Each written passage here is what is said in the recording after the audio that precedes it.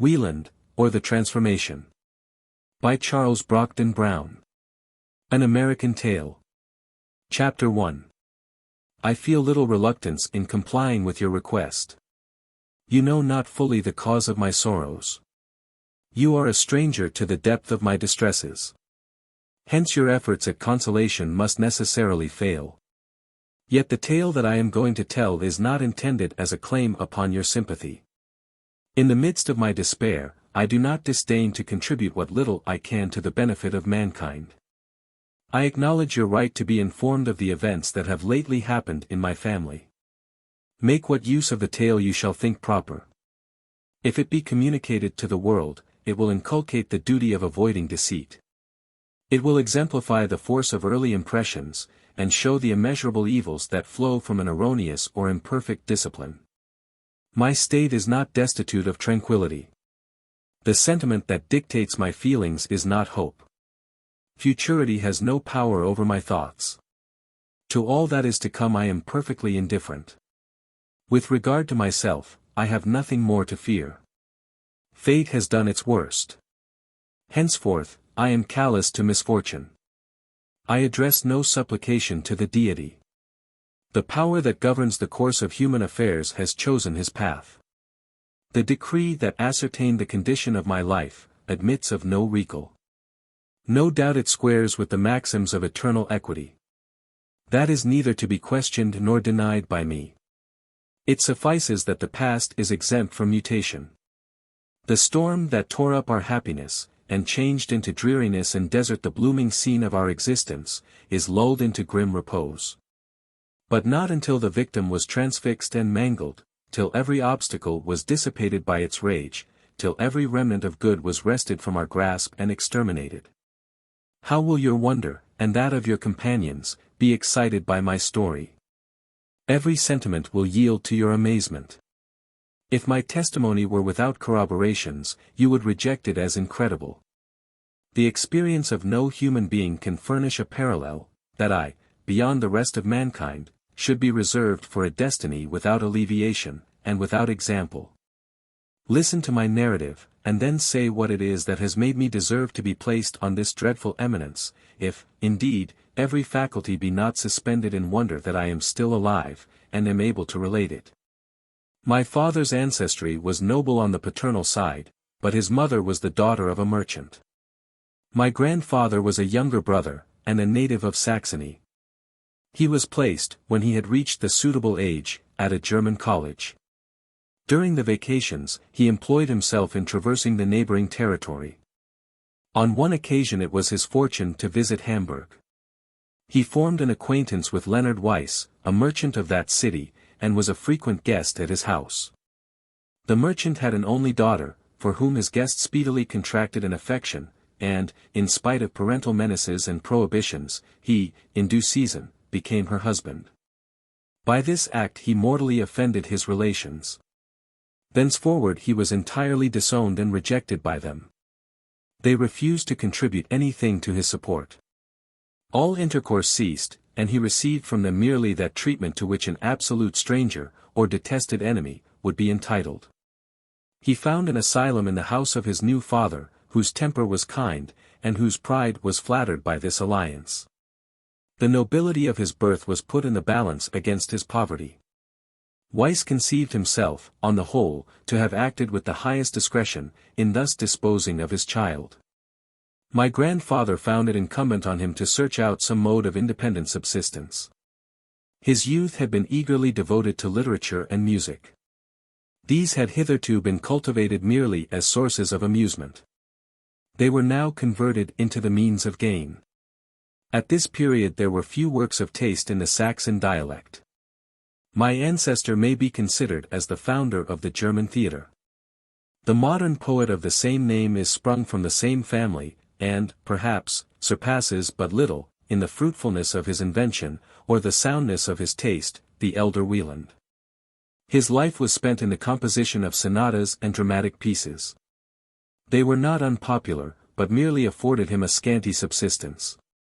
He died in the bloom of his life, and was quickly followed to the grave by his wife. Their only child was taken under the protection of the merchant.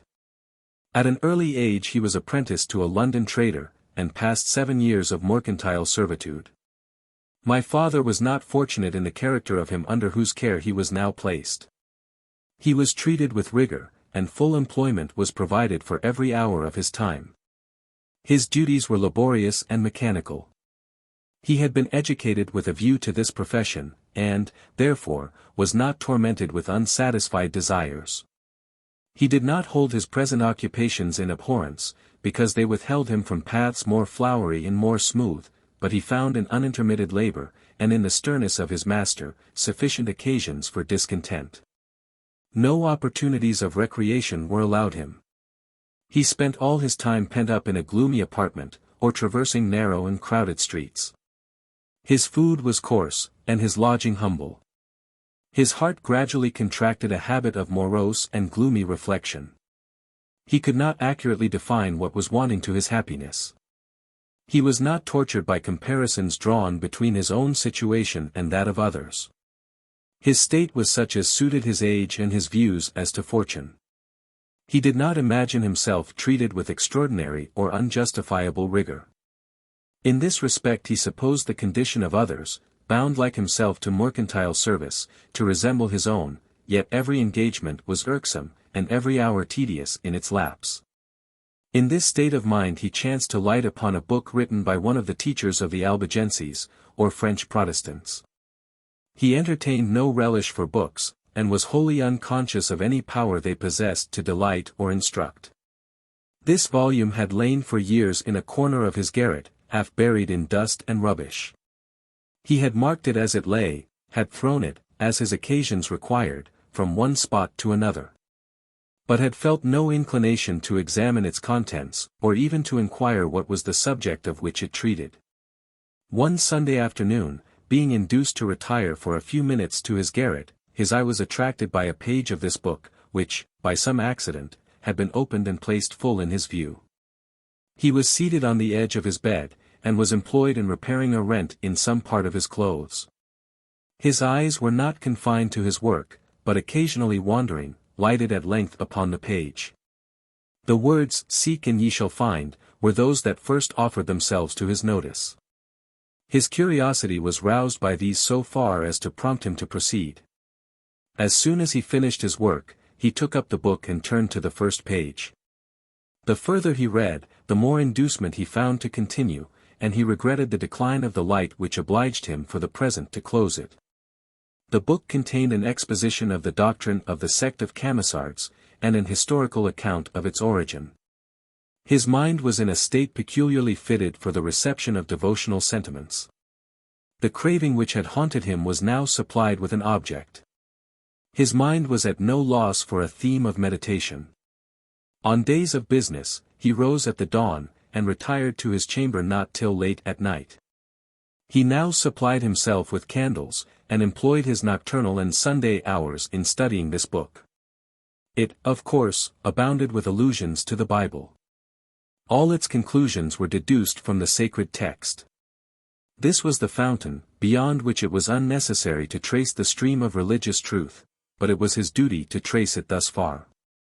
A Bible was easily procured, and he ardently entered on the study of it.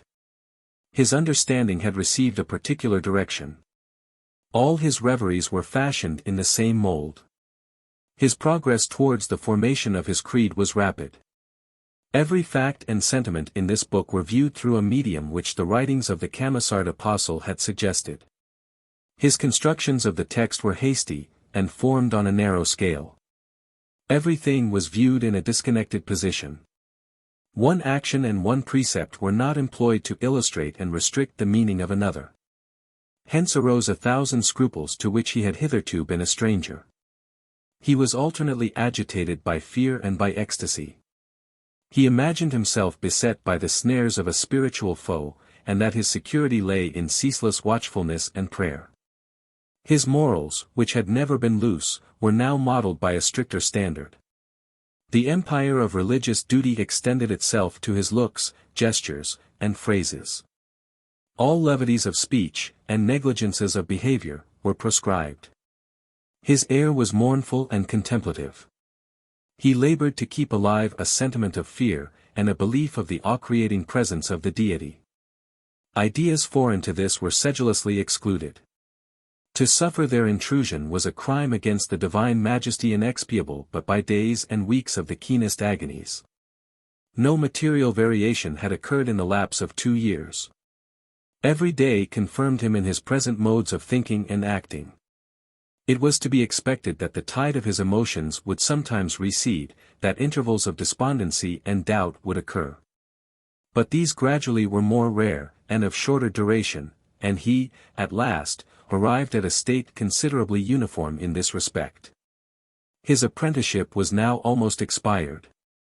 On his arrival of age he became entitled, by the will of my grandfather, to a small sum. This sum would hardly suffice to set him afloat as a trader in his present situation, and he had nothing to expect from the generosity of his master. Residence in England had, besides, become almost impossible, on account of his religious tenets. In addition to these motives for seeking a new habitation, there was another of the most imperious and irresistible necessity. He had imbibed an opinion that it was his duty to disseminate the truths of the gospel among the unbelieving nations. He was terrified at first by the perils and hardships to which the life of a missionary is exposed. This cowardice made him diligent in the invention of objections and excuses, but he found it impossible wholly to shake off the belief that such was the injunction of his duty. The belief, after every new conflict with his passions, acquired new strength, and, at length, he formed a resolution of complying with what he deemed the will of heaven. The North American Indians naturally presented themselves as the first objects for this species of benevolence. As soon as his servitude expired, he converted his little fortune into money, and embarked for Philadelphia. Here his fears were revived, and a nearer survey of savage manners once more shook his resolution. For a while he relinquished his purpose, and purchasing a farm on Schuylkill, within a few miles of the city, set himself down to the cultivation of it. The cheapness of land, and the service of African slaves, which were then in general use, gave him who was poor in Europe all the advantages of wealth. He passed 14 years in a thrifty and laborious manner. In this time new objects, new employments, and new associates appeared to have nearly obliterated the devout impressions of his youth. He now became acquainted with a woman of a meek and quiet disposition, and of slender acquirements like himself. He proffered his hand and was accepted. His previous industry had now enabled him to dispense with personal labor, and direct attention to his own concerns. He enjoyed leisure, and was visited afresh by devotional contemplation. The reading of the Scriptures, and other religious books, became once more his favorite employment. His ancient belief relative to the conversion of the savage tribes, was revived with uncommon energy. To the former obstacles were now added the pleadings of parental and conjugal love. The struggle was long and vehement, but his sense of duty would not be stifled or enfeebled, and finally triumphed over every impediment. His efforts were attended with no permanent success. His exhortations had sometimes a temporary power, but more frequently were repelled with insult and derision. In pursuit of this object he encountered the most imminent perils, and underwent incredible fatigues, hunger, sickness, and solitude. The license of savage passion, and the artifices of his depraved countrymen, all opposed themselves to his progress. His courage did not forsake him till there appeared no reasonable ground to hope for success. He desisted not till his heart was relieved from the supposed obligation to persevere. With his constitution somewhat decayed, he at length returned to his family. An interval of tranquility succeeded. He was frugal, regular, and strict in the performance of domestic duties. He allied himself with no sect, because he perfectly agreed with none. Social worship is that by which they are all distinguished. But this article found no place in his creed. He rigidly interpreted that precept which enjoins us, when we worship, to retire into solitude, and shut out every species of society. According to him devotion was not only a silent office, but must be performed alone. An hour at noon, and an hour at midnight were thus appropriated. At the distance of 300 yards from his house, on the top of a rock whose sides were steep, rugged, and encumbered with dwarf cedars and stony asperities, he built what to a common eye would have seemed a summer house. The eastern verge of this precipice was 60 feet above the river which flowed at its foot. The view before it consisted of a transparent current, fluctuating and rippling in a rocky channel, and bounded by a rising scene of cornfields and orchards. The edifice was slight and airy. It was no more than a circular area, 12 feet in diameter, whose flooring was the rock, cleared of moss and shrubs, and exactly leveled, edged by 12 Tuscan columns, and covered by an undulating dome. My father furnished the dimensions and outlines, but allowed the artist whom he employed to complete the structure on his own plan. It was without seat, table, or ornament of any kind. This was the temple of his deity. Twice in 24 hours he repaired hither, unaccompanied by any human being. Nothing but physical inability to move was allowed to obstruct or postpone this visit. He did not exact from his family compliance with his example.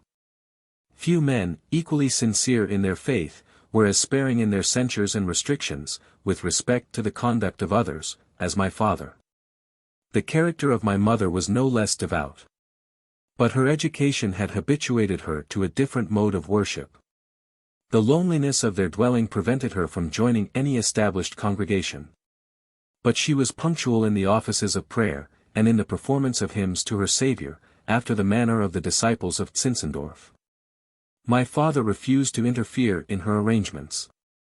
His own system was embraced not, accurately speaking, because it was the best, but because it had been expressly prescribed to him. Other modes, if practiced by other persons, might be equally acceptable. His deportment to others was full of charity and mildness. A sadness perpetually overspread his features, but was unmingled with sternness or discontent. The tones of his voice, his gestures, his steps were all in tranquil unison. His conduct was characterized by a certain forbearance and humility, which secured the esteem of those to whom his tenets were most obnoxious. They might call him a fanatic and a dreamer, but they could not deny their veneration to his invincible candor and invariable integrity. His own belief of rectitude was the foundation of his happiness. This, however, was destined to find an end. Suddenly the sadness that constantly attended him was deepened. Sighs, and even tears, sometimes escaped him. To the expostulations of his wife he seldom answered anything. When he designed to be communicative, he hinted that his peace of mind was flown, in consequence of deviation from his duty. A command had been laid upon him, which he had delayed to perform. He felt as if a certain period of hesitation and reluctance had been allowed him, but that this period was past. He was no longer permitted to obey. The duty assigned to him was transferred, in consequence of his disobedience, to another, and all that remained was to endure the penalty. He did not describe this penalty. It appeared to be nothing more for some time than a sense of wrong. This was sufficiently acute, and was aggravated by the belief that his offense was incapable of expiation. No one could contemplate the agonies which he seemed to suffer without the deepest compassion. Time, instead of lightening the burthen, appeared to add to it. At length he hinted to his wife, that his end was near. His imagination did not prefigure the mode or the time of his decease, but was fraught with an incurable persuasion that his death was at hand. He was likewise haunted by the belief that the kind of death that awaited him was strange and terrible. His anticipations were thus far vague and indefinite, but they sufficed to poison every moment of his being, and devote him to ceaseless anguish. Chapter 2. Early in the morning of a sultry day in August, he left Mettingen, to go to the city. He had seldom passed a day from home since his return from the shores of the Ohio.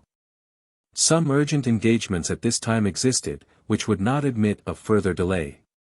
He returned in the evening, but appeared to be greatly oppressed with fatigue. His silence and dejection were likewise in a more than ordinary degree conspicuous. My mother's brother, whose profession was that of a surgeon, chanced to spend this night at our house. It was from him that I have frequently received an exact account of the mournful catastrophe that followed. As the evening advanced, my father's inquietudes increased. He sat with his family as usual, but took no part in their conversation. He appeared fully engrossed by his own reflections. Occasionally his countenance exhibited tokens of alarm. He gazed steadfastly and wildly at the ceiling, and the exertions of his companions were scarcely sufficient to interrupt his reverie. On recovering from these fits, he expressed no surprise, but pressing his hand to his head, complained, in a tremulous and terrified tone, that his brain was scorched to cinders. He would then betray marks of insupportable anxiety. My uncle perceived, by his pulse, that he was indisposed, but in no alarming degree, and ascribed appearances chiefly to the workings of his mind. He exhorted him to recollection and composure, but in vain. At the hour of repose he readily retired to his chamber. At the persuasion of my mother he even undressed and went to bed. Nothing could abate his restlessness. He checked her tender expostulations with some sternness. "Be silent," said he, "for that which I feel there is but one cure, and that will shortly come. You can help me nothing. Look to your own condition, and pray to God to strengthen you under the calamities that await you." "What am I to fear?" she answered. "What terrible disaster is it that you think of?" "Peace, as yet I know it not myself, but come it will, and shortly." She repeated her inquiries and doubts, but he suddenly put an end to the discourse, by a stern command to be silent. She had never before known him in this mood. Hitherto all was benign in his deportment. Her heart was pierced with sorrow at the contemplation of this change. She was utterly unable to account for it, or to figure to herself the species of disaster that was menaced. Contrary to custom, the lamp, instead of being placed on the hearth, was left upon the table. Over it against the wall there hung a small clock, so contrived as to strike a very hard stroke at the end of every 6th hour. That which was now approaching was the signal for retiring to the fane at which he addressed his devotions. Long habit had occasioned him to be always awake at this hour, and the toll was instantly obeyed. Now frequent and anxious glances were cast at the clock. Not a single movement of the index appeared to escape his notice. As the hour verged towards 12 his anxiety visibly augmented. The trepidations of my mother kept pace with those of her husband, but she was intimidated into silence. All that was left to her was to watch every change of his features, and give vent to her sympathy in tears. At length the hour was spent, and the clock tolled. The sound appeared to communicate a shock to every part of my father's frame. He rose immediately, and threw over himself a loose gown. Even this office was performed with difficulty, for his joints trembled, and his teeth chattered with dismay. At this hour his duty called him to the rock, and my mother naturally concluded that it was thither he intended to repair. Yet these incidents were so uncommon, as to fill her with astonishment and foreboding. She saw him leave the room, and heard his steps as they hastily descended the stairs. She half resolved to rise and pursue him, but the wildness of the scheme quickly suggested itself. He was going to a place whither no power on earth could induce him to suffer an attendant. The window of her chamber looked toward the rock. The atmosphere was clear and calm, but the edifice could not be discovered at that distance through the dusk. My mother's anxiety would not allow her to remain where she was. She rose, and seated herself at the window. She strained her sight to get a view of the dome, and of the path that led to it. The first painted itself with sufficient distinctness on her fancy, but was undistinguishable by the eye from the rocky mass on which it was erected. The second could be imperfectly seen, but her husband had already passed, or had taken a different direction. What was it that she feared? Some disaster impended over her husband or herself. He had predicted evils, but professed himself ignorant of what nature they were. When were they to come? Was this night, or this hour to witness the accomplishment? She was tortured with impatience, and uncertainty. All her fears were at present linked to his person, and she gazed at the clock, with nearly as much eagerness as my father had done, in expectation of the next hour. An half-hour passed away in this state of suspense. Her eyes were fixed upon the rock. Suddenly it was illuminated. A light proceeding from the edifice, made every part of the scene visible. A gleam diffused itself over the intermediate space, and instantly a loud report, like the explosion of a mine, followed. She uttered an involuntary shriek, but the new sounds that greeted her ear quickly conquered her surprise. They were piercing shrieks, and uttered without intermission. The gleams which had diffused themselves far and wide were in a moment withdrawn, but the interior of the edifice was filled with rays. The first suggestion was that a pistol was discharged, and that the structure was on fire. She did not allow herself time to meditate a second thought, but rushed into the entry and knocked loudly at the door of her brother's chamber. My uncle had been previously roused by the noise, and instantly flew to the window. He also imagined what he saw to be fire. The loud and vehement shrieks which succeeded the first explosion, seemed to be an invocation of succor. The incident was inexplicable, but he could not fail to perceive the propriety of hastening to the spot. He was unbolting the door, when his sister's voice was heard on the outside conjuring him to come forth. He obeyed the summons with all the speed in his power. He stopped not to question her, but hurried downstairs and across the meadow which lay between the house and the rock. The shrieks were no longer to be heard. But a blazing light was clearly discernible between the columns of the temple. Irregular steps, hewn in the stone, led him to the summit. On 3 sides, this edifice touched the very verge of the cliff. On the 4th side, which might be regarded as the front, there was an area of small extent, to which the rude staircase conducted you. My uncle speedily gained this spot. His strength was for a moment exhausted by his haste. He paused to rest himself. Meanwhile he bent the most vigilant attention towards the object before him. Within the columns he beheld what he could no better describe, than by saying that it resembled a cloud impregnated with light. It had the brightness of flame, but was without its upward motion. It did not occupy the whole area, and rose but a few feet above the floor. No part of the building was on fire. This appearance was astonishing. He approached the temple. As he went forward the light retired, and, when he put his feet within the apartment, utterly vanished. The suddenness of this transition increased the darkness that succeeded in a 10-fold degree. Fear and wonder rendered him powerless. An occurrence like this, in a place assigned to devotion, was adapted to intimidate the stoutest heart. His wandering thoughts were recalled by the groans of one near him. His sight gradually recovered its power, and he was able to discern my father stretched on the floor. At that moment, my mother and servants arrived with a lantern, and enabled my uncle to examine more closely this scene. My father, when he left the house, besides a loose upper vest and slippers, wore a shirt and drawers. Now he was naked, his skin throughout the greater part of his body was scorched and bruised. His right arm exhibited marks as of having been struck by some heavy body. His clothes had been removed, and it was not immediately perceived that they were reduced to ashes. His slippers and his hair were untouched. He was removed to his chamber, and the requisite attention paid to his wounds, which gradually became more painful. A mortification speedily shewed itself in the arm, which had been most hurt. Soon after, the other wounded parts exhibited the like appearance. Immediately subsequent to this disaster, my father seemed nearly in a state of insensibility. He was passive under every operation.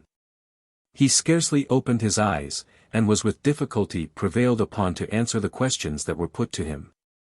By his imperfect account, it appeared, that while engaged in silent orisons, with thoughts full of confusion and anxiety, a faint gleam suddenly shot athwart the apartment. His fancy immediately pictured to itself, a person bearing a lamp. It seemed to come from behind. He was in the act of turning to examine the visitant, when his right arm received a blow from a heavy club. At the same instant, a very bright spark was seen to light upon his clothes. In a moment, the whole was reduced to ashes. This was the sum of the information which he chose to give.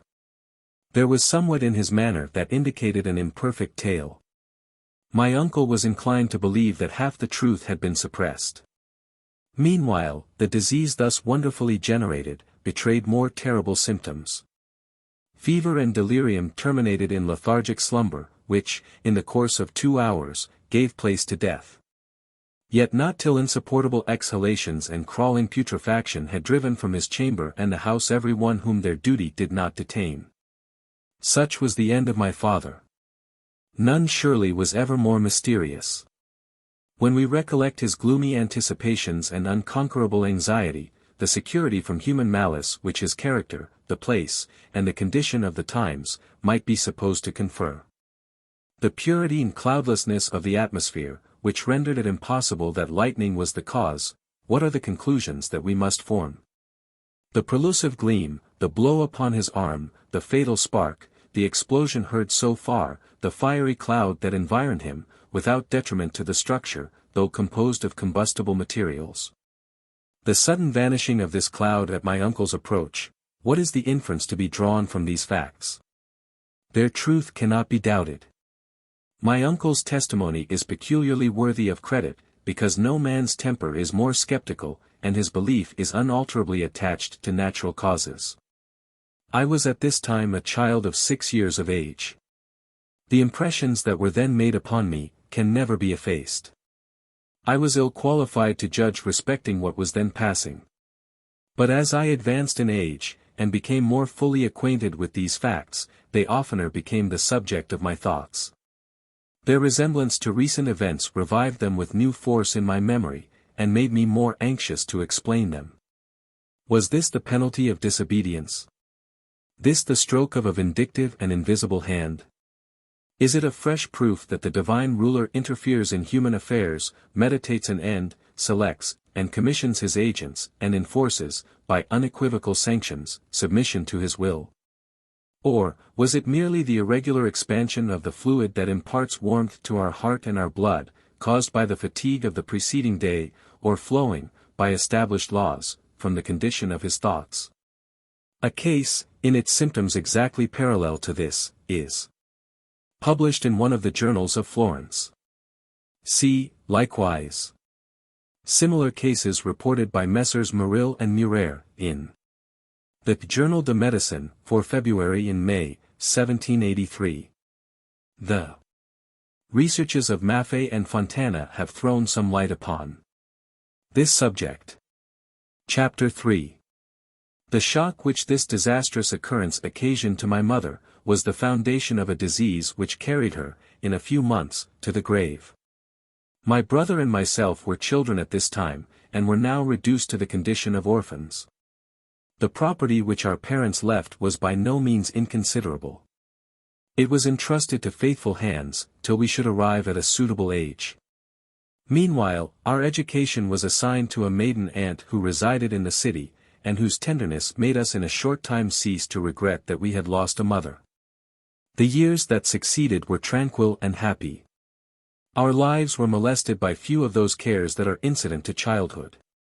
By accident more than design, the indulgence and yielding temper of our aunt was mingled with resolution and steadfastness. She seldom deviated into either extreme of rigor or lenity. Our social pleasures were subject to no unreasonable restraints. We were instructed in most branches of useful knowledge, and were saved from the corruption and tyranny of colleges and boarding schools. Our companions were chiefly selected from the children of our neighbors. Between one of these and my brother, there quickly grew the most affectionate intimacy. Her name was Catharine. She was rich, beautiful, and contrived to blend the most bewitching softness with the most exuberant vivacity.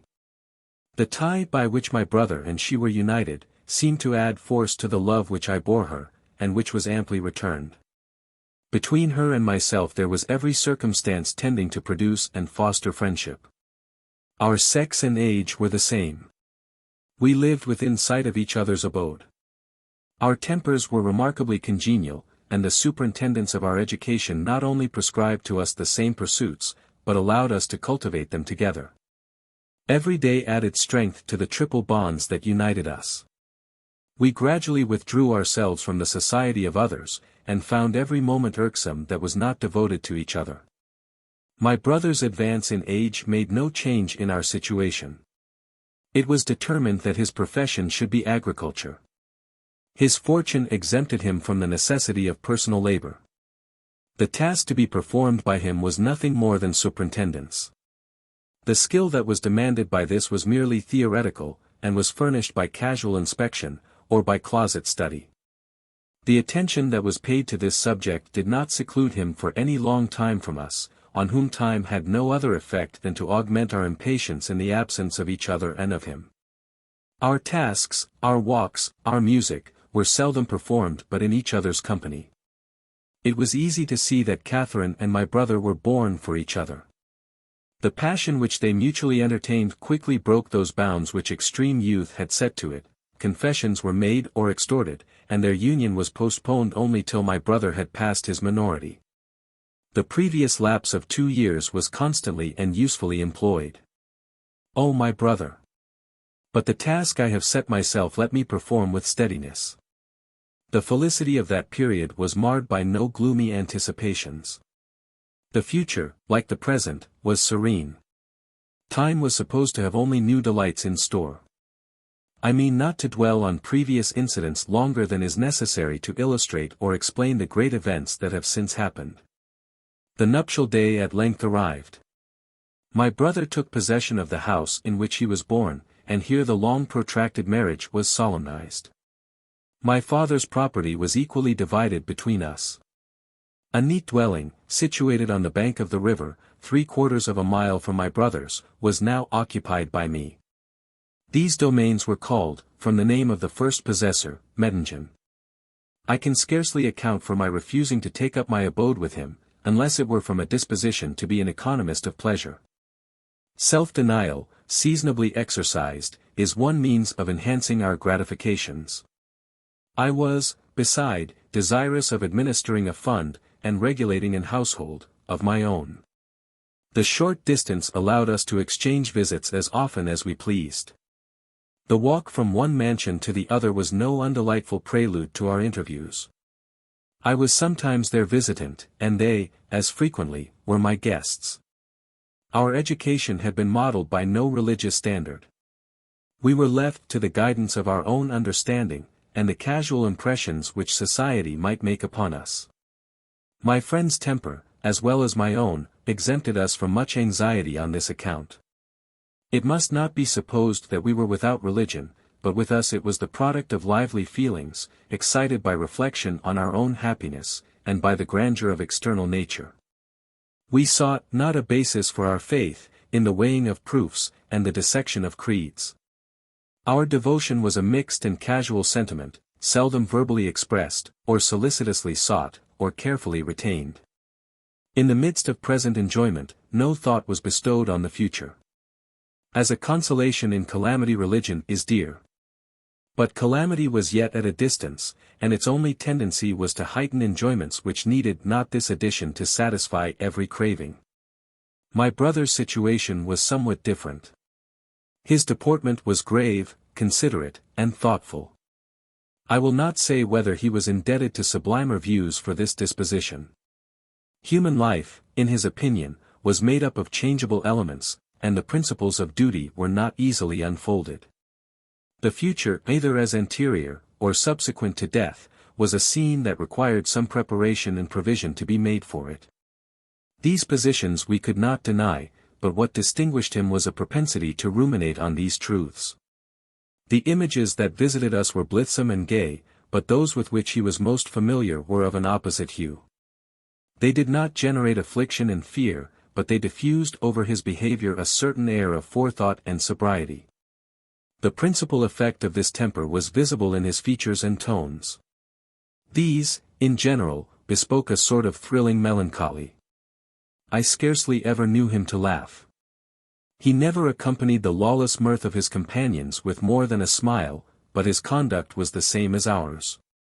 He partook of our occupations and amusements with a zeal not less than ours, but of a different kind. The diversity in our temper was never the parent of discord, and was scarcely a topic of regret. The scene was variegated, but not tarnished or disordered by it. It hindered the element in which we moved from stagnating. Some agitation and concussion is requisite to the due exercise of human understanding. In his studies, he pursued an austerer and more arduous path. He was much conversant with the history of religious opinions, and took pains to ascertain their validity. He deemed it indispensable to examine the ground of his belief, to settle the relation between motives and actions, the criterion of merit, and the kinds and properties of evidence. There was an obvious resemblance between him and my father, in their conceptions of the importance of certain topics, and in the light in which the vicissitudes of human life were accustomed to be viewed. Their characters were similar, but the mind of the son was enriched by science, and embellished with literature. The temple was no longer assigned to its ancient use. From an Italian adventurer, who erroneously imagined that he could find employment for his skill, and sale for his sculptures in America, my brother had purchased a bust of Cicero. He professed to have copied this piece from an antique dug up with his own hands in the environs of Medina. Of the truth of his assertions we were not qualified to judge. But the marble was pure and polished, and we were contented to admire the performance, without waiting for the sanction of connoisseurs. We hired the same artist to hew a suitable pedestal from a neighboring quarry. This was placed in the temple, and the bust rested upon it. Opposite to this was a harpsichord, sheltered by a temporary roof from the weather. This was the place of resort in the evenings of summer. Here we sung, and talked, and read, and occasionally banqueted.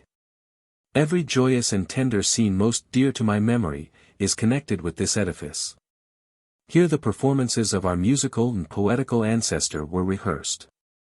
Here my brother's children received the rudiments of their education, here 1,000 conversations, pregnant with delight and improvement, took place. And here the social affections were accustomed to expand, and the tear of delicious sympathy to be shed. My brother was an indefatigable student. The authors whom he read were numerous, but the chief object of his veneration was Cicero. He was never tired of conning and rehearsing his productions. To understand them was not sufficient. He was anxious to discover the gestures and cadences with which they ought to be delivered. He was very scrupulous in selecting a true scheme of pronunciation for the Latin tongue, and in adapting it to the words of his darling writer. His favorite occupation consisted in embellishing his rhetoric with all the proprieties of gesticulation and utterance. Not contented with this, he was diligent in settling and restoring the purity of the text. For this end, he collected all the editions and commentaries that could be procured, and employed months of severe study in exploring and comparing them. He never betrayed more satisfaction than when he made a discovery of this kind. It was not till the addition of Henry Pleyel, my friend's only brother, to our society, that his passion for Roman eloquence was countenanced and fostered by a sympathy of tastes. This young man had been some years in Europe. We had separated at a very early age, and he was now returned to spend the remainder of his days among us. Our circle was greatly enlivened by the accession of a new member. His conversation abounded with novelty. His gaiety was almost boisterous, but was capable of yielding to a grave deportment when the occasion required it. His discernment was acute, but he was prone to view every object merely as supplying materials for mirth. His conceptions were ardent but ludicrous, and his memory, aided, as he honestly acknowledged, by his invention, was an inexhaustible fund of entertainment. His residence was at the same distance below the city as ours was above, but there seldom passed a day without our being favored with a visit. My brother and he were endowed with the same attachment to the Latin writers. And Pleyel was not behind his friend in his knowledge of the history and metaphysics of religion. Their creeds, however, were in many respects opposite. Where one discovered only confirmations of his faith, the other could find nothing but reasons for doubt. Moral necessity, and Calvinistic inspiration, were the props on which my brother thought proper to repose. Pleyel was the champion of intellectual liberty, and rejected all guidance but that of his reason. Their discussions were frequent, but, being managed with candor as well as with skill, they were always listened to by us with avidity and benefit. Pleyel, like his new friends, was fond of music and poetry. Henceforth our concerts consisted of 2 violins, an harpsichord, and 3 voices. We were frequently reminded how much happiness depends upon society. This new friend, though, before his arrival, we were sensible of no vacuity, could not now be spared. His departure would occasion a void which nothing could fill, and which would produce insupportable regret.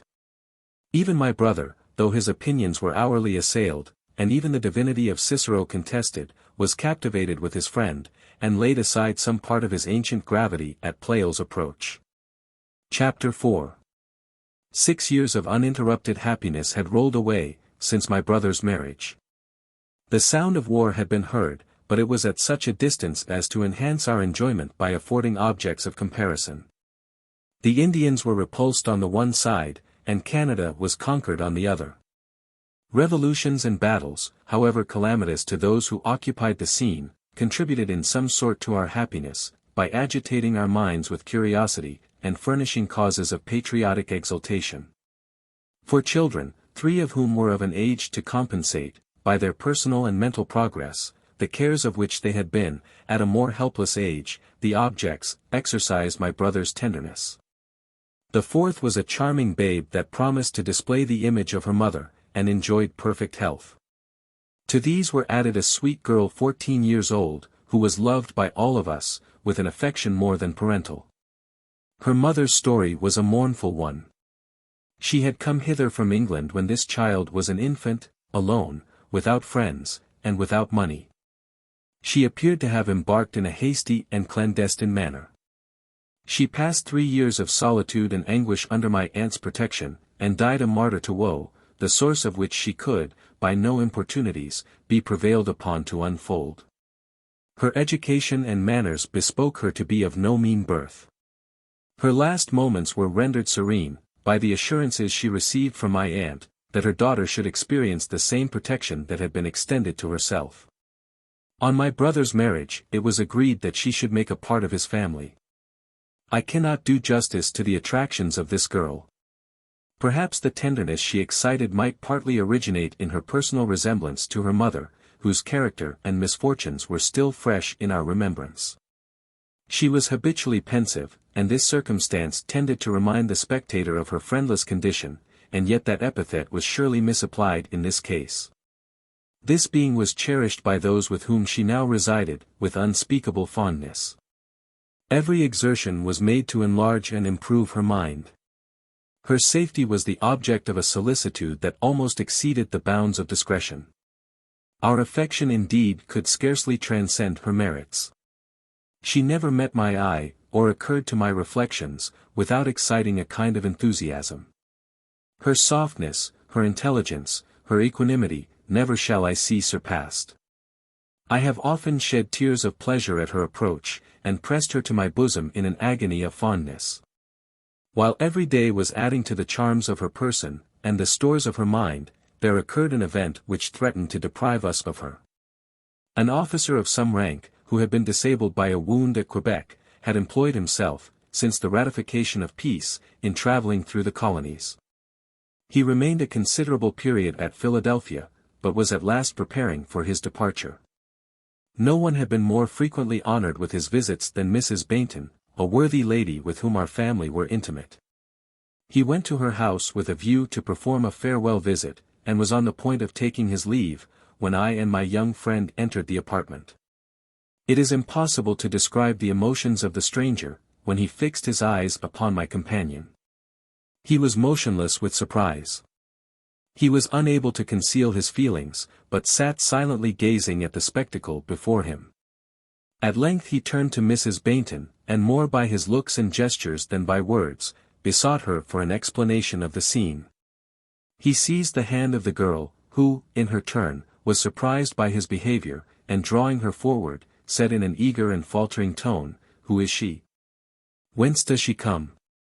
What is her name?" The answers that were given only increased the confusion of his thoughts. He was successively told, that she was the daughter of one whose name was Louisa Conway, who arrived among us at such a time, who sedulously concealed her parentage, and the motives of her flight, whose incurable griefs had finally destroyed her, and who had left this child under the protection of her friends.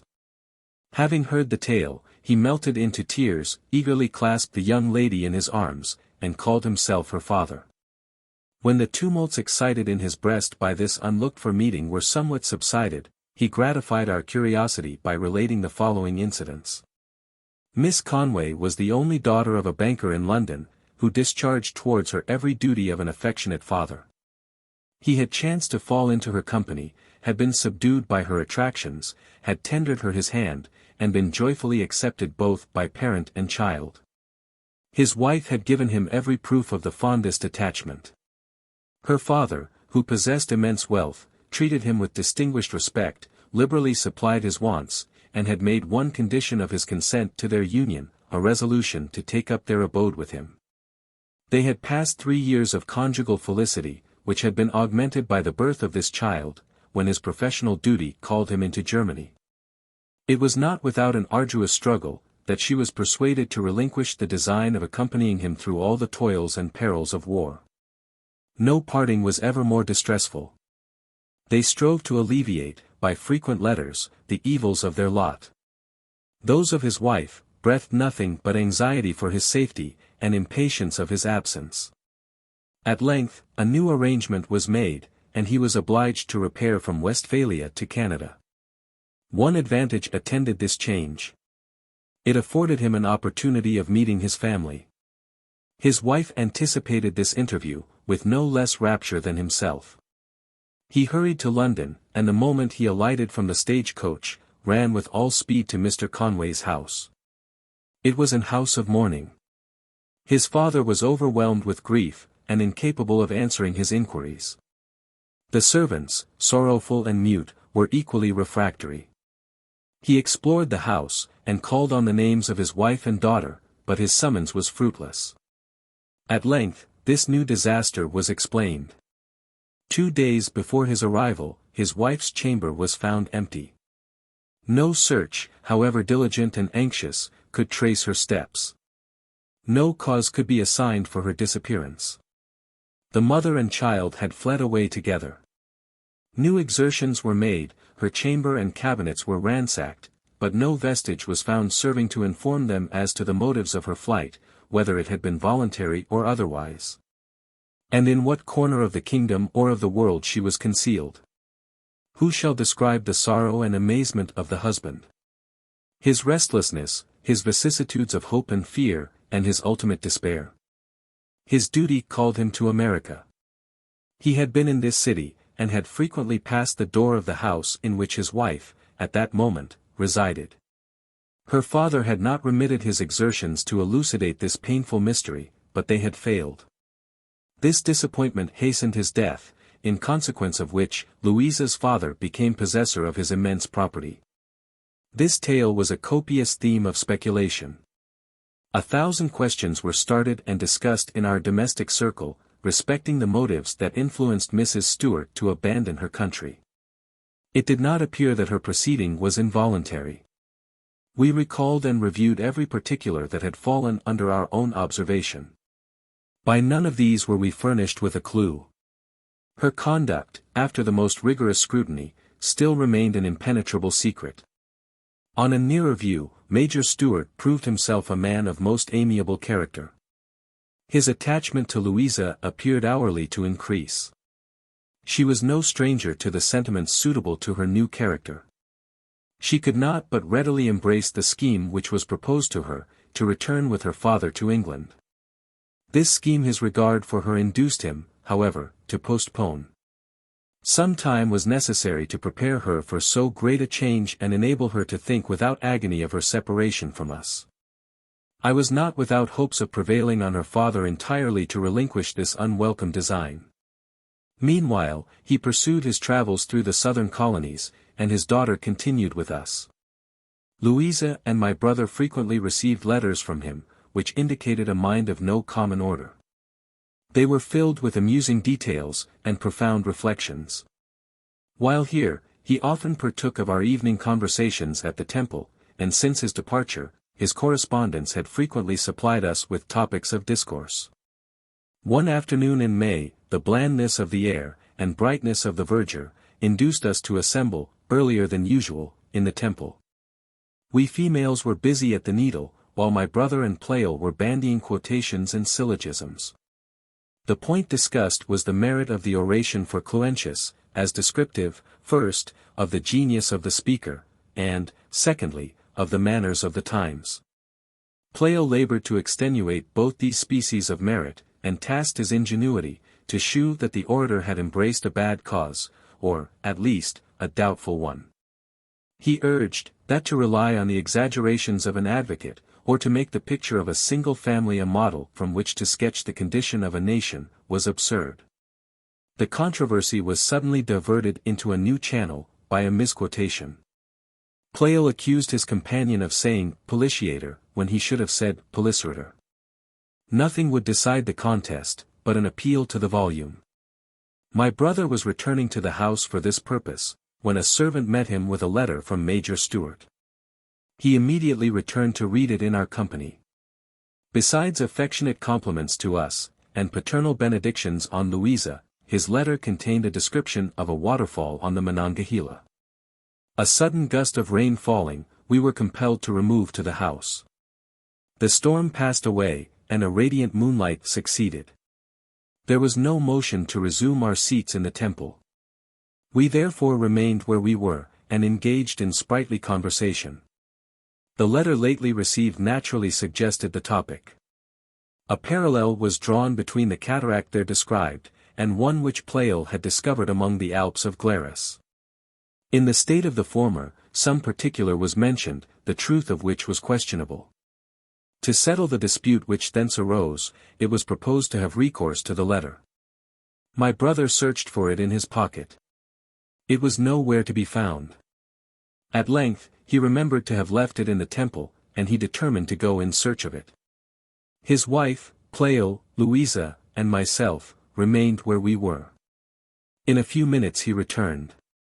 I was somewhat interested in the dispute, and was therefore impatient for his return, yet, as I heard him ascending the stairs, I could not but remark, that he had executed his intention with remarkable dispatch. My eyes were fixed upon him on his entrance. Methought he brought with him looks considerably different from those with which he departed. Wonder, and a slight portion of anxiety were mingled in them. His eyes seemed to be in search of some object.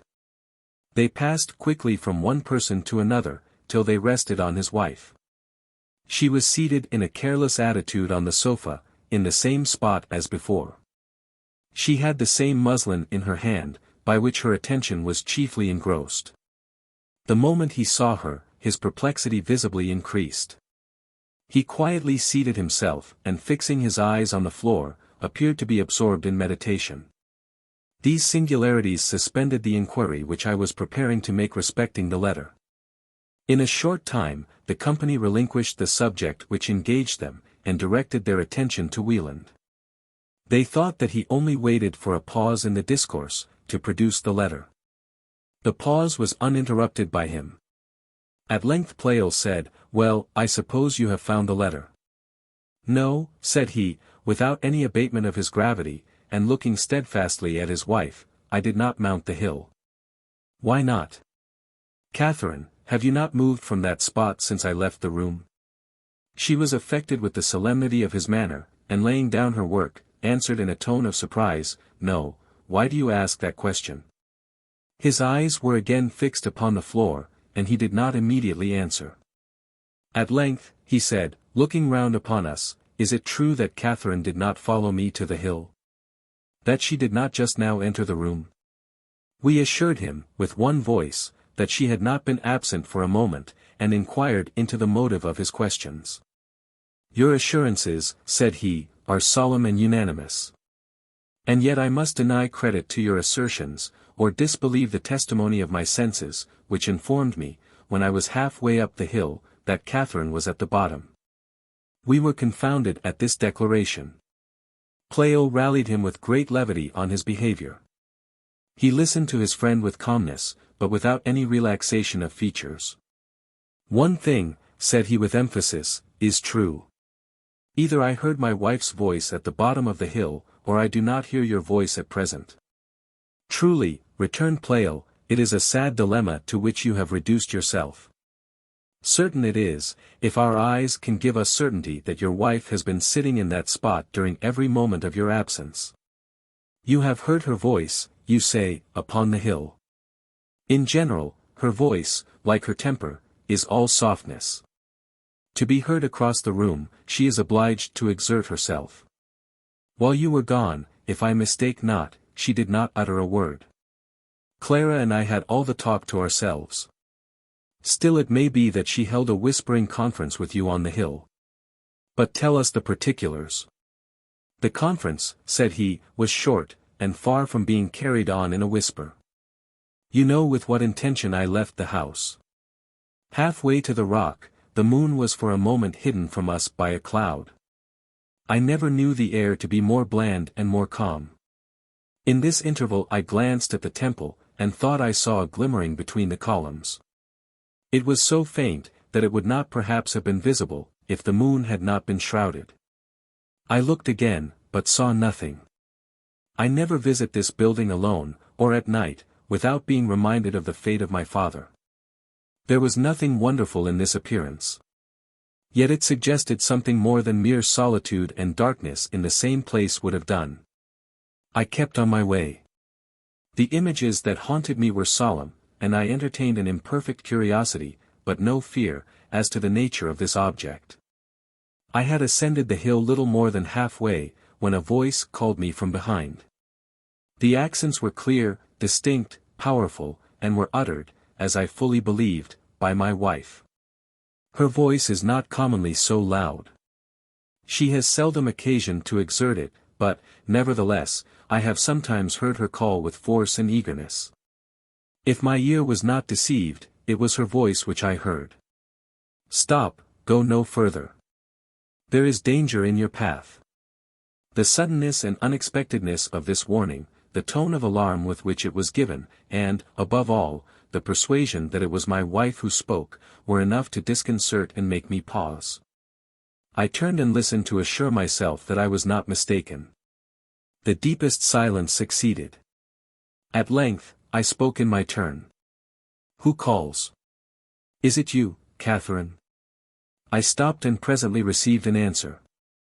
Yes, it is I, go not up, return instantly. You are wanted at the house.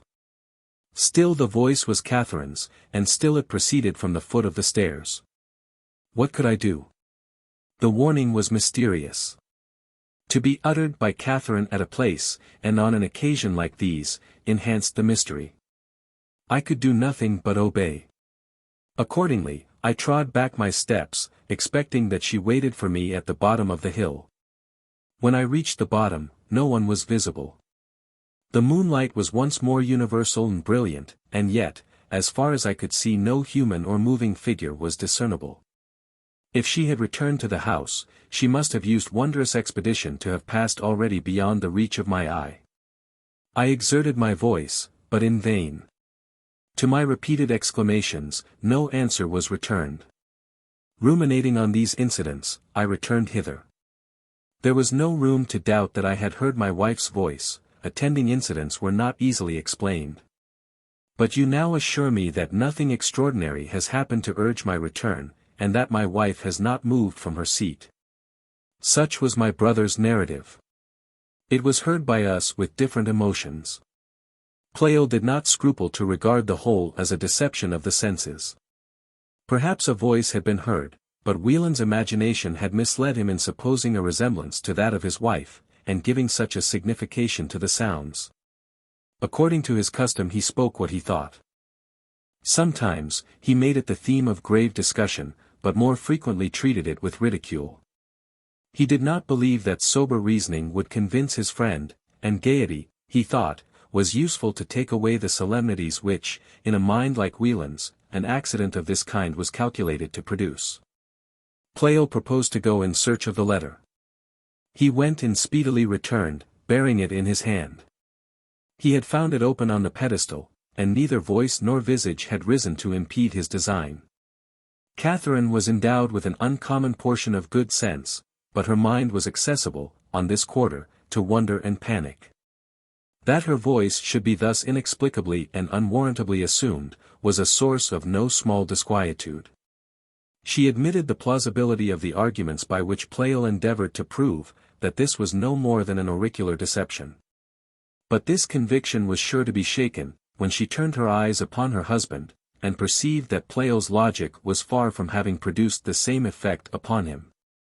As to myself, my attention was engaged by this occurrence. I could not fail to perceive a shadowy resemblance between it and my father's death. On the latter event, I had frequently reflected. My reflections never conducted me to certainty, but the doubts that existed were not of a tormenting kind. I could not deny that the event was miraculous, and yet I was invincibly averse to that method of solution. My wonder was excited by the inscrutableness of the cause, but my wonder was unmixed with sorrow or fear. It begot in me a thrilling, and not unpleasing solemnity. Similar to these were the sensations produced by the recent adventure. But its effect upon my brother's imagination was of chief moment. All that was desirable was, that it should be regarded by him with indifference. The worst effect that could flow, was not indeed very formidable. Yet I could not bear to think that his senses should be the victims of such delusion. It argued a diseased condition of his frame, which might show itself hereafter in more dangerous symptoms. The will is the tool of the understanding, which must fashion its conclusions on the notices of sense. If the senses be depraved, it is impossible to calculate the evils that may flow from the consequent deductions of the understanding. I said, this man is of an ardent and melancholy character. Those ideas which, in others, are casual or obscure, which are entertained in moments of abstraction and solitude, and easily escape when the scene is changed, have obtained an immovable hold upon his mind. The conclusions which long habit has rendered familiar, and, in some sort, palpable to his intellect, are drawn from the deepest sources. All his actions and practical sentiments are linked with long and abstruse deductions from the system of divine government and the laws of our intellectual constitution. He is, in some respects, an enthusiast, but is fortified in his belief by innumerable arguments and subtleties. His father's death was always regarded by him as flowing from a direct and supernatural decree. It visited his meditations oftener than it did mine. The traces which it left were more gloomy and permanent. This new incident had a visible effect in augmenting his gravity. He was less disposed than formerly to converse and reading. When we sifted his thoughts, they were generally found to have a relation, more or less direct, with this incident. It was difficult to ascertain the exact species of impression which it made upon him. He never introduced the subject into conversation, and listened with a silent and half-serious smile to the satirical effusions of Pleyel. One evening we chanced to be alone together in the temple. I seized that opportunity of investigating the state of his thoughts. After a pause, which he seemed in no wise inclined to interrupt, I spoke to him. How almost palpable is this dark, yet a ray from above would dispel it. "I," said Wieland, with fervor, "not only the physical, but moral night would be dispelled." "But why," said I, "must the divine will address its precepts to the eye?" He smiled significantly. "True," said he, "the understanding has other avenues." "You have never," said I, approaching nearer to the point, "you have never told me in what way you considered the late extraordinary incident." There is no determinate way in which the subject can be viewed. Here is an effect, but the cause is utterly inscrutable. To suppose a deception will not do.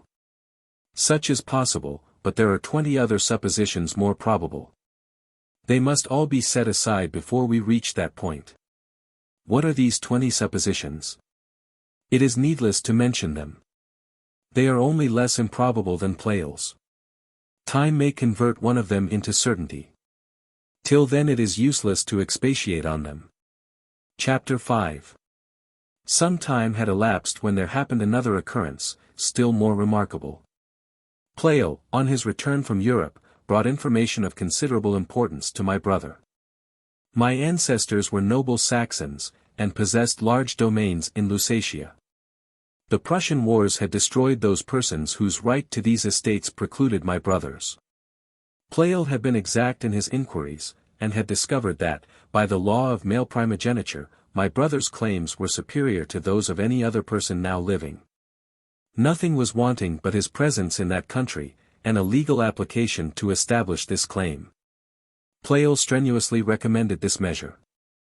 The advantages he thought attending it were numerous, and it would argue the utmost folly to neglect them. Contrary to his expectation, he found my brother averse to the scheme. Slight efforts, he, at first, thought would subdue his reluctance. But he found this aversion by no means slight.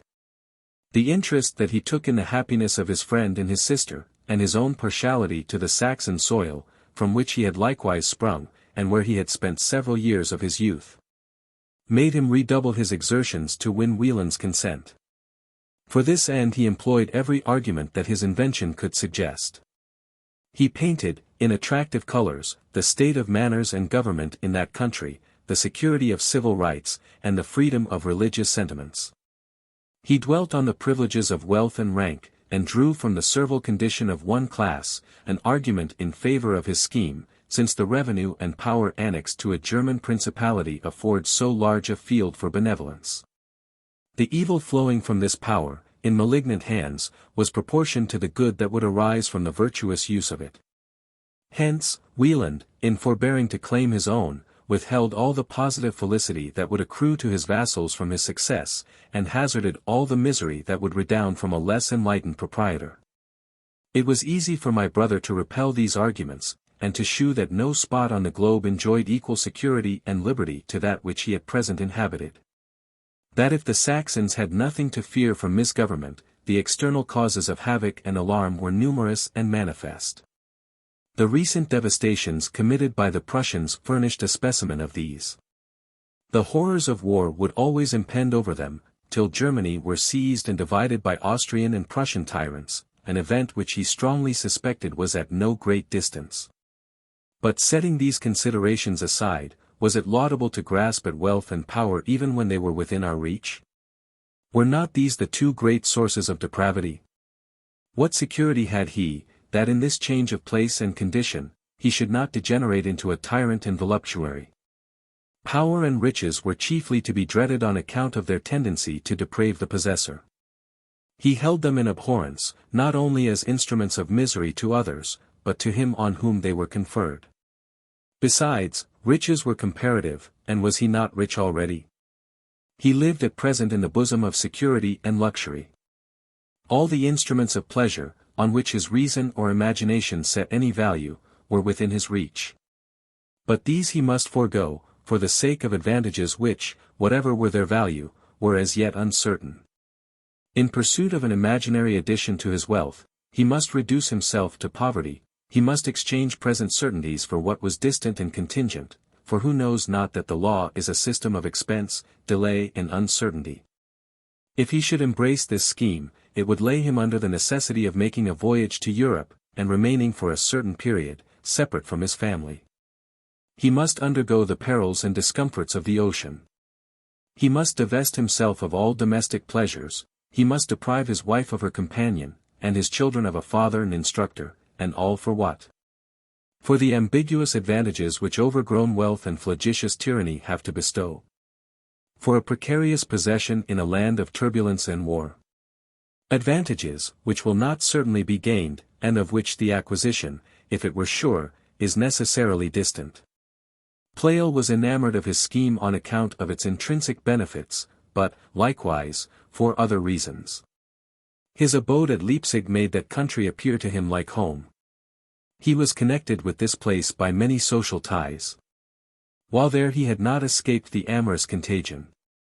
But the lady, though her heart was impressed in his favor, was compelled to bestow her hand upon another. Death had removed this impediment, and he was now invited by the lady herself to return. This he was of course determined to do, but was anxious to obtain the company of Wieland. He could not bear to think of an eternal separation from his present associates. Their interest, he thought, would be no less promoted by the change than his own. Hence he was importunate and indefatigable in his arguments and solicitations. He knew that he could not hope for mine or his sister's ready concurrence in this scheme. Should the subject be mentioned to us, we should league our efforts against him, and strengthen that reluctance in Wieland which already was sufficiently difficult to conquer. He, therefore, anxiously concealed from us his purpose. If Wieland were previously enlisted in his cause, he would find it a less difficult task to overcome our aversion. My brother was silent on this subject, because he believed himself in no danger of changing his opinion, and he was willing to save us from any uneasiness. The mere mention of such a scheme, and the possibility of his embracing it, he knew, would considerably impair our tranquility. One day, about 3 weeks subsequent to the mysterious call, it was agreed that the family should be my guests. Seldom had a day been passed by us, of more serene enjoyment. Pleyel had promised us his company, but we did not see him till the sun had nearly declined. He brought with him a countenance that betokened disappointment and vexation. He did not wait for our inquiries, but immediately explained the cause.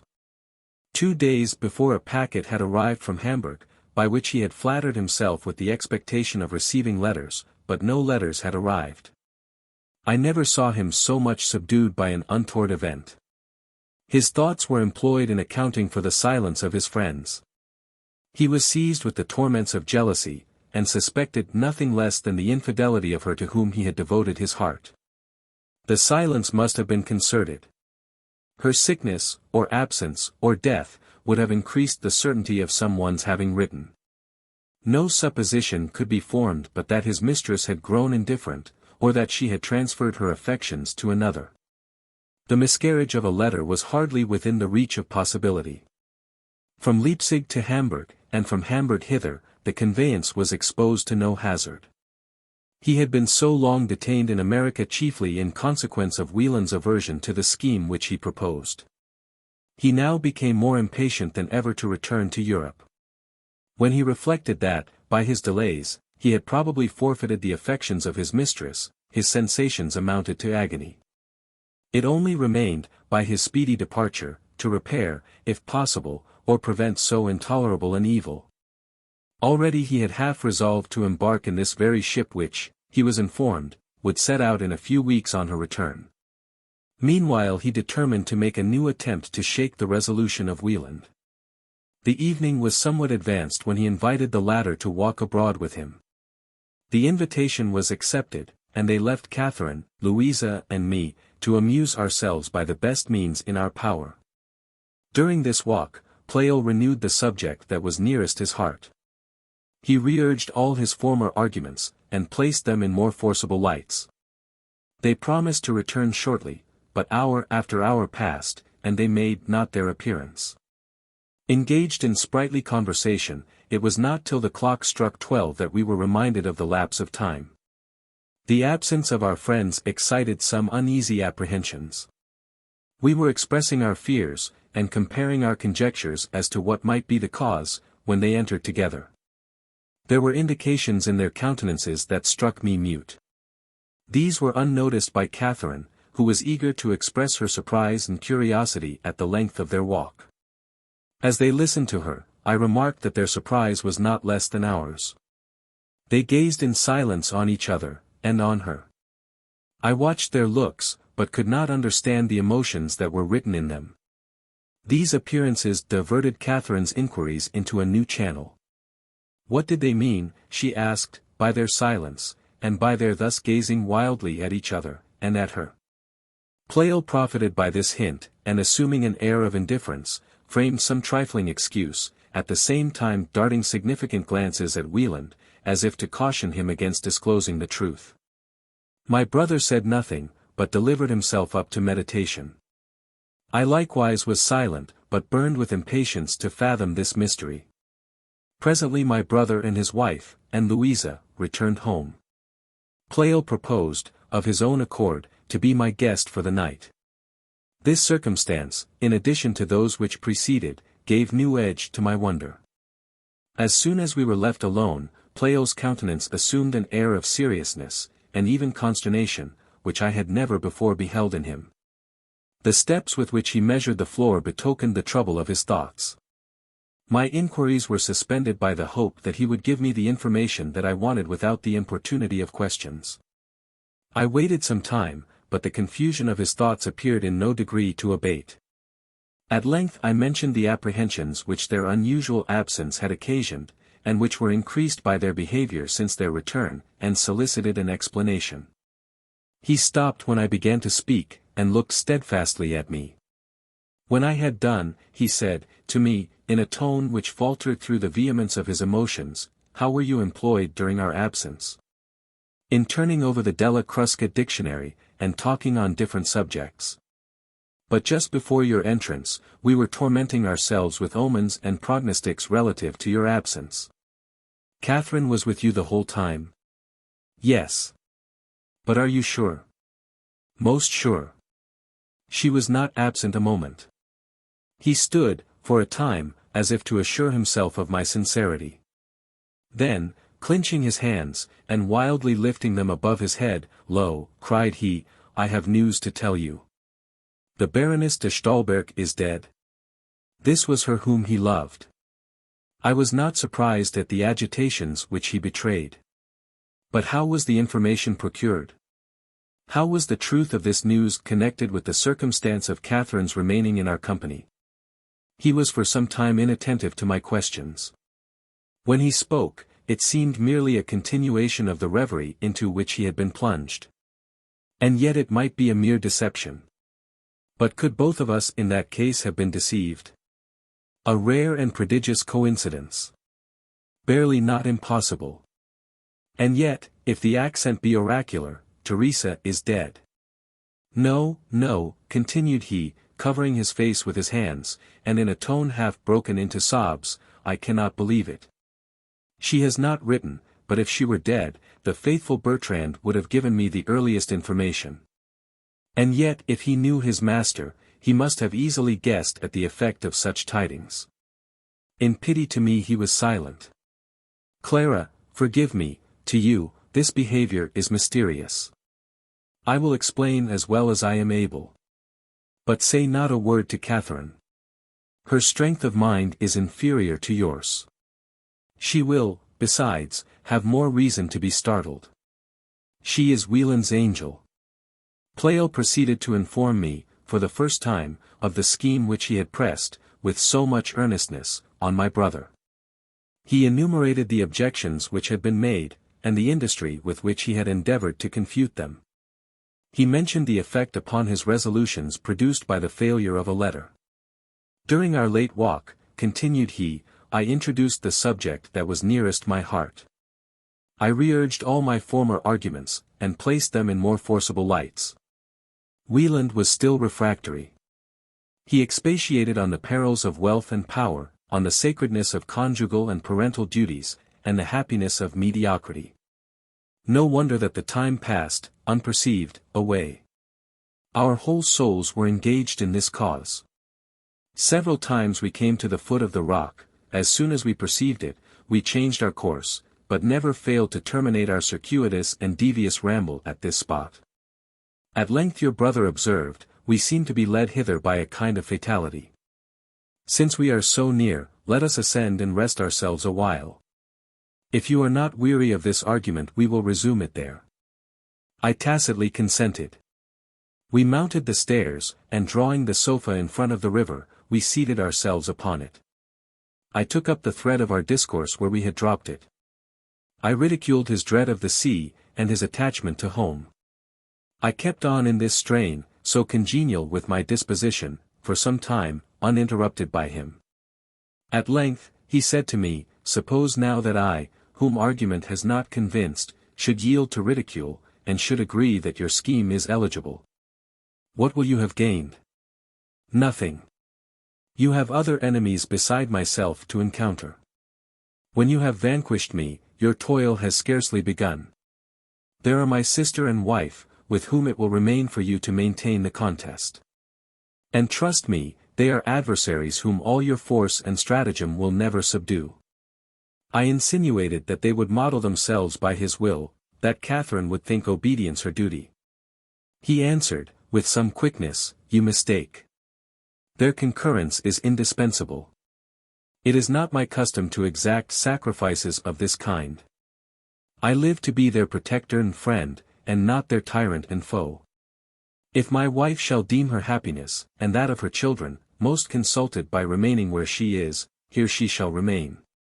But, said I, when she knows your pleasure, will she not conform to it?" Before my friend had time to answer this question, a negative was clearly and distinctly uttered from another quarter. It did not come from one side or the other, from before us or behind. Whence then did it come? By whose organs was it fashioned? If any uncertainty had existed with regard to these particulars, it would have been removed by a deliberate and equally distinct repetition of the same monosyllable, no. The voice was my sister's. It appeared to come from the roof. I started from my seat. "Catharine," exclaimed I, "where are you?" No answer was returned. I searched the room, and the area before it, but in vain. Your brother was motionless in his seat. I returned to him, and placed myself again by his side. My astonishment was not less than his. "Well," said he, at length, "what think you of this? This is the selfsame voice which I formerly heard. You are now convinced that my ears were well informed." "Yes," said I, "this, it is plain, is no fiction of the fancy." We again sunk into mutual and thoughtful silence. A recollection of the hour, and of the length of our absence, made me at last propose to return. We rose up for this purpose. In doing this, my mind reverted to the contemplation of my own condition. "Yes," said I aloud, but without particularly addressing myself to Wieland, "my resolution is taken.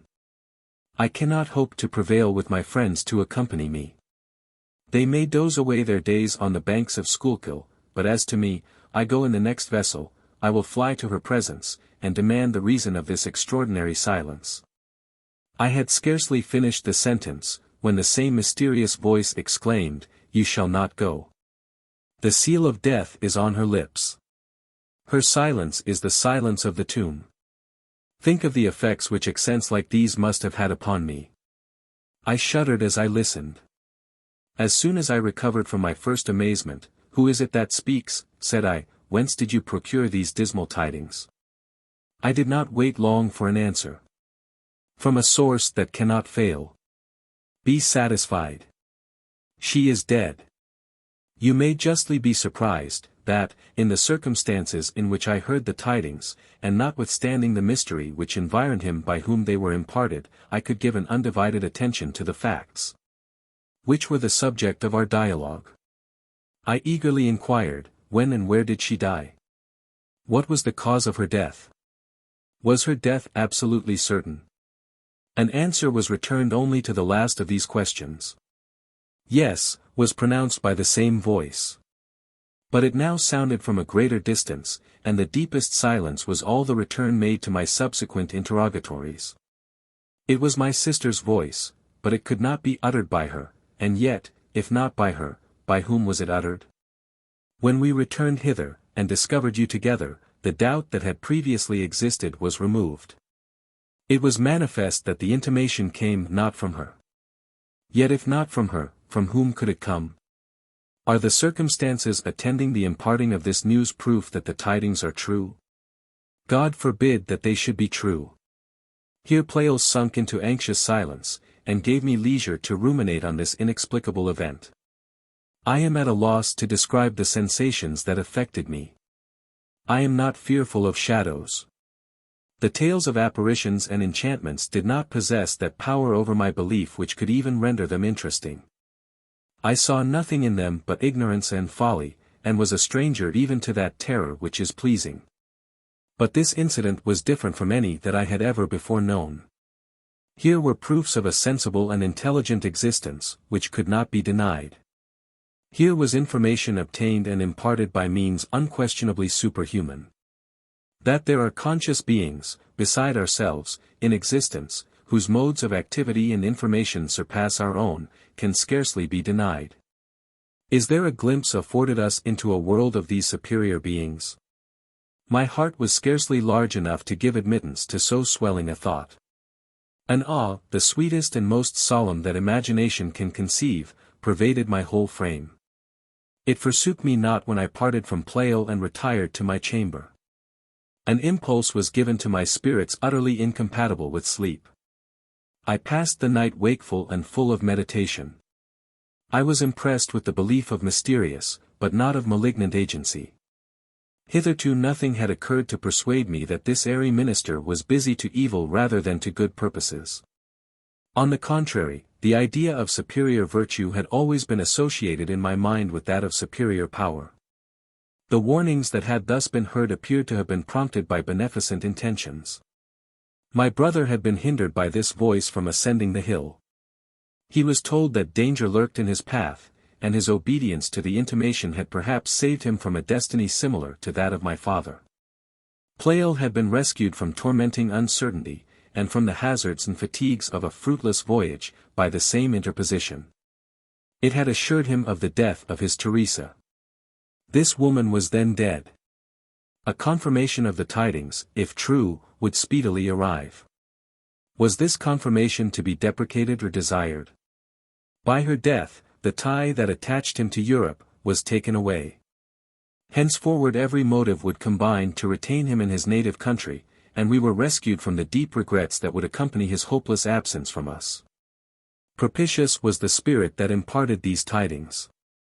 Propitious he would perhaps have been, if he had been instrumental in producing, as well as in communicating the tidings of her death. Propitious to us, the friends of Pleyel, to whom has thereby been secured the enjoyment of his society. And not unpropitious to himself, for though this object of his love be snatched away, is there not another who is able and willing to console him for her loss? 20 days after this, another vessel arrived from the same port.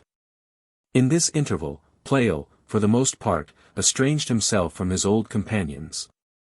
He was become the prey of a gloomy and unsociable grief. His walks were limited to the bank of the Delaware. This bank is an artificial one.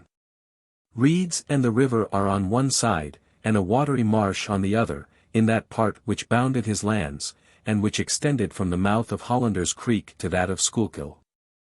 No scene can be imagined less enticing to a lover of the picturesque than this. The shore is deformed with mud, and encumbered with a forest of reeds. The fields, in most seasons, are mire. But when they afford a firm footing, the ditches by which they are bounded and intersected, are mantled with stagnating green, and emit the most noxious exhalations. Health is no less a stranger to those seats than pleasure. Spring and autumn are sure to be accompanied with agues and bilious remittance. The scenes which environed our dwellings at Mettingen constituted the reverse of this. Schuylkill was here a pure and translucid current, broken into wild and ceaseless music by rocky points, murmuring on a sandy margin, and reflecting on its surface, banks of all varieties of height and degrees of declivity. These banks were checkered by patches of dark verdure and shapeless masses of white marble, and crowned by copses of cedar, or by the regular magnificence of orchards, which, at this season, were in blossom, and were prodigal of odors. The ground which receded from the river was scooped into valleys and dales. Its beauties were enhanced by the horticultural skill of my brother, who bedecked this exquisite assemblage of slopes and risings with every species of vegetable ornament.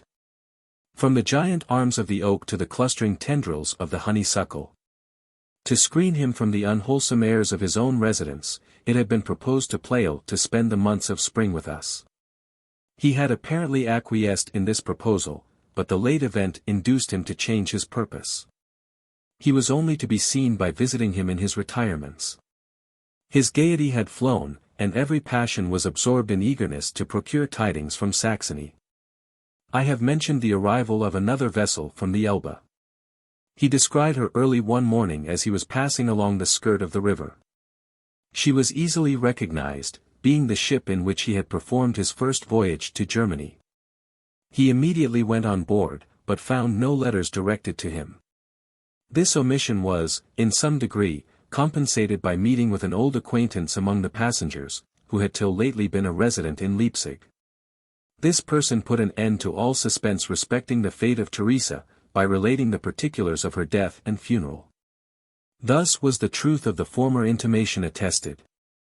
No longer devoured by suspense, the grief of Pleyel was not long in yielding to the influence of society. He gave himself up once more to our company. His vivacity had indeed been damped. But even in this respect he was a more acceptable companion than formerly, since his seriousness was neither incommunicative nor sullen. These incidents, for a time, occupied all our thoughts. In me they produced a sentiment not unallied to pleasure, and more speedily than in the case of my friends were intermixed with other topics. My brother was particularly affected by them. It was easy to perceive that most of his meditations were tinctured from this source. To this was to be ascribed a design in which his pen was, at this period, engaged, of collecting and investigating the facts which relate to that mysterious personage, the demon of Socrates. My brother's skill in Greek and Roman learning was exceeded by that of few, and no doubt the world would have accepted a treatise upon this subject from his hand with avidity, but alas! This and every other scheme of felicity and honor, were doomed to sudden blast and hopeless extermination. Chapter 6. I now come to the mention of a person with whose name the most turbulent sensations are connected. It is with a shuddering reluctance that I enter on the province of describing him. Now it is that I begin to perceive the difficulty of the task which I have undertaken, but it would be weakness to shrink from it. My blood is congealed, and my fingers are palsied when I call up his image. Shame upon my cowardly and infirm heart. Hitherto I have proceeded with some degree of composure, but now I must pause. I mean not that dire remembrance shall subdue my courage or baffle my design, but this weakness cannot be immediately conquered. I must desist for a little while. I have taken a few turns in my chamber, and have gathered strength enough to proceed. Yet have I not projected a task beyond my power to execute? If thus, on the very threshold of the scene, my knees falter and I sink, how shall I support myself, when I rush into the midst of horrors such as no heart has hitherto conceived, nor tongue related? I sicken and recoil at the prospect, and yet my irresolution is momentary. I have not formed this design upon slight grounds, and though I may at times pause and hesitate, I will not be finally diverted from it. And thou, O most fatal and potent of mankind, in what terms shall I describe thee? What words are adequate to the just delineation of thy character? How shall I detail the means which rendered the secrecy of thy purposes unfathomable? But I will not anticipate. Let me recover if possible, a sober strain. Let me keep down the flood of passion that would render me precipitate or powerless. Let me stifle the agonies that are awakened by thy name. Let me, for a time, regard thee as a being of no terrible attributes. Let me tear myself from contemplation of the evils of which it is but too certain that thou wast the author, and limit my view to those harmless appearances which attended thy entrance on the stage. One sunny afternoon, I was standing in the door of my house, when I marked a person passing close to the edge of the bank that was in front. His pace was a careless and lingering one, and had none of that gracefulness and ease which distinguish a person with certain advantages of education from a clown. His gait was rustic and awkward. His form was ungainly and disproportioned. Shoulders broad and square, breast sunken, his head drooping, his body of uniform breadth, supported by long and lank legs, were the ingredients of his frame. His garb was not ill adapted to such a figure. A slouched hat, tarnished by the weather, a coat of thick grey cloth, cut and wrought, as it seemed, by a country tailor, blue worsted stockings, and shoes fastened by thongs, and deeply discolored by dust, which brush had never disturbed, constituted his dress. There was nothing remarkable in these appearances, they were frequently to be met with on the road, and in the harvest field. I cannot tell why I gazed upon them, on this occasion, with more than ordinary attention, unless it were that such figures were seldom seen by me, except on the road or field. This lawn was only traversed by men whose views were directed to the pleasures of the walk, or the grandeur of the scenery. He passed slowly along, frequently pausing, as if to examine the prospect more deliberately, but never turning his eye towards the house, so as to allow me a view of his countenance. Presently, he entered a copse at a small distance, and disappeared. My eye followed him while he remained in sight. If his image remained for any duration in my fancy after his departure, it was because no other object occurred sufficient to expel it. I continued in the same spot for half an hour, vaguely, and by fits, contemplating the image of this wanderer, and drawing, from outward appearances, those inferences with respect to the intellectual history of this person, which experience affords us. I reflected on the alliance which commonly subsists between ignorance and the practice of agriculture, and indulged myself in airy speculations as to the influence of progressive knowledge in dissolving this alliance, and embodying the dreams of the poets. I asked why the plough and the hoe might not become the trade of every human being, and how this trade might be made conducive to, or, at least, consistent with the acquisition of wisdom and eloquence. Weary with these reflections, I returned to the kitchen to perform some household office. I had usually but one servant, and she was a girl about my own age. I was busy near the chimney, and she was employed near the door of the apartment, when someone knocked. The door was opened by her, and she was immediately addressed with, "Prithee, good girl, canst thou supply a thirsty man with a glass of buttermilk?" She answered that there was none in the house. "Ay, but there is some in the dairy yonder. Thou knowest as well as I, though Hermes never taught thee, that though every dairy be an house, every house is not a dairy." To this speech, though she understood only a part of it, she replied by repeating her assurances, that she had none to give. "Well then," rejoined the stranger, "for charity's sweet sake, hand me forth a cup of cold water." The girl said she would go to the spring and fetch it. "Nay, give me the cup, and suffer me to help myself. Neither manacled nor lame, I should merit burial in the maw of carrion crows, if I laid this task upon thee." She gave him the cup, and he turned to go to the spring. I listened to this dialogue in silence. The words uttered by the person without, affected me as somewhat singular, but what chiefly rendered them remarkable, was the tone that accompanied them. It was wholly new. My brother's voice and playals were musical and energetic. I had fondly imagined, that, in this respect, they were surpassed by none. Now my mistake was detected. I cannot pretend to communicate the impression that was made upon me by these accents, or to depict the degree in which force and sweetness were blended in them. They were articulated with a distinctness that was unexampled in my experience. But this was not all. The voice was not only mellifluent and clear, but the emphasis was so just, and the modulation so impassioned, that it seemed as if an heart of stone could not fail of being moved by it. It imparted to me an emotion altogether involuntary and incontrollable. When he uttered the words, "For charity's sweet sake," I dropped the cloth that I held in my hand, my heart overflowed with sympathy, and my eyes with unbidden tears. This description will appear to you trifling or incredible. The importance of these circumstances will be manifested in the sequel. The manner in which I was affected on this occasion, was, to my own apprehension, a subject of astonishment. The tones were indeed such as I never heard before, but that they should, in an instant, as it were, dissolve me in tears, will not easily be believed by others, and can scarcely be comprehended by myself. It will be readily supposed that I was somewhat inquisitive as to the person and demeanor of our visitant. After a moment's pause, I stepped to the door and looked after him. Judge my surprise, when I beheld the selfsame figure that had appeared an half-hour before upon the bank. My fancy had conjured up a very different image. A form, an attitude, and garb, were instantly created worthy to accompany such elocution. But this person was, in all visible respects, the reverse of this phantom. Strange as it may seem, I could not speedily reconcile myself to this disappointment.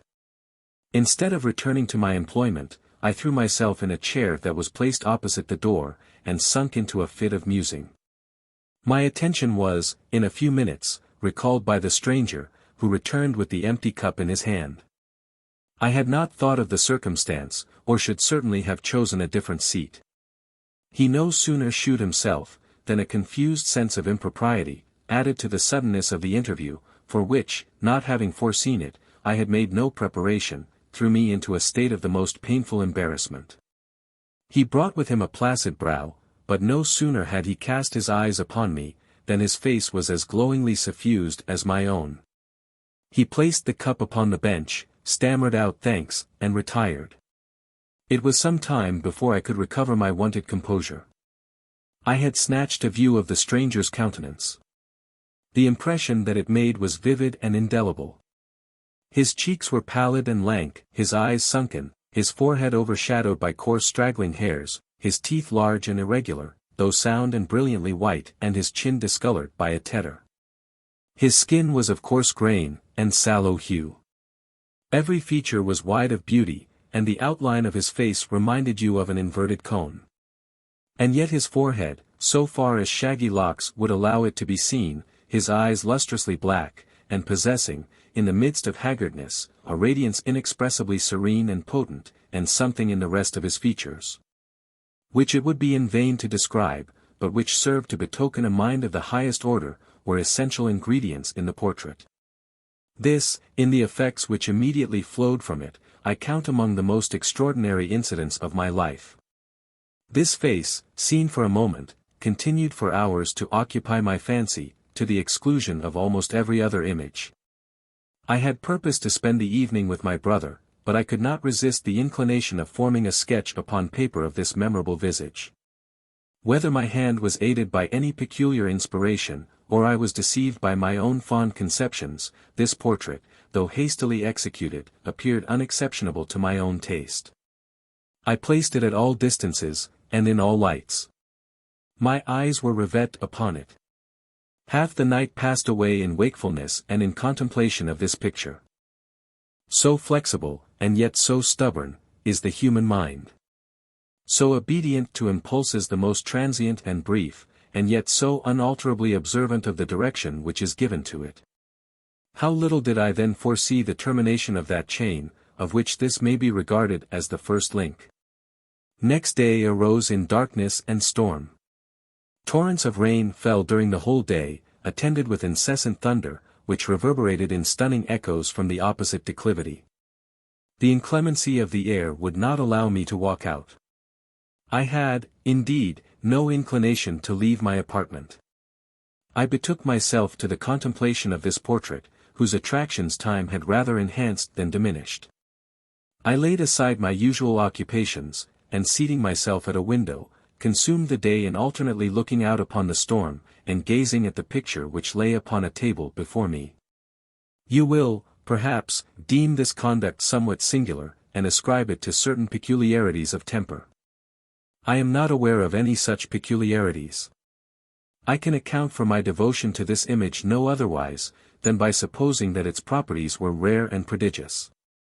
Perhaps you will suspect that such were the first inroads of a passion incident to every female heart, and which frequently gains a footing by means even more slight, and more improbable than these. I shall not controvert the reasonableness of the suspicion, but leave you at liberty to draw, from my narrative, what conclusions you please. Night at length returned, and the storm ceased. The air was once more clear and calm, and bore an affecting contrast to that uproar of the elements by which it had been preceded.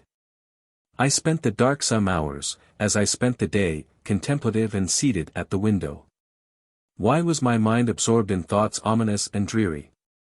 Why did my bosom heave with sighs, and my eyes overflow with tears? Was the tempest that had just passed a signal of the ruin which impended over me? My soul fondly dwelt upon the images of my brother and his children, yet they only increased the mournfulness of my contemplations. The smiles of the charming babes were as bland as formerly. The same dignity sat on the brow of their father, and yet I thought of them with anguish. Something whispered that the happiness we at present enjoyed was set on mutable foundations. Death must happen to all. Whether our felicity was to be subverted by it tomorrow, or whether it was ordained that we should lay down our heads full of years and of honor, was a question that no human being could solve. At other times, these ideas seldom intruded. I either forbore to reflect upon the destiny that is reserved for all men, or the reflection was mixed up with images that disrobed it of terror, but now the uncertainty of life occurred to me without any of its usual and alleviating accompaniments. I said to myself, we must die. Sooner or later, we must disappear forever from the face of the earth. Whatever be the links that hold us to life, they must be broken. This scene of existence is, in all its parts, calamitous. The greater number is oppressed with immediate evils, and those, the tide of whose fortunes is full, how small is their portion of enjoyment, since they know that it will terminate. For some time I indulged myself, without reluctance, in these gloomy thoughts, but at length, the dejection which they produced became insupportably painful. I endeavored to dissipate it with music. I had all my grandfather's melody as well as poetry by rote.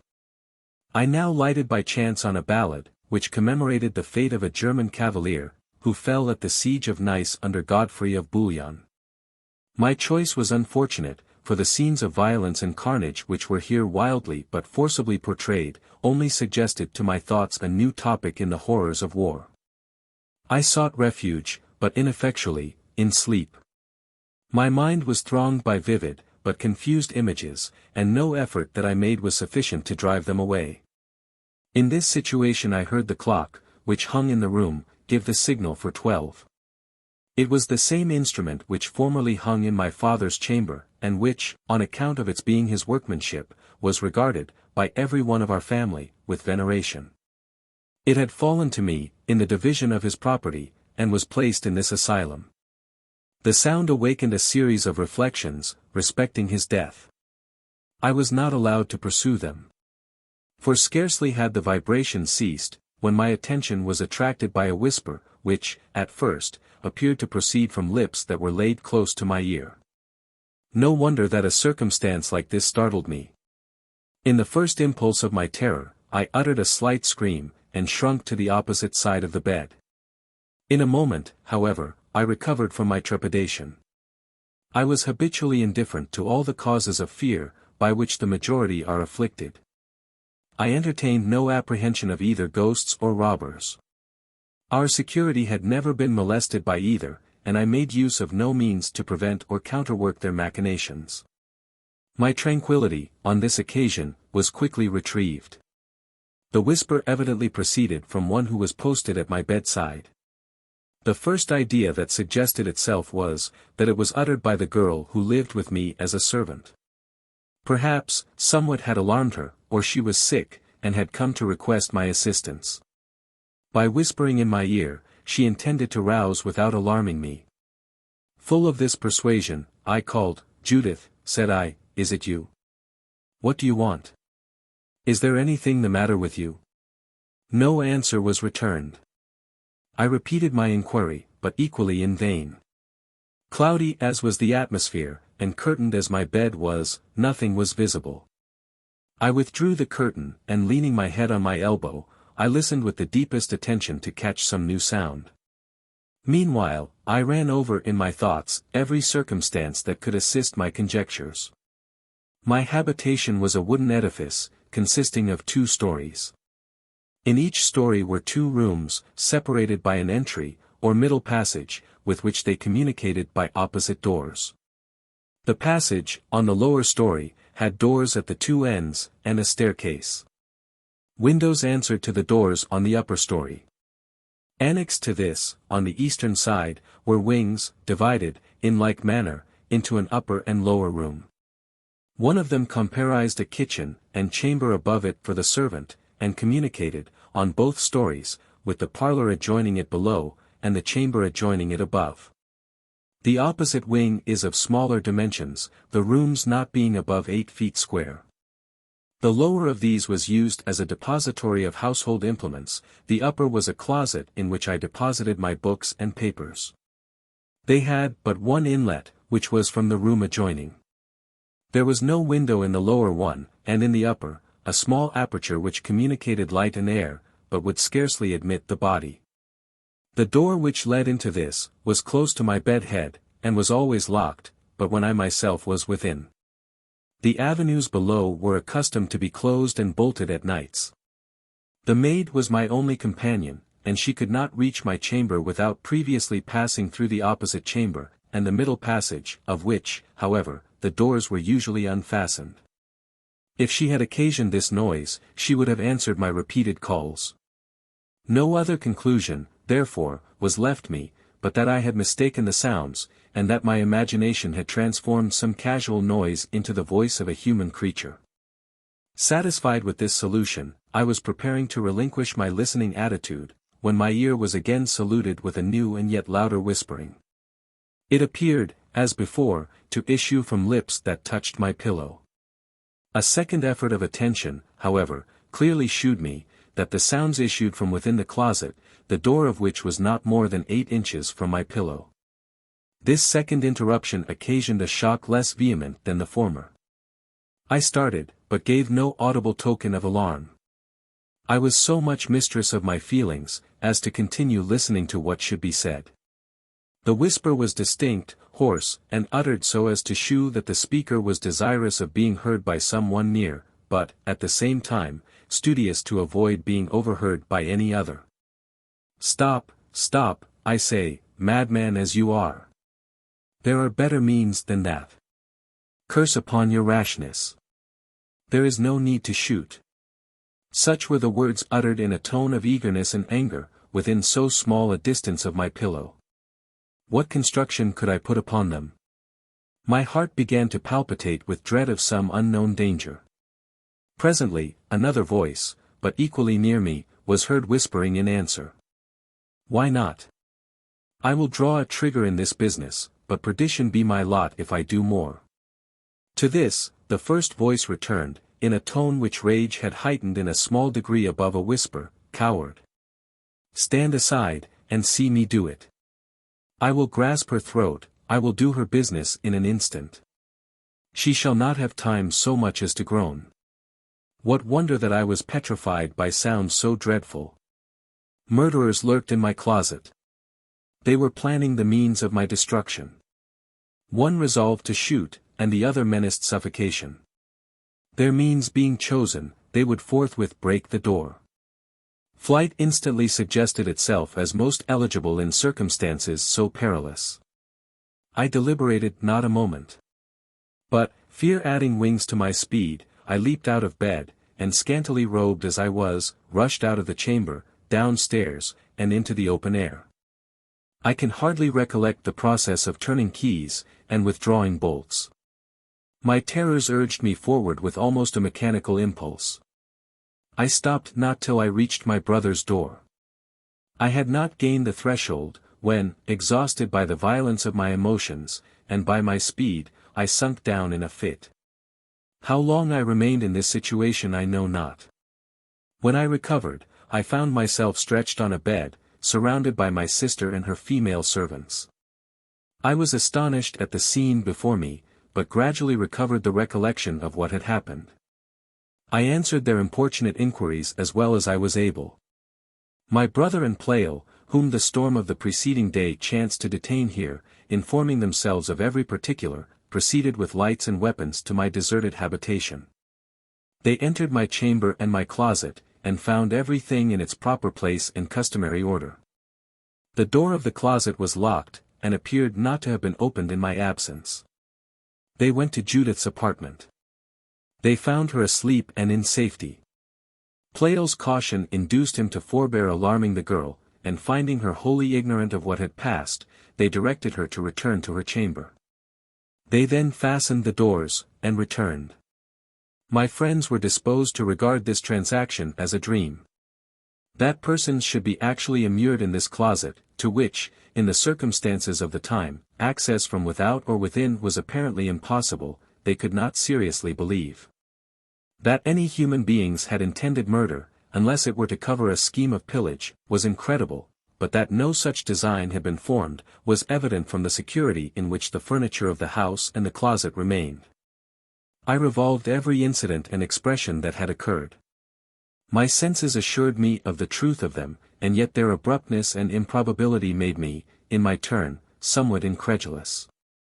The adventure had made a deep impression on my fancy, and it was not till after a week's abode at my brother's, that I resolved to resume the possession of my own dwelling. There was another circumstance that enhanced the mysteriousness of this event. After my recovery it was obvious to inquire by what means the attention of the family had been drawn to my situation.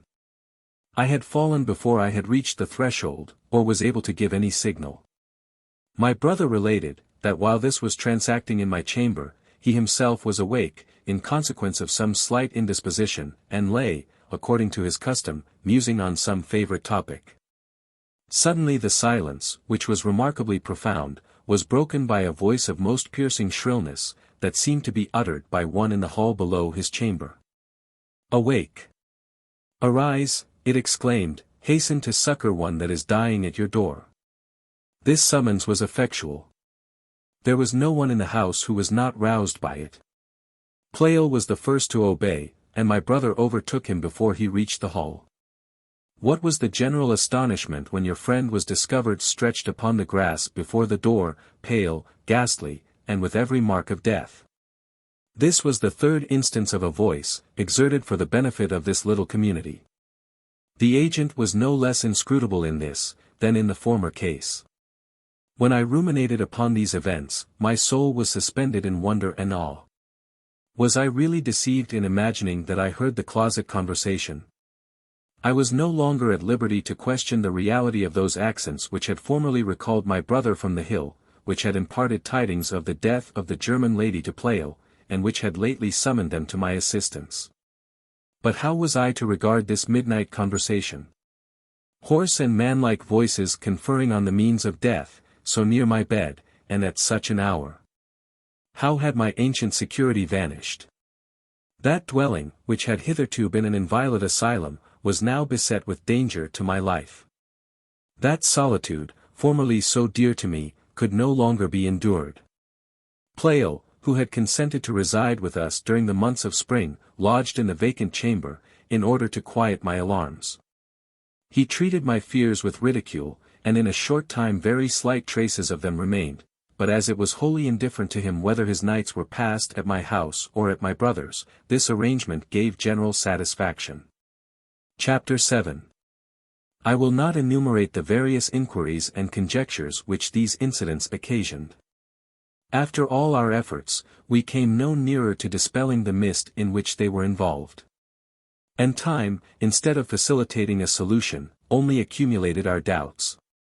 In the midst of thoughts excited by these events, I was not unmindful of my interview with the stranger. I related the particulars, and shewed the portrait to my friends. Pleyel recollected to have met with a figure resembling my description in the city, but neither his face or garb made the same impression upon him that it made upon me. It was a hint to rally me upon my prepossessions, and to amuse us with 1,000 ludicrous anecdotes which he had collected in his travels. He made no scruple to charge me with being in love, and threatened to inform the swain, when he met him, of his good fortune. Pleyel's temper made him susceptible of no durable impressions. His conversation was occasionally visited by gleams of his ancient vivacity.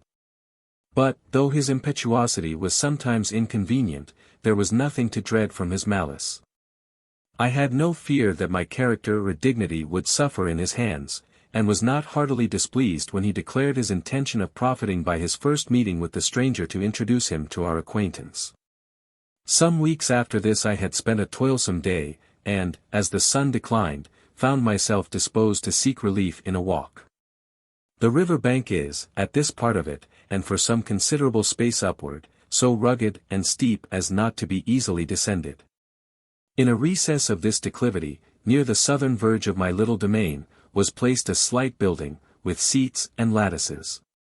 From a crevice of the rock, to which this edifice was attached, there burst forth a stream of the purest water, which, leaping from ledge to ledge, for the space of 60 feet, produced a freshness in the air, and a murmur, the most delicious and soothing imaginable. These, added to the odors of the cedars which embowered it, and of the honeysuckle which clustered among the lattices, rendered this my favorite retreat in summer. On this occasion I repaired hither. My spirits drooped through the fatigue of long attention, and I threw myself upon a bench, in a state, both mentally and personally, of the utmost supineness. The lulling sounds of the waterfall, the fragrance and the dusk combined to become my spirits, and, in a short time, to sink me into sleep. Either the uneasiness of my posture, or some slight indisposition molested my repose with dreams of no cheerful hue. After various incoherences had taken their turn to occupy my fancy, I at length imagined myself walking, in the evening twilight, to my brother's habitation. A pit, methought, had been dug in the path I had taken, of which I was not aware. As I carelessly pursued my walk, I thought I saw my brother, standing at some distance before me, beckoning and calling me to make haste. He stood on the opposite edge of the gulf. I mended my pace, and one step more would have plunged me into this abyss, had not someone from behind caught suddenly my arm, and exclaimed, in a voice of eagerness and terror, "Hold! Hold!" The sound broke my sleep, and I found myself, at the next moment, standing on my feet, and surrounded by the deepest darkness. Images so terrific and forcible disabled me, for a time, from distinguishing between sleep and wakefulness, and withheld from me the knowledge of my actual condition. My first panics were succeeded by the perturbations of surprise, to find myself alone in the open air, and immersed in so deep a gloom. I slowly recollected the incidents of the afternoon, and how I came hither. I could not estimate the time, but saw the propriety of returning with speed to the house. My faculties were still too confused, and the darkness too intense, to allow me immediately to find my way up the steep. I sat down, therefore, to recover myself, and to reflect upon my situation.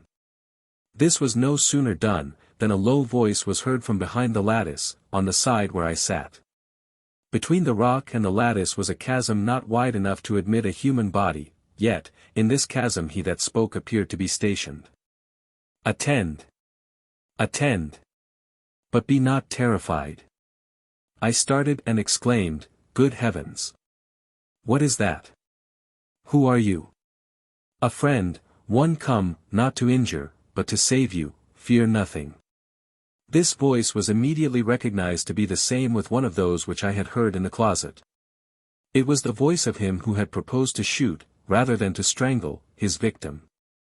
My terror made me, at once, mute and motionless.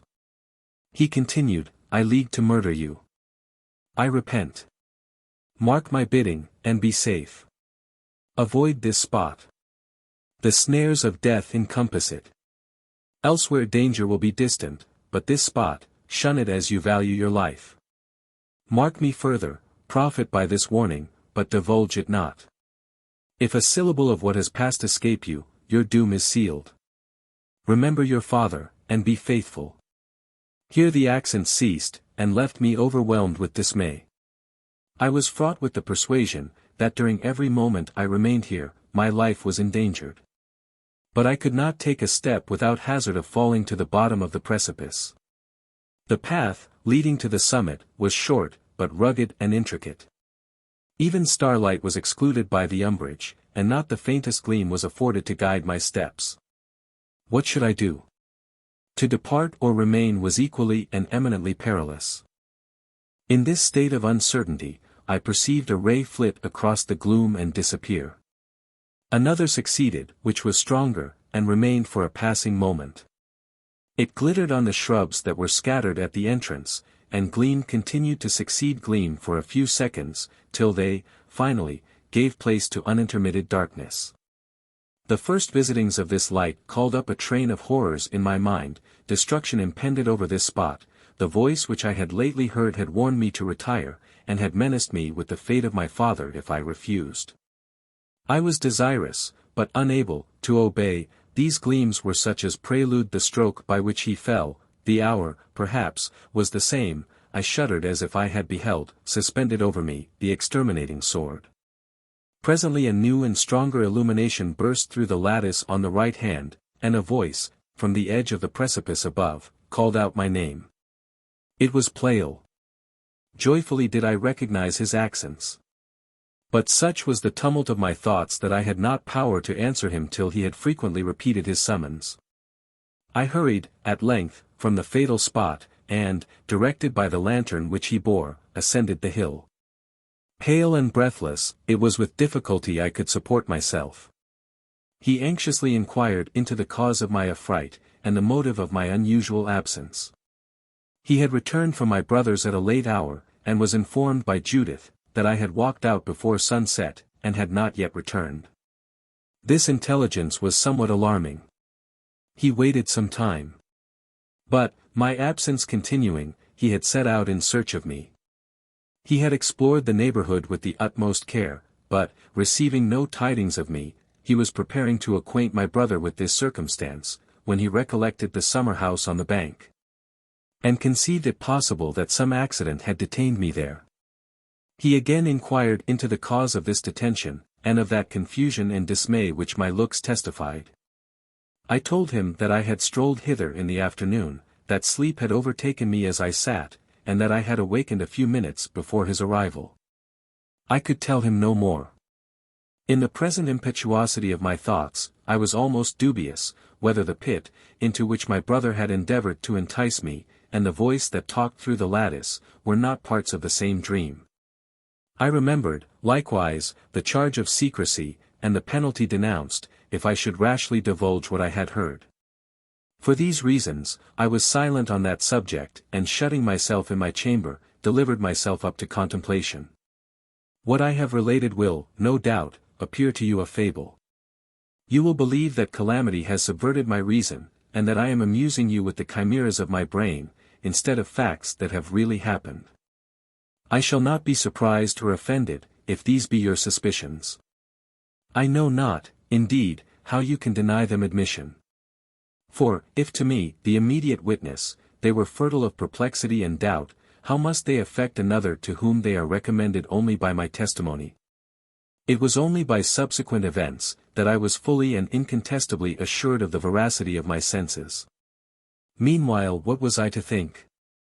I had been assured that a design had been formed against my life. The ruffians had leagued to murder me. Whom had I offended? Who was there with whom I had ever maintained intercourse, who was capable of harboring such atrocious purposes? My temper was the reverse of cruel and imperious. My heart was touched with sympathy for the children of misfortune. But this sympathy was not a barren sentiment. My purse, scanty as it was ever open, and my hands ever active, to relieve distress. Many were the wretches whom my personal exertions had extricated from want and disease, and who rewarded me with their gratitude. There was no face which lowered at my approach, and no lips which uttered imprecations in my hearing. On the contrary, there was none over whose fate I had exerted any influence, or to whom I was known by reputation, who did not greet me with smiles, and dismiss me with proofs of veneration. Yet did not my senses assure me that a plot was laid against my life? I am not destitute of courage. I have shown myself deliberative and calm in the midst of peril. I have hazarded my own life, for the preservation of another, but now was I confused and panic-struck. I have not lived so as to fear death, yet to perish by an unseen and secret stroke, to be mangled by the knife of an assassin was a thought at which I shuddered. What had I done to deserve to be made the victim of malignant passions? But soft! Was I not assured, that my life was safe in all places but one? And why was the treason limited to take effect in this spot?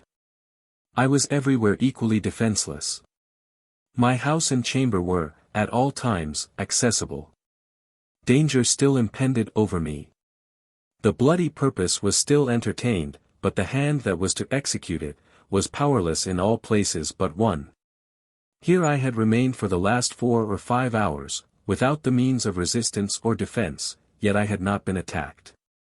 A human being was at hand, who was conscious of my presence, and warned me hereafter to avoid this retreat. His voice was not absolutely new, but had I never heard it but once before? But why did he prohibit me from relating this incident to others, and what species of death will be awarded if I disobey? He talked of my father. He intimated, that disclosure would pull upon my head, the same destruction. Was then the death of my father, portentous and inexplicable as it was, the consequence of human machinations? It should seem, that this being is apprised of the true nature of this event, and is conscious of the means that led to it. Whether it shall likewise fall upon me, depends upon the observance of silence. Was it the infraction of a similar command, that brought so horrible a penalty upon my father? Such were the reflections that haunted me during the night, and which effectually deprived me of sleep. Next morning, at breakfast, Pleyel related an event which my disappearance had hindered him from mentioning the night before. Early the preceding morning, his occasions called him to the city. He had stepped into a coffee-house to while away an hour. Here he had met a person whose appearance instantly bespoke him to be the same whose hasty visit I have mentioned, and whose extraordinary visage and tones had so powerfully affected me.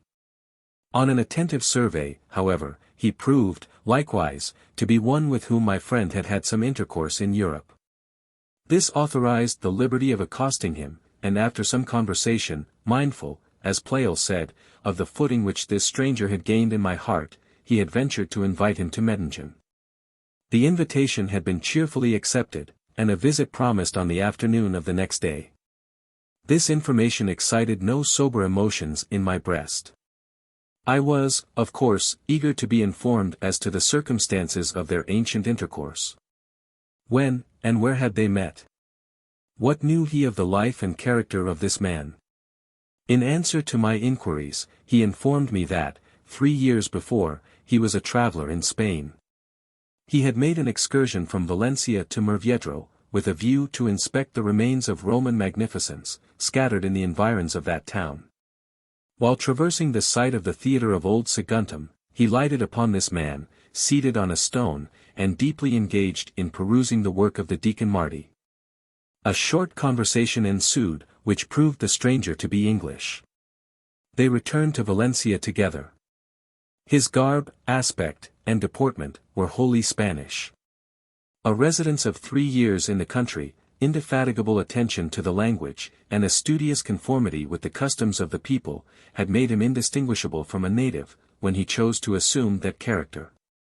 Pleyel found him to be connected, on the footing of friendship and respect, with many eminent merchants in that city. He had embraced the Catholic religion, and adopted a Spanish name instead of his own, which was Carwin, and devoted himself to the literature and religion of his new country. He pursued no profession, but subsisted on remittances from England. While Pleyel remained in Valencia, Carwin betrayed no aversion to intercourse, and the former found no small attractions in the society of this new acquaintance. On general topics he was highly intelligent and communicative.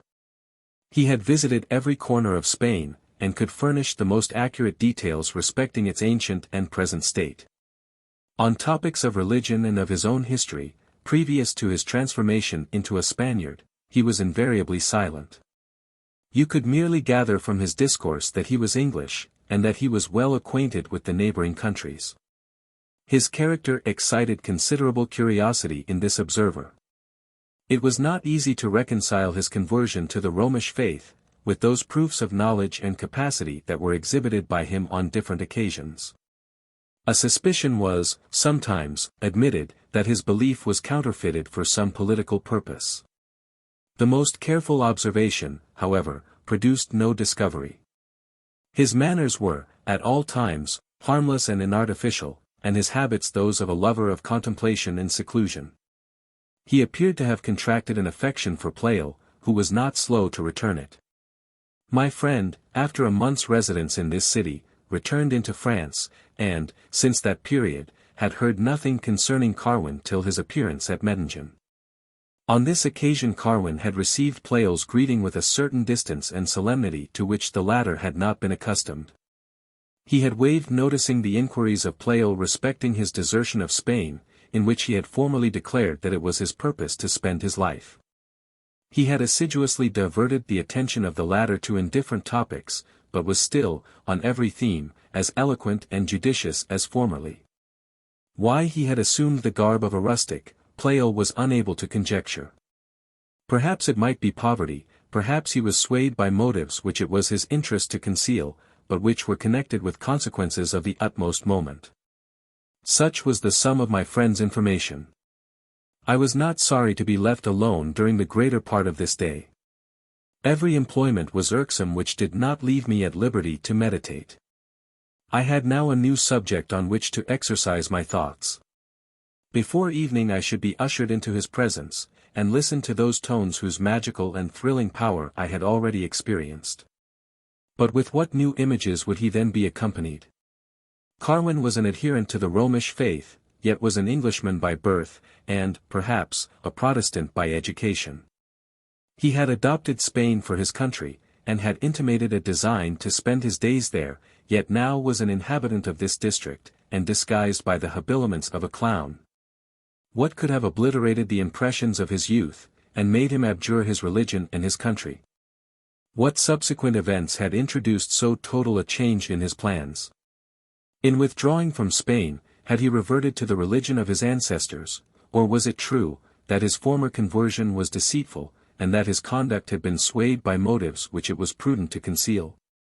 Hours were consumed in revolving these ideas. My meditations were intense, and, when the series was broken, I began to reflect with astonishment on my situation. From the death of my parents, till the commencement of this year, my life had been serene and blissful, beyond the ordinary portion of humanity, but, now, my bosom was corroded by anxiety. I was visited by dread of unknown dangers, and the future was a scene over which clouds rolled, and thunders muttered. I compared the cause with the effect, and they seemed disproportioned to each other. All unaware, and in a manner which I had no power to explain, I was pushed from my immovable and lofty station, and cast upon a sea of troubles.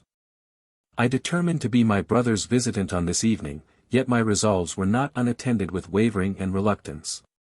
Pleyel's insinuations that I was in love, affected, in no degree, my belief, yet the consciousness that this was the opinion of one who would, probably, be present at our introduction to each other, would excite all that confusion which the passion itself is apt to produce. This would confirm him in his error, and call forth new railleries. His mirth, when exerted upon this topic, was the source of the bitterest vexation. Had he been aware of its influence upon my happiness, his temper would not have allowed him to persist, but this influence, it was my chief endeavor to conceal. That the belief of my having bestowed my heart upon another, produced in my friend none but ludicrous sensations, was the true cause of my distress, but if this had been discovered by him, my distress would have been unspeakably aggravated. Chapter 8. As soon as evening arrived, I performed my visit. Carwin made one of the company, into which I was ushered. Appearances were the same as when I before beheld him.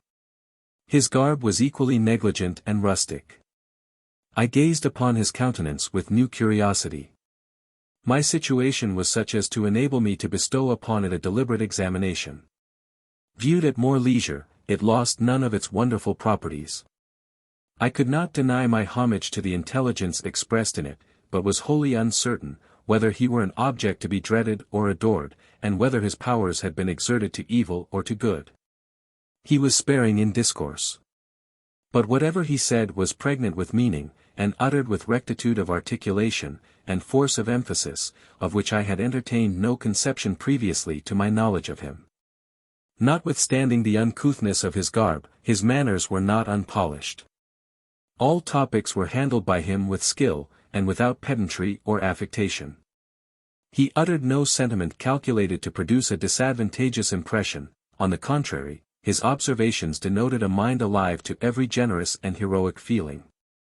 They were introduced without parade, and accompanied with that degree of earnestness which indicates sincerity. He parted from us not till late, refusing an invitation to spend the night here, but readily consented to repeat his visit. His visits were frequently repeated. Each day introduced us to a more intimate acquaintance with his sentiments, but left us wholly in the dark, concerning that about which we were most inquisitive. He studiously avoided all mention of his past or present situation. Even the place of his abode in the city he concealed from us. Our sphere, in this respect, being somewhat limited, and the intellectual endowments of this man being indisputably great, his deportment was more diligently marked, and copiously commented on by us, than you, perhaps, will think the circumstances warranted. Not a gesture, or glance, or accent, that was not, in our private assemblies, discussed, and inferences deduced from it. It may well be thought that he modelled his behaviour by an uncommon standard, when, with all our opportunities and accuracy of observation, we were able, for a long time, to gather no satisfactory information. He afforded us no ground on which to build even a plausible conjecture. There is a degree of familiarity which takes place between constant associates, that justifies the negligence of many rules of which, in an earlier period of their intercourse, politeness requires the exact observance. Inquiries into our condition are allowable when they are prompted by a disinterested concern for our welfare, and this solicitude is not only pardonable, but may justly be demanded from those who choose us for their companions. This state of things was more slow to arrive on this occasion than on most others, on account of the gravity and loftiness of this man's behavior. Pleyel, however, began, at length, to employ regular means for this end. He occasionally alluded to the circumstances in which they had formerly met, and remarked the incongruousness between the religion and habits of a Spaniard, with those of a native of Britain. He expressed his astonishment at meeting our guest in this corner of the globe, especially as, when they parted in Spain, he was taught to believe that Carwin should never leave that country. He insinuated, that a change so great must have been prompted by motives of a singular and momentous kind. No answer, or an answer wide of the purpose, was generally made to these insinuations. Britons and Spaniards, he said, are votaries of the same deity, and swear their faith by the same precepts, their ideas are drawn from the same fountains of literature, and they speak dialects of the same tongue. Their government and laws have more resemblances than differences. They were formerly provinces of the same civil, and till lately, of the same religious, empire. As to the motives which induce men to change the place of their abode, these must unavoidably be fleeting and mutable. If not bound to one spot by conjugal or parental ties, or by the nature of that employment to which we are indebted for subsistence, the inducements to change are far more numerous and powerful, than opposite inducements. He spoke as if desirous of shewing that he was not aware of the tendency of Pleyel's remarks, yet, certain tokens were apparent, that proved him by no means wanting in penetration. These tokens were to be read in his countenance, and not in his words. When anything was said, indicating curiosity in us, the gloom of his countenance was deepened, his eyes sunk to the ground, and his wonted air was not resumed without visible struggle. Hence, it was obvious to infer, that some incidents of his life were reflected on by him with regret. And that, since these incidents were carefully concealed, and even that regret which flowed from them laboriously stifled, they had not been merely disastrous. The secrecy that was observed appeared not designed to provoke or baffle the inquisitive, but was prompted by the shame, or by the prudence of guilt. These ideas, which were adopted by Pleyel and my brother, as well as myself, hindered us from employing more direct means for accomplishing our wishes. Questions might have been put in such terms, that no room should be left for the pretense of misapprehension, and if modesty merely had been the obstacle, such questions would not have been wanting. But we considered, that, if the disclosure were productive of pain or disgrace, it was inhuman to extort it. Amidst the various topics that were discussed in his presence, allusions were, of course, made to the inexplicable events that had lately happened. At those times, the words and looks of this man were objects of my particular attention. The subject was extraordinary, and anyone whose experience or reflections could throw any light upon it, was entitled to my gratitude. As this man was enlightened by reading and travel, I listened with eagerness to the remarks which he should make. At first, I entertained a kind of apprehension, that the tale would be heard by him with incredulity and secret ridicule. I had formerly heard stories that resembled this in some of their mysterious circumstances, but they were, commonly, heard by me with contempt.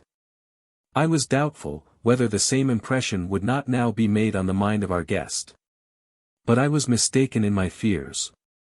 He heard them with seriousness, and without any marks either of surprise or incredulity. He pursued, with visible pleasure, that kind of disquisition which was naturally suggested by them. His fancy was eminently vigorous and prolific, and if he did not persuade us, that human beings are, sometimes, admitted to a sensible intercourse with the author of nature, he, at least, won over our inclination to the cause. He merely deduced, from his own reasonings, that such intercourse was probable. But confessed that, though he was acquainted with many instances somewhat similar to those which had been related by us, none of them were perfectly exempted from the suspicion of human agency. On being requested to relate these instances, he amused us with many curious details. His narratives were constructed with so much skill, and rehearsed with so much energy, that all the effects of a dramatic exhibition were frequently produced by them. Those that were most coherent and most minute, and, of consequence, least entitled to credit, were yet rendered probable by the exquisite art of this rhetorician. For every difficulty that was suggested, a ready and plausible solution was furnished. Mysterious voices had always a share in producing the catastrophe, but they were always to be explained on some known principles, either as reflected into a focus or communicated through a tube. I could not but remark that his narratives, however complex or marvelous, contained no instance sufficiently parallel to those that had befallen ourselves, and in which the solution was applicable to our own case. My brother was a much more sanguine reasoner than our guest. Even in some of the facts which were related by Carwin, he maintained the probability of celestial interference, when the latter was disposed to deny it, and had found, as he imagined, footsteps of an human agent. Pleyel was by no means equally credulous. He scrupled not to deny faith to any testimony but that of his senses, and allowed the facts which had lately been supported by this testimony, not to mold his belief, but merely to give birth to doubts. It was soon observed that Carwin adopted, in some degree, a similar distinction. A tale of this kind, related by others, he would believe, provided it was explicable upon known principles. But that such notices were actually communicated by beings of an higher order, he would believe only when his own ears were assailed in a manner which could not be otherwise accounted for. Civility forbade him to contradict my brother or myself, but his understanding refused to acquiesce in our testimony. Besides, he was disposed to question whether the voices heard in the temple, at the foot of the hill, and in my closet, were not really uttered by human organs. On this supposition he was desired to explain how the effect was produced. He answered, that the power of mimicry was very common.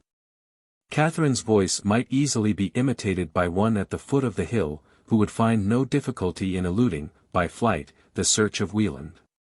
The tidings of the death of the Saxon lady were uttered by one near at hand, who overheard the conversation, who conjectured her death, and whose conjecture happened to accord with the truth. That the voice appeared to come from the ceiling was to be considered as an illusion of the fancy.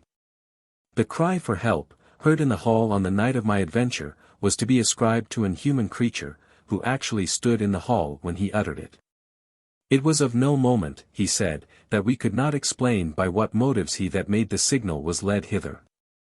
How imperfectly acquainted were we with the condition and designs of the beings that surrounded us.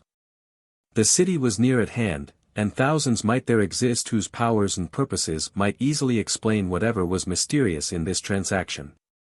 As to the closet dialogue, he was obliged to adopt one of two suppositions, and affirm either that it was fashioned in my own fancy, or that it actually took place between two persons in the closet. Such was Carwin's mode of explaining these appearances. It is such, perhaps, as would commend itself as most plausible to the most sagacious minds, but it was insufficient to impart conviction to us. As to the treason that was meditated against me, it was doubtless just to conclude that it was either real or imaginary. But that it was real was attested by the mysterious warning in the summer house, the secret of which I had hitherto locked up in my own breast. A month passed away in this kind of intercourse. As to Carwin, our ignorance was in no degree enlightened respecting his genuine character and views. Appearances were uniform. No man possessed a larger store of knowledge, or a greater degree of skill in the communication of it to others. Hence he was regarded as an inestimable addition to our society. Considering the distance of my brother's house from the city, he was frequently prevailed upon to pass the night where he spent the evening. 2 days seldom elapsed without a visit from him, hence he was regarded as a kind of inmate of the house. He entered and departed without ceremony. When he arrived he received an unaffected welcome, and when he chose to retire, no importunities were used to induce him to remain. The temple was the principal scene of our social enjoyments. Yet the felicity that we tasted when assembled in this asylum, was but the gleam of a former sunshine. Carwin never parted with his gravity. The inscrutableness of his character, and the uncertainty whether his fellowship tended to good or to evil, were seldom absent from our minds. This circumstance powerfully contributed to sadden us. My heart was the seat of growing disquietudes. This change in one who had formerly been characterized by all the exuberances of soul, could not fail to be remarked by my friends. My brother was always a pattern of solemnity. My sister was clay, molded by the circumstances in which she happened to be placed. There was but one whose deportment remains to be described as being of importance to our happiness. Had Pleyel likewise dismissed his vivacity? He was as whimsical and jestful as ever, but he was not happy. The truth, in this respect, was of too much importance to me not to make me a vigilant observer. His mirth was easily perceived to be the fruit of exertion. When his thoughts wandered from the company, an air of dissatisfaction and impatience stole across his features. Even the punctuality and frequency of his visits were somewhat lessened. It may be supposed that my own uneasiness was heightened by these tokens, but, strange as it may seem, I found, in the present state of my mind, no relief but in the persuasion that Pleyel was unhappy. That unhappiness, indeed, depended, for its value in my eyes, on the cause that produced it. It did not arise from the death of the Saxon lady, it was not a contagious emanation from the countenances of Wieland or Carwin. There was but one other source whence it could flow. A nameless ecstasy thrilled through my frame when any new proof occurred that the ambiguousness of my behavior was the cause. Chapter 9. My brother had received a new book from Germany. It was a tragedy, and the first attempt of a Saxon poet, of whom my brother had been taught to entertain the highest expectations. The exploits of Ziska, the Bohemian hero, were woven into a dramatic series and connection. According to German custom, it was minute and diffuse, and dictated by an adventurous and lawless fancy. It was a chain of audacious acts, and unheard of disasters. The moated fortress, and the thicket, the ambush and the battle, and the conflict of headlong passions, were portrayed in wild numbers, and with terrific energy. An afternoon was set apart to rehearse this performance. The language was familiar to all of us but Carwin, whose company, therefore, was tacitly dispensed with. The morning previous to this intended rehearsal, I spent at home. My mind was occupied with reflections relative to my own situation. The sentiment which lived with chief energy in my heart, was connected with the image of Pleyel. In the midst of my anguish, I had not been destitute of consolation. His late deportment had given spring to my hopes. Was not the hour at hand, which should render me the happiest of human creatures? He suspected that I looked with favorable eyes upon Carwin. Hence arose disquietudes, which he struggled in vain to conceal. He loved me, but was hopeless that his love would be compensated. Is it not time, said I, to rectify this error? But by what means is this to be effected? It can only be done by a change of deportment in me. But how must I demean myself for this purpose? I must not speak. Neither eyes, nor lips, must impart the information. He must not be assured that my heart is his, previous to the tender of his own. But he must be convinced that it has not been given to another, he must be supplied with space whereon to build a doubt as to the true state of my affections, he must be prompted to avow himself. The line of delicate propriety. How hard it is, not to fall short, and not to overleap it. This afternoon we shall meet at the temple. We shall not separate till late. It will be his province to accompany me home. The airy expanse is without a speck.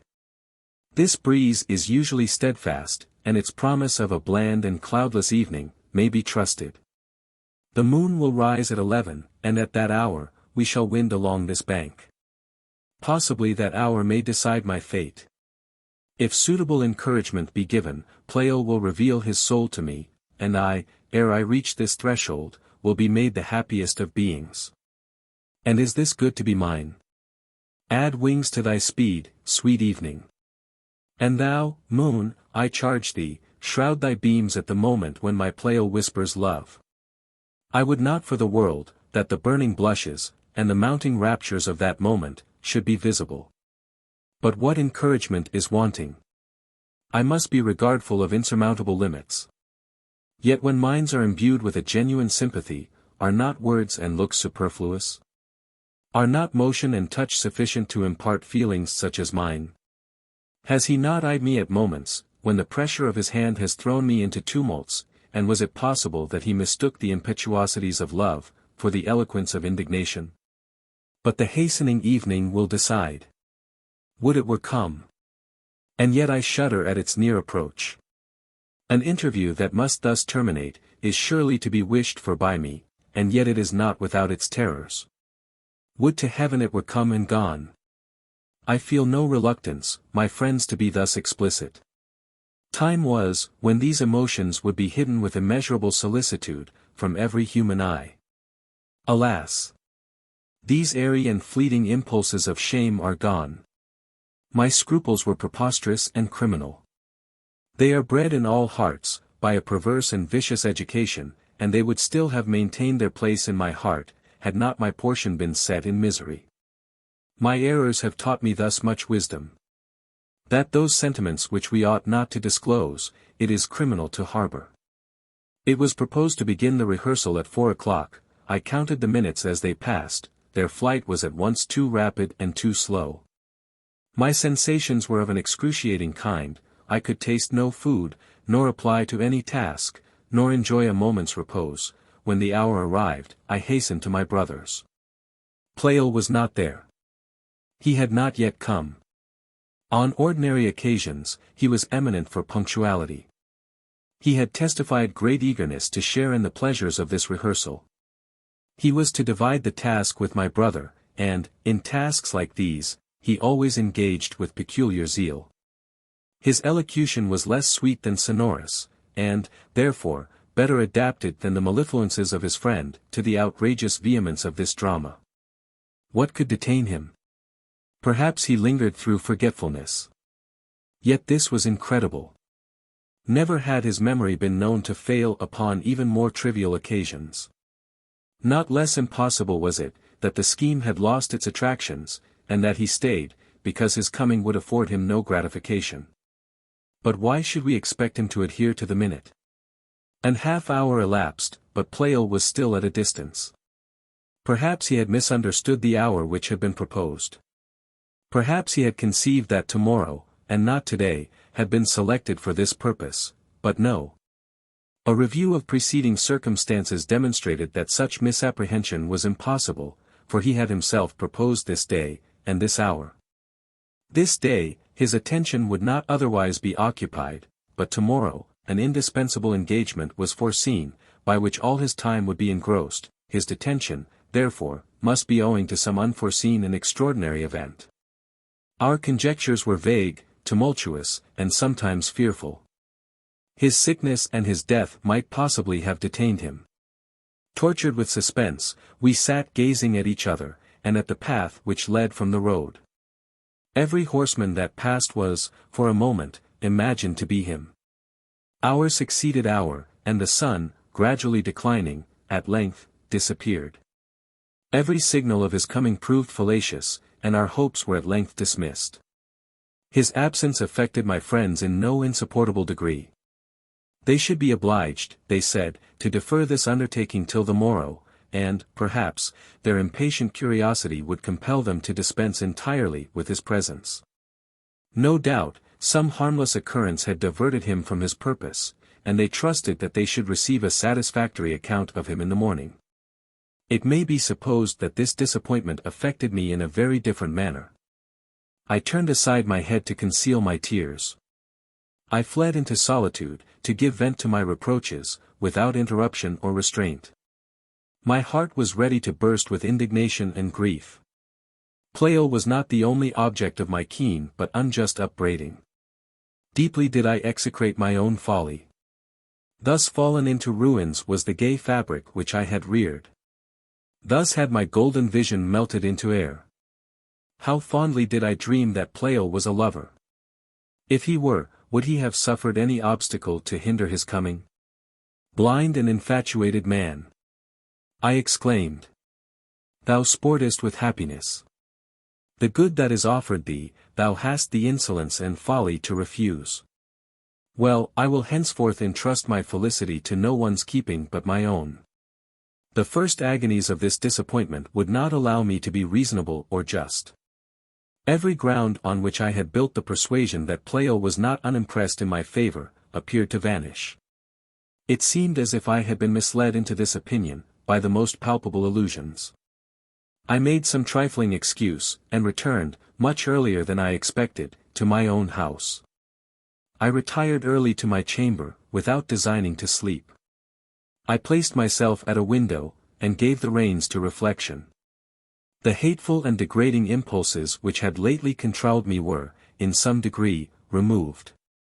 New dejection succeeded, but was now produced by contemplating my late behavior.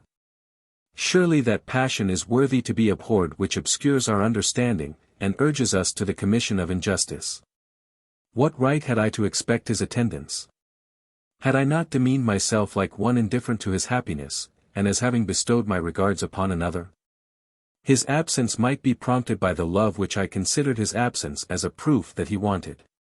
He came not because the sight of me, the spectacle of my coldness or aversion, contributed to his despair. Why should I prolong, by hypocrisy or silence, his misery as well as my own? Why not deal with him explicitly, and assure him of the truth? You will hardly believe that, in obedience to this suggestion, I rose for the purpose of ordering a light, that I might instantly make this confession in a letter. A second thought shewed me the rashness of this scheme, and I wondered by what infirmity of mind I could be betrayed into a momentary approbation of it. I saw with the utmost clearness that a confession like that would be the most remediless and unpardonable outrage upon the dignity of my sex, and utterly unworthy of that passion which controlled me. I resumed my seat and my musing. To account for the absence of Pleyel became once more the scope of my conjectures. How many incidents might occur to raise an insuperable impediment in his way? When I was a child, a scheme of pleasure, in which he and his sister were parties, had been, in like manner, frustrated by his absence.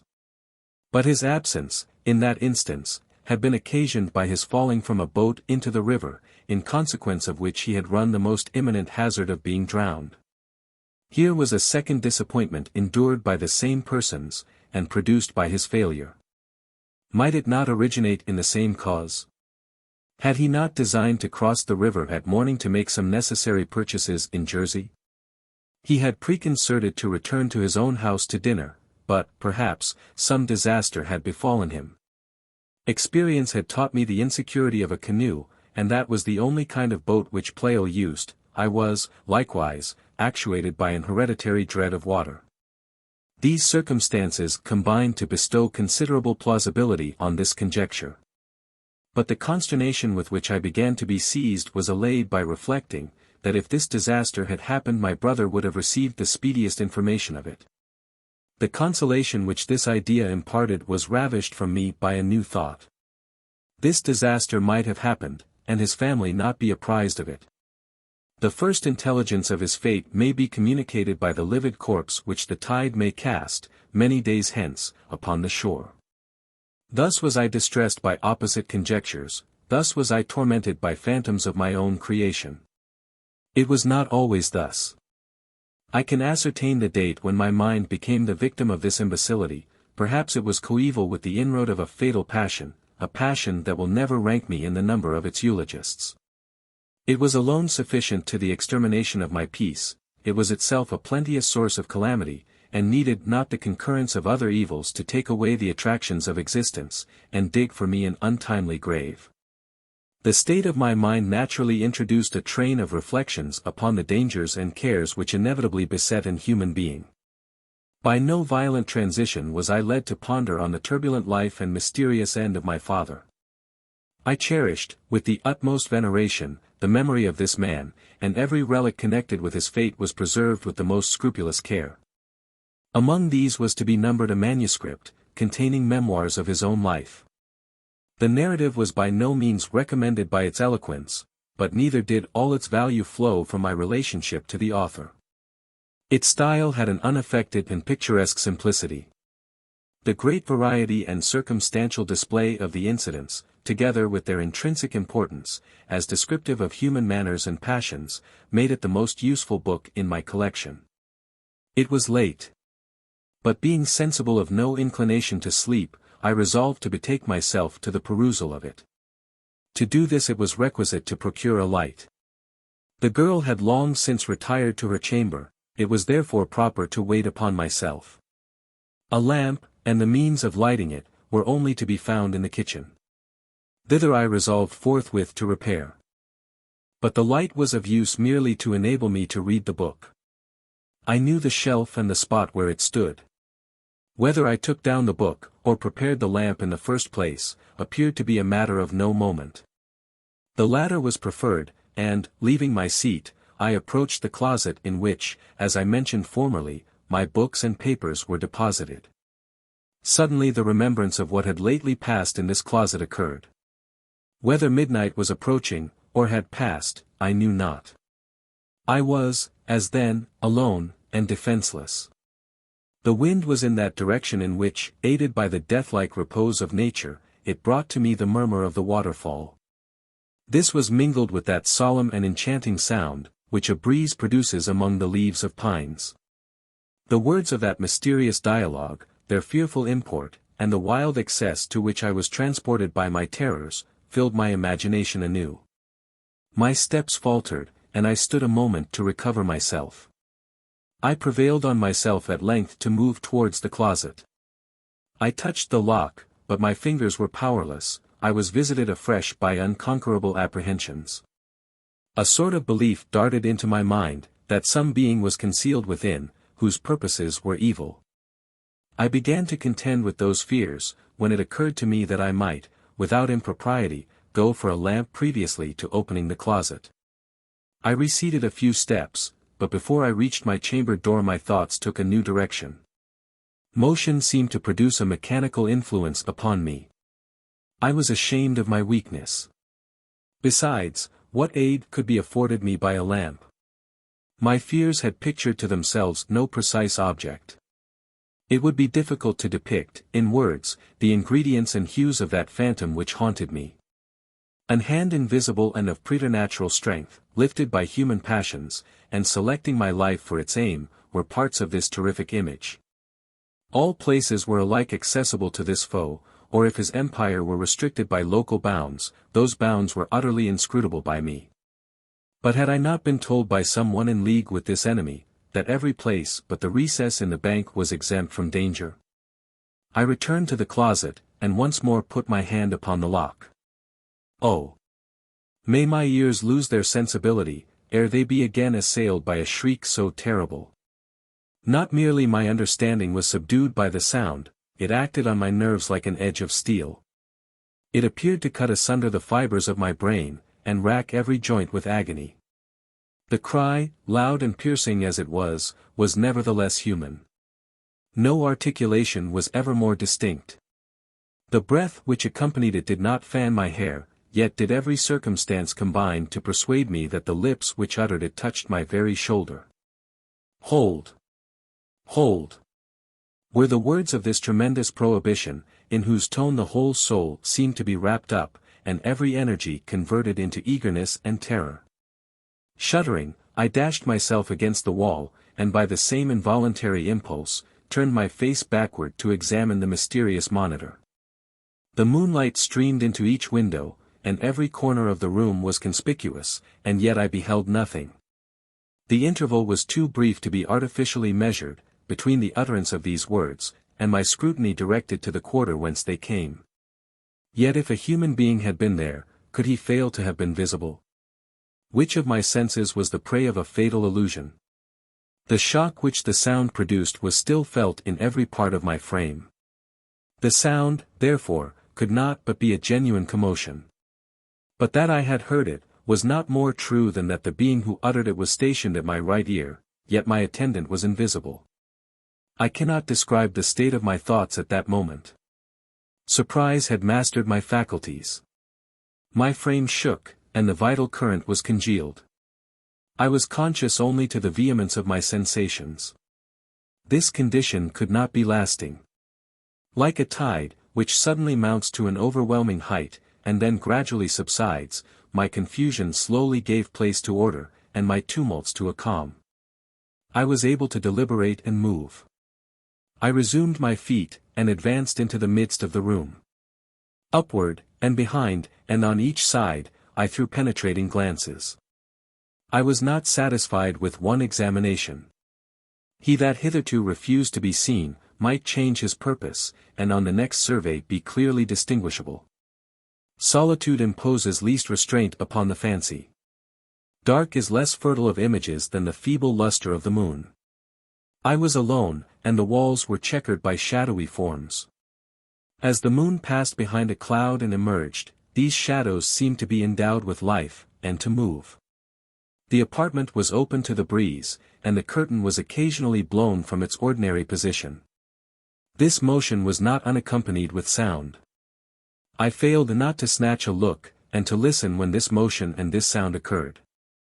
My belief that my monitor was posted near, was strong, and instantly converted these appearances to tokens of his presence, and yet I could discern nothing. When my thoughts were at length permitted to revert to the past, the first idea that occurred was the resemblance between the words of the voice which I had just heard, and those which had terminated my dream in the summer house. There are means by which we are able to distinguish a substance from a shadow, a reality from the phantom of a dream. The pit, my brother beckoning me forward, the seizure of my arm, and the voice behind, were surely imaginary. That these incidents were fashioned in my sleep, is supported by the same indubitable evidence that compels me to believe myself awake at present, yet the words and the voice were the same. Then, by some inexplicable contrivance, I was aware of the danger, while my actions and sensations were those of one wholly unacquainted with it. Now, was it not equally true that my actions and persuasions were at war? Had not the belief, that evil lurked in the closet, gained admittance, and had not my actions betokened an unwarrantable security? To obviate the effects of my infatuation, the same means had been used. In my dream, he that tempted me to my destruction, was my brother. Death was ambushed in my path. From what evil was I now rescued? What minister or implement of ill was shut up in this recess? Who was it whose suffocating grasp I was to feel, should I dare to enter it? What monstrous conception is this? My brother. No, protection, and not injury is his province. Strange and terrible chimera. Yet it would not be suddenly dismissed. It was surely no vulgar agency that gave this form to my fears. He to whom all parts of time are equally present, whom no contingency approaches, was the author of that spell which now seized upon me. Life was dear to me. No consideration was present that enjoined me to relinquish it. Sacred duty combined with every spontaneous sentiment to endear to me my being. Should I not shudder when my being was endangered? But what emotion should possess me when the arm lifted against me was Wieland's? Ideas exist in our minds that can be accounted for by no established laws. Why did I dream that my brother was my foe? Why but because an omen of my fate was ordained to be communicated? Yet what salutary end did it serve? Did it arm me with caution to elude, or fortitude to bear the evils to which I was reserved? My present thoughts were, no doubt, indebted for their hue to the similitude existing between these incidents and those of my dream. Surely it was frenzy that dictated my deed. That a ruffian was hidden in the closet, was an idea, the genuine tendency of which was to urge me to flight. Such had been the effect formerly produced. Had my mind been simply occupied with this thought at present, no doubt, the same impulse would have been experienced, but now it was my brother whom I was irresistibly persuaded to regard as the contriver of that ill of which I had been forewarned. This persuasion did not extenuate my fears or my danger. Why then did I again approach the closet and withdraw the bolt? My resolution was instantly conceived, and executed without faltering. The door was formed of light materials. The lock, of simple structure, easily forewent its hold. It opened into the room, and commonly moved upon its hinges, after being unfastened, without any effort of mine. This effort, however, was bestowed upon the present occasion. It was my purpose to open it with quickness, but the exertion which I made was ineffectual. It refused to open. At another time, this circumstance would not have looked with a face of mystery. I should have supposed some casual obstruction, and repeated my efforts to surmount it. But now my mind was accessible to no conjecture but one. The door was hindered from opening by human force. Surely, here was new cause for affright. This was confirmation proper to decide my conduct. Now was all ground of hesitation taken away. What could be supposed but that I deserted the chamber and the house? That I at least endeavored no longer to withdraw the door? Have I not said that my actions were dictated by frenzy? My reason had forborne, for a time, to suggest or to sway my resolves. I reiterated my endeavors. I exerted all my force to overcome the obstacle, but in vain. The strength that was exerted to keep it shut, was superior to mine. A casual observer might, perhaps, applaud the audaciousness of this conduct.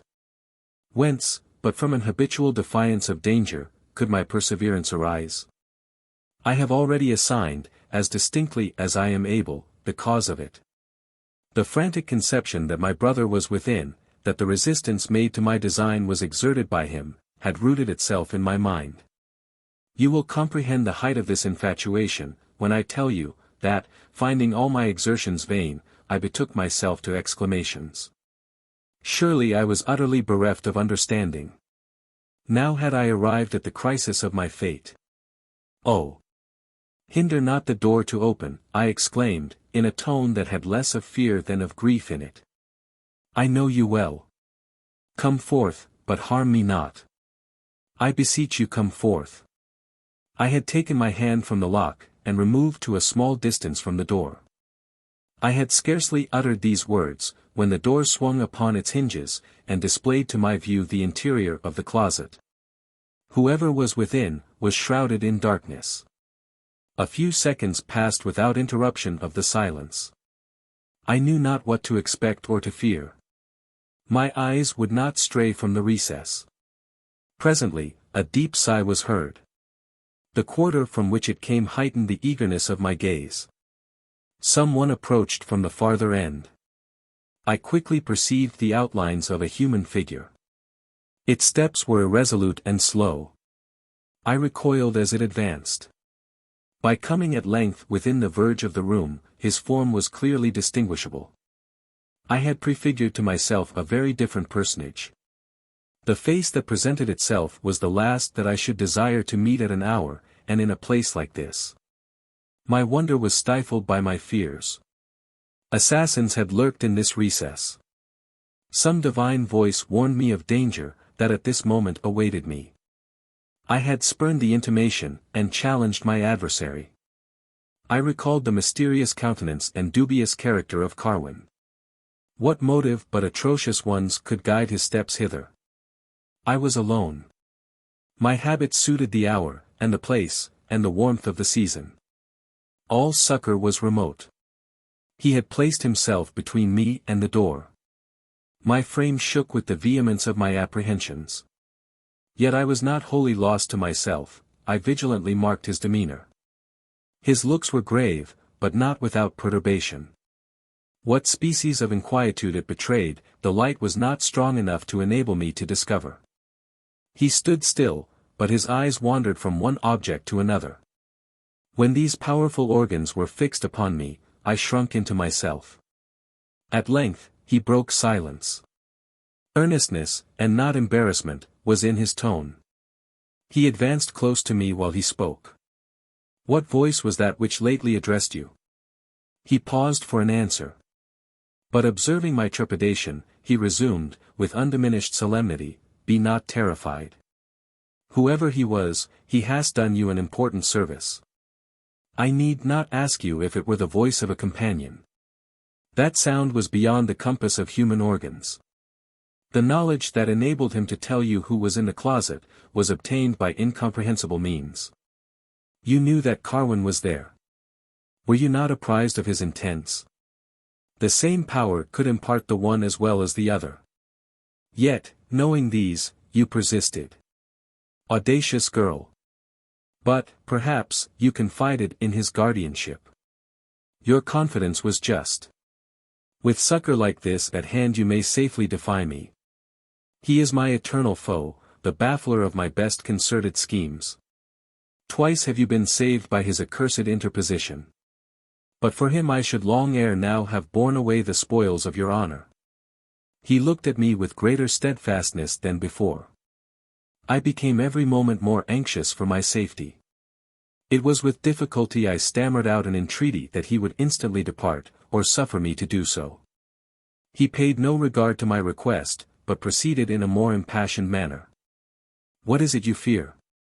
Have I not told you, you are safe? Has not one in whom you more reasonably place trust assured you of it? Even if I execute my purpose, what injury is done? Your prejudices will call it by that name, but it merits it not. I was impelled by a sentiment that does you honor, a sentiment that would sanctify my deed, but, whatever it be, you are safe. Be this chimera still worshipped, I will do nothing to pollute it. There he stopped.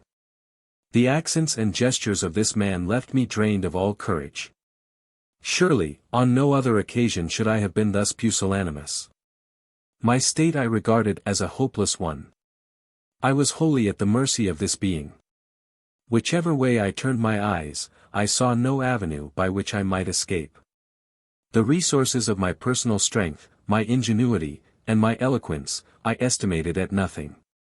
The dignity of virtue, and the force of truth, I had been accustomed to celebrate, and had frequently vaunted of the conquests which I should make with their assistance. I used to suppose that certain evils could never befall a being in possession of a sound mind, that true virtue supplies us with energy which vice can never resist. That it was always in our power to obstruct, by his own death, the designs of an enemy who aimed at less than our life. How was it that a sentiment like despair had now invaded me, and that I trusted to the protection of chance, or to the pity of my persecutor? His words imparted some notion of the injury which he had meditated. He talked of obstacles that had risen in his way. He had relinquished his design. These sources supplied me with slender consolation. There was no security but in his absence. When I looked at myself, when I reflected on the hour and the place, I was overpowered by horror and dejection. He was silent, museful, and inattentive to my situation, yet made no motion to depart. I was silent in my turn. What could I say? I was confident that reason in this contest would be impotent. I must owe my safety to his own suggestions. Whatever purpose brought him hither, he had changed it. Why then did he remain? His resolutions might fluctuate, and the pause of a few minutes restore to him his first resolutions. Yet was not this the man whom we had treated with unwearied kindness? Whose society was endeared to us by his intellectual elevation and accomplishments? Who had 1,000 times expatiated on the usefulness and beauty of virtue? Why should such a one be dreaded? If I could have forgotten the circumstances in which our interview had taken place, I might have treated his words as jests. Presently, he resumed. Fear me not, the space that severs us is small, and all visible succor is distant. You believe yourself completely in my power, that you stand upon the brink of ruin. Such are your groundless fears. I cannot lift a finger to hurt you. Easier it would be to stop the moon in her course than to injure you. The power that protects you would crumble my sinews, and reduce me to a heap of ashes in a moment, if I were to harbor a thought hostile to your safety. Thus are appearances at length solved. Little did I expect that they originated hence. What a portion is assigned to you! Scanned by the eyes of this intelligence, your path will be without pits to swallow, or snares to entangle you. Environed by the arms of this protection, all artifices will be frustrated, and all malice repelled. Here succeeded a new pause. I was still observant of every gesture and look. The tranquil solemnity that had lately possessed his countenance gave way to a new expression. All now was trepidation and anxiety. I must be gone, said he in a faltering accent. Why do I linger here? I will not ask your forgiveness. I see that your terrors are invincible. Your pardon will be extorted by fear, and not dictated by compassion. I must fly from you forever. He that could plot against your honor, must expect from you and your friends persecution and death. I must doom myself to endless exile. Saying this, he hastily left the room. I listened while he descended the stairs, and, unbolting the outer door, went forth. I did not follow him with my eyes, as the moonlight would have enabled me to do. Relieved by his absence, and exhausted by the conflict of my fears, I threw myself on a chair, and resigned myself to those bewildering ideas which incidents like these could not fail to produce. Chapter 10. Order could not readily be introduced into my thoughts. The voice still rung in my ears.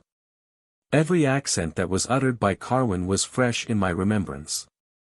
His unwelcome approach, the recognition of his person, his hasty departure, produced a complex impression on my mind which no words can delineate. I strove to give a slower motion to my thoughts, and to regulate a confusion which became painful. But my efforts were nugatory. I covered my eyes with my hand, and sat, I know not how long, without power to arrange or utter my conceptions. I had remained for hours, as I believed, in absolute solitude. No thought of personal danger had molested my tranquility. I had made no preparation for defense. What was it that suggested the design of perusing my father's manuscript? If, instead of this, I had retired to bed, and to sleep, to what fate might I not have been reserved?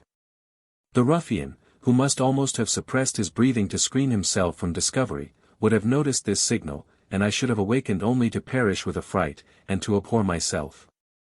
Could I have remained unconscious of my danger? Could I have tranquilly slept in the midst of so deadly a snare? And who was he that threatened to destroy me? By what means could he hide himself in this closet? Surely he is gifted with supernatural power. Such is the enemy of whose attempts I was forewarned. Daily I had seen him and conversed with him. Nothing could be discerned through the impenetrable veil of his duplicity. When busied in conjectures, as to the author of the evil that was threatened, my mind did not light, for a moment, upon his image. Yet has he not avowed himself my enemy? Why should he be here if he had not meditated evil? He confesses that this has been his second attempt. What was the scene of his former conspiracy? Was it not he whose whispers betrayed him? Am I deceived? Or was there not a faint resemblance between the voice of this man and that which talked of grasping my throat, and extinguishing my life in a moment? Then he had a colleague in his crime, now he is alone. Then death was the scope of his thoughts. Now an injury unspeakably more dreadful. How thankful should I be to the power that has interposed to save me. That power is invisible. It is subject to the cognizance of one of my senses. What are the means that will inform me of what nature it is? He has set himself to counterwork the machinations of this man, who had menaced destruction to all that is dear to me, and whose cunning had surmounted every human impediment. There was none to rescue me from his grasp. My rashness even hastened the completion of his scheme, and precluded him from the benefits of deliberation. I had robbed him of the power to repent and forbear. Had I been apprised of the danger, I should have regarded my conduct as the means of rendering my escape from it impossible. Such, likewise, seem to have been the fears of my invisible protector. Else why that startling entreaty to refrain from opening the closet? By what inexplicable infatuation was I compelled to proceed? Yet my conduct was wise. Carwin, unable to comprehend my folly, ascribed my behavior to my knowledge. He conceived himself previously detected, and such detection being possible to flow only from my heavenly friend, and his enemy, his fears acquired additional strength. He is apprised of the nature and intentions of this being. Perhaps he is a human agent. Yet, on that supposition his achievements are incredible.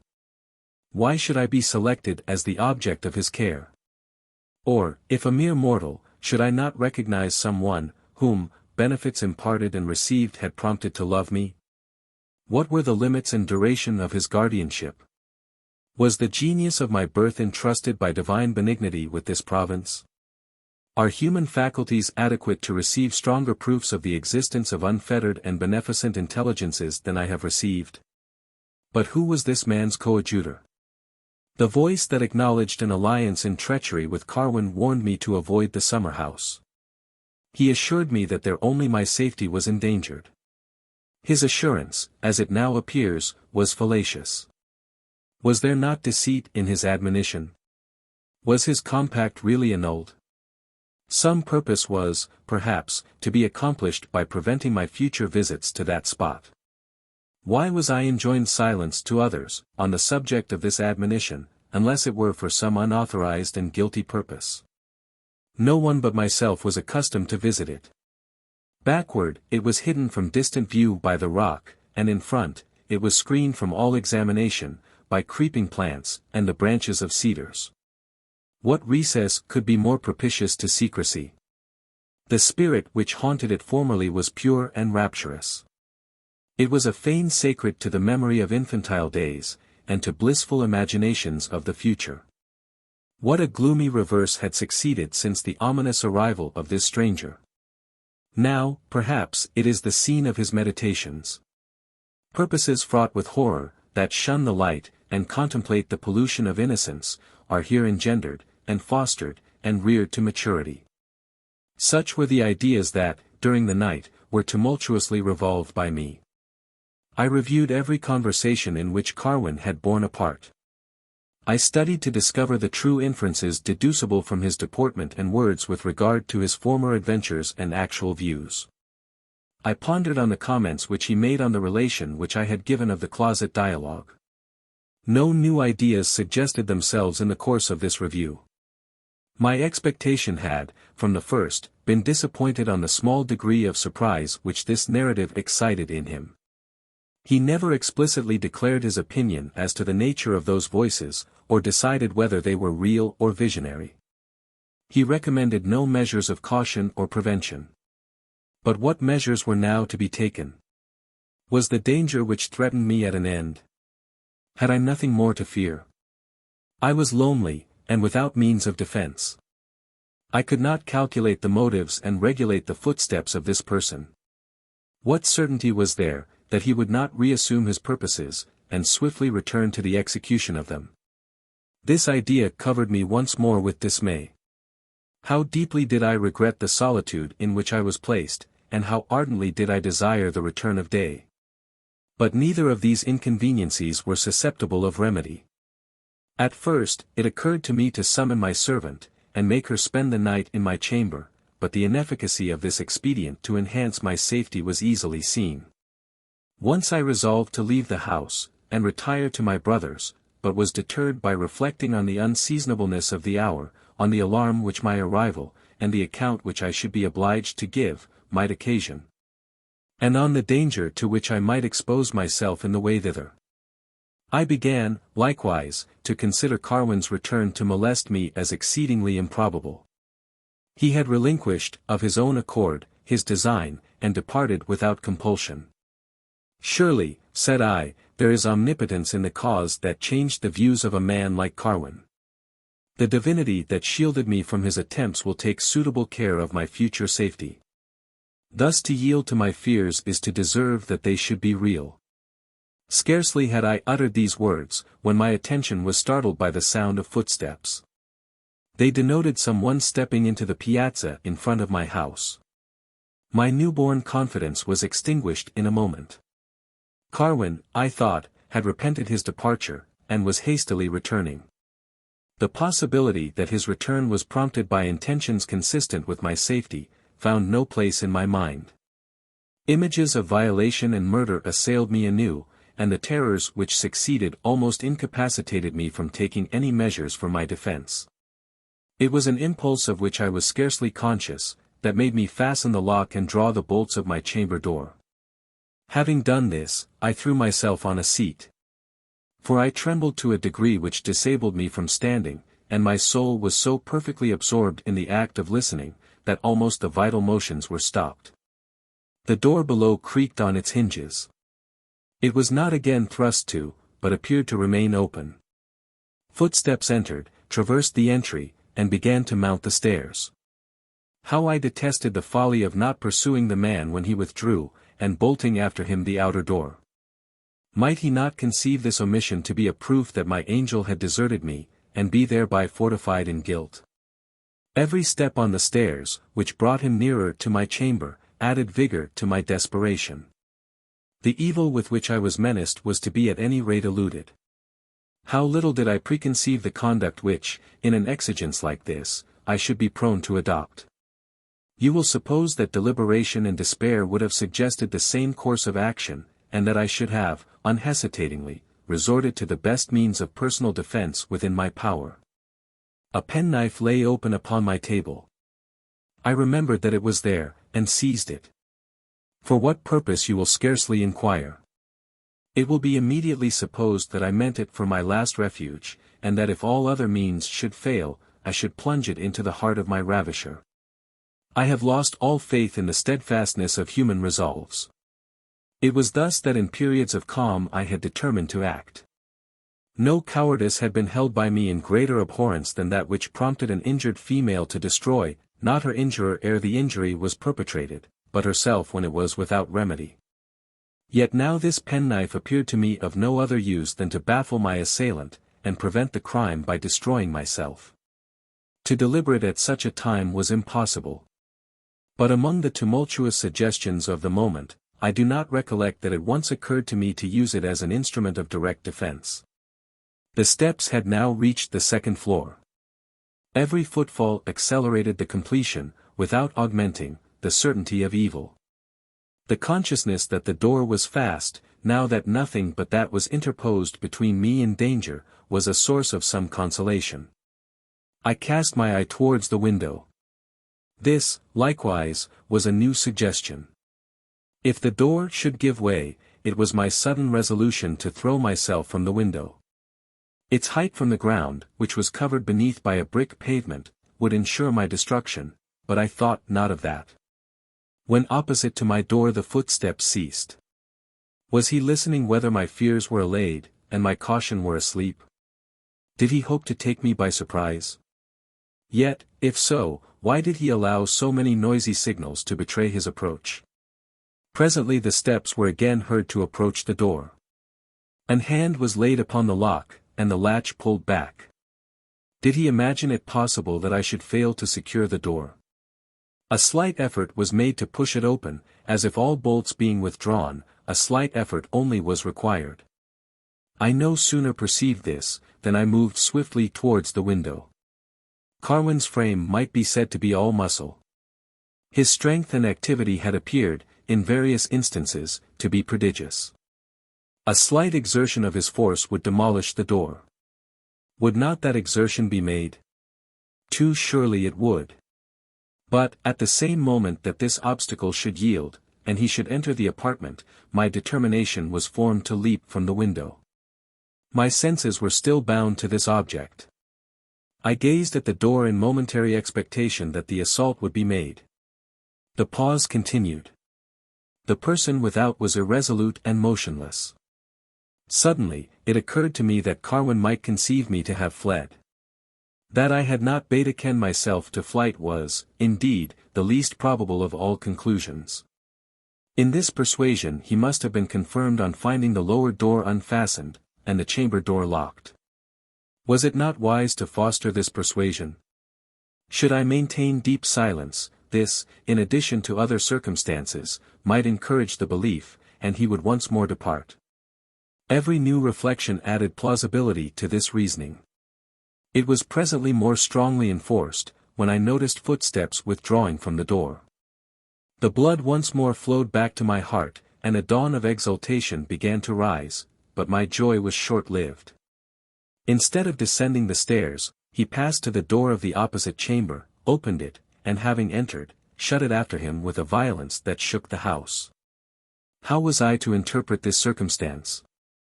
For what end could he have entered this chamber? Did the violence with which he closed the door testify the depth of his vexation? This room was usually occupied by Pleyel. Was Carwin aware of his absence on this night? Could he be suspected of a design so sordid as pillage? If this were his view, there were no means in my power to frustrate it. It behoved me to seize the first opportunity to escape. But if my escape were supposed by my enemy to have been already effected, no asylum was more secure than the present. How could my passage from the house be accomplished without noises that might incite him to pursue me? Utterly at a loss to account for his going into Pleyel's chamber, I waited in instant expectation of hearing him come forth. All, however, was profoundly still. I listened in vain for a considerable period, to catch the sound of the door when it should again be opened. There was no other avenue by which he could escape, but a door which led into the girl's chamber. Would any evil from this quarter befall the girl? Hence arose a new train of apprehensions. They merely added to the turbulence and agony of my reflections. Whatever evil impended over her, I had no power to avert it. Seclusion and silence were the only means of saving myself from the perils of this fatal night. What solemn vows did I put up, that if I should once more behold the light of day, I would never trust myself again within the threshold of this dwelling. Minute lingered after minute, but no token was given that Carwin had returned to the passage. What, I again asked, could detain him in this room? Was it possible that he had returned, and glided, unperceived, away? I was speedily aware of the difficulty that attended an enterprise like this. And yet, as if by that means I were capable of gaining any information on that head, I cast anxious looks from the window. The object that first attracted my attention was an human figure standing on the edge of the bank. Perhaps my penetration was assisted by my hopes. Be that as it will, the figure of Carwin was clearly distinguishable. From the obscurity of my station, it was impossible that I should be discerned by him, and yet he scarcely suffered me to catch a glimpse of him. He turned and went down the steep, which, in this part, was not difficult to be scaled. My conjecture then had been right. Carwin has softly opened the door, descended the stairs, and issued forth. That I should not have overheard his steps, was only less incredible than that my eyes had deceived me. But what was now to be done? The house was at length delivered from this detested inmate. By one avenue might he again re-enter. Was it not wise to bar the lower door? Perhaps he had gone out by the kitchen door. For this end, he must have passed through Judith's chamber. These entrances being closed and bolted, as great security was gained as was compatible with my lonely condition. The propriety of these measures was too manifest not to make me struggle successfully with my fears. Yet I opened my own door with the utmost caution, and descended as if I were afraid that Carwin had been still immured in Pleyel's chamber. The outer door was ajar. I shut, with trembling eagerness, and drew every bolt that appended to it. I then passed with light and less cautious steps through the parlor, but was surprised to discover that the kitchen door was secure. I was compelled to acquiesce in the first conjecture that Carwin had escaped through the entry. My heart was now somewhat eased of the load of apprehension. I returned once more to my chamber, the door of which I was careful to lock. It was no time to think of repose. The moonlight began already to fade before the light of the day. The approach of morning was betokened by the usual signals. I mused upon the events of this night, and determined to take up my abode henceforth at my brother's.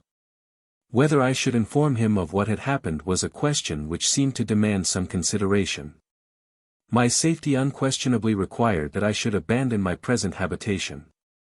As my thoughts began to flow with fewer impediments, the image of Pleyel, and the dubiousness of his condition, again recurred to me. I again ran over the possible causes of his absence on the preceding day. My mind was attuned to melancholy. I dwelt, with an obstinacy for which I could not account, on the idea of his death. I painted to myself his struggles with the billows, and his last appearance. I imagined myself a midnight wanderer on the shore, and to have stumbled on his corpse, which the tide had cast up. These dreary images affected me even to tears. I endeavored not to restrain them. They imparted a relief which I had not anticipated. The more copiously they flowed, the more did my general sensations appear to subside into calm, and a certain restlessness give way to repose. Perhaps, relieved by this effusion, the slumbers so much wanted might have stolen on my senses, had there been no new cause of alarm. Chapter 11. I was aroused from this stupor by sounds that evidently arose in the next chamber. Was it possible that I had been mistaken in the figure which I had seen on the bank? Or had Carwin, by some inscrutable means, penetrated once more into this chamber? The opposite door opened. Footsteps came forth, and the person, advancing to mine, knocked. So unexpected an incident robbed me of all presence of mind, and, starting up, I involuntarily exclaimed, "Who is there?" An answer was immediately given. The voice, to my inexpressible astonishment, was Pleyel's. "It is I. Have you risen? If you have not, make haste, I want 3 minutes' conversation with you in the parlor, I will wait for you there."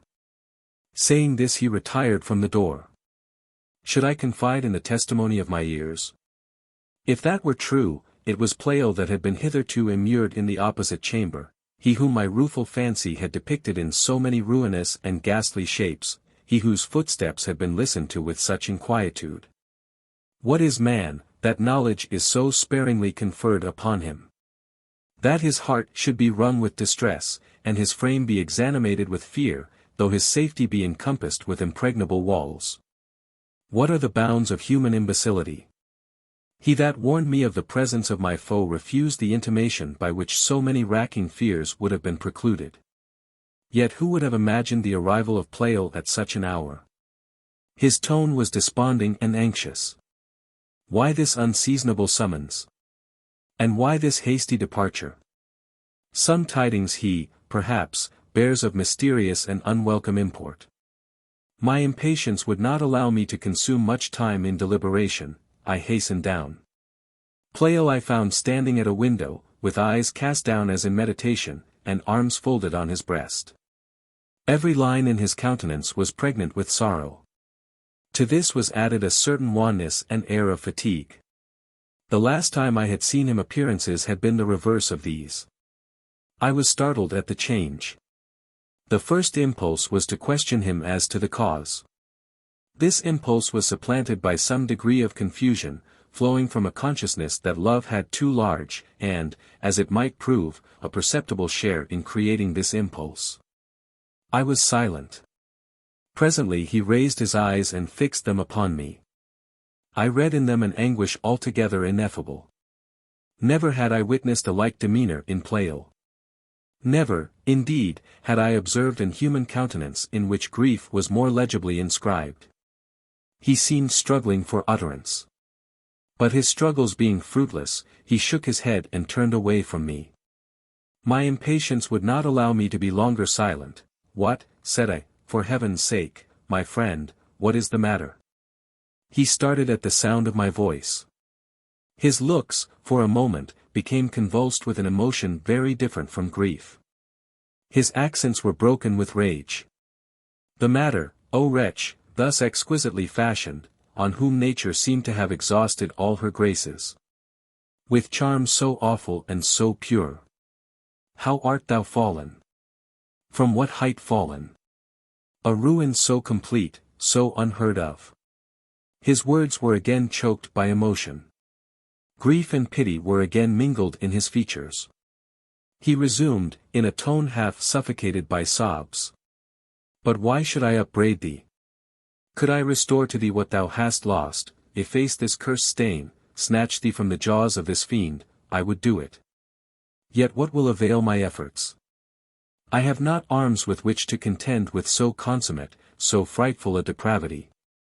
Evidence less than this would only have excited resentment and scorn.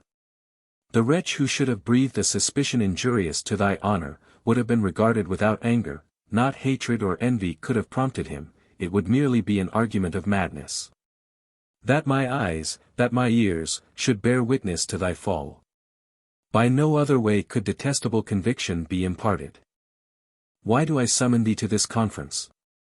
Why expose myself to thy derision? Here admonition and entreaty are vain. Thou knowest him already, for a murderer and thief. I had thought to have been the first to disclose to thee his infamy, to have warned thee of the pit to which thou art hastening, but thy eyes are open in vain. O foul and insupportable disgrace! There is but one path. I know you will disappear together. In thy ruin, how will the felicity and honor of multitudes be involved? But it must come. This scene shall not be blotted by his presence. No doubt thou wilt shortly see thy detested paramour. This scene will be again polluted by a midnight assignation. Inform him of his danger, tell him that his crimes are known. Let him fly far and instantly from this spot, if he desires to avoid the fate which menaced him in Ireland. And wilt thou not stay behind, but shame upon my weakness? I know not what I would say. I have done what I purposed. To stay longer, to expostulate, to beseech, to enumerate the consequences of thy act, what end can it serve but to blazon thy infamy and embitter our woes? And yet, oh think ere it be too late, on the distresses which thy flight will entail upon us, on the base, grovelling, and atrocious character of the wretch to whom thou hast sold thy honour. But what is this? Is not thy effrontery impenetrable, and thy heart thoroughly cankered? O most specious, and most profligate of women! Saying this, he rushed out of the house. I saw him in a few moments hurrying along the path which led to my brother's. I had no power to prevent his going, or to recall, or to follow him. The accents I had heard were calculated to confound and bewilder. I looked around me to assure myself that the scene was real. I moved that I might banish the doubt that I was awake. Such enormous imputations from the mouth of Pleyel. To be stigmatized with the names of wanton and profligate. To be charged with the sacrifice of honor. With midnight meetings with a wretch known to be a murderer and thief. With an intention to fly in his company. What I had heard was surely the dictate of frenzy, or it was built upon some fatal, some incomprehensible mistake. After the horrors of the night, after undergoing perils so imminent from this man, to be summoned to an interview like this. To find Pleyel fraught with a belief that, instead of having chosen death as a refuge from the violence of this man, I had hugged his baseness to my heart, had sacrificed for him my purity, my spotless name, my friendships, and my fortune. That even madness could engender accusations like these was not to be believed. What evidence could possibly suggest conceptions so wild? After the unlooked-for interview with Carwin in my chamber, he retired. Could Pleyel have observed his exit? It was not long after that Pleyel himself entered. Did he build on this incident his odious conclusions? Could the long series of my actions and sentiments grant me no exemption from suspicions so foul? Was it not more rational to infer that Carwin's designs had been illicit, that my life had been endangered by the fury of one whom, by some means, he had discovered to be an assassin and robber? That my honor had been assailed, not by blandishments, but by violence? He has judged me without hearing. He has drawn from dubious appearances, conclusions the most improbable and unjust.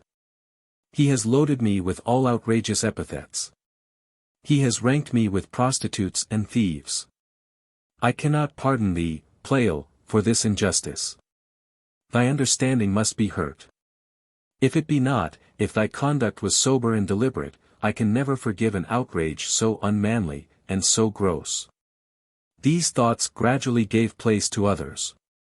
Pleyel was possessed by some momentary frenzy, appearances had led him into palpable errors. Whence could his sagacity have contracted this blindness? Was it not love? Previously assured of my affection for Carwin, distracted with grief and jealousy, and impelled hither at that late hour by some unknown instigation, his imagination transformed shadows into monsters, and plunged him into these deplorable errors. This idea was not unattended with consolation. My soul was divided between indignation at his injustice, and delight on account of the source from which I conceived it to spring. For a long time they would allow admission to no other thoughts. Surprise is an emotion that enfeebles, not invigorates. All my meditations were accompanied with wonder. I rambled with vagueness, or clung to one image with an obstinacy which sufficiently testified the maddening influence of late transactions. Gradually I proceeded to reflect upon the consequences of Pleyel's mistake, and on the measures I should take to guard myself against future injury from Carwin. Should I suffer this mistake to be detected by time? When his passion should subside, would he not perceive the flagrancy of his injustice, and hasten to atone for it? Did it not become my character to testify resentment for language and treatment so opprobrious? Wrapped up in the consciousness of innocence, and confiding in the influence of time and reflection to confute so groundless a charge, it was my province to be passive and silent. As to the violences meditated by Carwin, and the means of eluding them, the path to be taken by me was obvious. I resolved to tell the tale to my brother, and regulate myself by his advice. For this end, when the morning was somewhat advanced, I took the way to his house. My sister was engaged in her customary occupations. As soon as I appeared, she remarked a change in my looks. I was not willing to alarm her by the information which I had to communicate. Her health was in that condition which rendered a disastrous tale particularly unsuitable. I forbore a direct answer to her inquiries, and inquired, in my turn, for Wieland. "Why," said she, "I suspect something mysterious and unpleasant has happened this morning." Scarcely had we risen when Pleyel dropped among us. What could have prompted him to make us so early and so unseasonable a visit I cannot tell. To judge from the disorder of his dress, and his countenance, something of an extraordinary nature has occurred. He permitted me merely to know that he had slept none, nor even undressed, during the past night. He took your brother to walk with him. Some topic must have deeply engaged them, for Wieland did not return till the breakfast hour was past, and returned alone. His disturbance was excessive, but he would not listen to my importunities, or tell me what had happened. I gathered from hints which he let fall, that your situation was, in some way, the cause, yet he assured me that you were at your own house, alive, in good health, and in perfect safety. He scarcely ate a morsel, and immediately after breakfast went out again. He would not inform me whither he was going, but mentioned that he probably might not return before night. I was equally astonished and alarmed by this information. Pleyel had told his tale to my brother, and had, by a plausible and exaggerated picture, instilled into him unfavorable thoughts of me. Yet would not the more correct judgment of Wieland perceive and expose the fallacy of his conclusions? Perhaps his uneasiness might arise from some insight into the character of Carwin, and from apprehensions for my safety. The appearances by which Pleyel had been misled, might induce him likewise to believe that I entertained an indiscreet, though not dishonorable affection for Carwin. Such were the conjectures rapidly formed. I was inexpressibly anxious to change them into certainty. For this end an interview with my brother was desirable. He was gone, no one knew whither, and was not expected speedily to return. I had no clue by which to trace his footsteps. My anxieties could not be concealed from my sister. They heightened her solicitude to be acquainted with the cause. There were many reasons persuading me to silence, at least, till I had seen my brother. It would be an act of inexcusable temerity to unfold what had lately passed. No other expedient for eluding her importunities occurred to me, but that of returning to my own house. I recollected my determination to become a tenant of this roof. I mentioned it to her. She joyfully acceded to this proposal, and suffered me, with less reluctance, to depart, when I told her that it was with a view to collect and send to my new dwelling what articles would be immediately useful to me. Once more I returned to the house which had been the scene of so much turbulence and danger. I was at no great distance from it when I observed my brother coming out. On seeing me he stopped, and after ascertaining, as it seemed, which way I was going, he returned into the house before me. I sincerely rejoiced at this event, and I hastened to set things, if possible, on their right footing. His brow was by no means expressive of those vehement emotions with which Pleyel had been agitated.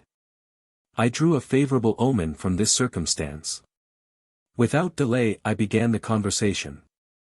"I have been to look for you," said I, "but was told by Catharine that Pleyel had engaged you on some important and disagreeable affair. Before his interview with you he spent a few minutes with me. These minutes he employed in upbraiding me for crimes and intentions with which I am by no means chargeable. I believe him to have taken up his opinions on very insufficient grounds. His behavior was in the highest degree precipitate and unjust, and, until I receive some atonement, I shall treat him, in my turn, with that contempt which he justly merits. Meanwhile I am fearful that he has prejudiced my brother against me. That is an evil which I most anxiously deprecate, and which I shall indeed exert myself to remove. Has he made me the subject of this morning's conversation?" My brother's countenance testified no surprise at my address. The benignity of his looks were no wise diminished. "It is true," said he, "your conduct was the subject of our discourse. I am your friend, as well as your brother. There is no human being whom I love with more tenderness, and whose welfare is nearer my heart. Judge then with what emotions I listened to Pleyel's story. I expect and desire you to vindicate yourself from aspersions so foul, if vindication be possible. The tone with which he uttered the last words affected me deeply. If vindication be possible, repeated I. From what you know, do you deem a formal vindication necessary? Can you harbor for a moment the belief of my guilt? He shook his head with an air of acute anguish. I have struggled, said he, to dismiss that belief. You speak before a judge who will profit by any pretense to acquit you, who is ready to question his own senses when they plead against you. These words incited a new set of thoughts in my mind. I began to suspect that Pleyel had built his accusations on some foundation unknown to me. I may be a stranger to the grounds of your belief. Pleyel loaded me with indecent and virulent invectives, but he withheld from me the facts that generated his suspicions. Events took place last night of which some of the circumstances were of an ambiguous nature. I conceived that these might possibly have fallen under his cognizance, and that, viewed through the mists of prejudice and passion, they supplied a pretense for his conduct. But believed that your more unbiased judgment would estimate them at their just value. Perhaps his tale has been different from what I suspect it to be. Listen then to my narrative. If there be anything in his story inconsistent with mine, his story is false. I then proceeded to a circumstantial relation of the incidents of the last night. Wieland listened with deep attention. Having finished, this, continued I, is the truth, you see in what circumstances an interview took place between Carwin and me. He remained for hours in my closet, and for some minutes in my chamber. He departed without haste or interruption.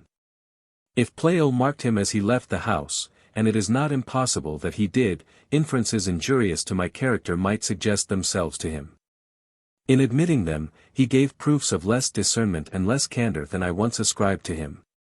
His proofs, said Wieland, after a considerable pause, are different. That he should be deceived, is not possible.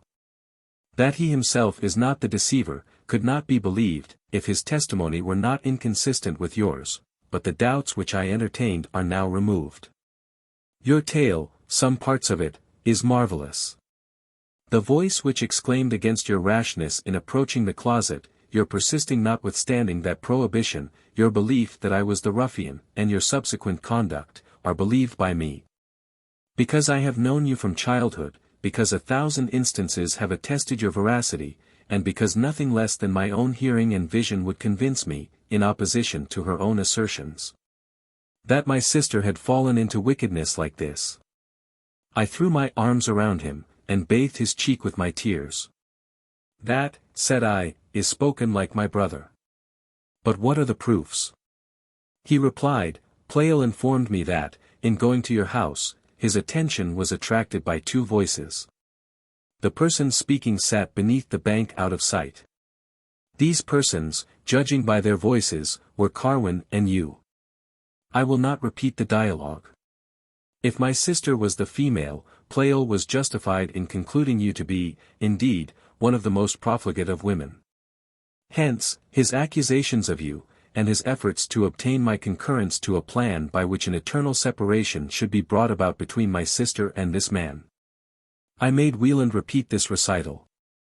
Here, indeed, was a tale to fill me with terrible foreboding. I had vainly thought that my safety could be sufficiently secured by doors and bars, but this is a foe from whose grasp no power of divinity can save me. His artifices will ever lay my fame and happiness at his mercy. How shall I counterwork his plots, or detect his coadjutor? He has taught some vile and abandoned female to mimic my voice. Pleyel's ears were the witnesses of my dishonor. This is the midnight assignation to which he alluded. Thus is the silence he maintained when attempting to open the door of my chamber, accounted for.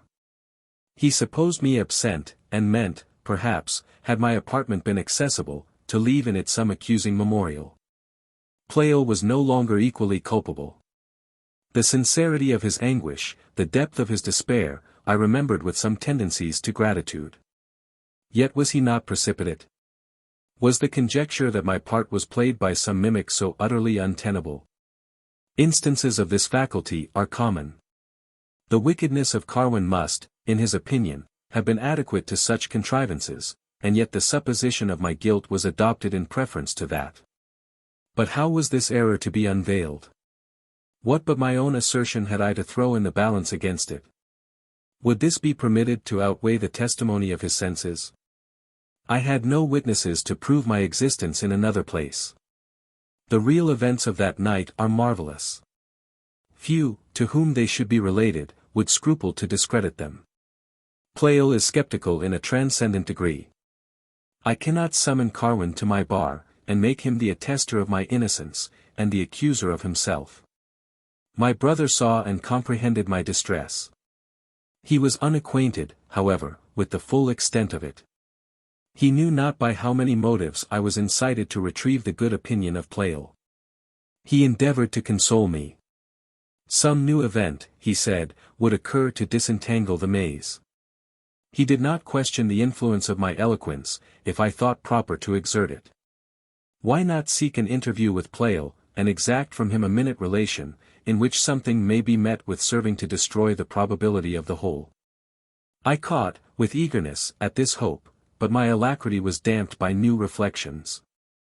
Should I, perfect in this respect, and unblemished as I was, thrust myself, uncalled, into his presence, and make my felicity depend upon his arbitrary verdict? If you choose to seek an interview, continued Wieland, you must make haste, for Pleyel informed me of his intention to set out this evening or tomorrow on a long journey. No intelligence was less expected or less welcome than this. I had thrown myself in a window seat, but now, starting on my feet, I exclaimed, "Good heavens! What is it you say? A journey? Whither? When? I cannot say whither. It is a sudden resolution, I believe. I did not hear of it till this morning. He promises to write to me as soon as he is settled." I needed no further information as to the cause and issue of this journey. The scheme of happiness to which he had devoted his thoughts was blasted by the discovery of last night. My preference of another, and my unworthiness to be any longer the object of his adoration, were evinced by the same act and in the same moment. The thought of utter desertion, a desertion originating in such a cause, was the prelude to distraction. That Pleyel should abandon me forever, because I was blind to his excellence, because I coveted pollution, and wedded infamy, when, on the contrary, my heart was the shrine of all purity, and beat only for his sake, was a destiny which, as long as my life was in my own hands, would by no means consent to endure. I remembered that this evil was still preventable, that this fatal journey it was still in my power to procrastinate, or, perhaps, to occasion it to be laid aside. There were no impediments to a visit, I only dreaded lest the interview should be too long delayed. My brother befriended my impatience, and readily consented to furnish me with a chaise and servant to attend me. My purpose was to go immediately to Pleyel's farm, where his engagements usually detained him during the day. Chapter 12. My way lay through the city. I had scarcely entered it when I was seized with a general sensation of sickness. Every object grew dim and swam before my sight. It was with difficulty I prevented myself from sinking to the bottom of the carriage. I ordered myself to be carried to Mrs. Bainton's, in hope that an interval of repose would invigorate and refresh me.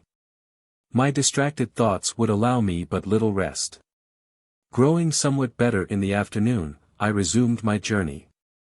My contemplations were limited to a few objects. I regarded my success, in the purpose which I had in view, as considerably doubtful. I depended, in some degree, on the suggestions of the moment, and on the materials which Pleyel himself should furnish me. When I reflected on the nature of the accusation, I burned with disdain. Would not truth, and the consciousness of innocence, render me triumphant? Should I not cast from me, with irresistible force, such atrocious imputations? What an entire and mournful change has been effected in a few hours! The gulf that separates man from insects is not wider than that which severs the polluted from the chaste among women. Yesterday and today I am the same. There is a degree of depravity to which it is impossible for me to sink, yet, in the apprehension of another, my ancient and intimate associate, the perpetual witness of my actions, and partaker of my thoughts, I had ceased to be the same. My integrity was tarnished and withered in his eyes. I was the colleague of a murderer, and the paramour of a thief. His opinion was not destitute of evidence, yet what proofs could reasonably avail to establish an opinion like this? If the sentiments corresponded not with the voice that was heard, the evidence was deficient, but this want of correspondence would have been supposed by me if I had been the auditor and Pleyel the criminal. But mimicry might still more plausibly have been employed to explain the scene. Alas! It is the fate of Clara Wieland to fall into the hands of a precipitate and inexorable judge. But what, O man of mischief, is the tendency of thy thoughts? Frustrated in thy first design, thou wilt not forego the immolation of thy victim. To exterminate my reputation was all that remained to thee, and this my guardian has permitted. To dispossess Pleyel of this prejudice may be impossible. But if that be effected, it cannot be supposed that thy wiles are exhausted, thy cunning will discover innumerable avenues to the accomplishment of thy malignant purpose. Why should I enter the lists against thee? Would to heaven I could disarm thy vengeance by my deprecations. When I think of all the resources with which nature and education have supplied thee, that thy form is a combination of steely fibers and organs of exquisite ductility and boundless compass, actuated by an intelligence gifted with infinite endowments, and comprehending all knowledge, I perceive that my doom is fixed. What obstacle will be able to divert thy zeal or repel thy efforts? That being who has hitherto protected me has borne testimony to the formidableness of thy attempts, since nothing less than supernatural interference could check thy career. Musing on these thoughts, I arrived, towards the close of the day, at Pleyel's house.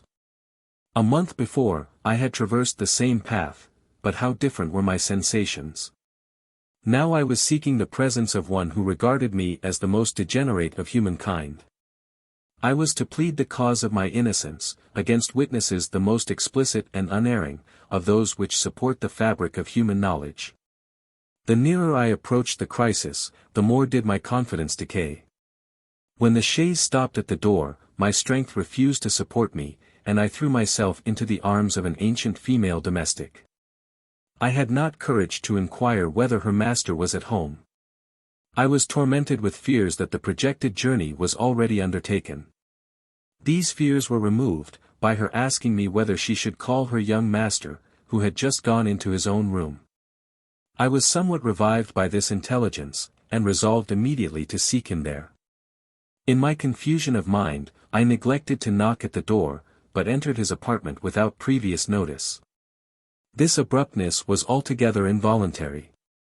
Absorbed in reflections of such unspeakable moment, I had no leisure to heed the niceties of punctilio. I discovered him standing with his back towards the entrance.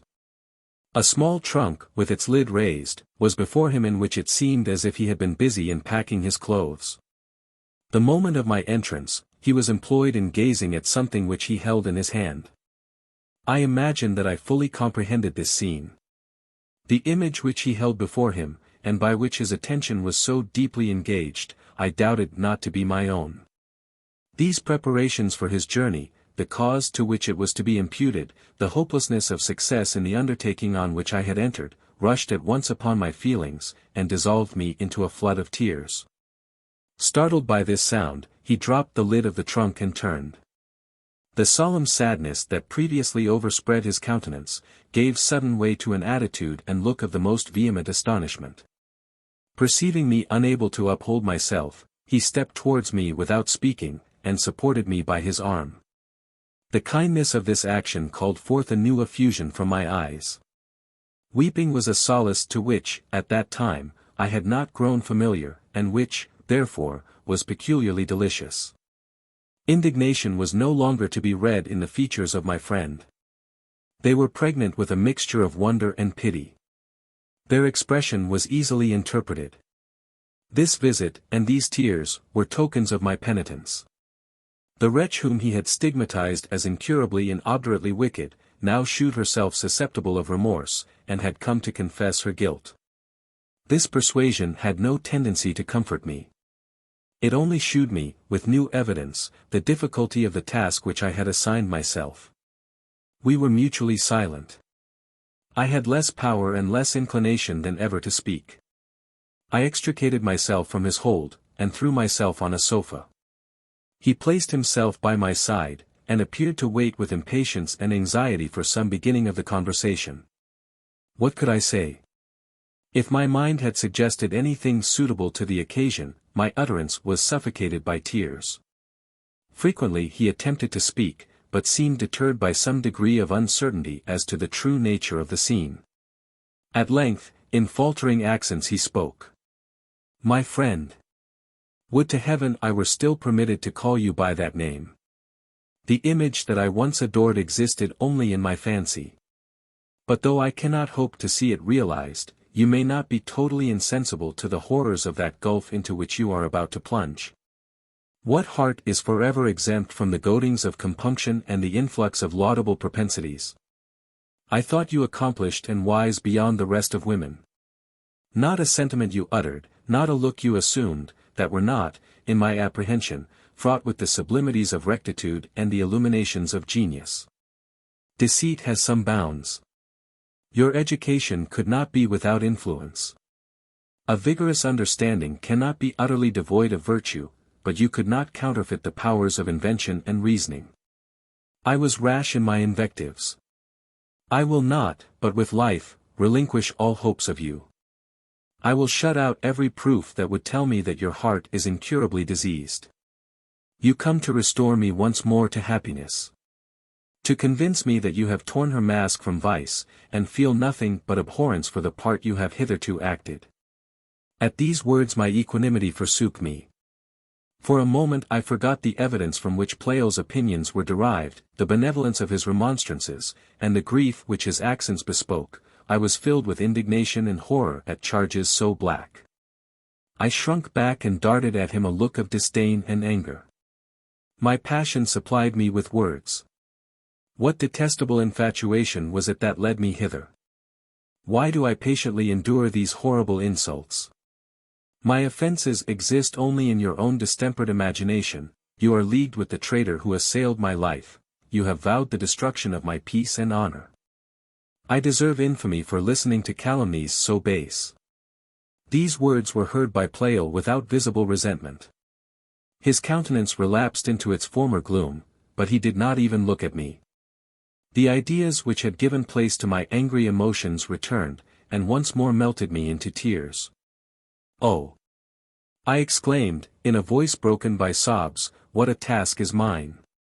Compelled to hearken to charges which I feel to be false, but which I know to be believed by him that utters them. Believed too not without evidence, which, though fallacious, is not unplausible. I came hither not to confess, but to vindicate. I know the source of your opinions. Wieland has informed me on what your suspicions are built. These suspicions are fostered by you as certainties. The tenor of my life, of all my conversations and letters, affords me no security. Every sentiment that my tongue and my pen have uttered, bear testimony to the rectitude of my mind. But this testimony is rejected. I am condemned as brutally profligate, I am classed with the stupidly and sordidly wicked. And where are the proofs that must justify so foul and so improbable an accusation? You have overheard a midnight conference. Voices have saluted your ear, in which you imagine yourself to have recognized mine, and that of a detected villain. The sentiments expressed were not allowed to outweigh the casual or concerted resemblance of voice. Sentiments the reverse of all those whose influence my former life had attested, denoting a mind polluted by groveling vices, and entering into compact with that of a thief and a murderer. The nature of these sentiments did not enable you to detect the cheat, did not suggest to you the possibility that my voice had been counterfeited by another. You were precipitate and prone to condemn. Instead of rushing on the impostors, and comparing the evidence of sight with that of hearing, you stood aloof, or you fled. My innocence would not now have stood in need of vindication, if this conduct had been pursued. That you did not pursue it, your present thoughts incontestably prove. Yet this conduct might surely have been expected from Pleyel. That he would not hastily impute the blackest of crimes, that he would not couple my name with infamy, and cover me with ruin for inadequate or slight reasons, might reasonably have been expected. The sobs which convulsed my bosom would not suffer me to proceed. Pleyel was for a moment affected. He looked at me with some expression of doubt, but this quickly gave place to a mournful solemnity. He fixed his eyes on the floor as in reverie, and spoke. 2 hours hence I am gone. Shall I carry away with me the sorrow that is now my guest?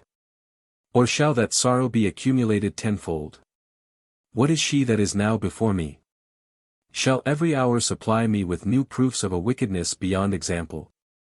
Already I deem her the most abandoned and detestable of human creatures. Her coming and her tears imparted a gleam of hope, but that gleam has vanished. He now fixed his eyes upon me, and every muscle in his face trembled. His tone was hollow and terrible. Thou knowest that I was a witness of your interview, yet thou comest hither to upbraid me for injustice. Thou canst look me in the face and say that I am deceived, an inscrutable providence has fashioned thee for some end. Thou wilt live, no doubt, to fulfill the purposes of thy Maker, if he repent not of his workmanship, and send not his vengeance to exterminate thee, ere the measure of thy days be full. Surely nothing in the shape of man can vie with thee. But I thought I had stifled this fury. I am not constituted thy judge. My office is to pity and amend, and not to punish and revile. I deemed myself exempt from all tempestuous passions. I had almost persuaded myself to weep over thy fall. But I am frail as dust, and mutable as water. I am calm, I am compassionate only in thy absence. Make this house, this room, thy abode as long as thou wilt, but forgive me if I prefer solitude for the short time during which I shall stay. Saying this, he motioned as if to leave the apartment. The stormy passions of this man affected me by sympathy. I ceased to weep. I was motionless and speechless with agony. I sat with my hands clasped, mutely gazing after him as he withdrew. I desired to detain him, but was unable to make any effort for that purpose, till he had passed out of the room. I then uttered an involuntary and piercing cry, Pleyel. Art thou gone? Gone forever? At this summons he hastily returned. He beheld me wild, pale, gasping for breath, and my head already sinking on my bosom. A painful dizziness seized me, and I fainted away. When I recovered, I found myself stretched on a bed in the outer apartment, and Pleyel, with 2 female servants standing beside it. All the fury and scorn which the countenance of the former lately expressed, had now disappeared, and was succeeded by the most tender anxiety. As soon as he perceived that my senses were returned to me, he clasped his hands, and exclaimed, God be thanked. You are once more alive. I had almost despaired of your recovery. I fear I have been precipitate and unjust. My senses must have been the victims of some inexplicable and momentary frenzy. Forgive me, I beseech you, forgive my reproaches. I would purchase conviction of your purity, at the price of my existence here and hereafter. He once more, in a tone of the most fervent tenderness, besought me to be composed, and then left me to the care of the women. Chapter 13. Here was wrought a surprising change in my friend. What was it that had shaken conviction so firm? Had anything occurred during my fit, adequate to produce so total an alteration?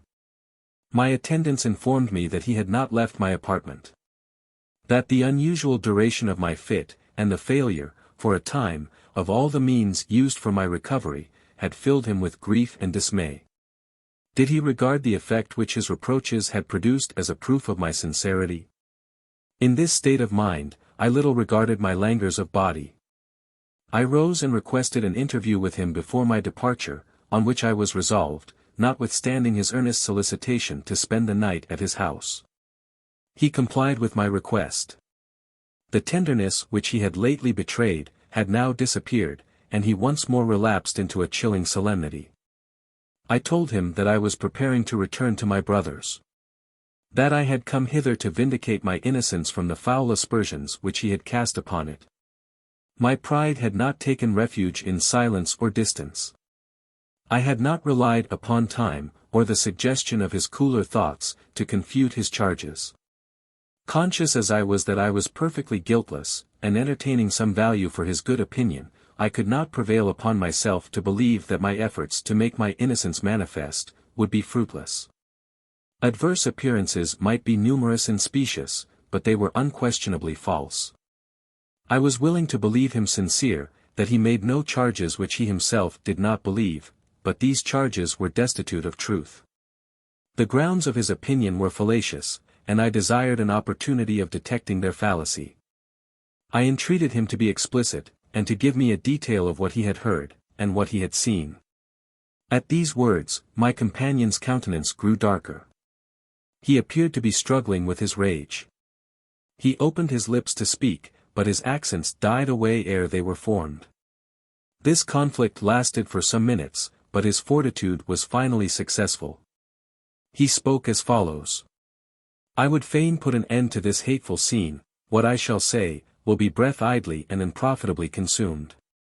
The clearest narrative will add nothing to your present knowledge. You are acquainted with the grounds of my opinion, and yet you avow yourself innocent. Why then should I rehearse these grounds? You are apprised of the character of Carwin, why then should I enumerate the discoveries which I have made respecting him? Yet, since it is your request. Since, considering the limitedness of human faculties, some error may possibly lurk in those appearances which I have witnessed, I will briefly relate what I know. Need I dwell upon the impressions which your conversation and deportment originally made upon me? We parted in childhood, but our intercourse, by letter, was copious and uninterrupted. How fondly did I anticipate a meeting with one whom her letters had previously taught me to consider as the first of women, and how fully realized were the expectations that I had formed. Here, said I, is a being, after whom sages may model their transcendent intelligence, and painters, their ideal beauty. Here is exemplified, that union between intellect and form, which has hitherto existed only in the conceptions of the poet. I have watched your eyes, my attention has hung upon your lips. I have questioned whether the enchantments of your voice were more conspicuous in the intricacies of melody, or the emphasis of rhetoric. I have marked the transitions of your discourse, the felicities of your expression, your refined argumentation, and glowing imagery. And been forced to acknowledge, that all delights were meager and contemptible, compared with those connected with the audience and sight of you. I have contemplated your principles, and been astonished at the solidity of their foundation, and the perfection of their structure. I have traced you to your home. I have viewed you in relation to your servants, to your family, to your neighbors, and to the world. I have seen by what skillful arrangements you facilitate the performance of the most arduous and complicated duties. What daily accessions of strength your judicious discipline bestowed upon your memory, what correctness and abundance of knowledge was daily experienced by your unwearied application to books, and to writing. If she that possesses so much in the bloom of youth, will go on accumulating her stores, what, said I, is the picture she will display at a mature age? You know not the accuracy of my observation. I was desirous that others should profit by an example so rare. I therefore noted down, in writing, every particular of your conduct. I was anxious to benefit by an opportunity so seldom afforded us. I labored not to omit the slightest shade, or the most petty line in your portrait. Here there was no other task incumbent on me but to copy, there was no need to exaggerate or overlook, in order to produce a more unexceptionable pattern. Here was a combination of harmonies and graces, incapable of diminution or accession without injury to its completeness. I found no end and no bounds to my task.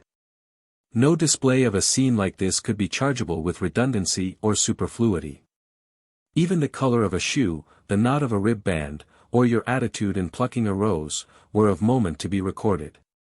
Even the arrangements of your breakfast table and your toilet have been amply displayed. I know that mankind are more easily enticed to virtue by example than by precept.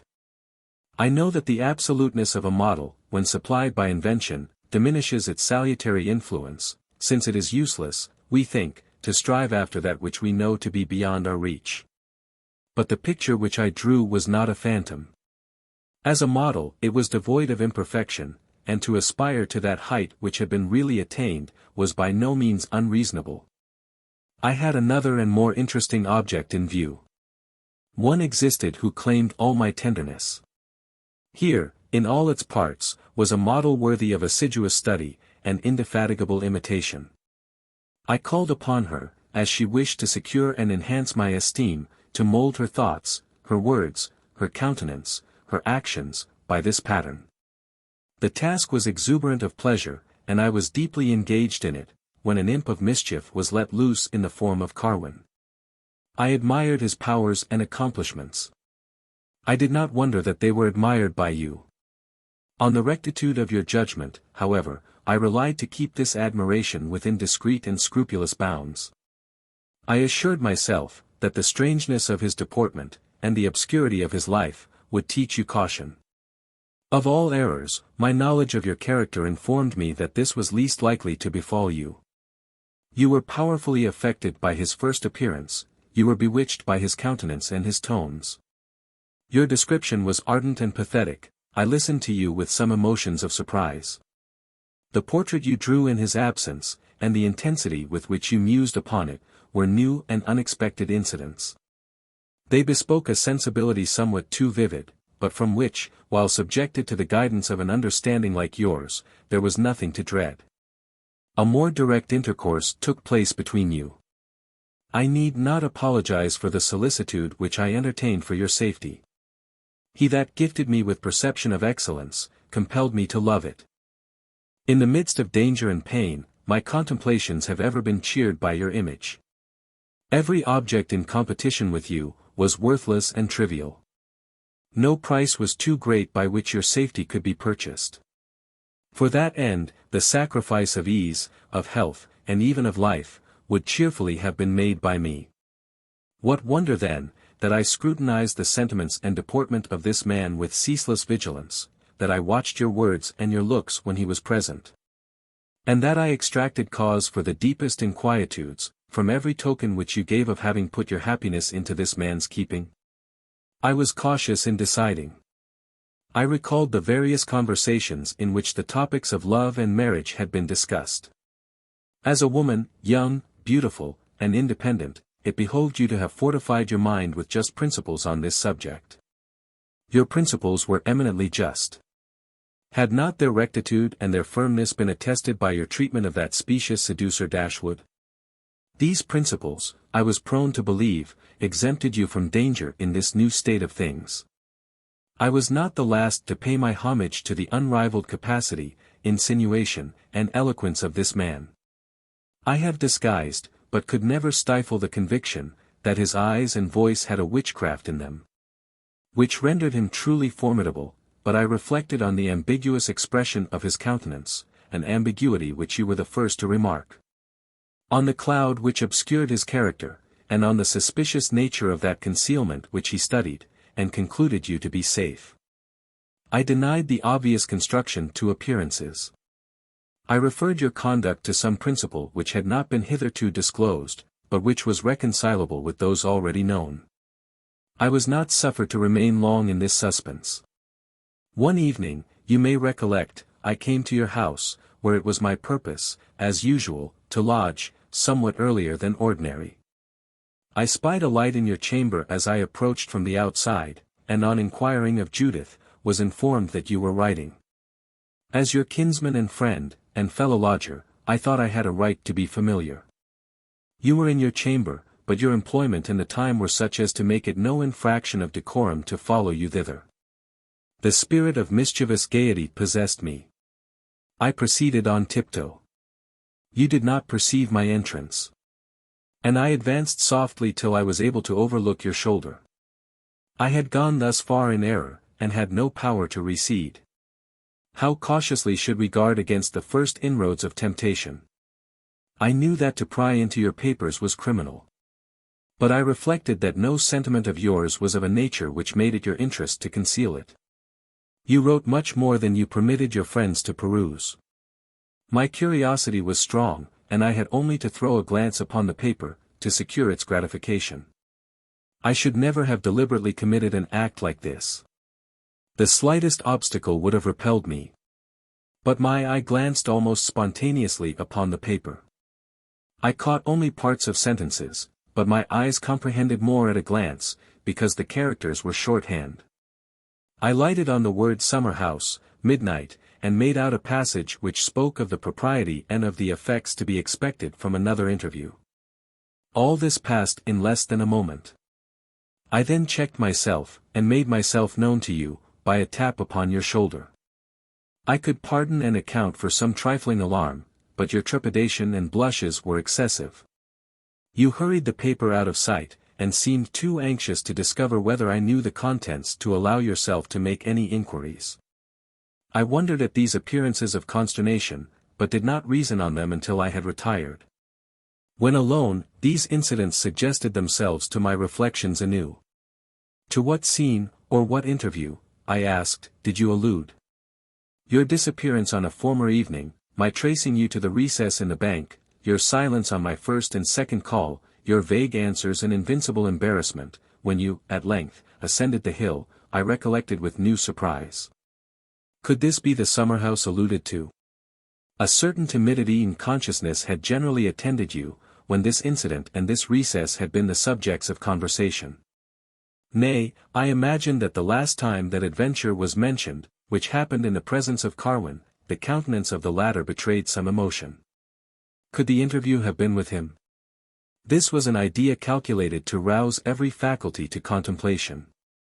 An interview at that hour, in this darksome retreat, with a man of this mysterious but formidable character. A clandestine interview, and one which you afterwards endeavored with so much solicitude to conceal. It was a fearful and portentous occurrence. I could not measure his power, or fathom his designs. Had he rifled from you the secret of your love, and reconciled you to concealment and nocturnal meetings? I scarcely ever spent a night of more inquietude. I knew not how to act. The ascertainment of this man's character and views seemed to be, in the first place, necessary. Had he openly preferred his suit to you, we should have been empowered to make direct inquiries. But since he had chosen this obscure path, it seemed reasonable to infer that his character was exceptionable. It, at least, subjected us to the necessity of resorting to other means of information. Yet the improbability that you should commit a deed of such rashness, made me reflect anew upon the insufficiency of those grounds on which my suspicions had been built, and almost to condemn myself for harboring them. Though it was mere conjecture that the interview spoken of had taken place with Carwin, yet two ideas occurred to involve me in the most painful doubts. This man's reasonings might be so specious, and his artifices so profound, that, aided by the passion which you had conceived for him, he had finally succeeded, or his situation might be such as to justify the secrecy which you maintained. In neither case did my wildest reveries suggest to me, that your honor had been forfeited. I could not talk with you on this subject. If the imputation was false, its atrociousness would have justly drawn upon me your resentment, and I must have explained by what facts it had been suggested. If it were true, no benefit would follow from the mention of it. You had chosen to conceal it for some reasons, and whether these reasons were true or false, it was proper to discover and remove them in the first place.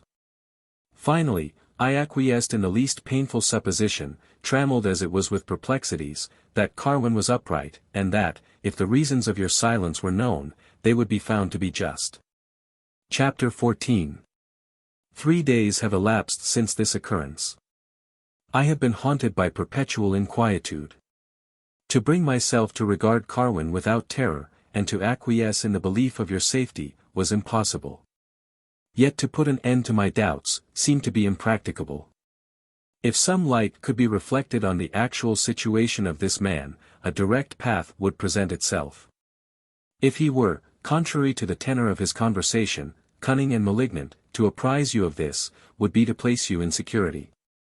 If he were merely unfortunate and innocent, most readily would I espouse his cause. And if his intentions were upright with regard to you, most eagerly would I sanctify your choice by my approbation. It would be vain to call upon Carwin for an avowal of his deeds. It was better to know nothing, than to be deceived by an artful tale. What he was unwilling to communicate, and this unwillingness had been repeatedly manifested, could never be extorted from him. Importunity might be appeased, or imposture effected by fallacious representations. To the rest of the world he was unknown. I had often made him the subject of discourse. But a glimpse of his figure in the street was the sum of their knowledge who knew most.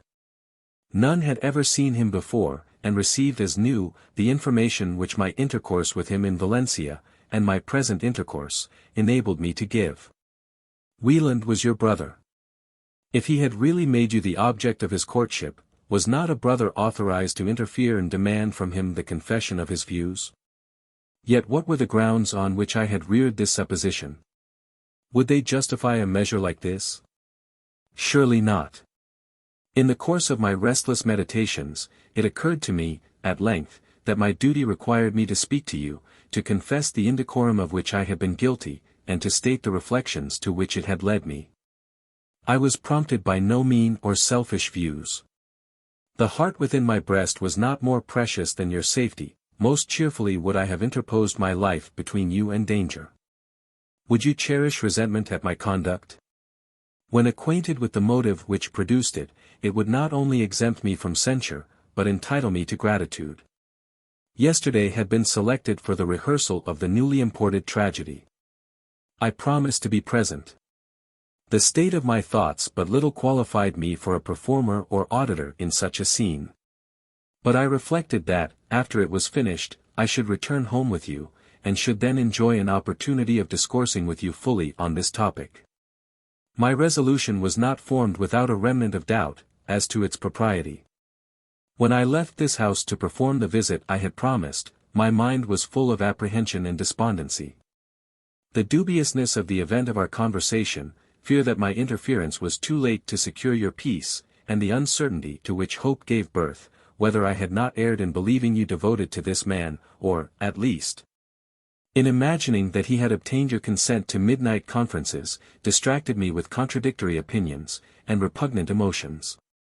I can assign no reason for calling at Mrs. Bainton's. I had seen her in the morning, and knew her to be well. The concerted hour had nearly arrived, and yet I turned up the street which leads to her house, and dismounted at her door. I entered the parlor and threw myself in a chair. I saw and inquired for no one.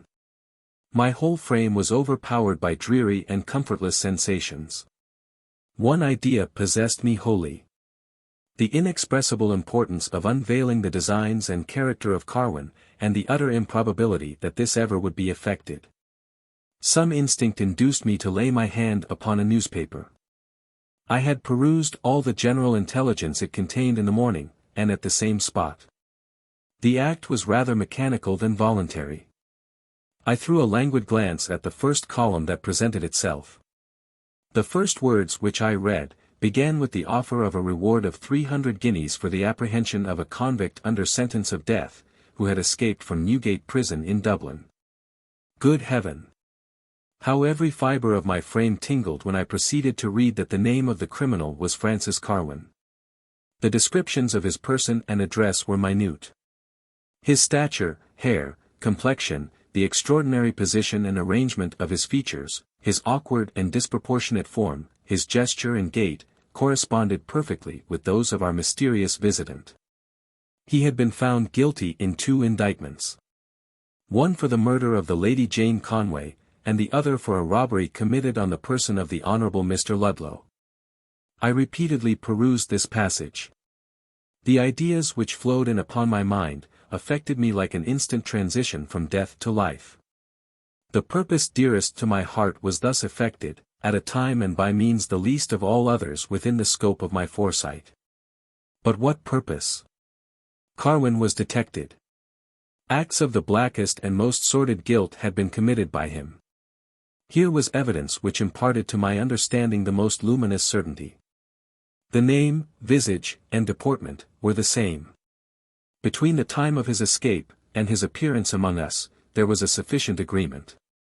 Such was the man with whom I suspected you to maintain a clandestine correspondence. Should I not haste to snatch you from the talons of this vulture?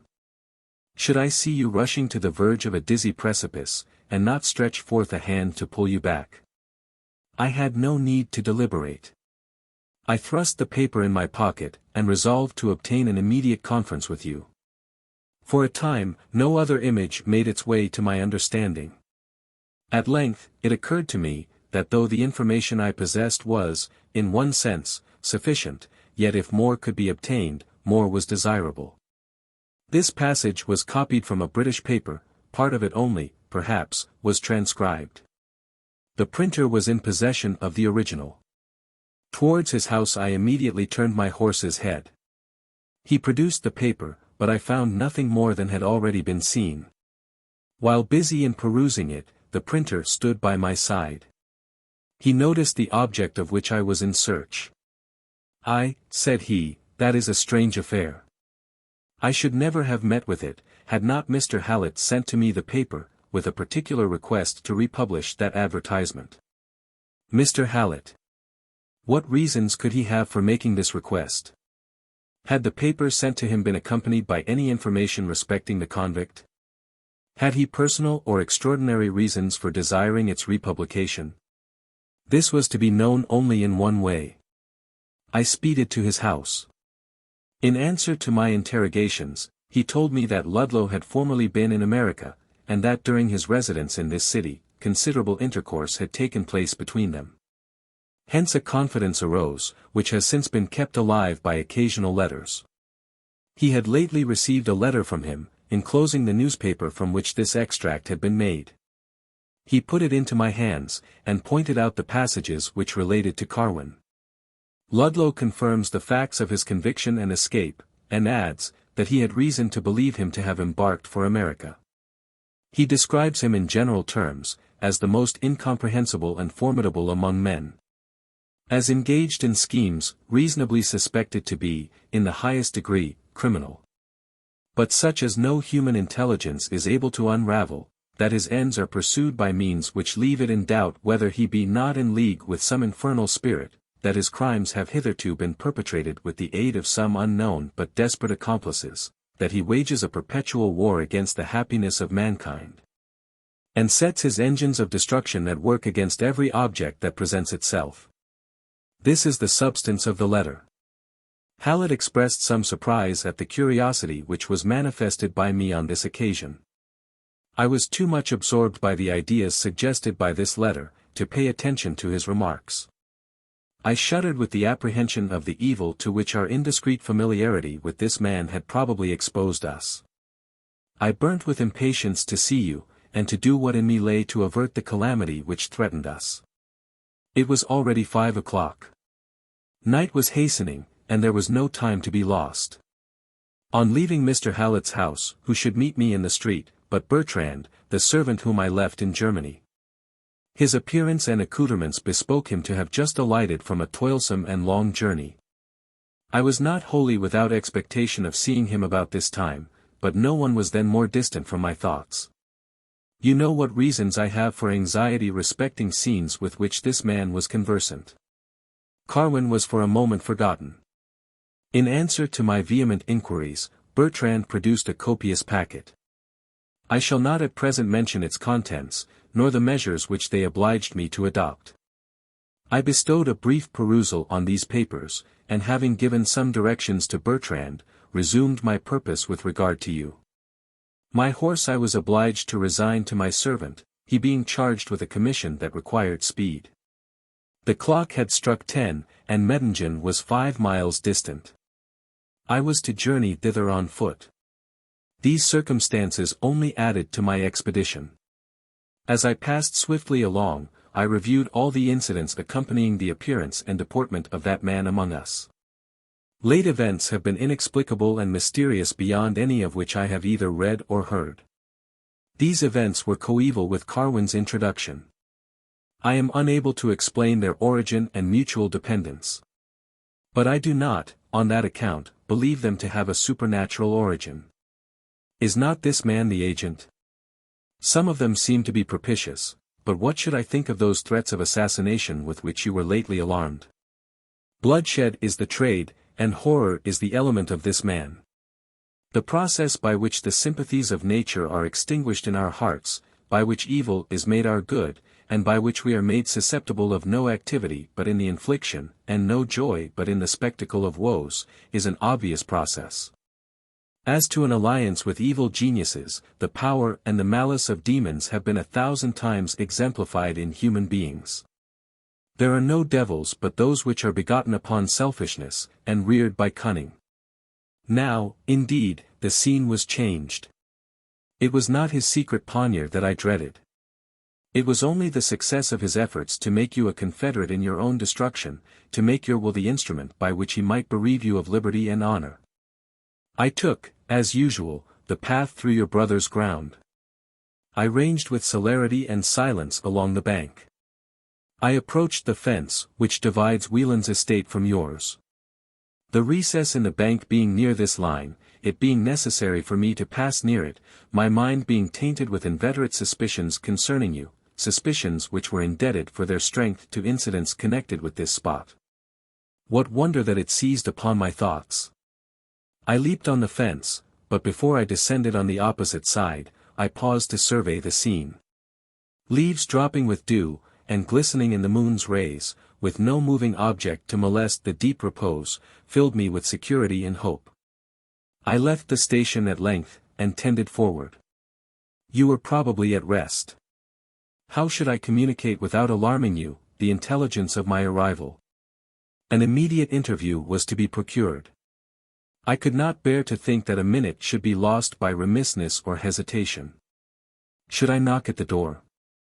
Or should I stand under your chamber windows, which I perceive to be open, and awaken you by my calls? These reflections employed me, as I passed opposite to the summer house. I had scarcely gone by, when my ear caught a sound unusual at this time and place. It was almost too faint and too transient to allow me a distinct perception of it. I stopped to listen. Presently it was heard again, and now it was somewhat in a louder key. It was laughter, and unquestionably produced by a female voice. That voice was familiar to my senses. It was yours. Whence it came, I was at first at a loss to conjecture. But this uncertainty vanished when it was heard the third time. I threw back my eyes towards the recess. Every other organ and limb was useless to me. I did not reason on the subject. I did not, in a direct manner, draw my conclusions from the hour, the place, the hilarity which this sound betokened, and the circumstance of having a companion, which it no less incontestably proved. In an instant, as it were, my heart was invaded with cold, and the pulses of life at a stand. Why should I go further? Why should I return? Should I not hurry to a distance from a sound, which, though formerly so sweet and delectable, was now more hideous than the shrieks of owls? I had no time to yield to this impulse. The thought of approaching and listening occurred to me. I had no doubt of which I was conscious. Yet my certainty was capable of increase. I was likewise stimulated by a sentiment that partook of rage. I was governed by an half-formed and tempestuous resolution to break in upon your interview, and strike you dead with my upbraiding. I approached with the utmost caution. When I reached the edge of the bank immediately above the summer house, I thought I heard voices from below, as busy in conversation. The steps in the rock are clear of bushy impediments. They allowed me to descend into a cavity beside the building without being detected. Thus to lie in wait could only be justified by the momentousness of the occasion. Here Pleyel paused in his narrative, and fixed his eyes upon me. Situated as I was, my horror and astonishment at this tale gave way to compassion for the anguish which the countenance of my friend betrayed. I reflected on his force of understanding. I reflected on the powers of my enemy. I could easily divine the substance of the conversation that was overheard. Carwin had constructed his plot in a manner suited to the characters of those whom he had selected for his victims. I saw that the convictions of Pleyel were immutable. I forbore to struggle against the storm, because I saw that all struggles would be fruitless. I was calm, but my calmness was the torpor of despair, and not the tranquility of fortitude. It was calmness invincible by anything that his grief and his fury could suggest to Pleyel. He resumed. Woman! Wilt thou hear me further? Shall I go on to repeat the conversation? Is it shame that makes thee tongue-tied? Shall I go on? Or art thou satisfied with what has been already said? I bowed my head. Go on, said I make not this request in the hope of undeceiving you. I shall no longer contend with my own weakness. The storm is let loose, and I shall peaceably submit to be driven by its fury. But go on. This conference will end only with affording me a clearer foresight of my destiny, but that will be some satisfaction, and I will not part without it. Why, on hearing these words, did Pleyel hesitate? Did some unlooked-for doubt insinuate itself into his mind? Was his belief suddenly shaken by my looks, or my words, or by some newly recollected circumstance? Whencesoever it arose, it could not endure the test of deliberation. In a few minutes the flame of resentment was again lighted up in his bosom. He proceeded with his accustomed vehemence. I hate myself for this folly. I can find no apology for this tale. Yet I am irresistibly impelled to relate it. She that hears me is apprised of every particular. I have only to repeat to her her own words.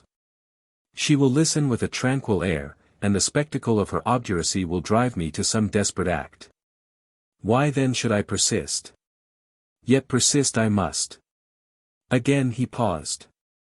No, said he, it is impossible to repeat your avowals of love, your appeals to former confessions of your tenderness, to former deeds of dishonor, to the circumstances of the first interview that took place between you. It was on that night when I traced you to this recess. Thither had he enticed you, and there had you ratified an unhallowed compact by admitting him. Great God!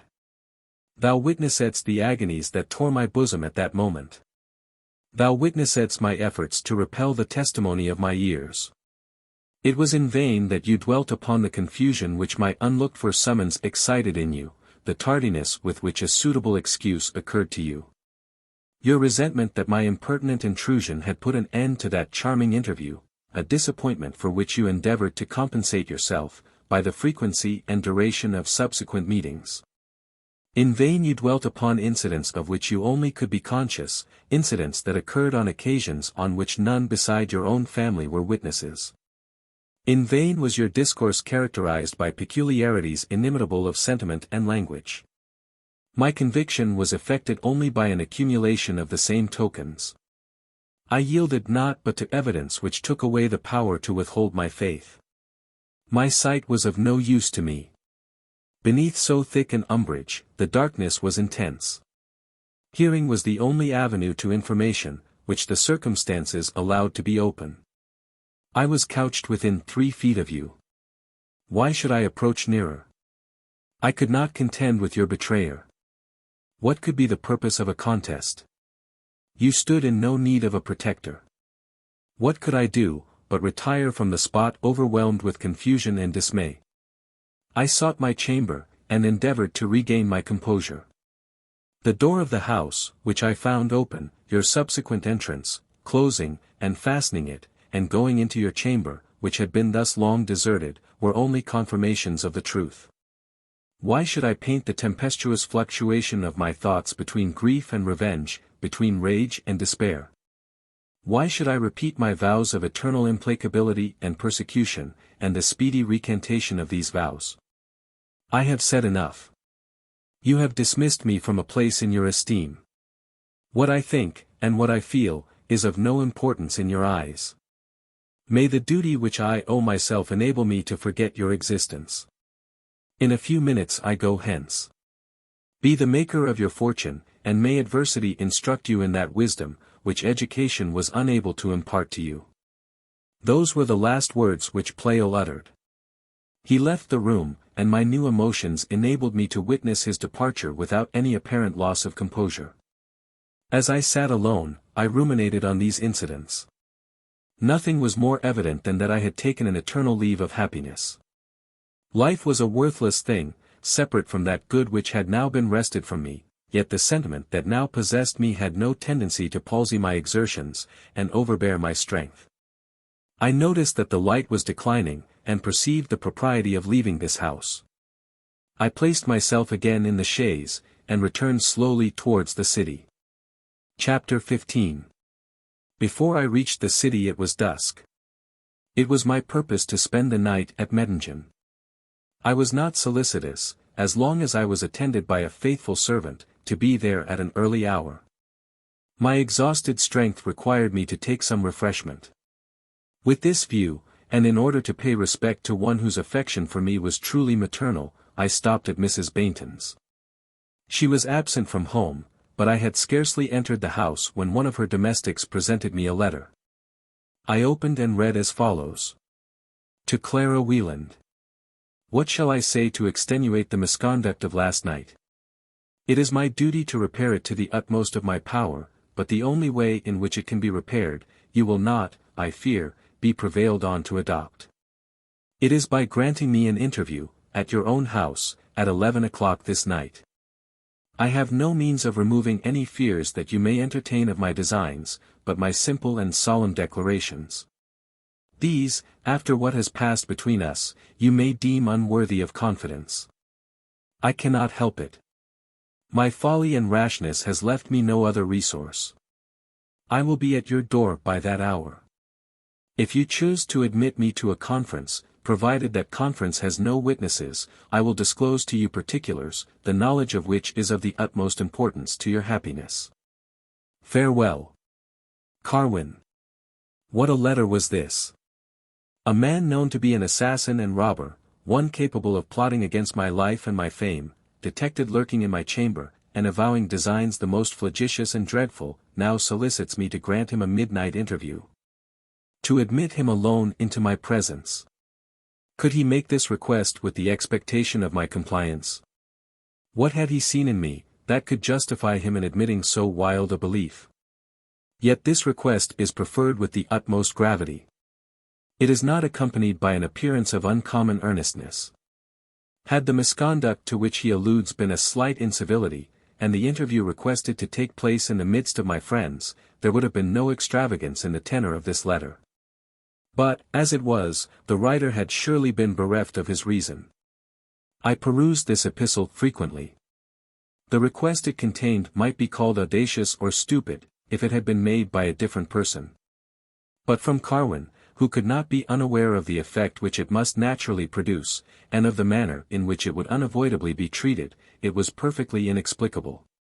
He must have counted on the success of some plot, in order to extort my assent. None of those motives by which I am usually governed would ever have persuaded me to meet any one of his sex, at the time and place which he had prescribed. Much less would I consent to a meeting with a man, tainted with the most detestable crimes, and by whose arts my own safety had been so imminently endangered, and my happiness irretrievably destroyed. I shuddered at the idea that such a meeting was possible. I felt some reluctance to approach a spot which he still visited and haunted. Such were the ideas which first suggested themselves on the perusal of the letter. Meanwhile, I resumed my journey. My thoughts still dwelt upon the same topic. Gradually from ruminating on this epistle, I reverted to my interview with Pleyel. I recalled the particulars of the dialogue to which he had been an auditor. My heart sunk anew on viewing the inextricable complexity of this deception, and the inauspicious concurrence of events, which tended to confirm him in his error. When he approached my chamber door, my terror kept me mute. He put his ear, perhaps, to the crevice, but it caught the sound of nothing human.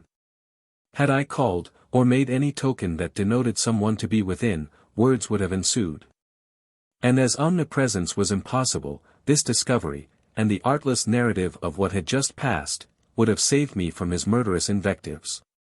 He went into his chamber, and after some interval, I stole across the entry and down the stairs, with inaudible steps. Having secured the outer doors, I returned with less circumspection. He heard me not when I descended. But my returning steps were easily distinguished. Now he thought was the guilty interview at an end. In what other way was it possible for him to construe these signals? How fallacious and precipitate was my decision. Carwin's plot owed its success to a coincidence of events scarcely credible. The balance was swayed from its equipoise by a hair. Had I even begun the conversation with an account of what befell me in my chamber, my previous interview with Wieland would have taught him to suspect me of imposture. Yet, if I were discoursing with this ruffian, when Pleyel touched the lock of my chamber door, and when he shut his own door with so much violence, how, he might ask, should I be able to relate these incidents?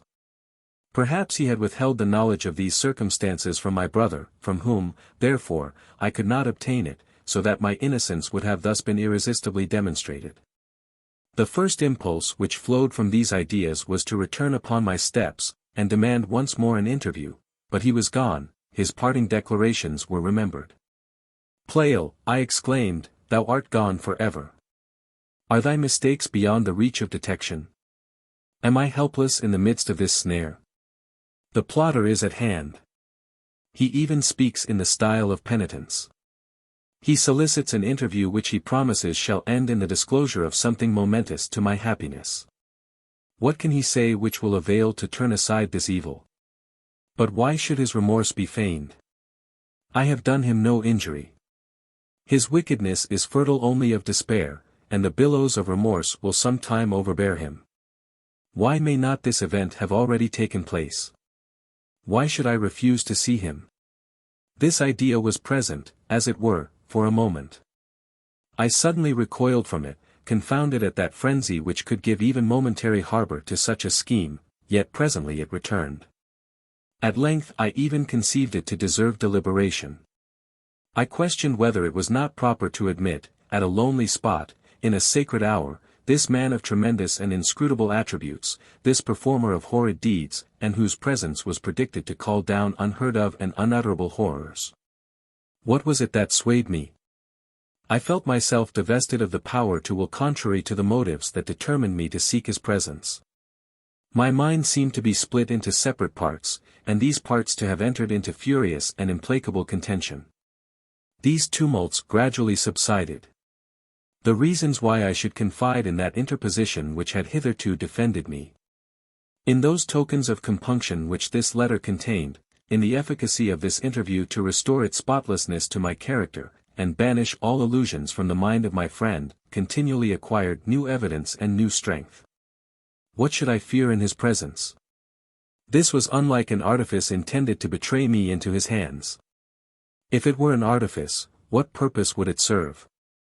The freedom of my mind was untouched, and that freedom would defy the assaults of blandishments or magic. Force was I not able to repel.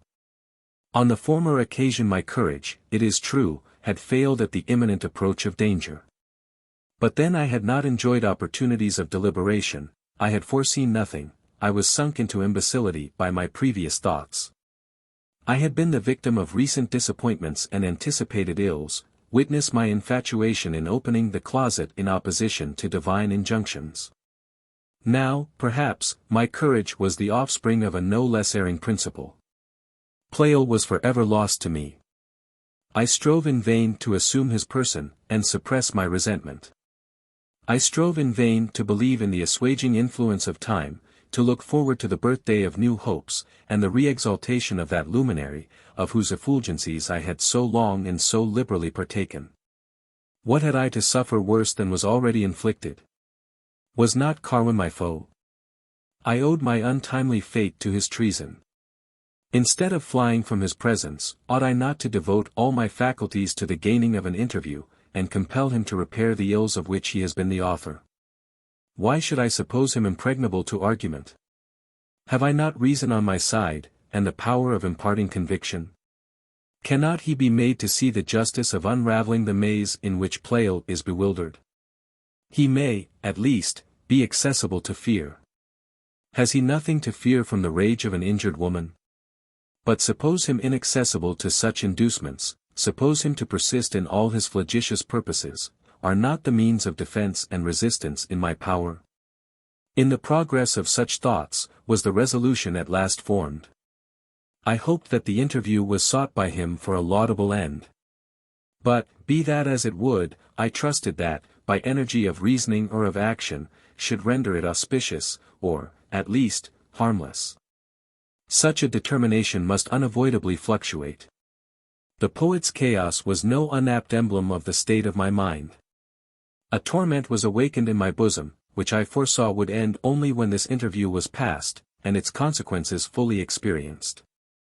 Hence my impatience for the arrival of the hour which had been prescribed by Carwin. Meanwhile, my meditations were tumultuously active. New impediments to the execution of the scheme were speedily suggested. I had apprised Catharine of my intention to spend this and many future nights with her. Her husband was informed of this arrangement, and had zealously approved it. 11 o'clock exceeded their hour of retiring. What excuse should I form for changing my plan? Should I shew this letter to Wieland, and submit myself to his direction? But I knew in what way he would decide. He would fervently dissuade me from going. Nay, would he not do more? He was apprised of the offences of Carwin, and of the reward offered for his apprehension. Would he not seize this opportunity of executing justice on a criminal? This idea was new. I was plunged once more into doubt.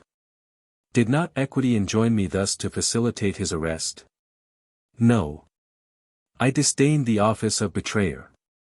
Carwin was unapprised of his danger, and his intentions were possibly beneficent.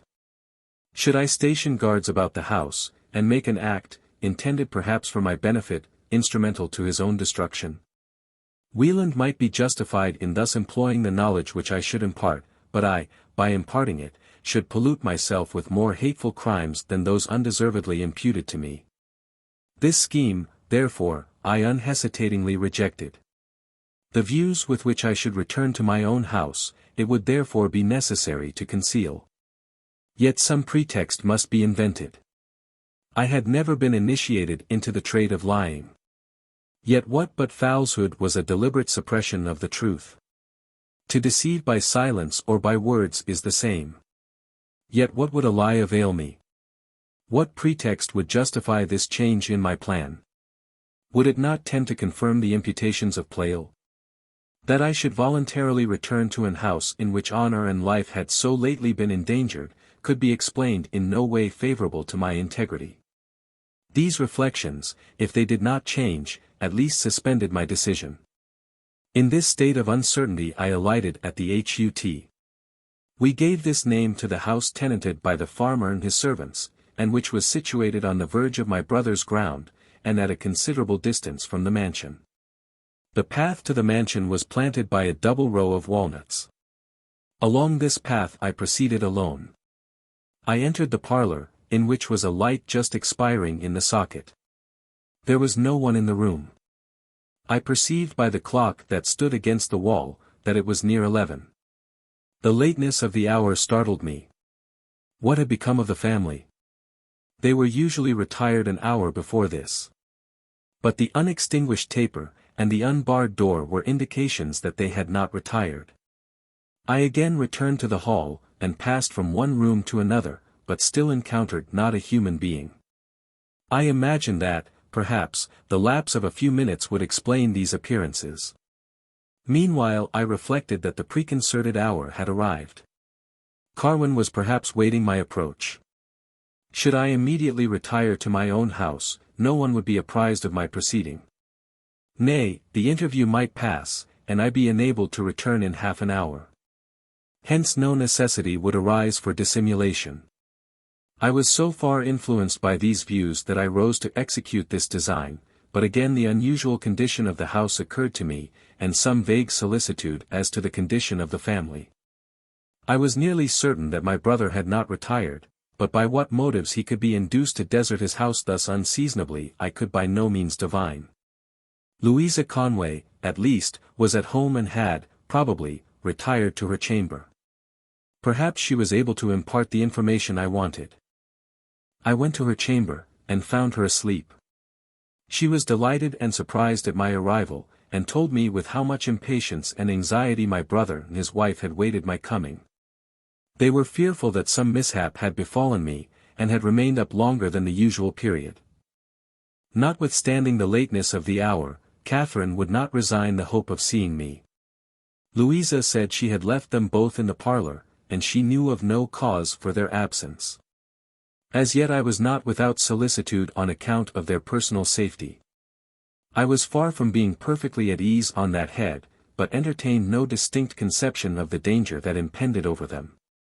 Perhaps to beguile the moments of my long protracted stay, they had gone to walk upon the bank. The atmosphere, though illuminated only by the starlight, was remarkably serene. Meanwhile the desirableness of an interview with Carwin again returned, and I finally resolved to seek it. I passed with doubting and hasty steps along the path. My dwelling, seen at a distance, was gloomy and desolate. It had no inhabitant, for my servant, in consequence of my new arrangement, had gone to Mettingen. The temerity of this attempt began to shew itself in more vivid colors to my understanding. Whoever has pointed steel is not without arms.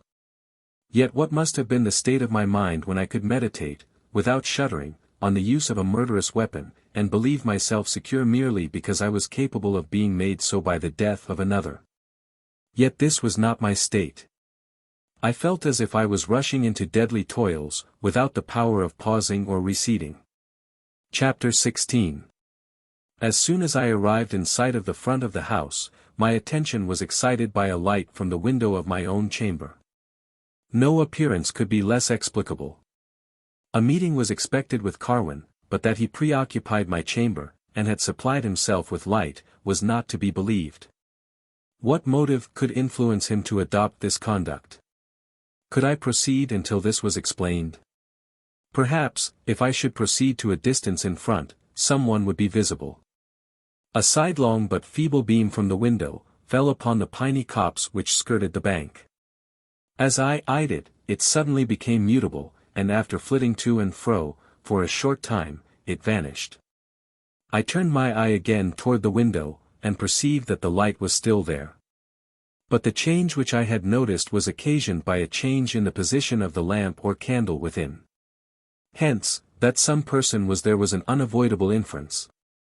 I paused to deliberate on the propriety of advancing.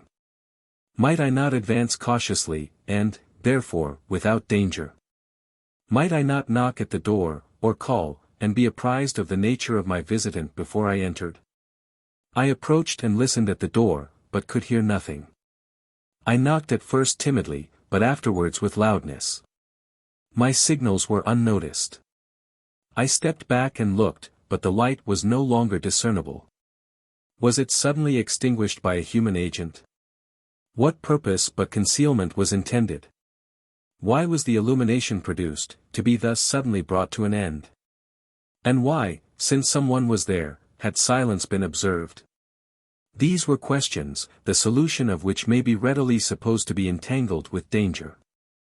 Would not this danger, when measured by a woman's fears, expand into gigantic dimensions? Menaces of death, the stunning exertions of a warning voice, the known and unknown attributes of Carwin, our recent interview in this chamber. The pre-appointment of a meeting at this place and hour, all thronged into my memory. What was to be done? Courage is no definite or steadfast principle. Let that man who shall purpose to assign motives to the actions of another, blush at his folly and forbear. Not more presumptuous would it be to attempt the classification of all nature, and the scanning of supreme intelligence. I gazed for a minute at the window, and fixed my eyes, for a second minute, on the ground. I drew forth from my pocket, and opened, a penknife. This, said I, be my safeguard and avenger. The assailant shall perish, or myself shall fall. I had locked up the house in the morning, but had the key of the kitchen door in my pocket. I, therefore, determined to gain access behind. Thither I hastened, unlocked and entered. All was lonely, darksome, and waste. Familiar as I was with every part of my dwelling, I easily found my way to a closet, drew forth a taper, a flint, tinder, and steel, and, in a moment as it were, gave myself the guidance and protection of light. What purpose did I meditate? Should I explore my way to my chamber, and confront the being who had dared to intrude into this recess, and had labored for concealment? By putting out the light did he seek to hide himself, or mean only to circumvent my incautious steps? Yet was it not more probable that he desired my absence by thus encouraging the supposition that the house was unoccupied? I would see this man in spite of all impediments. Ere I died, I would see his face, and summon him to penitence and retribution, no matter at what cost an interview was purchased. Reputation and life might be wrested from me by another, but my rectitude and honor were in my own keeping, and were safe. I proceeded to the foot of the stairs. At such a crisis my thoughts may be supposed at no liberty to range. Yet vague images rushed into my mind, of the mysterious interposition which had been experienced on the last night. My case, at present, was not dissimilar. And, if my angel were not weary of fruitless exertions to save, might not a new warning be expected? Who could say whether his silence were ascribable to the absence of danger, or to his own absence? In this state of mind, no wonder that a shivering cold crept through my veins, that my pause was prolonged, and, that a fearful glance was thrown backward. Alas! My heart droops, and my fingers are enervated. My ideas are vivid, but my language is faint. Now know I what it is to entertain incommunicable sentiments. The chain of subsequent incidents is drawn through my mind, and being linked with those which forewent, by turns rouse up agonies and sink me into hopelessness. Yet I will persist to the end. My narrative may be invaded by inaccuracy and confusion. But if I live no longer, I will, at least, live to complete it.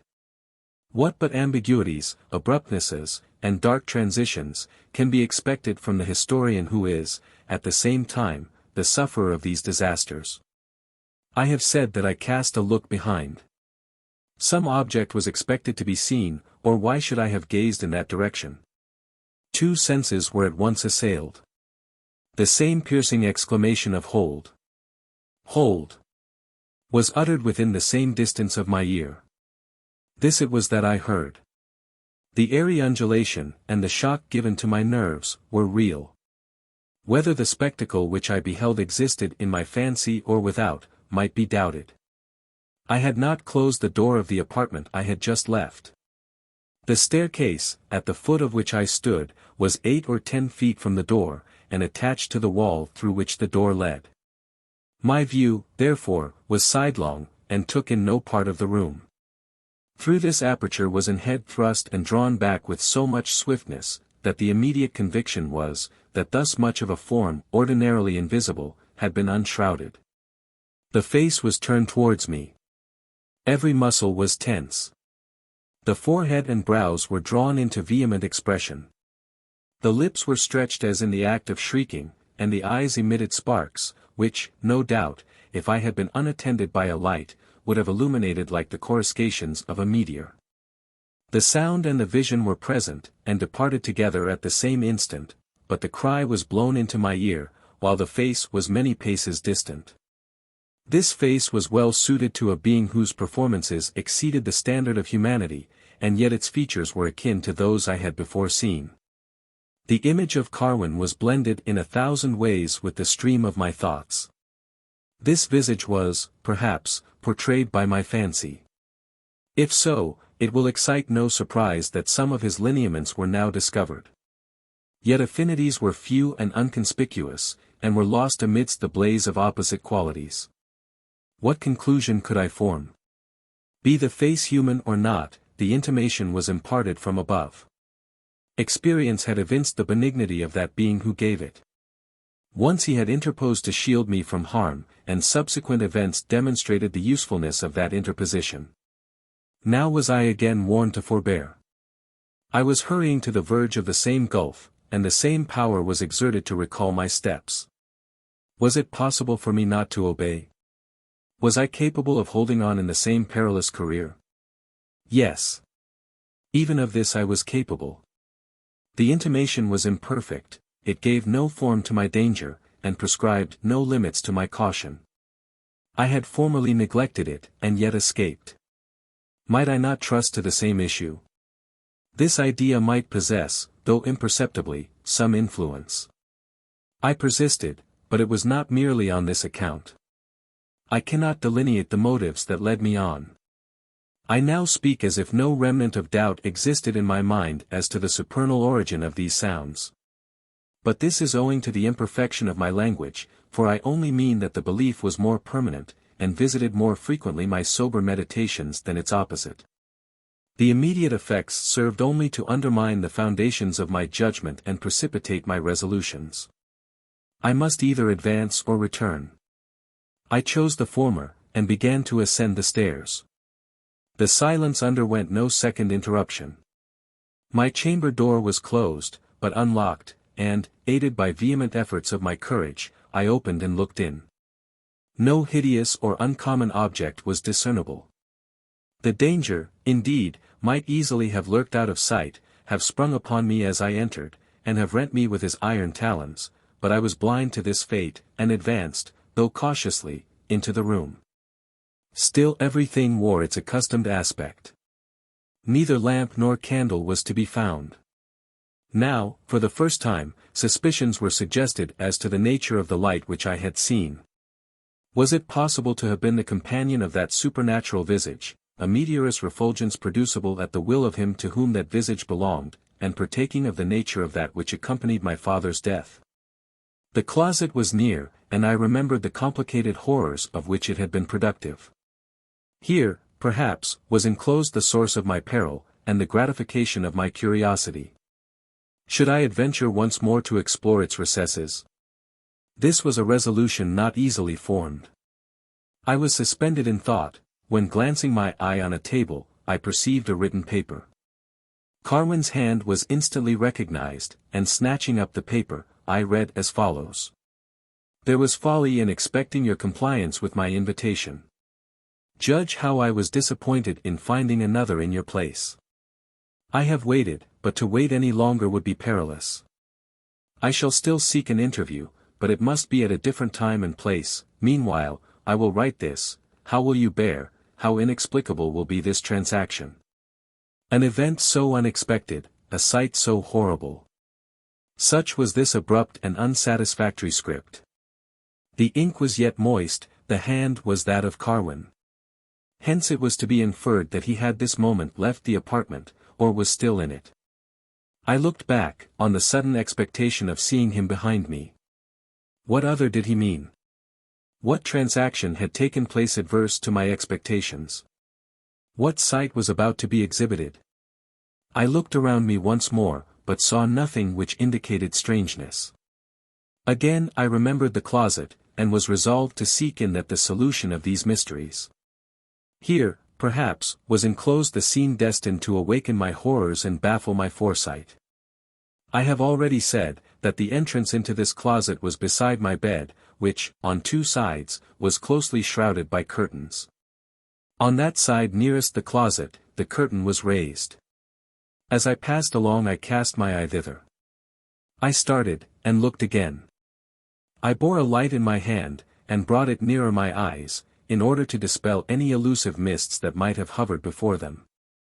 Once more I fixed my eyes upon the bed, in hope that this more steadfast scrutiny would annihilate the object which before seemed to be there. This then was the sight which Carwin had predicted. This was the event which my understanding was to find inexplicable. This was the fate which had been reserved for me, but which, by some untoward chance, had befallen on another. I had not been terrified by empty menaces. Violation and death awaited my entrance into this chamber. Some inscrutable chance had led her hither before me, and the merciless fangs of which I was designed to be the prey, had mistaken their victim, and had fixed themselves in her heart. But where was my safety? Was the mischief exhausted or flown? The steps of the assassin had just been here, they could not be far off. In a moment he would rush into my presence, and I should perish under the same polluting and suffocating grasp. My frame shook, and my knees were unable to support me. I gazed alternately at the closet door and at the door of my room. At one of these avenues would enter the exterminator of my honor and my life. I was prepared for defense. But now that danger was imminent, my means of defense, and my power to use them were gone. I was not qualified, by education and experience, to encounter perils like these, or, perhaps, I was powerless because I was again assaulted by surprise, and had not fortified my mind by foresight and previous reflection against a scene like this. Fears for my own safety again yielded place to reflections on the scene before me. I fixed my eyes upon her countenance. My sister's well-known and beloved features could not be concealed by convulsion or lividness. What direful illusion led thee hither? Bereft of thee, what hold on happiness remains to thy offspring and thy spouse? To lose thee by a common fate would have been sufficiently hard. But thus suddenly to perish, to become the prey of this ghastly death. How will a spectacle like this be endured by Wieland? To die beneath his grasp would not satisfy thy enemy. This was mercy to the evils which he previously made thee suffer. After these evils death was a boon which thou besoughtest him to grant. He entertained no enmity against thee, I was the object of his treason, but by some tremendous mistake his fury was misplaced. But how comest thou hither? And where was Wieland in thy hour of distress? I approached the corpse, I lifted the still flexible hand, and kissed the lips which were breathless. Her flowing drapery was discomposed. I restored it to order, and seating myself on the bed, again fixed steadfast eyes upon her countenance. I cannot distinctly recollect the ruminations of that moment. I saw confusedly, but forcibly, that every hope was extinguished with the life of Catharine. All happiness and dignity must henceforth be banished from the house and name of Wieland, all that remained was to linger out in agonies a short existence. And leave to the world a monument of blasted hopes and changeable fortune. Pleyel was already lost to me. Yet, while Catharine lived life was not a detestable possession, but now, severed from the companion of my infancy, the partaker of all my thoughts, my cares, and my wishes, I was like one set afloat upon a stormy sea, and hanging his safety upon a plank. Night was closing upon him, and an unexpected surge had torn him from his hold and overwhelmed him forever. Chapter 17. I had no inclination nor power to move from this spot. For more than an hour, my faculties and limbs seemed to be deprived of all activity. The door below creaked on its hinges, and steps ascended the stairs. My wandering and confused thoughts were instantly recalled by these sounds, and dropping the curtain of the bed, I moved to a part of the room where anyone who entered should be visible. Such are the vibrations of sentiment, that notwithstanding the seeming fulfillment of my fears, and increase of my danger, I was conscious, on this occasion, to no turbulence but that of curiosity. At length he entered the apartment, and I recognized my brother. It was the same Wieland whom I had ever seen. Yet his features were pervaded by a new expression.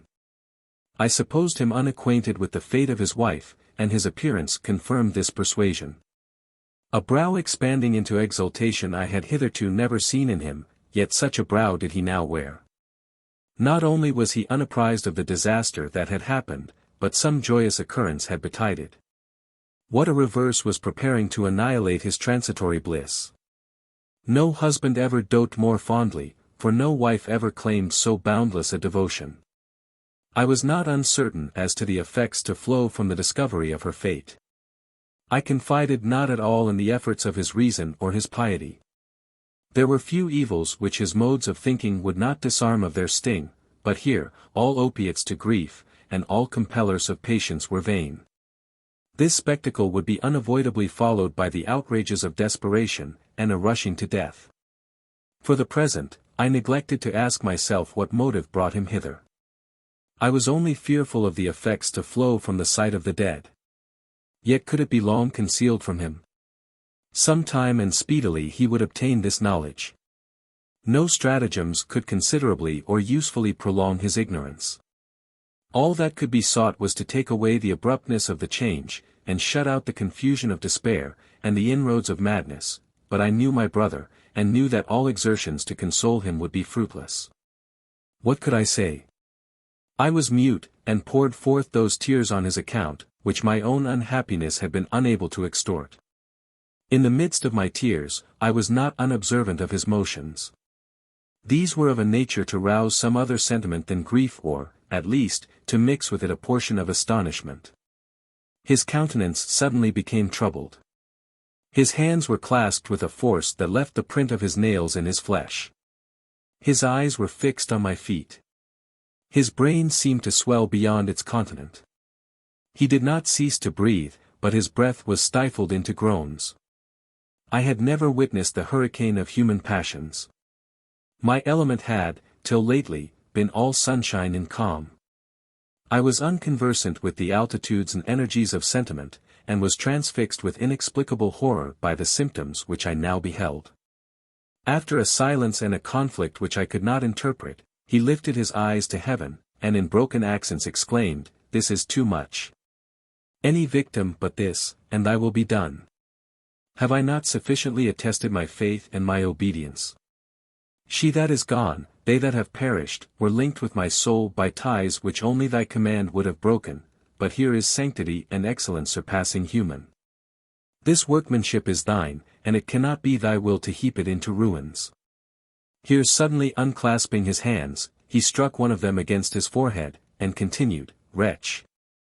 Who made thee quick-sighted in the counsels of thy Maker? Deliverance from mortal fetters is awarded to this being, and thou art the minister of this decree." So saying, Wieland advanced towards me. His words and his motions were without meaning, except on one supposition.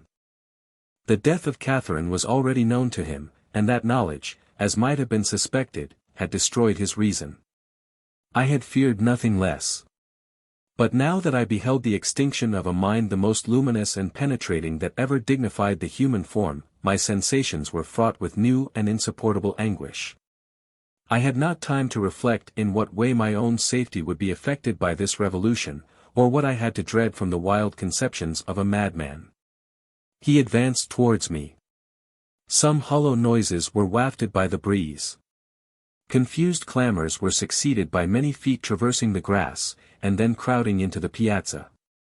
These sounds suspended my brother's purpose, and he stood to listen. The signals multiplied and grew louder. Perceiving this, he turned from me, and hurried out of my sight. All about me was pregnant with motives to astonishment. My sister's corpse, Wieland's frantic demeanor, and, at length, this crowd of visitants so little accorded with my foresight, that my mental progress was stopped. The impulse had ceased which was accustomed to give motion and order to my thoughts. Footsteps thronged upon the stairs, and presently many faces shewed themselves within the door of my apartment. These looks were full of alarm and watchfulness. They pried into corners as if in search of some fugitive. Next their gaze was fixed upon me, and betokened all the vehemence of terror and pity. For a time I questioned whether these were not shapes and faces like that which I had seen at the bottom of the stairs, creatures of my fancy or airy existences. My eye wandered from one to another, till at length it fell on a countenance which I well knew. It was that of Mr. Hallett. This man was a distant kinsman of my mother, venerable for his age, his uprightness, and sagacity. He had long discharged the functions of a magistrate and good citizen. If any terrors remained, his presence was sufficient to dispel them.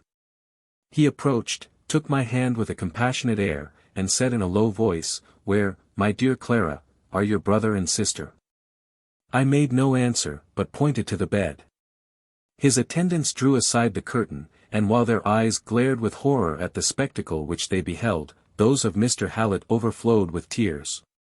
After considerable pause, he once more turned to me. "My dear girl, this sight is not for you. Can you confide in my care, and that of Mrs. Baynton's? We will see performed all that circumstances require." I made strenuous opposition to this request. I insisted on remaining near her till she were interred. His remonstrances, however, and my own feelings, shewed me the propriety of a temporary dereliction. Louisa stood in need of a comforter, and my brother's children of a nurse. My unhappy brother was himself an object of solicitude and care.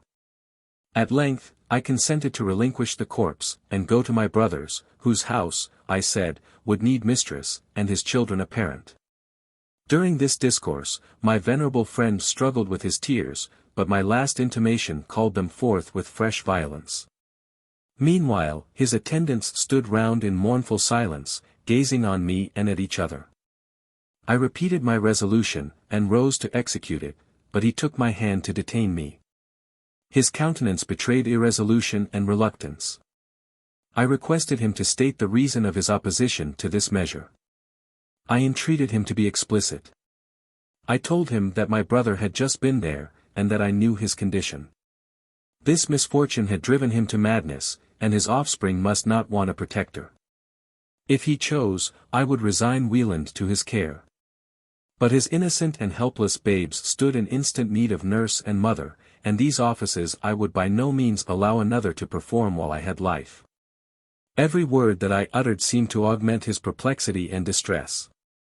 At last he said, "I think, Clara, I have entitled myself to some regard from you. You have professed your willingness to oblige me. Now I call upon you to confer upon me the highest obligation in your power. Permit Mrs.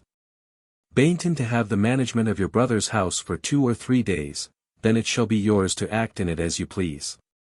No matter what are my motives in making this request, perhaps I think your age, your sex, or the distress which this disaster must occasion, incapacitates you for the office. Surely you have no doubt of Mrs. Bainton's tenderness or discretion." New ideas now rushed into my mind. I fixed my eyes steadfastly on Mr. Hallett. "Are they well?" said I. "Is Louisa well? Are Benjamin, and William, and Constantine, and little Clara, are they safe? Tell me truly, I beseech you." "They are well," he replied, "they are perfectly safe. Fear no effeminate weakness in me, I can bear to hear the truth. Tell me truly, are they well?" He again assured me that they were well. "What then," resumed I, "do you fear? Is it possible for any calamity to disqualify me for performing my duty to these helpless innocents? I am willing to divide the care of them with Mrs. Bainton, I shall be grateful for her sympathy and aid. But what should I be to desert them at an hour like this? I will cut short this distressful dialogue."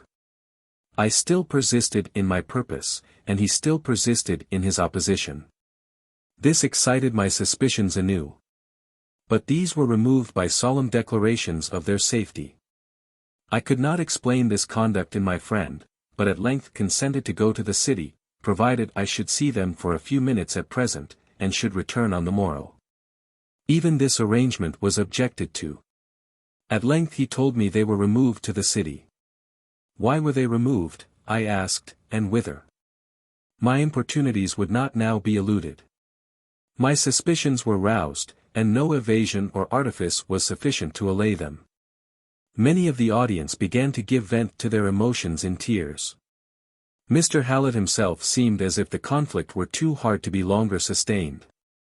Something whispered to my heart that havoc had been wider than I now witnessed. I suspected this concealment to arise from apprehensions of the effects which a knowledge of the truth would produce in me. I once more entreated him to inform me truly of their state. To enforce my entreaties, I put on an air of insensibility. "I can guess," said I, "what has happened. They are indeed beyond the reach of injury, for they are dead. Is it not so?" My voice faltered in spite of my courageous efforts. "Yes," said he, "they are dead. Dead by the same fate, and by the same hand, with their mother." "Dead," replied I. "What, all?" "All," replied he spared not one. Allow me, my friends, to close my eyes upon the after scene. Why should I protract a tale which I already begin to feel is too long? Over this scene at least let me pass lightly. Here, indeed, my narrative would be imperfect. All was tempestuous commotion in my heart and in my brain. I have no memory for aught but unconscious transitions and rueful sights. I was ingenious and indefatigable in the invention of torments. I would not dispense with any spectacle adapted to exasperate my grief. Each pale and mangled form I crushed to my bosom. Louisa, whom I loved with so ineffable a passion, was denied to me at first, but my obstinacy conquered their reluctance. They led the way into a darkened hall. A lamp pendant from the ceiling was uncovered, and they pointed to a table. The assassin had defrauded me of my last and miserable consolation. I sought not in her visage, for the tinge of the morning, and the lustre of heaven. These had vanished with life, but I hoped for liberty to print a last kiss upon her lips. This was denied me. For such had been the merciless blow that destroyed her, that not a lineament remained. I was carried hence to the city. Mrs. Hallett was my companion and my nurse. Why should I dwell upon the rage of fever, and the effusions of delirium? Carwin was the phantom that pursued my dreams, the giant oppressor under whose arm I was forever on the point of being crushed. Strenuous muscles were required to hinder my flight, and hearts of steel to withstand the eloquence of my fears. In vain I called upon them to look upward, to mark his sparkling rage and scowling contempt. All I sought was to fly from the stroke that was lifted. Then I heaped upon my guards the most vehement reproaches, or betook myself to wailings on the haplessness of my condition. This malady, at length, declined, and my weeping friends began to look for my restoration. Slowly, and with intermitted beams, memory revisited me. The scenes that I had witnessed were revived, became the theme of deliberation and deduction, and called forth the effusions of more rational sorrow. Chapter 18. I had imperfectly recovered my strength, when I was informed of the arrival of my mother's brother, Thomas Cambridge. 10 years since, he went to Europe, and was a surgeon in the British forces in Germany, during the whole of the late war. After its conclusion, some connection that he had formed with an Irish officer, made him retire into Ireland. Intercourse had been punctually maintained by letters with his sister's children, and hopes were given that he would shortly return to his native country, and pass his old age in our society. He was now in an evil hour arrived. I desired an interview with him for numerous and urgent reasons. With the first returns of my understanding I had anxiously sought information of the fate of my brother. During the course of my disease I had never seen him. And vague and unsatisfactory answers were returned to all my inquiries.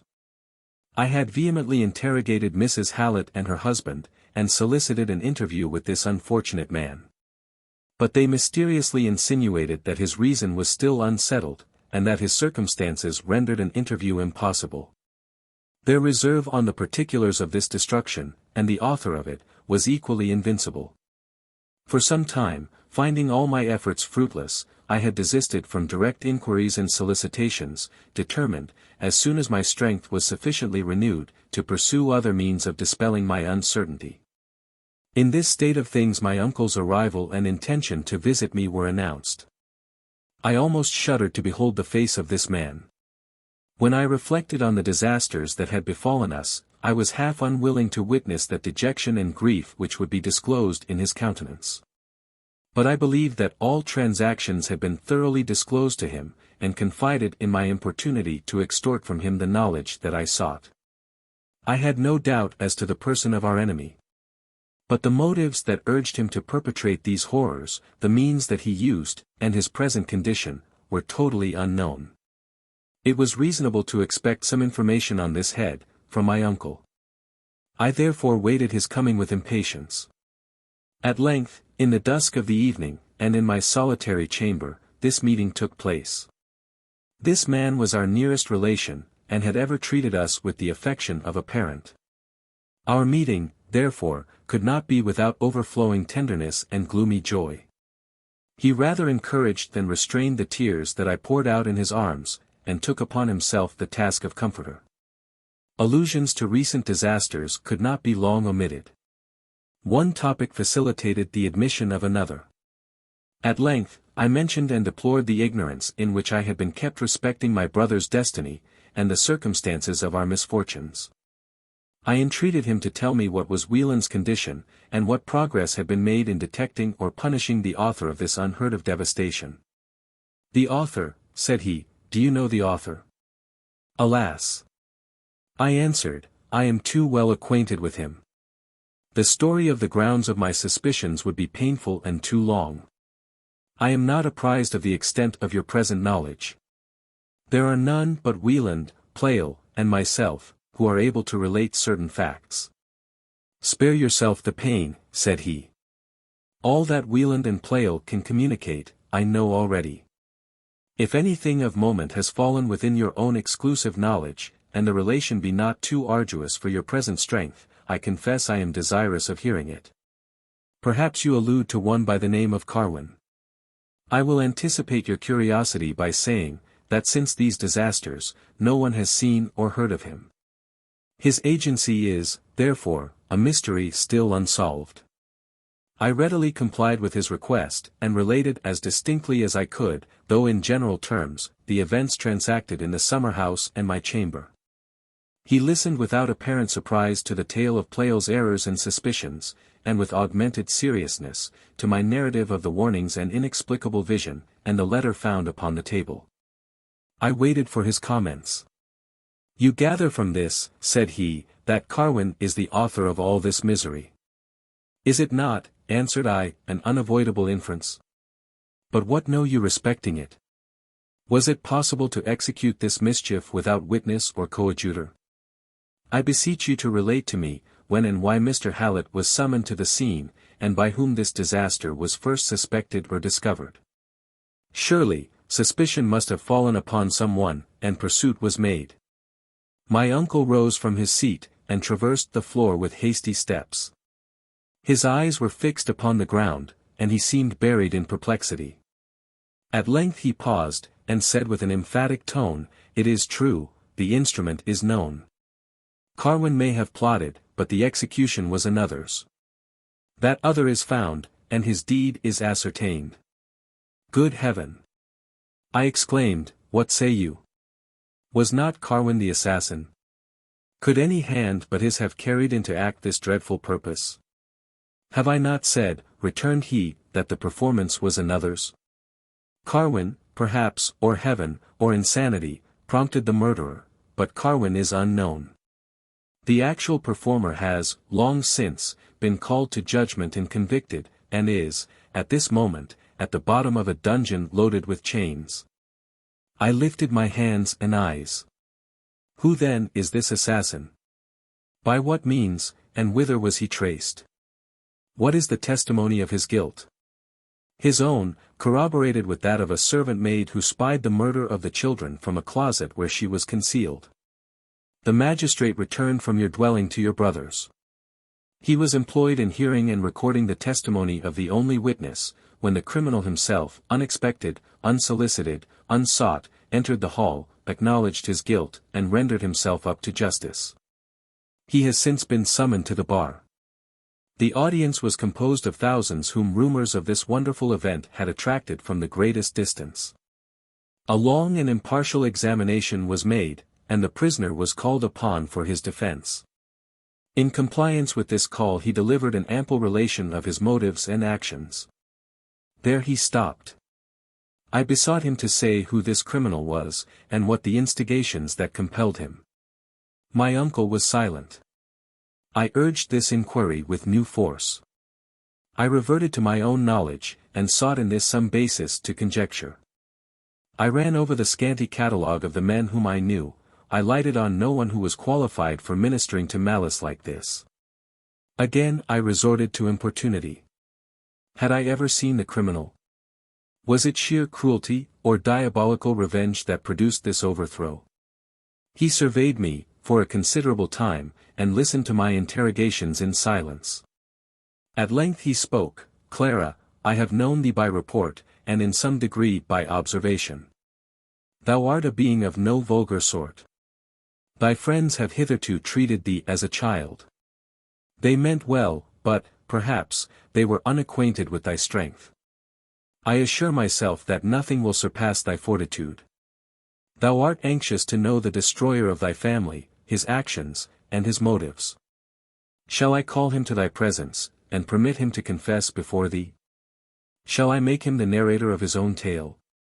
I started on my feet, and looked round me with fearful glances, as if the murderer was close at hand. "What do you mean?" said I. "Put an end, I beseech you, to this suspense.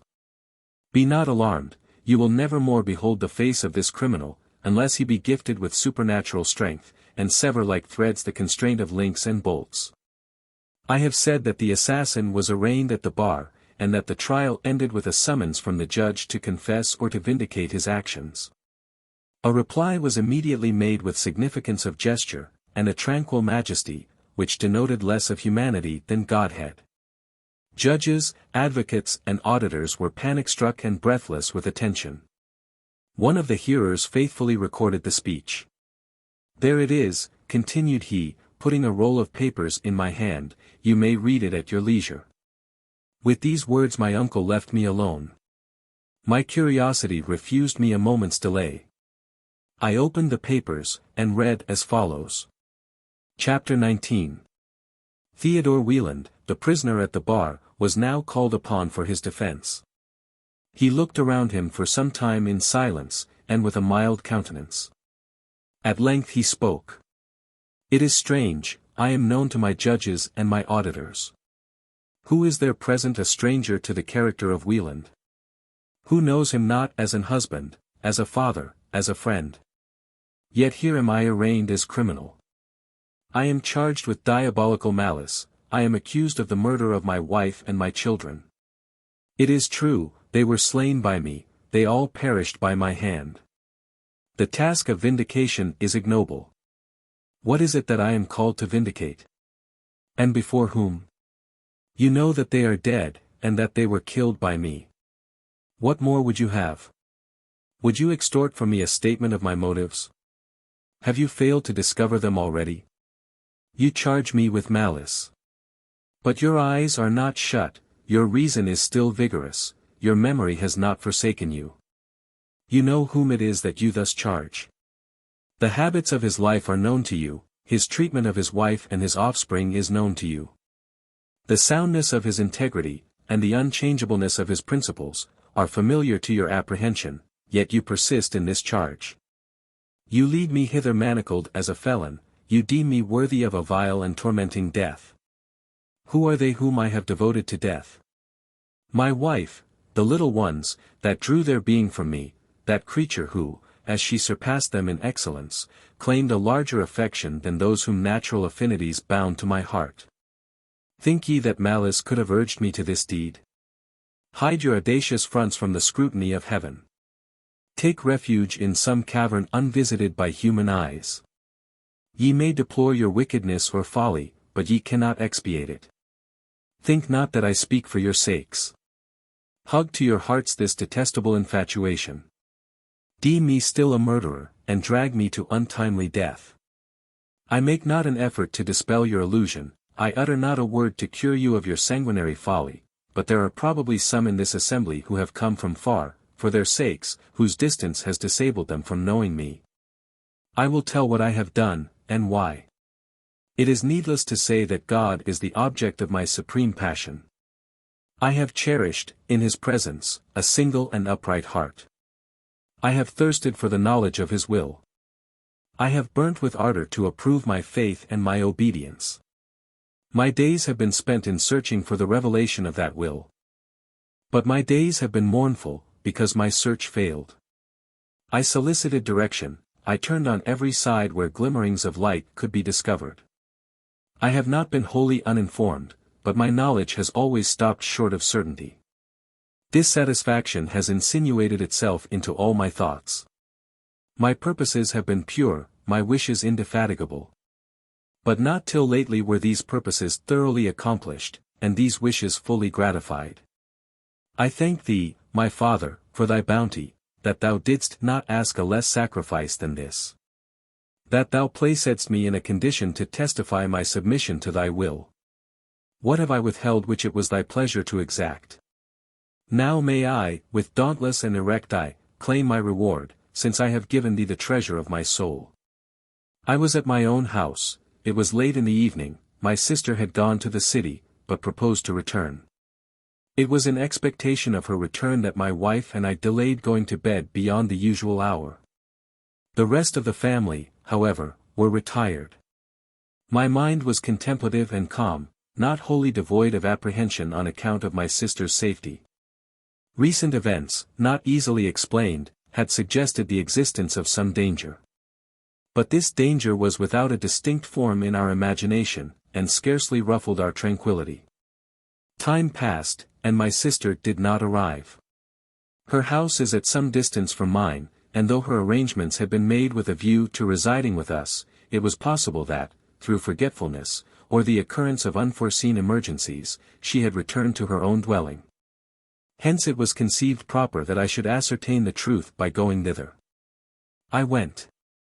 On my way my mind was full of these ideas which related to my intellectual condition. In the torrent of fervid conceptions, I lost sight of my purpose. Sometimes I stood still, sometimes I wandered from my path, and experienced some difficulty, on recovering from my fit of musing, to regain it. The series of my thoughts is easily traced. At first every vein beat with raptures known only to the man whose parental and conjugal love is without limits, and the cup of whose desires, immense as it is, overflows with gratification. I know not why emotions that were perpetual visitants should now have recurred with unusual energy. The transition was not new from sensations of joy to a consciousness of gratitude. The author of my being was likewise the dispenser of every gift with which that being was embellished. The service to which a benefactor like this was entitled, could not be circumscribed. My social sentiments were indebted to their alliance with devotion for all their value. All passions are base, all joys feeble, all energies malignant, which are not drawn from this source. For a time, my contemplations soared above earth and its inhabitants. I stretched forth my hands, I lifted my eyes, and exclaimed, "Oh! That I might be admitted to thy presence. That mine were the supreme delight of knowing thy will, and of performing it. The blissful privilege of direct communication with thee, and of listening to the audible enunciation of thy pleasure. What task would I not undertake, what privation would I not cheerfully endure, to testify my love of thee? Alas! Thou hidest thyself from my view, glimpses only of thy excellence and beauty are afforded me. Would that a momentary emanation from thy glory would visit me. That some unambiguous token of thy presence would salute my senses. In this mood, I entered the house of my sister. It was vacant. Scarcely had I regained recollection of the purpose that brought me hither. Thoughts of a different tendency had such absolute possession of my mind, that the relations of time and space were almost obliterated from my understanding. These wanderings, however, were restrained, and I ascended to her chamber. I had no light and might have known by external observation, that the house was without any inhabitant. With this, however, I was not satisfied. I entered the room, and the object of my search not appearing, I prepared to return. The darkness required some caution in descending the stair. I stretched my hand to seize the balustrade by which I might regulate my steps. How shall I describe the luster, which, at that moment, burst upon my vision? I was dazzled. My organs were bereaved of their activity. My eyelids were half closed, and my hands withdrawn from the balustrade. A nameless fear chilled my veins, and I stood motionless. This irradiation did not retire or lessen. It seemed as if some powerful effulgence covered me like a mantle. I opened my eyes and found all about me luminous and glowing. It was the element of heaven that flowed around. Nothing but a fiery stream was at first visible, but, anon, a shrill voice from behind called upon me to attend. I turned. It is forbidden to describe what I saw, words, indeed, would be wanting to the task.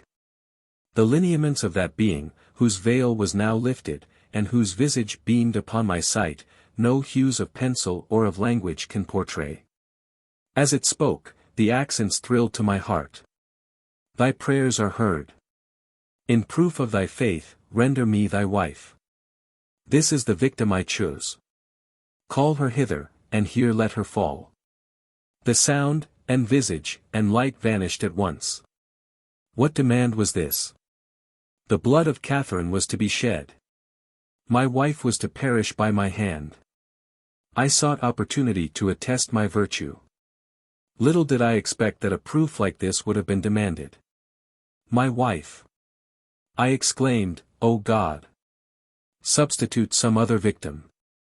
Make me not the butcher of my wife. My own blood is cheap. This will I pour out before thee with a willing heart. But spare, I beseech thee, this precious life, or commission some other than her husband to perform the bloody deed. In vain. The conditions were prescribed, the decree had gone forth, and nothing remained but to execute it. I rushed out of the house and across the intermediate fields, and stopped not till I entered my own parlour. My wife had remained here during my absence, in anxious expectation of my return with some tidings of her sister. I had none to communicate. For a time, I was breathless with my speed, this, and the tremors that shook my frame, and the wildness of my looks, alarmed her. She immediately suspected some disaster to have happened to her friend, and her own speech was as much overpowered by emotion as mine. She was silent, but her looks manifested her impatience to hear what I had to communicate. I spoke, but with so much precipitation as scarcely to be understood, catching her, at the same time, by the arm, and forcibly pulling her from her seat. "Come along with me, fly, waste not a moment, time will be lost, and the deed will be omitted. Tarry not, question not, but fly with me." This deportment added afresh to her alarms. Her eyes pursued mine, and she said, "What is the matter? For God's sake, what is the matter? Where would you have me go?" My eyes were fixed upon her countenance while she spoke. I thought upon her virtues, I viewed her as the mother of my babes, as my wife, I recalled the purpose for which I thus urged her attendance. My heart faltered, and I saw that I must rouse to this work all my faculties. The danger of the least delay was imminent.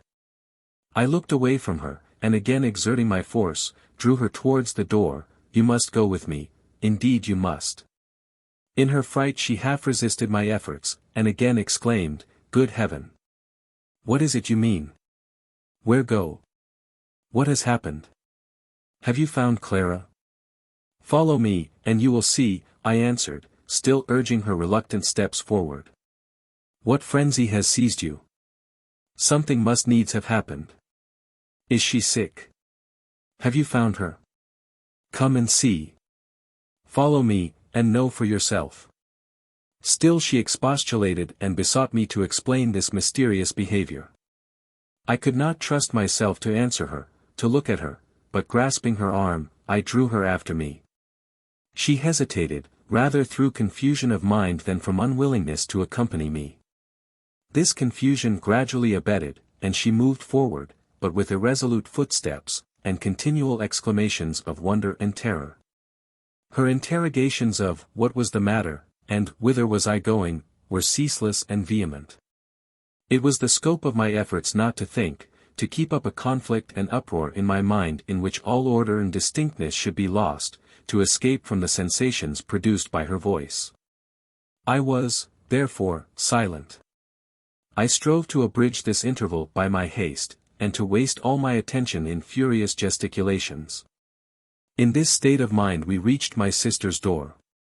She looked at the windows and saw that all was desolate. "Why come we here? There is no body here. I will not go in." Still I was dumb, but opening the door, I drew her into the entry. This was the allotted scene, here she was to fall. I let go her hand, and pressing my palms against my forehead, made one mighty effort to work up my soul to the deed. In vain, it would not be, my courage was appalled. My arms nerveless, I muttered prayers that my strength might be aided from above. They availed nothing. Horror diffused itself over me.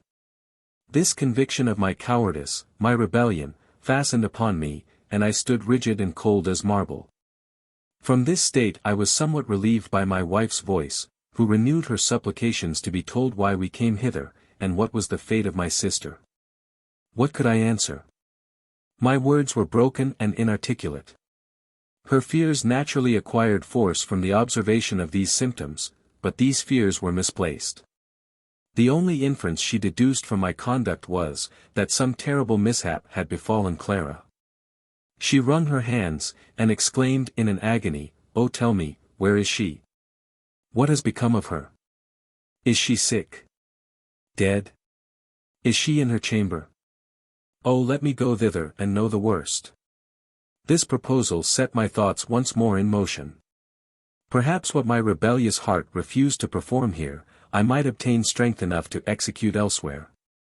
Come then, said I, let us go. I will, but not in the dark. We must first procure a light. Fly then and procure it. But I charge you, linger not. I will await for your return. While she was gone, I strode along the entry. The fellness of a gloomy hurricane but faintly resembled the discord that reigned in my mind. To omit this sacrifice must not be. Yet my sinews had refused to perform it. No alternative was offered. To rebel against the mandate was impossible, but obedience would render me the executioner of my wife. My will was strong, but my limbs refused their office. She returned with a light, I led the way to the chamber, she looked round her, she lifted the curtain of the bed, she saw nothing. At length, she fixed inquiring eyes upon me. The light now enabled her to discover in my visage what darkness had hitherto concealed. Her cares were now transferred from my sister to myself, and she said in a tremulous voice, Wieland. You are not well, what ails you? Can I do nothing for you? That accents and looks so winning should disarm me of my resolution, was to be expected. My thoughts were thrown anew into anarchy. I spread my hand before my eyes that I might not see her, and answered only by groans. She took my other hand between hers, and pressing it to her heart, spoke with that voice which had ever swayed my will, and wafted away sorrow. My friend! My soul's friend! Tell me thy cause of grief. Do I not merit to partake with thee in thy cares? Am I not thy wife? This was too much. I broke from her embrace, and retired to a corner of the room. In this pause, courage was once more infused into me. I resolved to execute my duty. She followed me, and renewed her passionate entreaties to know the cause of my distress. I raised my head and regarded her with steadfast looks. I muttered something about death, and the injunctions of my duty. At these words she shrunk back, and looked at me with a new expression of anguish. After a pause, she clasped her hands, and exclaimed. O Wieland! Wieland! God grant that I am mistaken, but surely something is wrong. I see it, it is too plain, thou art undone, lost to me and to thyself. At the same time she gazed on my features with intensest anxiety, in hope that different symptoms would take place. I replied to her with vehemence. Undone. No. My duty is known, and I thank my God that my cowardice is now vanquished, and I have power to fulfill it. Catharine. I pity the weakness of thy nature, I pity thee, but must not spare. Thy life is claimed from my hands, thou must die. Fear was now added to her grief. What mean you? Why talk you of death? Bethink yourself, Wieland, bethink yourself, and this fit will pass. Oh, why came I hither? Why did you drag me hither? I brought thee hither to fulfill a divine command. I am appointed thy destroyer, and destroy thee I must. Saying this I seized her wrists. She shrieked aloud, and endeavored to free herself from my grasp, but her efforts were vain. Surely, surely Wieland, thou dost not mean it. Am I not thy wife? And wouldst thou kill me? Thou wilt not, and yet, I see, thou art Wieland no longer. A fury resistless and horrible possesses thee, spare me, spare, help, help.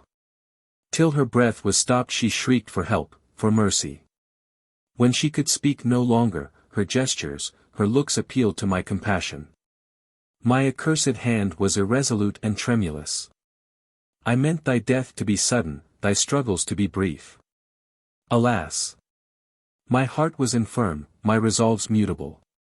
Thrice I slackened my grasp, and life kept its hold, though in the midst of pangs. Her eyeballs started from their sockets.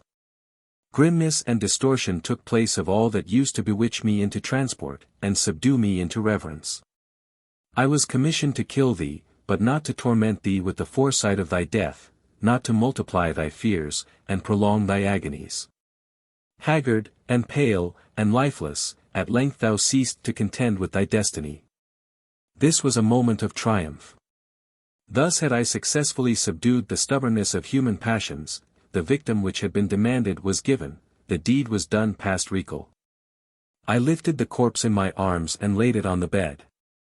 I gazed upon it with delight. Such was the elation of my thoughts, that I even broke into laughter. I clapped my hands and exclaimed, "It is done. My sacred duty is fulfilled. To that I have sacrificed, O my God. Thy last and best gift, my wife." For a while I thus soared above frailty. I imagined I had set myself forever beyond the reach of selfishness, but my imaginations were false. This rapture quickly subsided. I looked again at my wife. My joyous ebullitions vanished, and I asked myself who it was whom I saw. Methought it could not be Catharine. It could not be the woman who had lodged for years in my heart, who had slept, nightly, in my bosom. Who had borne in her womb, who had fostered at her breast, the beings who called me father, whom I had watched with delight, and cherished with a fondness ever new and perpetually growing. It could not be the same. Where was her bloom? These deadly and blood-suffused orbs but ill resemble the azure and ecstatic tenderness of her eyes. The lucid stream that meandered over that bosom, the glow of love that was wont to sit upon that cheek, are much unlike these livid stains and this hideous deformity. Alas! These were the traces of agony, the gripe of the assassin had been here. I will not dwell upon my lapse into desperate and outrageous sorrow. The breath of heaven that sustained me was withdrawn and I sunk into mere man. I leaped from the floor, I dashed my head against the wall, I uttered screams of horror, I panted after torment and pain. Eternal fire, and the bickerings of hell, compared with what I felt, were music and a bed of roses. I thank my God that this degeneracy was transient, that he deigned once more to raise me aloft. I thought upon what I had done as a sacrifice to duty, and was calm. My wife was dead. But I reflected, that though this source of human consolation was closed, yet others were still open. If the transports of an husband were no more, the feelings of a father had still scope for exercise. When remembrance of their mother should excite too keen a pang, I would look upon them, and be comforted. While I revolved these ideas, new warmth flowed in upon my heart. I was wrong. These feelings were the growth of selfishness. Of this I was not aware, and to dispel the mist that obscured my perceptions, a new effulgence and a new mandate were necessary. From these thoughts I was recalled by a ray that was shot into the room. A voice spake like that which I had before heard, "Thou hast done well, but all is not done, the sacrifice is incomplete, thy children must be offered, they must perish with their mother." Chapter 20. Will you wonder that I read no farther? Will you not rather be astonished that I read thus far? What power supported me through such a task I know not. Perhaps the doubt from which I could not disengage my mind, that the scene here depicted was a dream, contributed to my perseverance. In vain the solemn introduction of my uncle, his appeals to my fortitude, and allusions to something monstrous in the events he was about to disclose. In vain the distressful perplexity, the mysterious silence and ambiguous answers of my attendants, especially when the condition of my brother was the theme of my inquiries, were remembered. I recalled the interview with Wieland in my chamber, his preternatural tranquillity succeeded by bursts of passion and menacing actions. All these coincided with the tenor of this paper. Catharine and her children, and Louisa were dead. The act that destroyed them was, in the highest degree, inhuman. It was worthy of savages trained to murder, and exulting in agonies. Who was the performer of the deed? Wieland. My brother. The husband and the father. That man of gentle virtues and invincible benignity. Placable and mild, an idolater of peace. Surely, said I, it is a dream. For many days have I been vexed with frenzy. Its dominion is still felt. But new forms are called up to diversify and augment my torments. The paper dropped from my hand, and my eyes followed it. I shrunk back, as if to avoid some petrifying influence that approached me. My tongue was mute. All the functions of nature were at a stand, and I sunk upon the floor lifeless. The noise of my fall, as I afterwards heard, alarmed my uncle, who was in a lower apartment, and whose apprehensions had detained him. He hastened to my chamber, and administered the assistance which my condition required. When I opened my eyes I beheld him before me. His skill as a reasoner as well as a physician, was exerted to obviate the injurious effects of this disclosure. But he had wrongly estimated the strength of my body or of my mind. This new shock brought me once more to the brink of the grave, and my malady was much more difficult to subdue than at first. I will not dwell upon the long train of dreary sensations, and the hideous confusion of my understanding. Time slowly restored its customary firmness to my frame, and order to my thoughts. The images impressed upon my mind by this fatal paper were somewhat effaced by my malady. They were obscure and disjointed like the parts of a dream. I was desirous of freeing my imagination from this chaos. For this end I questioned my uncle, who was my constant companion. He was intimidated by the issue of his first experiment, and took pains to elude or discourage my inquiry. My impetuosity sometimes compelled him to have resort to misrepresentations and untruths. Time effected that end, perhaps, in a more beneficial manner. In the course of my meditations the recollections of the past gradually became more distinct. I revolved them, however, in silence, and being no longer accompanied with surprise, they did not exercise a death-dealing power. I had discontinued the perusal of the paper in the midst of the narrative. But what I read, combined with information elsewhere obtained, threw, perhaps, a sufficient light upon these detestable transactions, yet my curiosity was not inactive. I desired to peruse the remainder. My eagerness to know the particulars of this tale was mingled and abetted by my antipathy to the scene which would be disclosed. Hence I employed no means to effect my purpose. I desired knowledge, and, at the same time, shrunk back from receiving the boon. One morning, being left alone, I rose from my bed, and went to a drawer where my finer clothing used to be kept. I opened it, and this fatal paper saluted my sight. I snatched it involuntarily, and withdrew to a chair. I debated, for a few minutes, whether I should open and read. Now that my fortitude was put to trial, it failed. I felt myself incapable of deliberately surveying a scene of so much horror. I was prompted to return it to its place, but this resolution gave way, and I determined to peruse some part of it. I turned over the leaves till I came near the conclusion. The narrative of the criminal was finished. The verdict of guilty reluctantly pronounced by the jury, and the accused interrogated why sentence of death should not pass. The answer was brief, solemn, and emphatical. No. I have nothing to say. My tale has been told. My motives have been truly stated.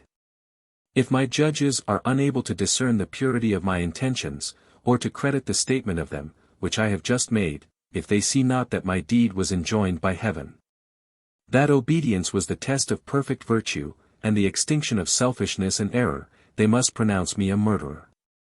They refuse to credit my tale, they impute my acts to the influence of demons. They account me an example of the highest wickedness of which human nature is capable, they doom me to death and infamy. Have I power to escape this evil? If I have, be sure I will exert it. I will not accept evil at their hand. When I am entitled to good, I will suffer only when I cannot elude suffering. You say that I am guilty, impious and rash. Thus to usurp the prerogatives of your Maker. To set up your bounded views and halting reason, as the measure of truth. Thou, omnipotent and holy. Thou knowest that my actions were conformable to thy will. I know not what is crime. What actions are evil in their ultimate and comprehensive tendency, or what are good. Thy knowledge, as thy power, is unlimited.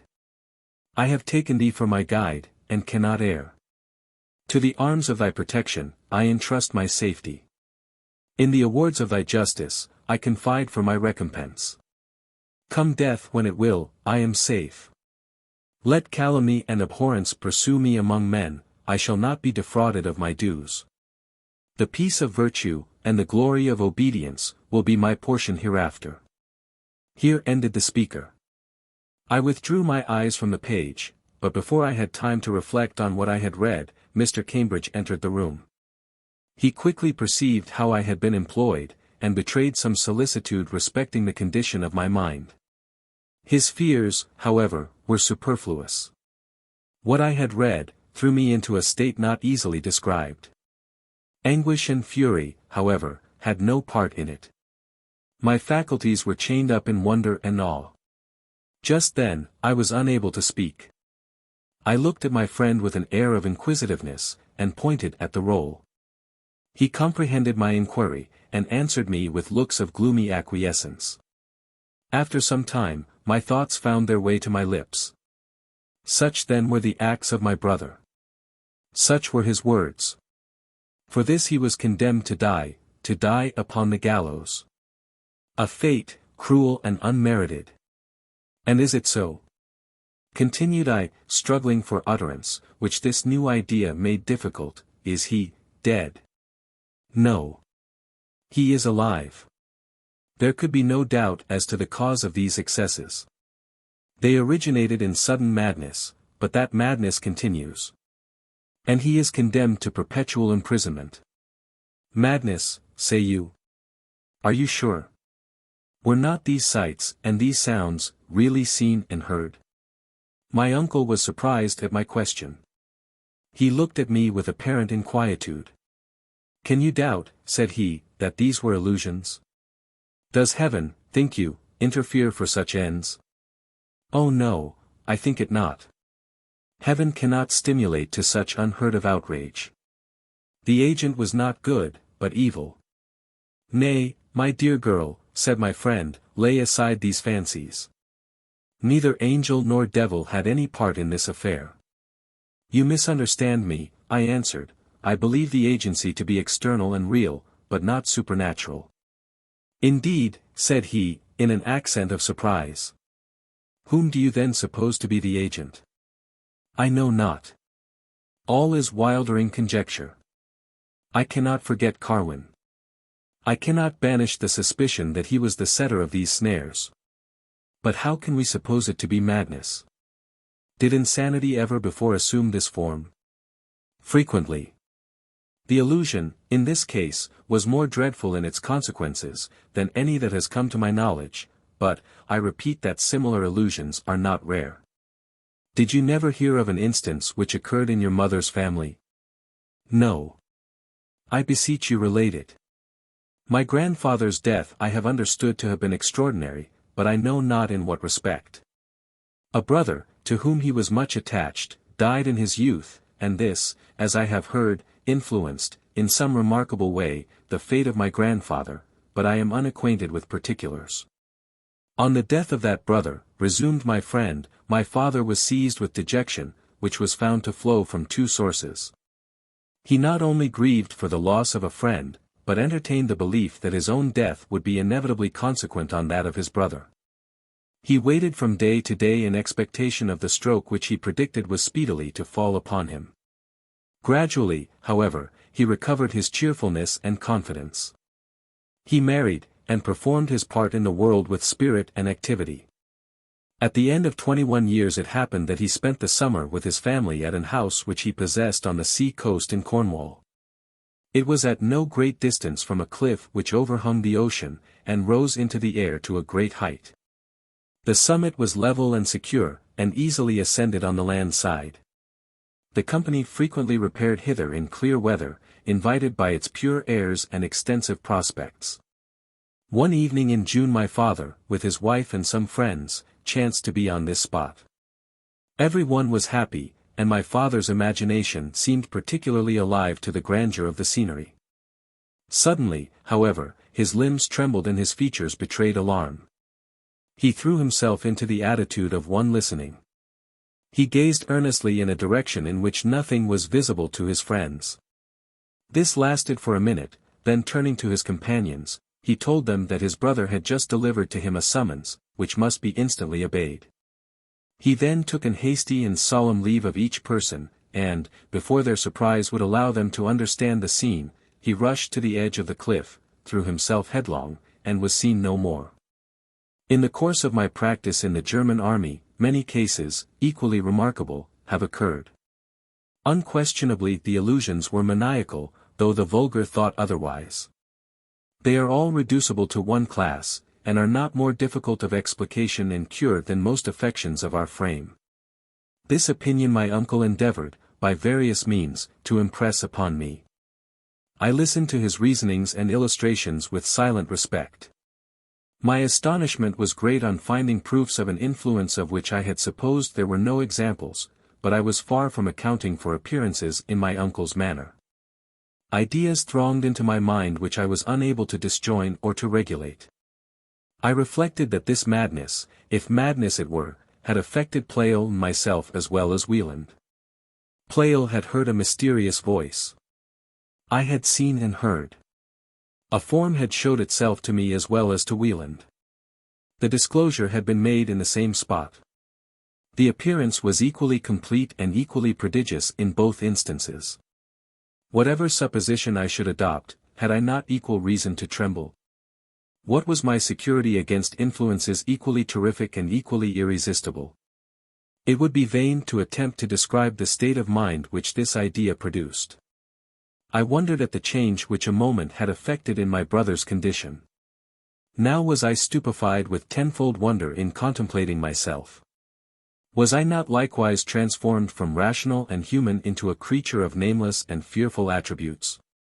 Was I not transported to the brink of the same abyss? Ere a new day should come, my hands might be embrued in blood, and my remaining life be consigned to a dungeon and chains. With moral sensibility like mine, no wonder that this new dread was more insupportable than the anguish I had lately endured. Grief carries its own antidote along with it.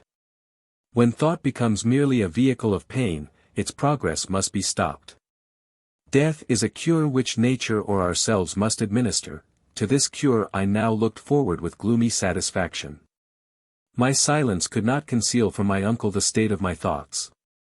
He made unwearied efforts to divert my attention from views so pregnant with danger. His efforts, aided by time, were in some measure successful. Confidence in the strength of my resolution, and in the healthful state of my faculties, was once more revived. I was able to devote my thoughts to my brother's state, and the causes of this disastrous proceeding. My opinions were the sport of eternal change. Sometimes I conceived the apparition to be more than human. I had no grounds on which to build a disbelief. I could not deny faith to the evidence of my religion. The testimony of men was loud and unanimous, both these concurred to persuade me that evil spirits existed, and that their energy was frequently exerted in the system of the world. These ideas connected themselves with the image of Carwin. Where is the proof, said I, that demons may not be subjected to the control of men? This truth may be distorted and debased in the minds of the ignorant. The dogmas of the vulgar, with regard to this subject, are glaringly absurd. But though these may justly be neglected by the wise, we are scarcely justified in totally rejecting the possibility that men may obtain supernatural aid. The dreams of superstition are worthy of contempt. Witchcraft, its instruments and miracles, the compact ratified by a bloody signature, the apparatus of sulphurous smells and thundering explosions, are monstrous and chimerical. These have no part in the scene over which the genius of Carwin presides. That conscious beings, dissimilar from human, but moral and voluntary agents as we are, somewhere exist, can scarcely be denied. That their aid may be employed to benign or malignant purposes, cannot be disproved. Darkness rests upon the designs of this man. The extent of his power is unknown, but is there not evidence that it has been now exerted? I recurred to my own experience. Here Carwin had actually appeared upon the stage, but this was in a human character. A voice and a form were discovered. But one was apparently exerted, and the other disclosed, not to befriend, but to counteract Carwin's designs. There were tokens of hostility, and not of alliance, between them. Carwin was the miscreant whose projects were resisted by a minister of heaven. How can this be reconciled to the stratagem which ruined my brother? There the agency was at once preternatural and malignant. The recollection of this fact led my thoughts into a new channel. The malignity of that influence which governed my brother had hitherto been no subject of doubt. His wife and children were destroyed, they had expired in agony and fear. Yet was it indisputably certain that their murderer was criminal? He was acquitted at the tribunal of his own conscience, his behavior at his trial and since, was faithfully reported to me, appearances were uniform. Not for a moment did he lay aside the majesty of virtue, he repelled all invectives by appealing to the deity, and to the tenor of his past life. Surely there was truth in this appeal, none but a command from heaven could have swayed his will. And nothing but unerring proof of divine approbation could sustain his mind in its present elevation. Mania mutabilis. See Darwin's Zoonomia, Volume 2. Class 3. 1.2, where similar cases are stated. Chapter 21. Such, for some time, was the course of my meditations.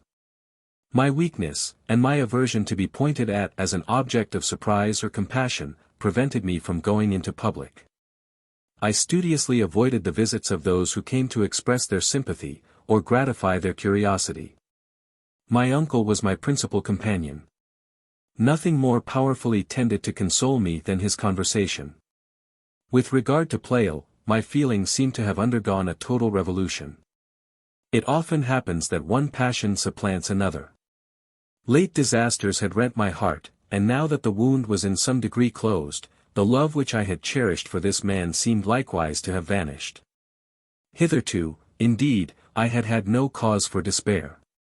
I was innocent of that offense which had estranged him from my presence. I might reasonably expect that my innocence would at some time be irresistibly demonstrated, and his affection for me be revived with his esteem. Now my aversion to be thought culpable by him continued, but was unattended with the same impatience. I desired the removal of his suspicions, not for the sake of regaining his love, but because I delighted in the veneration of so excellent a man, and because he himself would derive pleasure from conviction of my integrity. My uncle had early informed me that Pleyel and he had seen each other, since the return of the latter from Europe. Amidst the topics of their conversation, I discovered that Pleyel had carefully omitted the mention of those events which had drawn upon me so much abhorrence. I could not account for his silence on this subject. Perhaps time or some new discovery had altered or shaken his opinion. Perhaps he was unwilling, though I were guilty, to injure me in the opinion of my venerable kinsman. I understood that he had frequently visited me during my disease, had watched many successive nights by my bedside, and manifested the utmost anxiety on my account. The journey which he was preparing to take, at the termination of our last interview, the catastrophe of the ensuing night induced him to delay. The motives of this journey I had, till now, totally mistaken. They were explained to me by my uncle, whose tale excited my astonishment without awakening my regret. In a different state of mind, it would have added unspeakably to my distress, but now it was more a source of pleasure than pain. This, perhaps, is not the least extraordinary of the facts contained in this narrative. It will excite less wonder when I add, that my indifference was temporary, and that the lapse of a few days shewed me that my feelings were deadened for a time, rather than finally extinguished. Teresa de Stolberg was alive. She had conceived the resolution of seeking her lover in America. To conceal her flight, she had caused the report of her death to be propagated. She put herself under the conduct of Bertrand, the faithful servant of Pleyel. The paquet which the latter received from the hands of his servant, contained the tidings of her safe arrival at Boston, and to meet her there was the purpose of his journey. This discovery had set this man's character in a new light. I had mistaken the heroism of friendship for the frenzy of love. He who had gained my affections, may be supposed to have previously entitled himself to my reverence. But the levity which had formerly characterized the behavior of this man, tended to obscure the greatness of his sentiments. I did not fail to remark, that since this lady was still alive, the voice in the temple which asserted her death, must either have been intended to deceive, or have been itself deceived. The latter supposition was inconsistent with the notion of a spiritual, and the former with that of a benevolent being. When my disease abated, Pleyel had forborne his visits, and had lately set out upon this journey. This amounted to a proof that my guilt was still believed by him.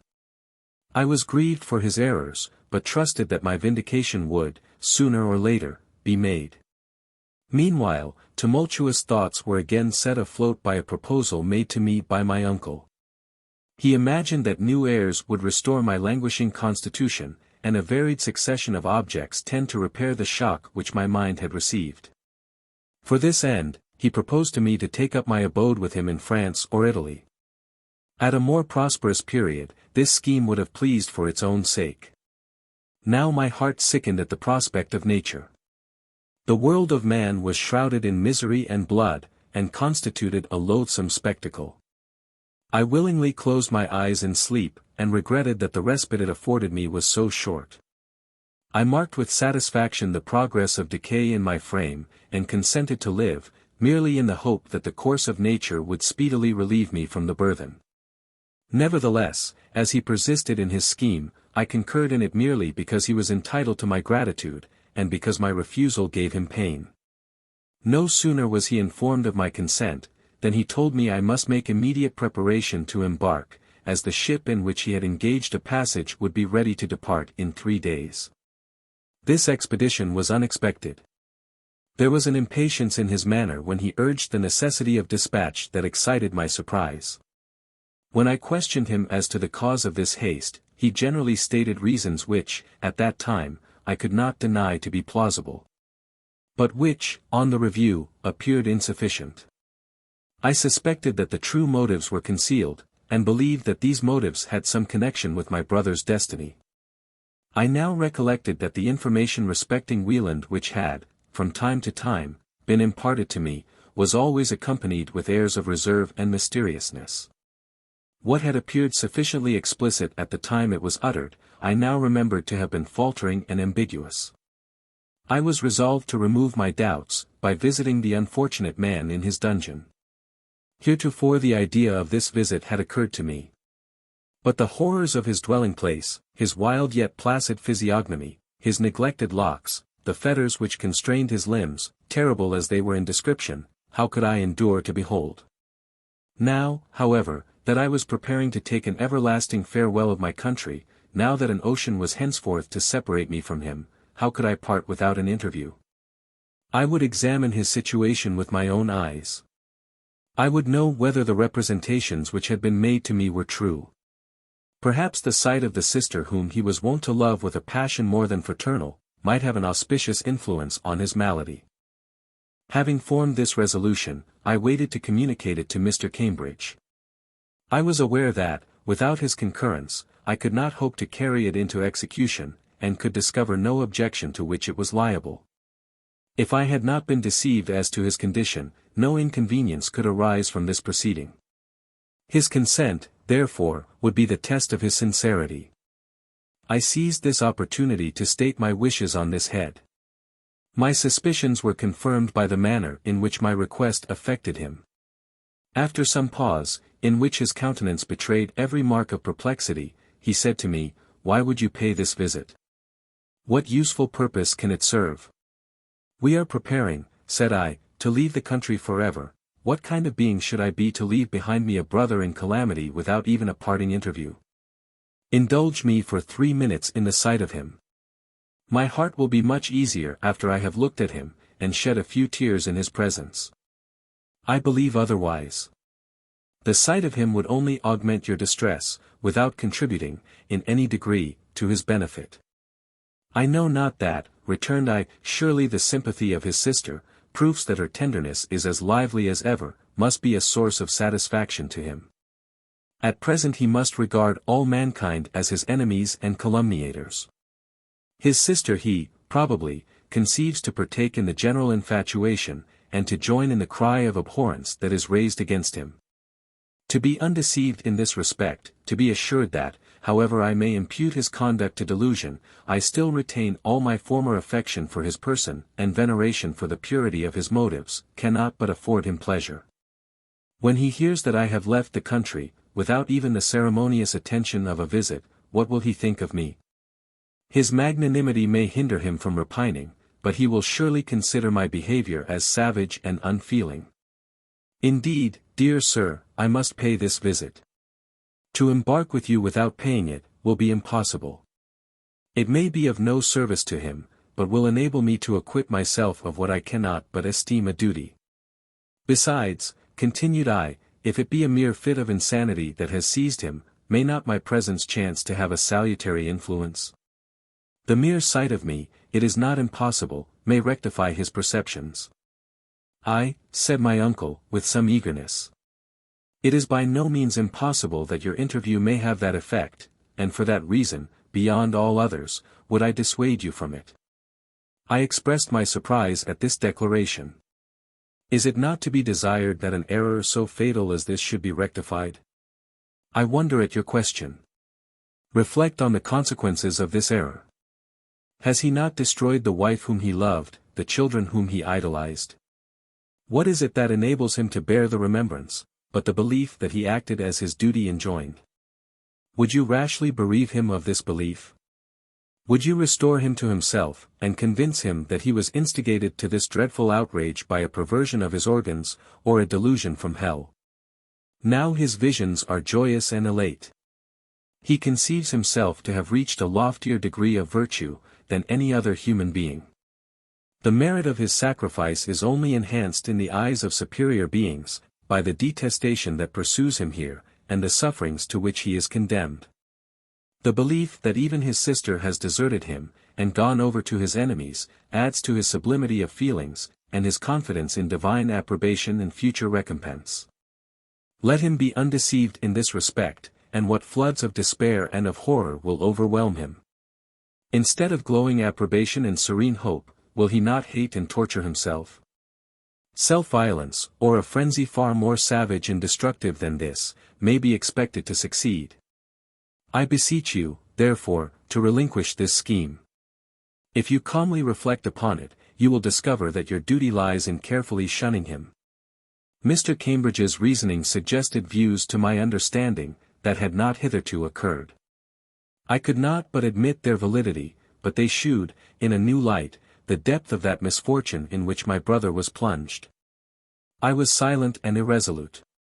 Presently, I considered, that whether Wieland was a maniac, a faithful servant of his God, the victim of hellish illusions, or the dupe of human imposture, was by no means certain.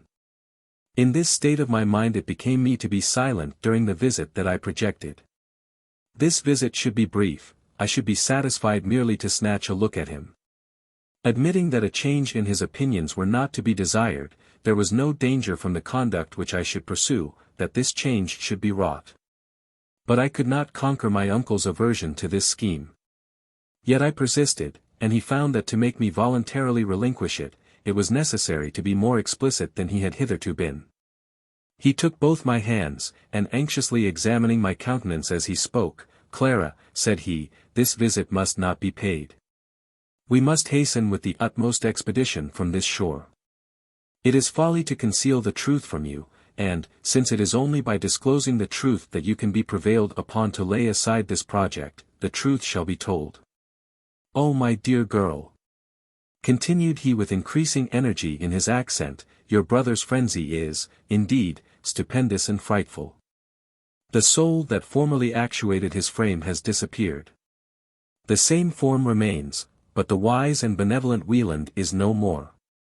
A fury that is rapacious of blood, that lifts his strength almost above that of mortals, that bends all his energies to the destruction of whatever was once dear to him, possesses him wholly. You must not enter his dungeon. His eyes will no sooner be fixed upon you, than an exertion of his force will be made. He will shake off his fetters in a moment, and rush upon you. No interposition will then be strong or quick enough to save you. The phantom that has urged him to the murder of Catharine and her children is not yet appeased. Your life, and that of Pleyel, are exacted from him by this imaginary being. He is eager to comply with this demand. Twice he has escaped from his prison. The first time, he no sooner found himself at liberty, than he hasted to Pleyel's house. It being midnight, the latter was in bed. Wieland penetrated unobserved to his chamber, and opened his curtain. Happily, Pleyel awoke at the critical moment, and escaped the fury of his kinsman, by leaping from his chamber window into the court. Happily, he reached the ground without injury. Alarms were given, and after diligent search, your brother was found in a chamber of your house, whither, no doubt, he had sought you. His chains, and the watchfulness of his guards, were redoubled. But again, by some miracle, he restored himself to liberty. He was now incautiously apprised of the place of your abode, and had not information of his escape been instantly given, your death would have been added to the number of his atrocious acts. You now see the danger of your project.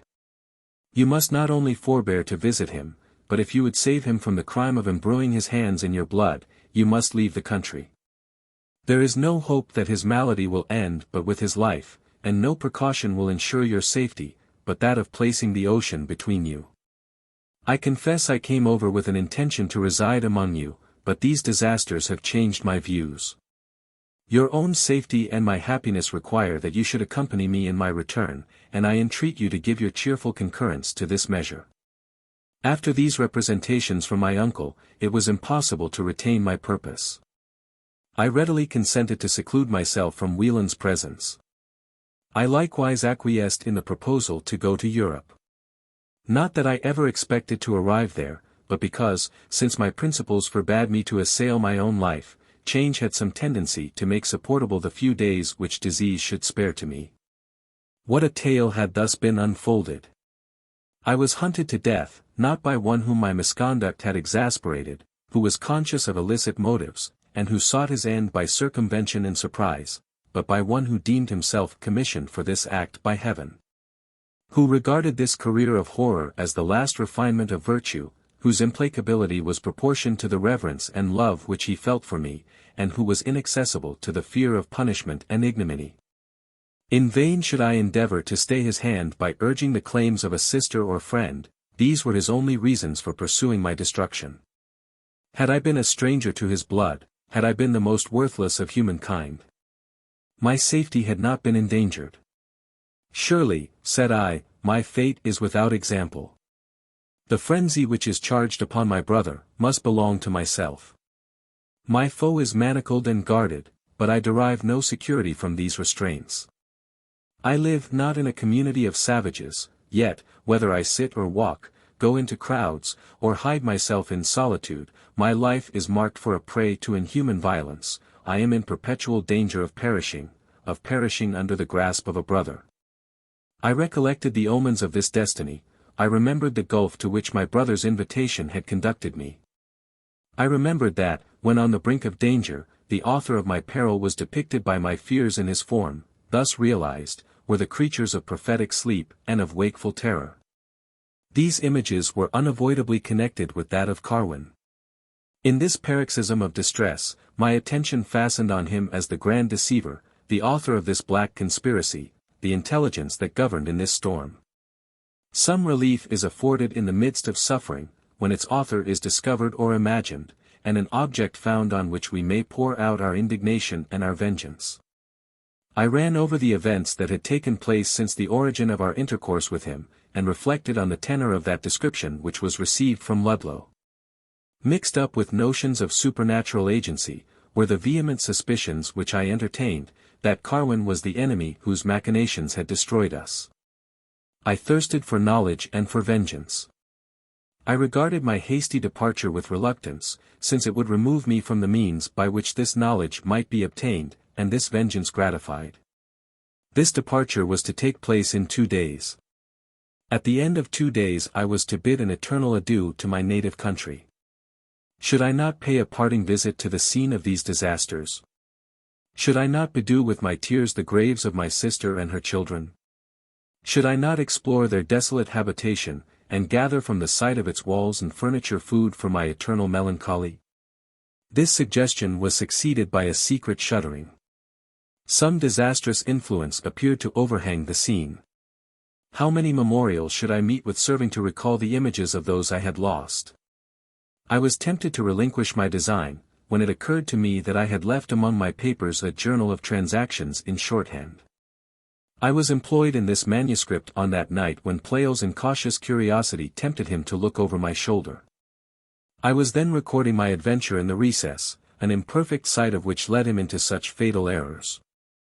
I had regulated the disposition of all my property. This manuscript, however, which contained the most secret transactions of my life, I was desirous of destroying. For this end I must return to my house, and this I immediately determined to do. I was not willing to expose myself to opposition from my friends, by mentioning my design. I therefore bespoke the use of Mr. Hallett's chaise, under pretence of enjoying an airing, as the day was remarkably bright. This request was gladly complied with, and I directed the servant to conduct me to Mettingen. I dismissed him at the gate, intending to use, in returning, a carriage belonging to my brother. Chapter 22. The inhabitants of the Hut received me with a mixture of joy and surprise. Their homely welcome, and their artless sympathy, were grateful to my feelings. In the midst of their inquiries, as to my health, they avoided all allusions to the source of my malady. They were honest creatures, and I loved them well. I participated in the tears which they shed when I mentioned to them my speedy departure for Europe, and promised to acquaint them with my welfare during my long absence. They expressed great surprise when I informed them of my intention to visit my cottage. Alarm and foreboding overspread their features, and they attempted to dissuade me from visiting an house which they firmly believed to be haunted by 1,000 ghastly apparitions. These apprehensions, however, had no power over my conduct. I took an irregular path which led me to my own house. All was vacant and forlorn. A small enclosure, near which the path led, was the burying ground belonging to the family. This I was obliged to pass. Once I had intended to enter it, and ponder on the emblems and inscriptions which my uncle had caused to be made on the tombs of Catharine and her children. But now my heart faltered as I approached, and I hastened forward, that distance might conceal it from my view. When I approached the recess, my heart again sunk. I averted my eyes, and left it behind me as quickly as possible. Silence reigned through my habitation, and a darkness which closed doors and shutters produced. Every object was connected with mine or my brother's history. I passed the entry, mounted the stair, and unlocked the door of my chamber. It was with difficulty that I curbed my fancy and smothered my fears. Slight movements and casual sounds were transformed into beckoning shadows and calling shapes. I proceeded to the closet. I opened and looked round it with fearfulness. All things were in their accustomed order. I sought and found the manuscript where I was used to deposit it. This being secured, there was nothing to detain me, yet I stood and contemplated a while the furniture and walls of my chamber. I remembered how long this apartment had been a sweet and tranquil asylum. I compared its former state with its present dreariness, and reflected that I now beheld it for the last time. Here it was that the incomprehensible behavior of Carwin was witnessed, this the stage on which that enemy of man shewed himself for a moment unmasked.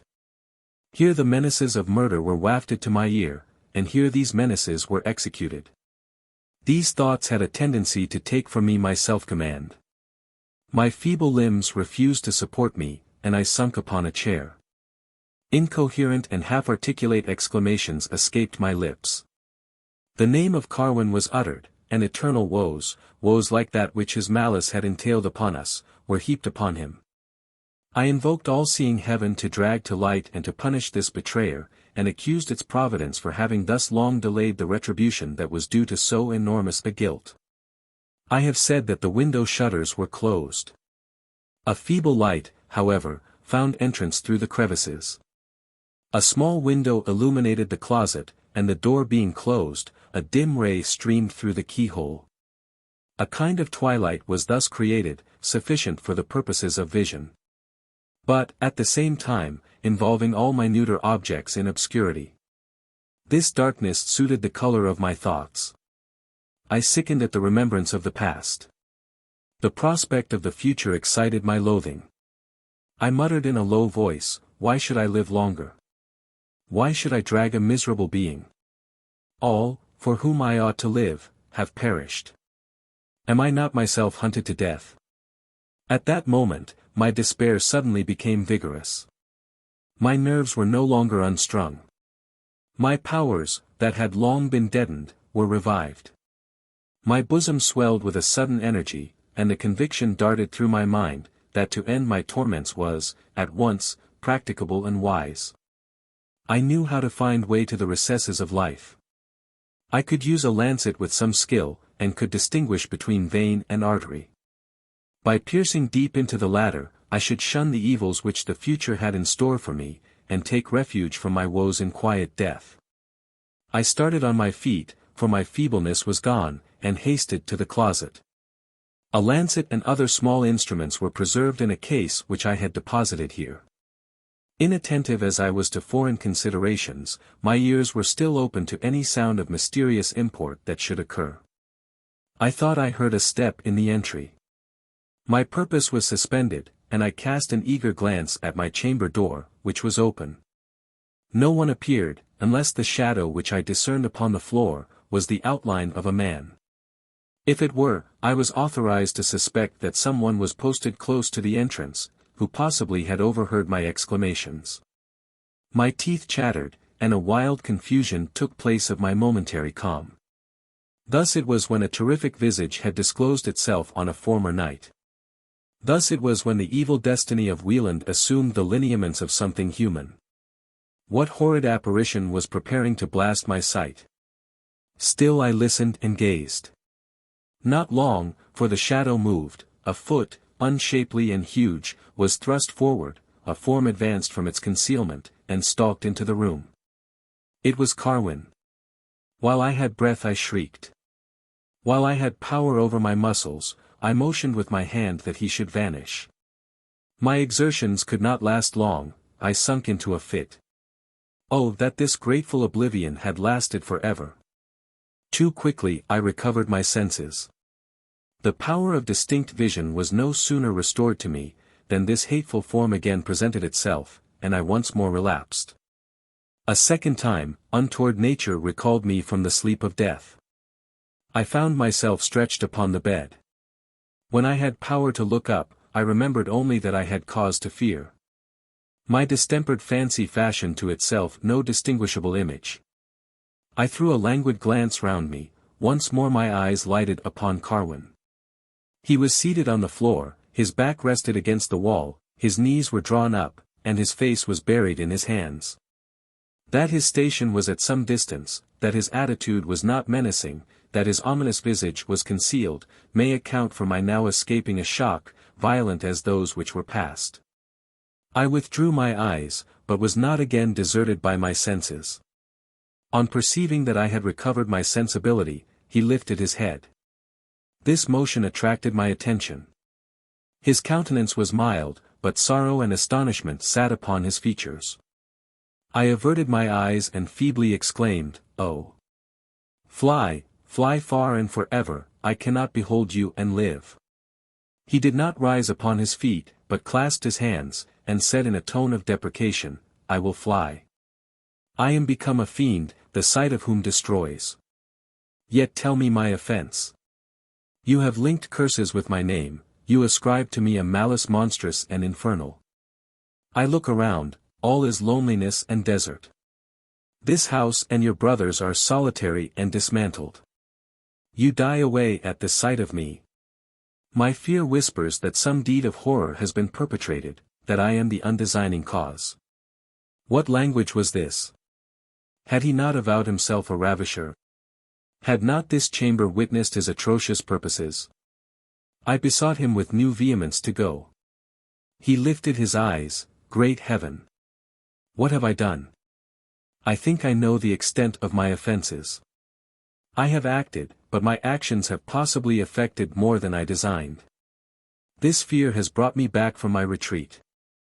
I come to repair the evil of which my rashness was the cause, and to prevent more evil. I come to confess my errors. Wretch! I cried when my suffocating emotions would permit me to speak, the ghosts of my sister and her children, do they not rise to accuse thee? Who was it that blasted the intellects of Wieland? Who was it that urged him to fury, and guided him to murder? Who, but thou and the devil, with whom thou art confederated? At these words a new spirit pervaded his countenance. His eyes once more appealed to heaven.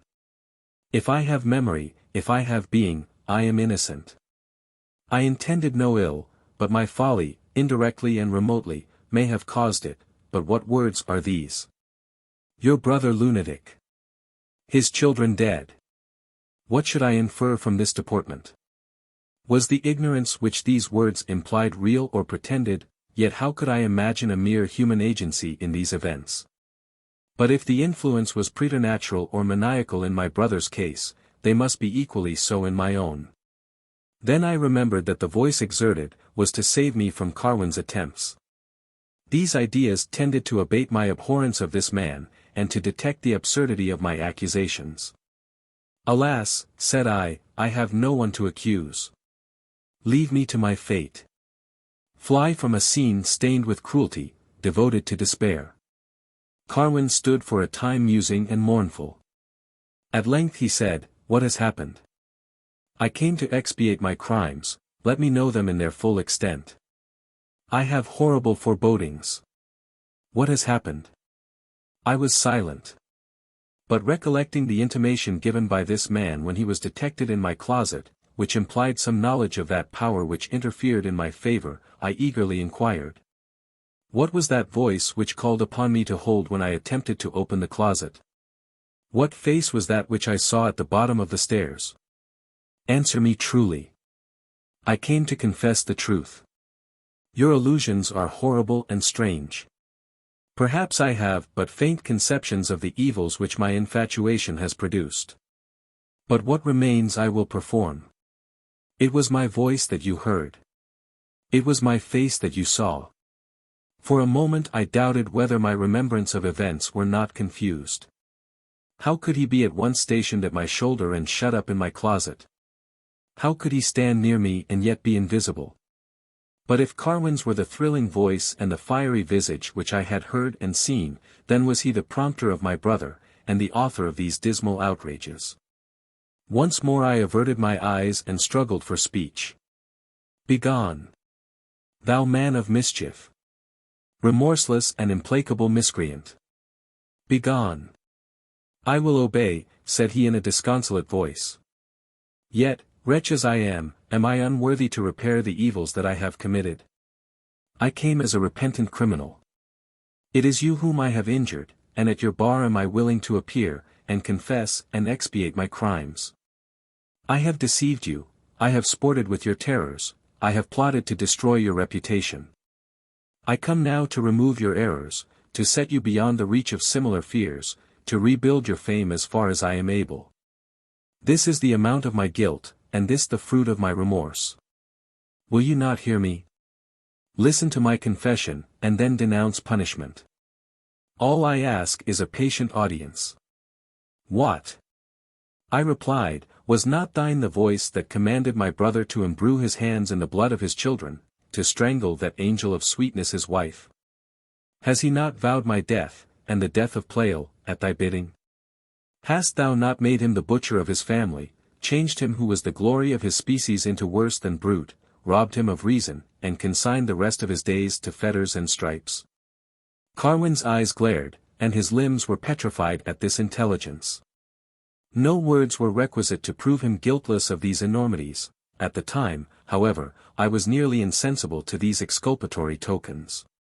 He walked to the farther end of the room, and having recovered some degree of composure, he spoke. I am not this villain, I have slain no one, I have prompted none to slay. I have handled a tool of wonderful efficacy without malignant intentions, but without caution, ample will be the punishment of my temerity, if my conduct has contributed to this evil. He paused. I likewise was silent. I struggled to command myself so far as to listen to the tale which he should tell. Observing this, he continued. You are not apprised of the existence of a power which I possess. I know not by what name to call it. It enables me to mimic exactly the voice of another, and to modify the sound so that it shall appear to come from what quarter, and be uttered at what distance I please. I know not that every one possesses this power. Perhaps, though a casual position of my organs in my youth shewed me that I possessed it, it is an art which may be taught to all. Would to God I had died unknowing of the secret. It has produced nothing but degradation and calamity.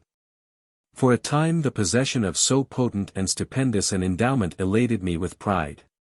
Unfortified by principle, subjected to poverty, stimulated by headlong passions, I made this powerful engine subservient to the supply of my wants, and the gratification of my vanity.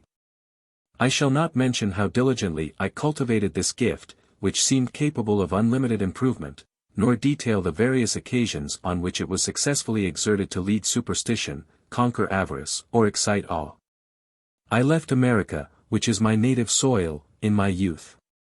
I have been engaged in various scenes of life, in which my peculiar talent has been exercised with more or less success. I was finally betrayed by one who called himself my friend, into acts which cannot be justified, though they are susceptible of apology. The perfidy of this man compelled me to withdraw from Europe. I returned to my native country, uncertain whether silence and obscurity would save me from his malice. I resided in the purlieus of the city. I put on the garb and assumed the manners of a clown. My chief recreation was walking. My principal haunts were the lawns and gardens of Mettingen. In this delightful region the luxuriances of nature had been chastened by judicious art, and each successive contemplation unfolded new enchantments. I was studious of seclusion, I was satiated with the intercourse of mankind, and discretion required me to shun their intercourse. For these reasons I long avoided the observation of your family, and chiefly visited these precincts at night. I was never weary of admiring the position and ornaments of the temple. Many a night have I passed under its roof, revolving no pleasing meditations. When, in my frequent rambles, I perceived this apartment was occupied, I gave a different direction to my steps. One evening, when a shower had just passed, judging by the silence that no one was within, I ascended to this building. Glancing carelessly round, I perceived an open letter on the pedestal. To read it was doubtless an offense against politeness.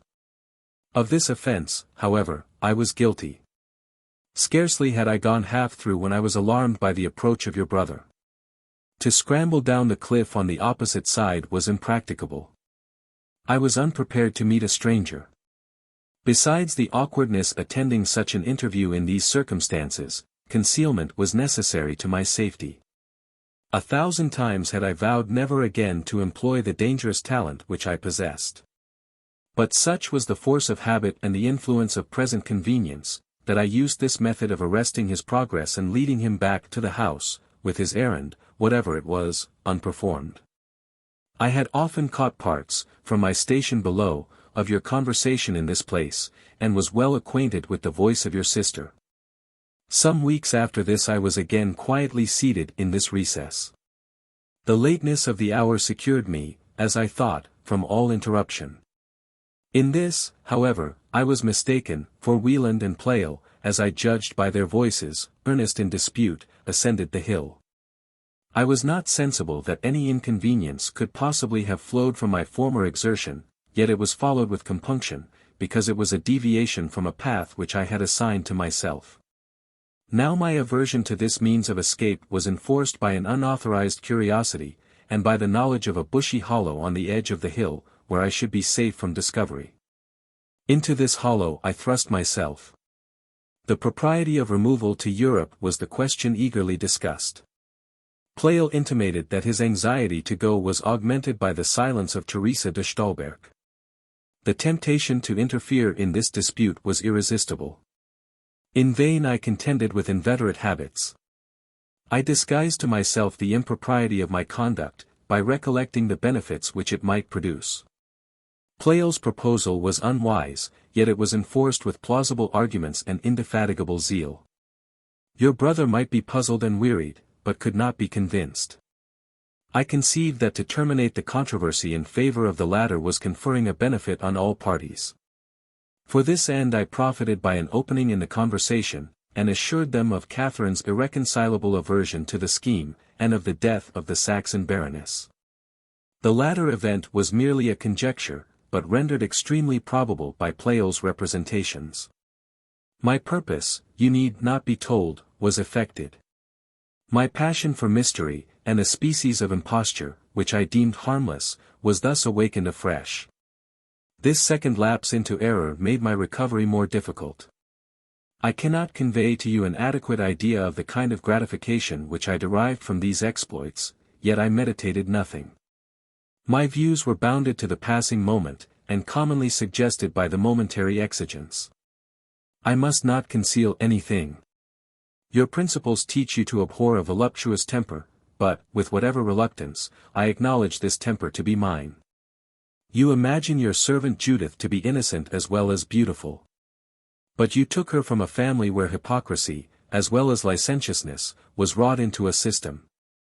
My attention was captivated by her charms, and her principles were easily seen to be flexible. Deem me not capable of the iniquity of seduction. Your servant is not destitute of feminine and virtuous qualities, but she was taught that the best use of her charms consists in the sale of them. My nocturnal visits to Mettingen were now prompted by a double view, and my correspondence with your servant gave me, at all times, access to your house. The second night after our interview, so brief and so little foreseen by either of us, some demon of mischief seized me. According to my companion's report, your perfections were little less than divine. Her uncouth but copious narratives converted you into an object of worship. She chiefly dwelt upon your courage, because she herself was deficient in that quality. You held apparitions and goblins in contempt. You took no precautions against robbers. You were just as tranquil and secure in this lonely dwelling, as if you were in the midst of a crowd. Hence a vague project occurred to me, to put this courage to the test. A woman capable of recollection in danger, of warding off groundless panics, of discerning the true mode of proceeding, and profiting by her best resources, is a prodigy. I was desirous of ascertaining whether you were such an one. My expedient was obvious and simple. I was to counterfeit a murderous dialogue, but this was to be so conducted that another, and not yourself, should appear to be the object. I was not aware of the possibility that you should appropriate these menaces to yourself. Had you been still and listened, you would have heard the struggles and prayers of the victim, who would likewise have appeared to be shut up in the closet, and whose voice would have been Judith's. This scene would have been an appeal to your compassion, and the proof of cowardice or courage which I expected from you, would have been your remaining inactive in your bed, or your entering the closet with a view to assist the sufferer. Some instances which Judith related of your fearlessness and promptitude made me adopt the latter supposition with some degree of confidence. By the girl's direction I found a ladder, and mounted to your closet window. This is scarcely large enough to admit the head, but it answered my purpose too well. I cannot express my confusion and surprise at your abrupt and precipitate flight. I hastily removed the ladder. And, after some pause, curiosity and doubts of your safety induced me to follow you. I found you stretched on the turf before your brother's door, without sense or motion. I felt the deepest regret at this unlooked-for consequence of my scheme. I knew not what to do to procure you relief. The idea of awakening the family naturally presented itself. This emergency was critical, and there was no time to deliberate. It was a sudden thought that occurred. I put my lips to the keyhole, and sounded an alarm which effectually roused the sleepers. My organs were naturally forcible, and had been improved by long and assiduous exercise. Long and bitterly did I repent of my scheme. I was somewhat consoled by reflecting that my purpose had not been evil, and renewed my fruitless vows never to attempt such dangerous experiments. For some time I adhered, with laudable forbearance, to this resolution. My life has been a life of hardship and exposure. In the summer I prefer to make my bed of the smooth turf, or, at most, the shelter of a summer house suffices. In all my rambles I never found a spot in which so many picturesque beauties and rural delights were assembled as at Mettingen. No corner of your little domain unites fragrance and secrecy in so perfect a degree as the recess in the bank. The odor of its leaves, the coolness of its shade, and the music of its waterfall, had early attracted my attention. Here my sadness was converted into peaceful melancholy, here my slumbers were sound, and my pleasures enhanced.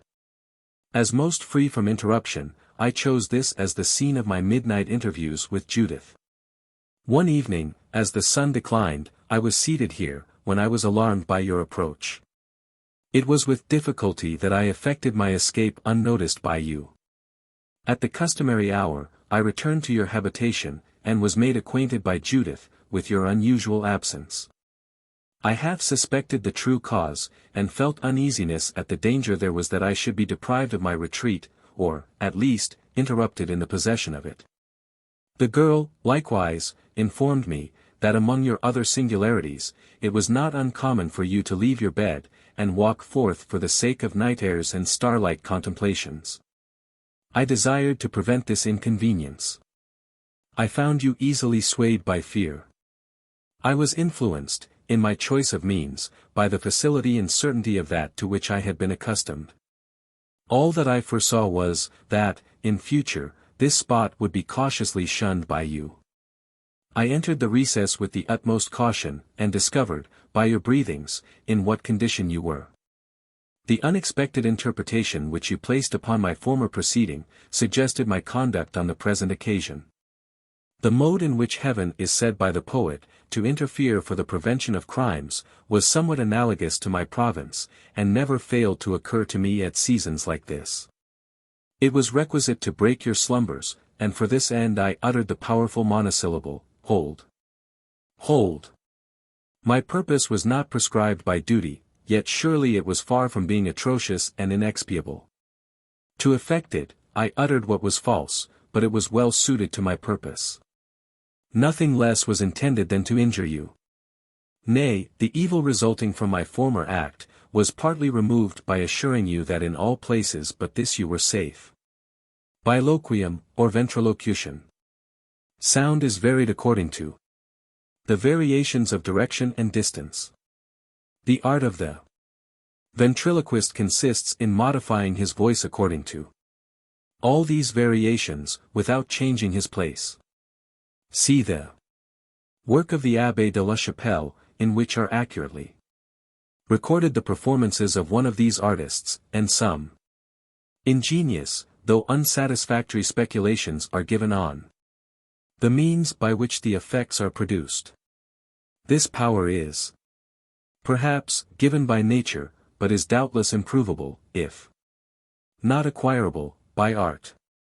It may, possibly, consist in an unusual flexibility or exertion of the bottom of the tongue and the uvula.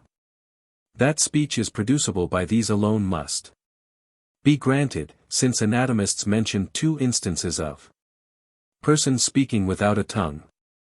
In one case, the organ was originally wanting, but its place was supplied by a small tubercle, and the uvula was perfect.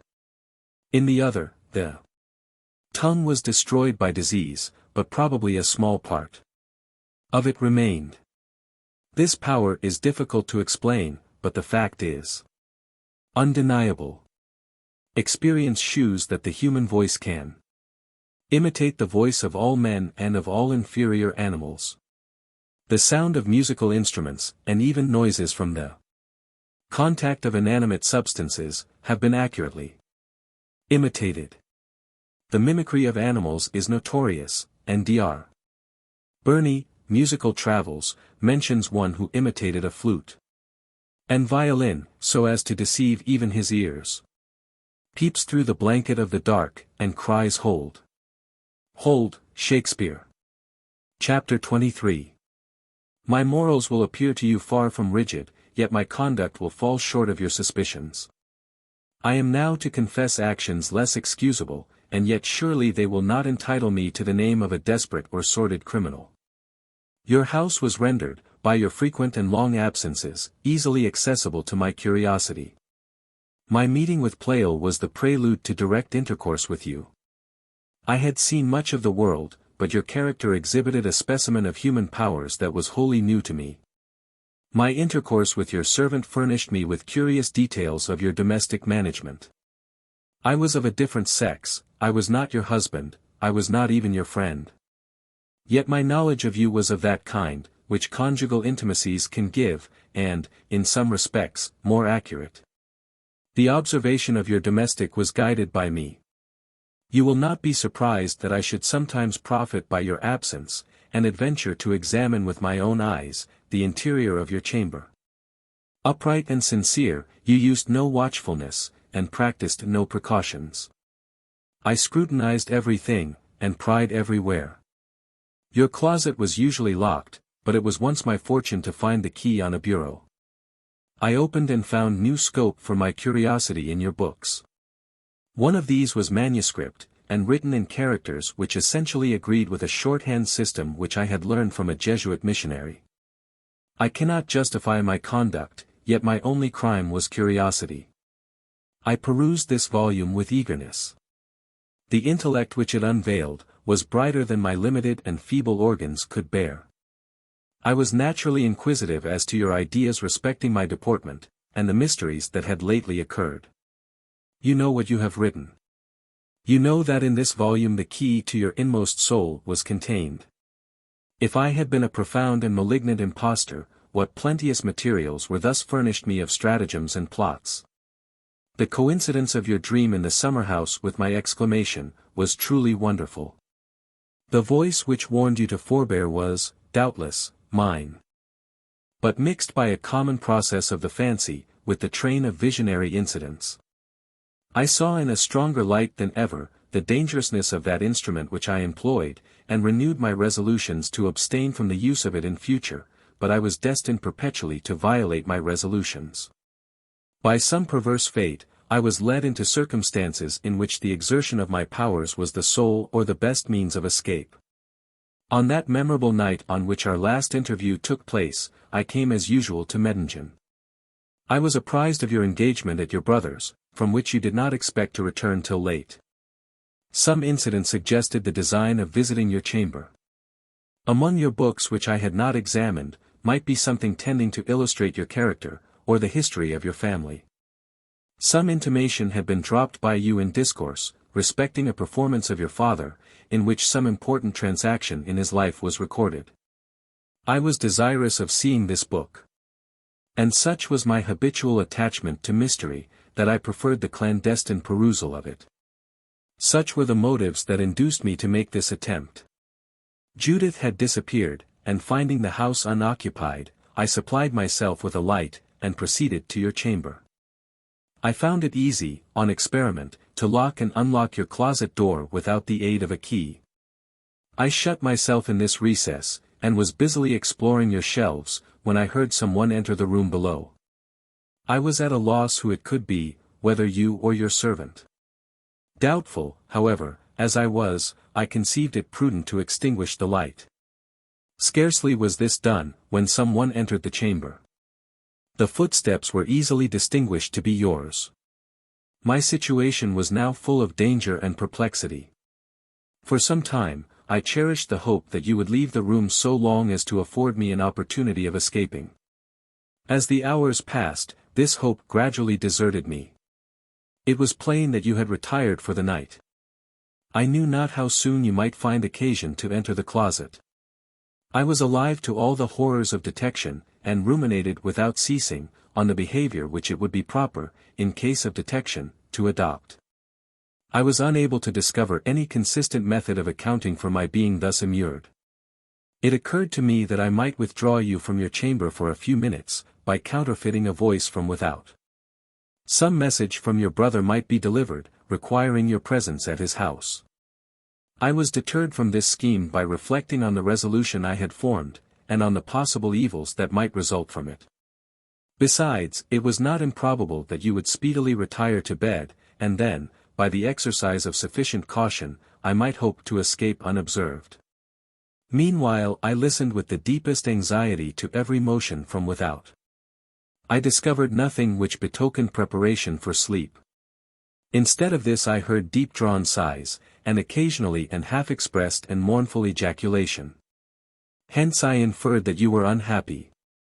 The true state of your mind with regard to Plao your own pen had disclosed, but I supposed you to be framed of such materials, that, though a momentary sadness might affect you, you were impregnable to any permanent and heartfelt grief. Inquietude for my own safety was, for a moment, suspended by sympathy with your distress.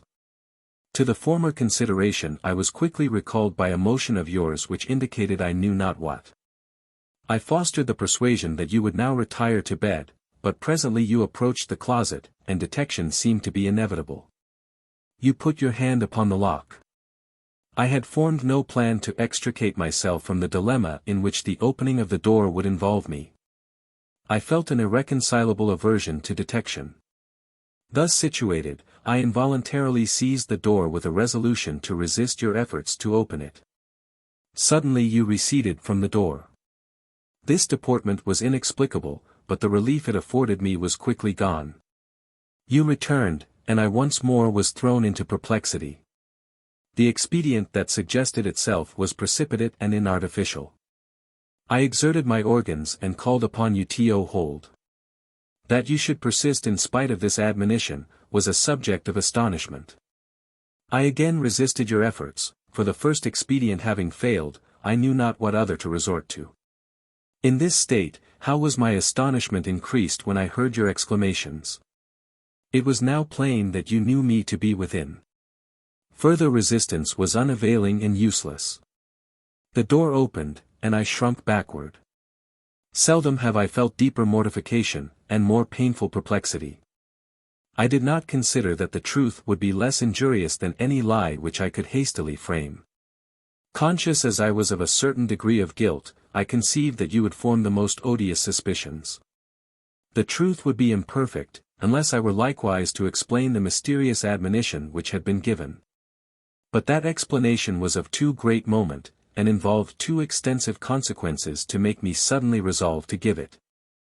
I was aware that this discovery would associate itself in your mind, with the dialogue formerly heard in this closet. Thence would your suspicions be aggravated, and to escape from these suspicions would be impossible. But the mere truth would be sufficiently opprobrious, and deprive me for ever of your good opinion. Thus was I rendered desperate, and my mind rapidly passed to the contemplation of the use that might be made of previous events. Some good genius would appear to you to have interposed to save you from injury intended by me. Why, I said, since I must sink in her opinion, should I not cherish this belief? Why not personate an enemy, and pretend that celestial interference has frustrated my schemes?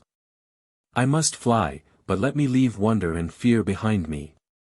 Elucidation of the mystery will always be practicable. I shall do no injury, but merely talk of evil that was designed, but is now past. Thus I extenuated my conduct to myself, but I scarcely expect that this will be to you a sufficient explication of the scene that followed. Those habits which I have imbibed, the rooted passion which possesses me for scattering around me amazement and fear, you enjoy no opportunities of knowing. That a man should wantonly impute to himself the most flagitious designs, will hardly be credited, even though you reflect that my reputation was already, by my own folly, irretrievably ruined. And that it was always in my power to communicate the truth, and rectify the mistake. I left you to ponder on this scene. My mind was full of rapid and incongruous ideas. Compunction, self-upbraiding, hopelessness, satisfaction at the view of those effects likely to flow from my new scheme, misgivings as to the beneficial result of this scheme took possession of my mind, and seemed to struggle for the mastery. I had gone too far to recede. I had painted myself to you as an assassin and ravisher, withheld from guilt only by a voice from heaven. I had thus reverted into the path of error, and now, having gone thus far, my progress seemed to be irrevocable. I said to myself, I must leave these precincts forever. My acts have blasted my fame in the eyes of the Wielands. For the sake of creating a mysterious dread, I have made myself a villain. I may complete this mysterious plan by some new imposture, but I cannot aggravate my supposed guilt. My resolution was formed, and I was swiftly ruminating on the means for executing it, when Pleyel appeared in sight. This incident decided my conduct. It was plain that Pleyel was a devoted lover, but he was, at the same time, a man of cold resolves and exquisite sagacity. To deceive him would be the sweetest triumph I had ever enjoyed. The deception would be momentary, but it would likewise be complete. That his delusion would so soon be rectified, was a recommendation to my scheme, for I esteemed him too much to desire to entail upon him lasting agonies. I had no time to reflect further, for he proceeded, with a quick step, towards the house. I was hurried onward involuntarily and by a mechanical impulse. I followed him as he passed the recess in the bank, and shrouding myself in that spot, I counterfeited sounds which I knew would arrest his steps. He stopped, turned, listened, approached, and overheard a dialogue whose purpose was to vanquish his belief in a point where his belief was most difficult to vanquish. I exerted all my powers to imitate your voice, your general sentiments, and your language. Being master, by means of your journal, of your personal history in most secret thoughts, my efforts were the more successful. When I reviewed the tenor of this dialogue, I cannot believe but that Pleyel was deluded. When I think of your character, and of the inferences which this dialogue was intended to suggest, it seems incredible that this delusion should be produced. I spared not myself. I called myself murderer, thief, guilty of innumerable perjuries and misdeeds. That you had debased yourself to the level of such an one, no evidence, methought, would suffice to convince him who knew you so thoroughly as Pleyel. And yet the imposture amounted to proof which the most jealous scrutiny would find to be unexceptionable. He left his station precipitately and resumed his way to the house. I saw that the detection of his error would be instantaneous, since, not having gone to bed, an immediate interview would take place between you. At first this circumstance was considered with regret. But as time opened my eyes to the possible consequences of this scene, I regarded it with pleasure. In a short time the infatuation which had led me thus far began to subside.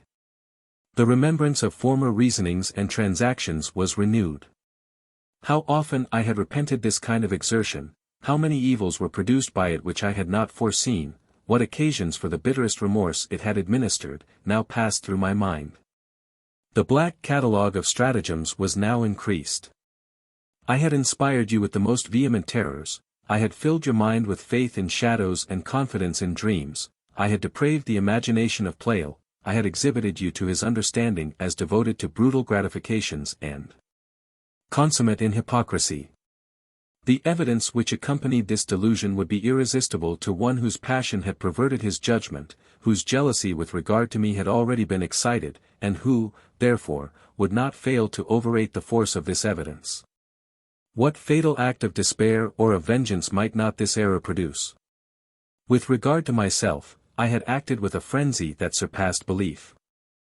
I had warred against my peace and my fame, I had banished myself from the fellowship of vigorous and pure minds, I was self-expelled from a scene which the munificence of nature had adorned with unrivaled beauties, and from haunts in which all the muses and humanities had taken refuge.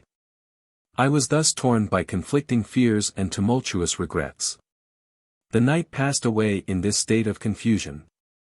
And next morning in the Gazette left at my obscure lodging, I read a description and an offer of reward for the apprehension of my person. I was said to have escaped from an Irish prison, in which I was confined as an offender convicted of enormous and complicated crimes. This was the work of an enemy, who, by falsehood and stratagem, had procured my condemnation. I was, indeed, a prisoner, but escaped, by the exertion of my powers, the fate to which I was doomed, but which I did not deserve.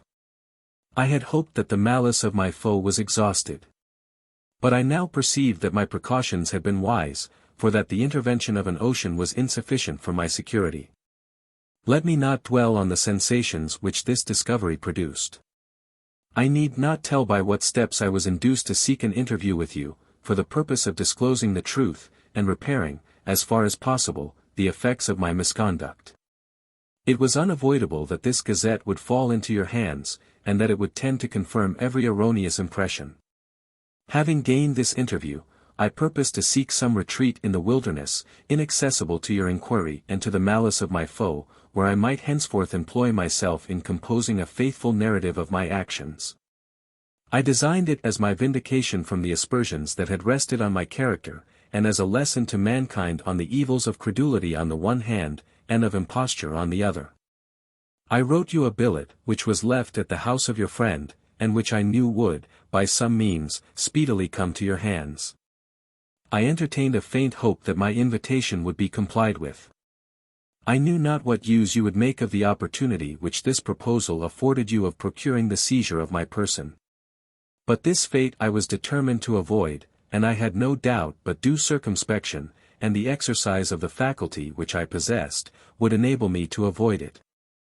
I lurked, through the day, in the neighborhood of Mettingen. I approached your habitation at the appointed hour, I entered it in silence, by a trap-door which led into the cellar. This had formerly been bolted on the inside, but Judith had, at an early period in our intercourse, removed this impediment.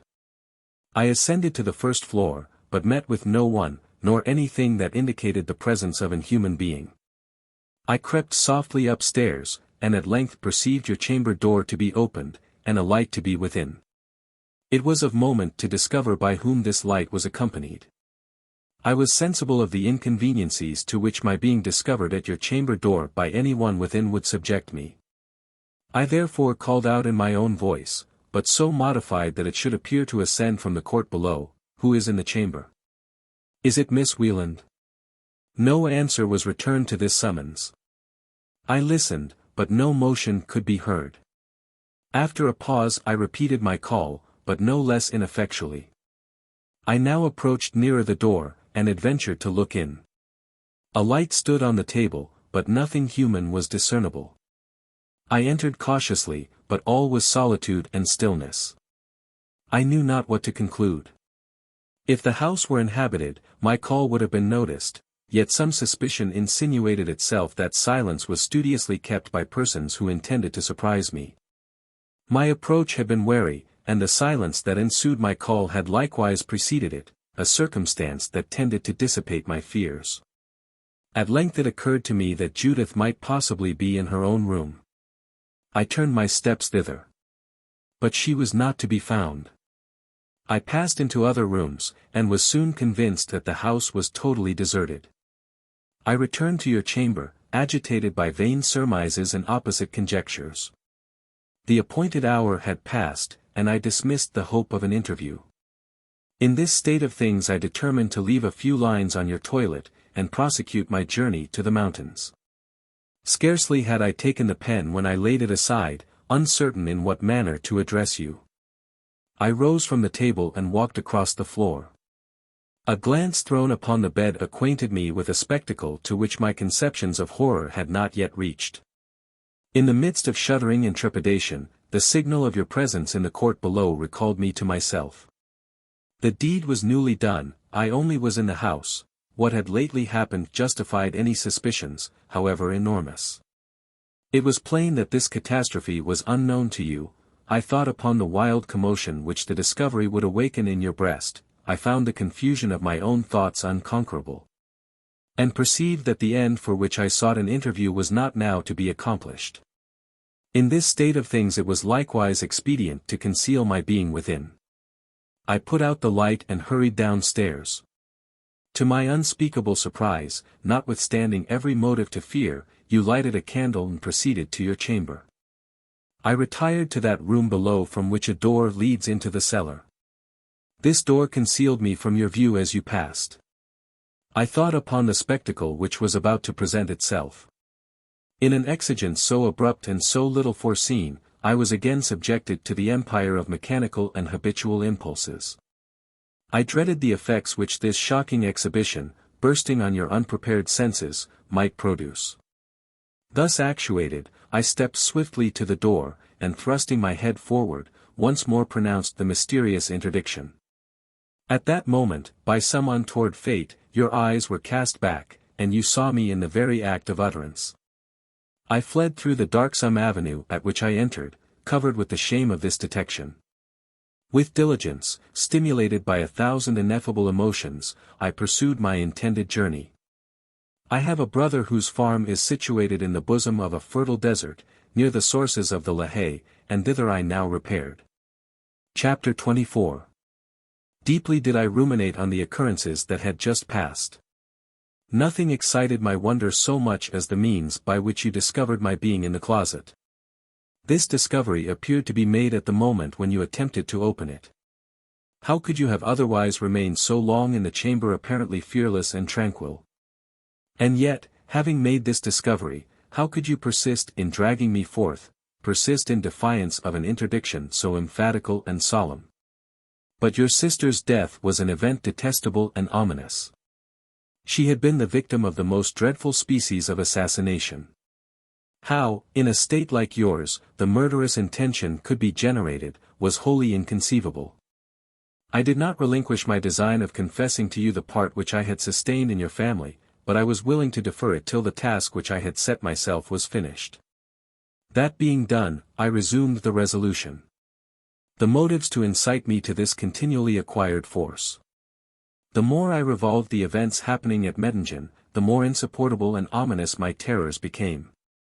My waking hours and my sleep were vexed by dismal presages and frightful intimations. Catharine was dead by violence. Surely my malignant stars had not made me the cause of her death. Yet had I not rashly set in motion a machine, over whose progress I had no control, and which experience had shown me was infinite in power. Every day might add to the catalogue of horrors of which this was the source, and a seasonable disclosure of the truth might prevent numberless ills. Fraught with this conception, I have turned my steps hither. I find your brother's house desolate, the furniture removed, and the walls stained with damps. Your own is in the same situation.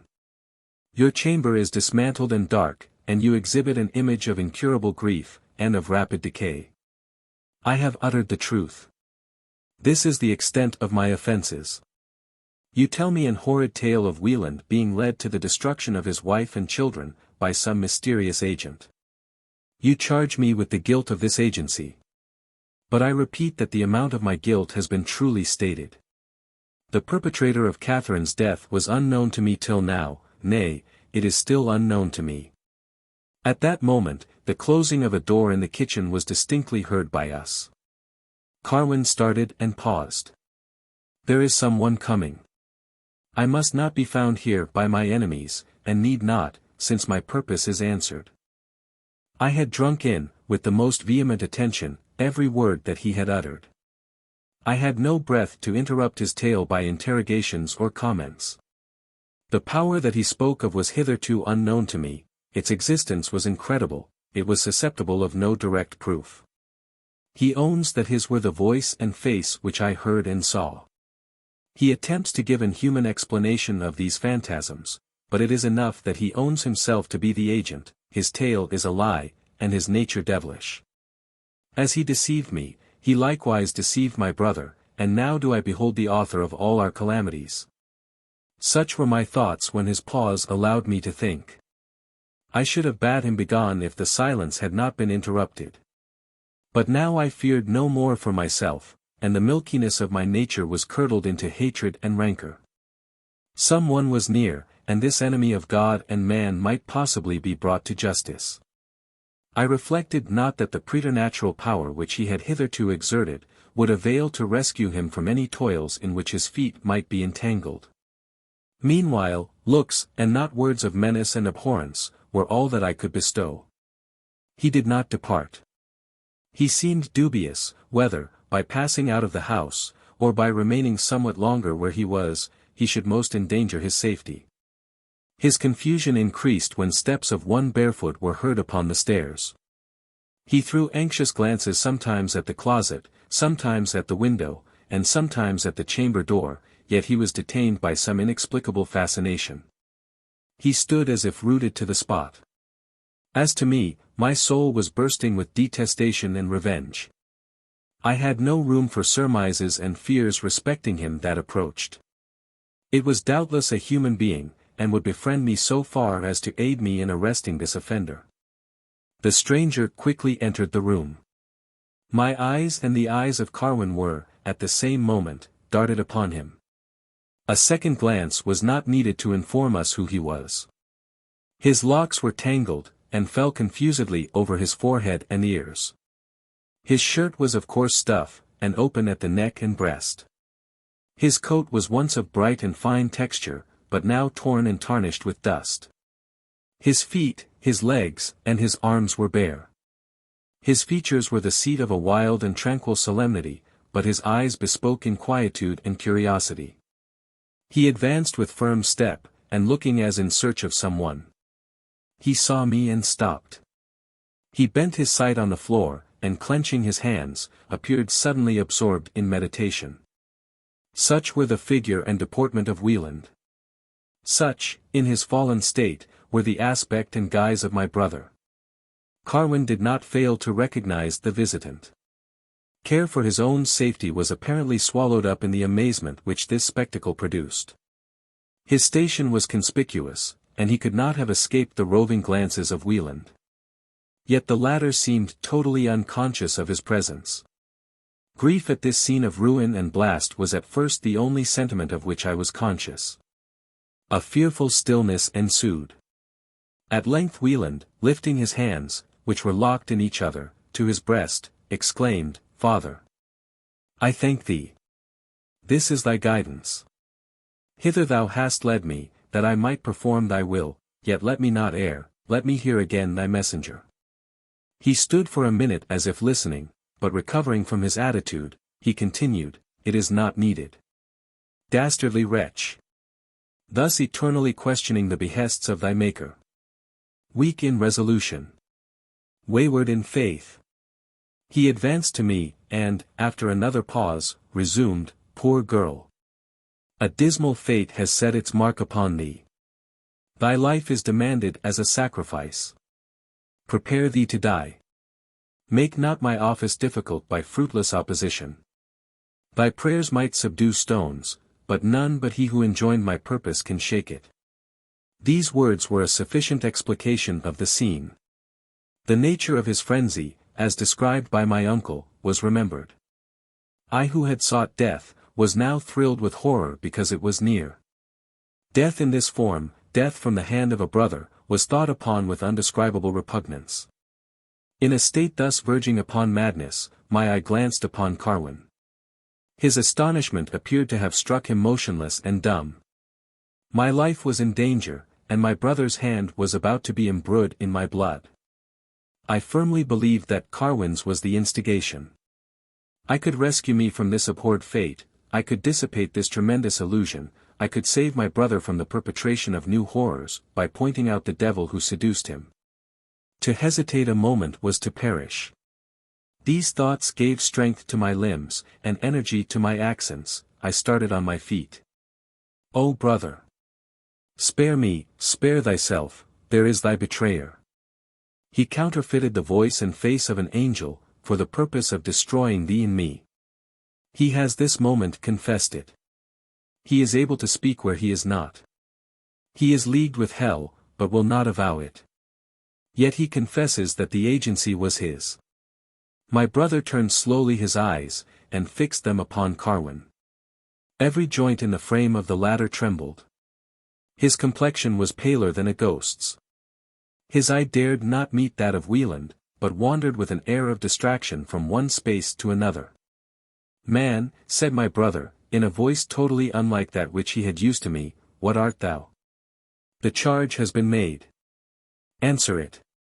The visage, the voice, at the bottom of these stairs, at the hour of 11, to whom did they belong? To thee?" Twice did Carwin attempt to speak, but his words died away upon his lips. My brother resumed in a tone of greater vehemence. "Thou falterest. Faltering is ominous. Say yes or no, one word will suffice, but beware of falsehood. Was it a stratagem of hell to overthrow my family? Wast thou the agent?" I now saw that the wrath which had been prepared for me was to be heaped upon another. The tale that I heard from him, and his present trepidations, were abundant testimonies of his guilt. But what if Wieland should be undeceived? What if he shall find his acts to have proceeded not from an heavenly prompter, but from human treachery? Will not his rage mount into whirlwind? Will not he tear limb from limb this devoted wretch? Instinctively I recoiled from this image, but it gave place to another. Carwin may be innocent, but the impetuosity of his judge may misconstrue his answers into a confession of guilt. Wieland knows not that mysterious voices and appearances were likewise witnessed by me. Carwin may be ignorant of those which misled my brother. Thus may his answers unwarily betray himself to ruin. Such might be the consequences of my frantic precipitation, and these, it was necessary, if possible, to prevent. I attempted to speak, but Wieland, turning suddenly upon me, commanded silence, in a tone furious and terrible. My lips closed, and my tongue refused its office. "What art thou?" he resumed, addressing himself to Carwin. "Answer me. Whose form, whose voice, was it thy contrivance? Answer me." The answer was now given, but confusedly and scarcely articulated. "I meant nothing, I intended no ill, if I understand, if I do not mistake you, it is too true, I did appear, in the entry, did speak. The contrivance was mine, but—" These words were no sooner uttered, than my brother ceased to wear the same aspect. His eyes were downcast, he was motionless, his respiration became hoarse, like that of a man in the agonies of death. Carwin seemed unable to say more. He might have easily escaped, but the thought which occupied him related to what was horrid and unintelligible in this scene, and not to his own danger.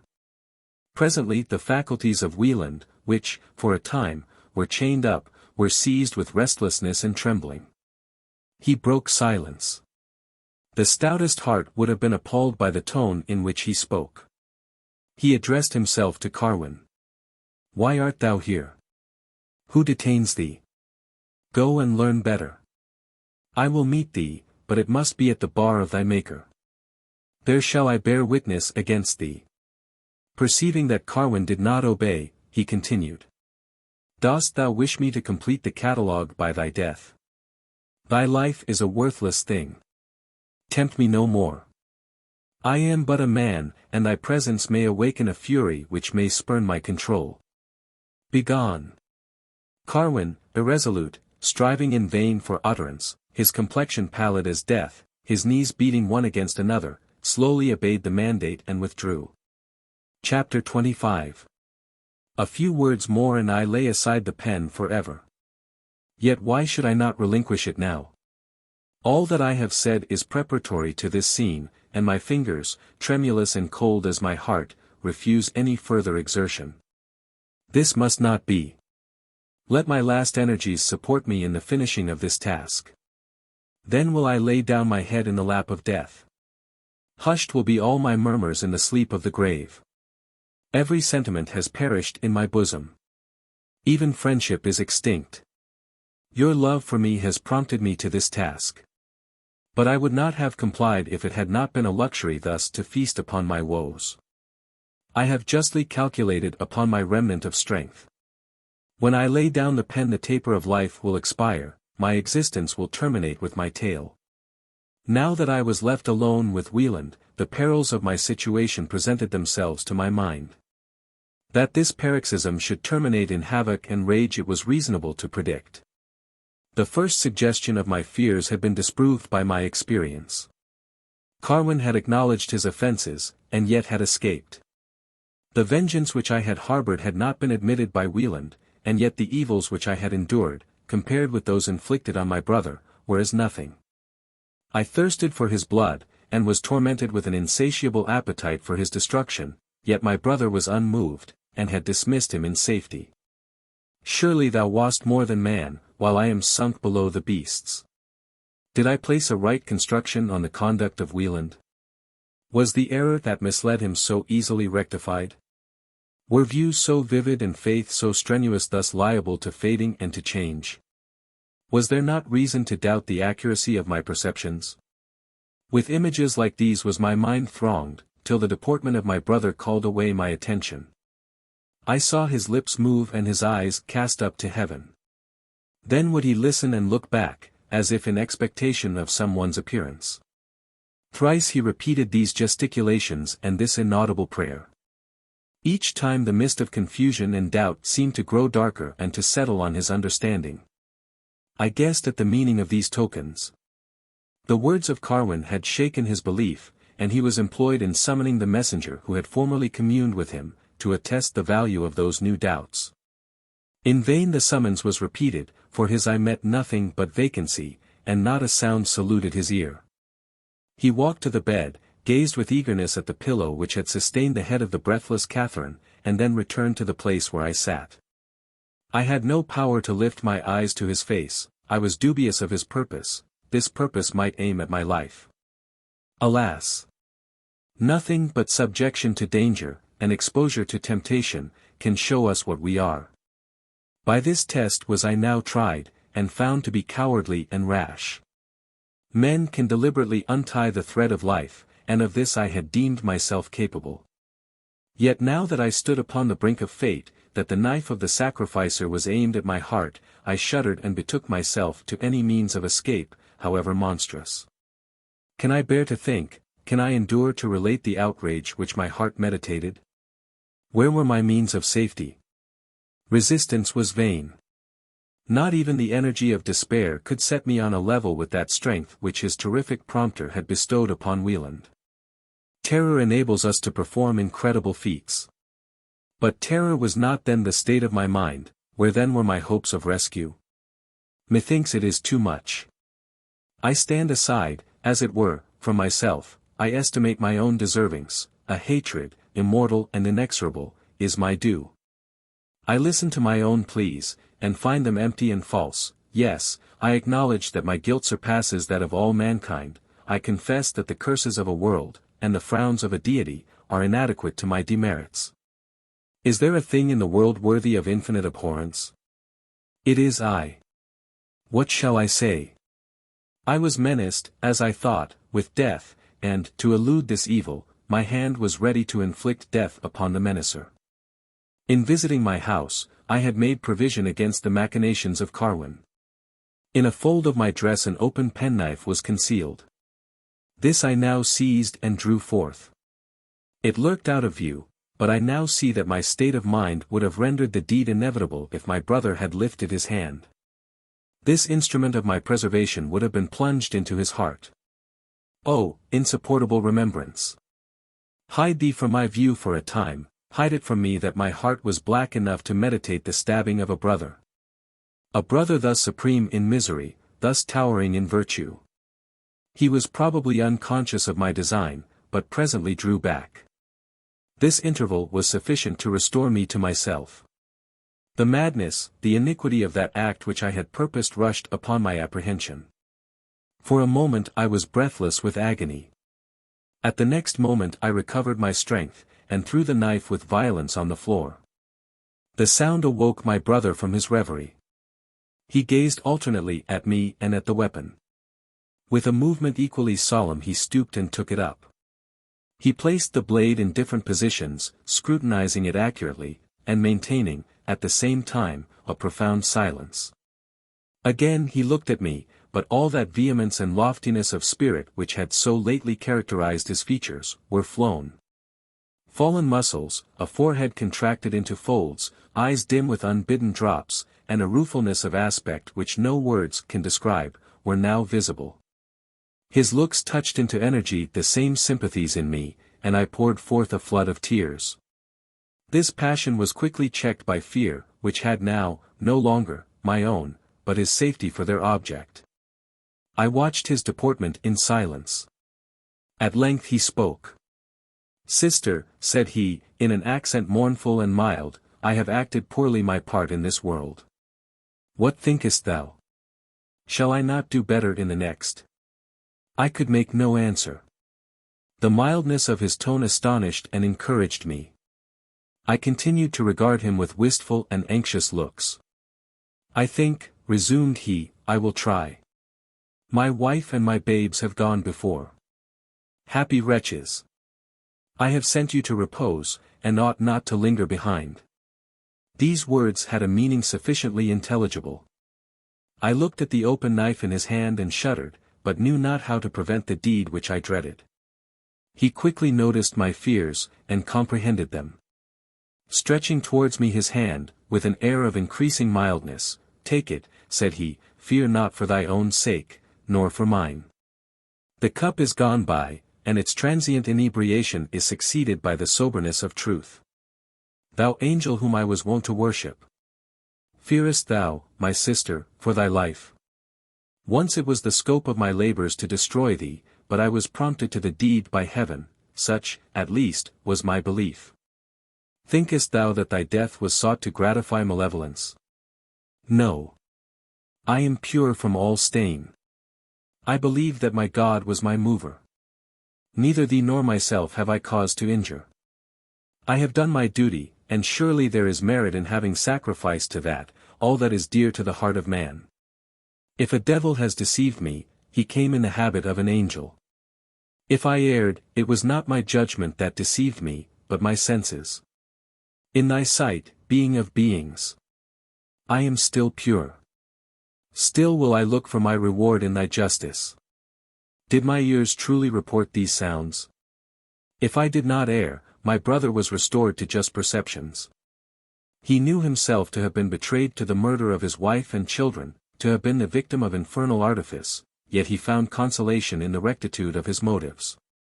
He was not devoid of sorrow, for this was written on his countenance, but his soul was tranquil and sublime. Perhaps this was merely a transition of his former madness into a new shape. Perhaps he had not yet awakened to the memory of the horrors which he had perpetrated. Infatuated wretch that I was! To set myself up as a model by which to judge of my heroic brother. My reason taught me that his conclusions were right. But conscious of the impotence of reason over my own conduct, conscious of my cowardly rashness and my criminal despair, I doubted whether any one could be steadfast and wise. Such was my weakness, that even in the midst of these thoughts, my mind glided into abhorrence of Carwin, and I uttered in a low voice, "Oh! Carwin! Carwin! What hast thou to answer for?" My brother immediately noticed the involuntary exclamation. "Clara," said he, "be thyself. Equity used to be a theme for thy eloquence. Reduce its lessons to practice, and be just to that unfortunate man. The instrument has done its work, and I am satisfied. I thank thee, my God, for this last illumination. My enemy is thine also. I deemed him to be man, the man with whom I have often communed. But now thy goodness has unveiled to me his true nature. As the performer of thy behests, he is my friend. My heart began now to misgive me. His mournful aspect had gradually yielded place to a serene brow. A new soul appeared to actuate his frame, and his eyes to beam with preternatural luster. These symptoms did not abate, and he continued. "Clara! I must not leave thee in doubt. I know not what brought about thy interview with the being whom thou callest Carwin. For a time, I was guilty of thy error, and deduced from his incoherent confessions that I had been made the victim of human malice. He left us at my bidding, and I put up a prayer that my doubts should be removed. Thy eyes were shut, and thy ears sealed to the vision that answered my prayer. I was indeed deceived. The form thou hast seen was the incarnation of a demon. The visage and voice which urged me to the sacrifice of my family, were his. Now he personates a human form, then he was environed with the luster of heaven. Clara, he continued, advancing closer to me, thy death must come. This minister is evil, but he from whom his commission was received is God. Submit then with all thy wonted resignation to a decree that cannot be reversed or resisted. Mark the clock. 3 minutes are allowed to thee, in which to call up thy fortitude, and prepare thee for thy doom."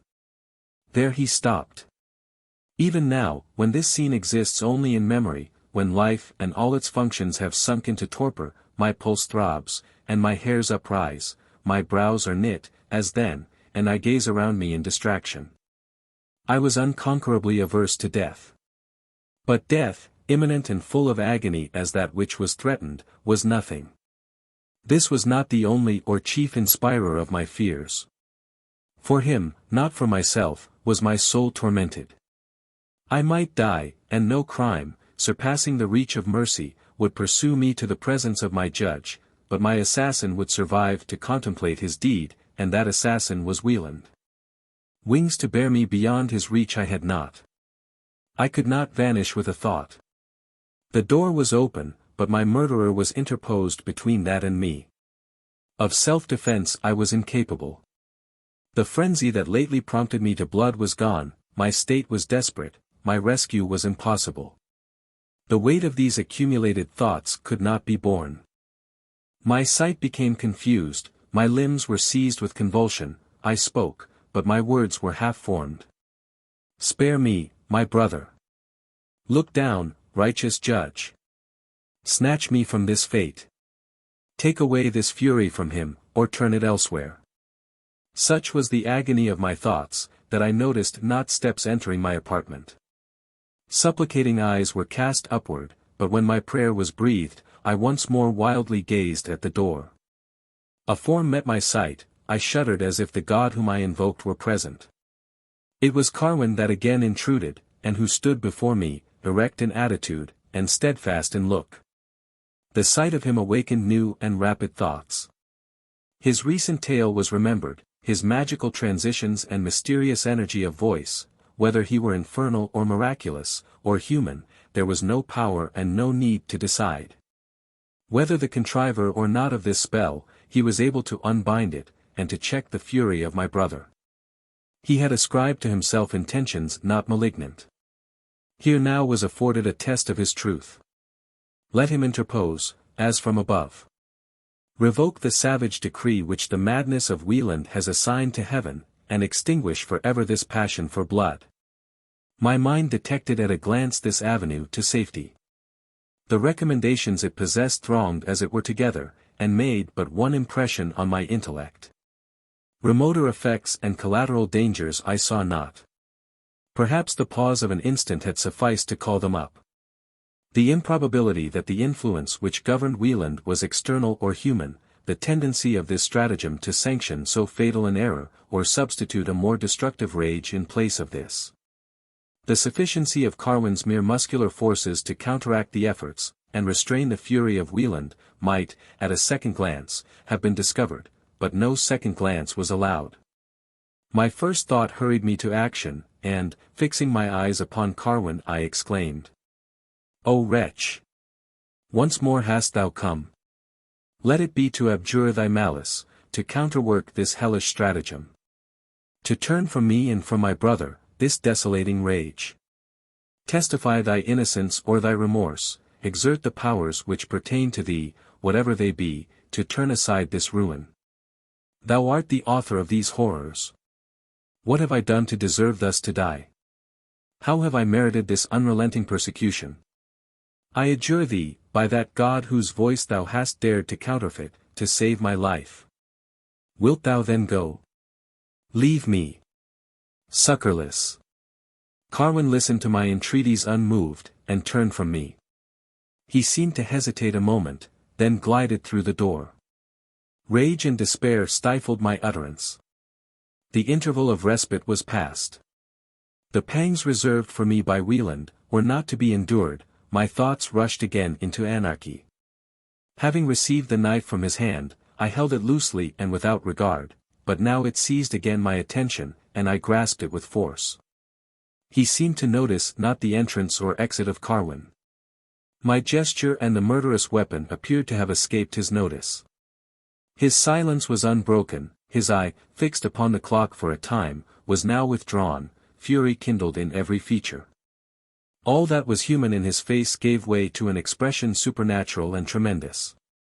I felt my left arm within his grasp. Even now I hesitated to strike. I shrunk from his assault, but in vain. Here let me desist. Why should I rescue this event from oblivion? Why should I paint this detestable conflict? Why not terminate at once this series of horrors, hurry to the verge of the precipice, and cast myself forever beyond remembrance and beyond hope? Still I live, with this load upon my breast, with this phantom to pursue my steps, with adders lodged in my bosom, and stinging me to madness, still I consent to live. Yes, I will rise above the sphere of mortal passions, I will spurn at the cowardly remorse that bids me seek impunity in silence, or comfort in forgetfulness. My nerve shall be new strung to the task. Have I not resolved? I will die. The gulf before me is inevitable and near. I will die, but then only when my tale is at an end. Chapter 26. My right hand, grasping the unseen knife, was still disengaged. It was lifted to strike. All my strength was exhausted, but what was sufficient to the performance of this deed? Already was the energy awakened, and the impulse given, that should bear the fatal steel to his heart, when, Wieland shrunk back, his hand was withdrawn. Breathless with affright and desperation, I stood, freed from his grasp, unassailed, untouched. Thus long had the power which controlled the scene forborne to interfere. But now his might was irresistible, and Wieland in a moment was disarmed of all his purposes. A voice, louder than human organs could produce, shriller than language can depict, burst from the ceiling, and commanded him, "To hold." Trouble and dismay succeeded to the steadfastness that had lately been displayed in the looks of Wieland. His eyes roved from one quarter to another, with an expression of doubt. He seemed to wait for a further intimation. Carwin's agency was here easily recognized. I had besought him to interpose in my defense. He had flown. I had imagined him deaf to my prayer, and resolute to see me perish, yet he disappeared merely to devise and execute the means of my relief. Why did he not forbear when this end was accomplished? Why did his misjudging zeal and accursed precipitation overpass that limit? Or meant he thus to crown the scene, and conduct his inscrutable plots to this consummation? Such ideas were the fruit of subsequent contemplation. This moment was pregnant with fate. I had no power to reason.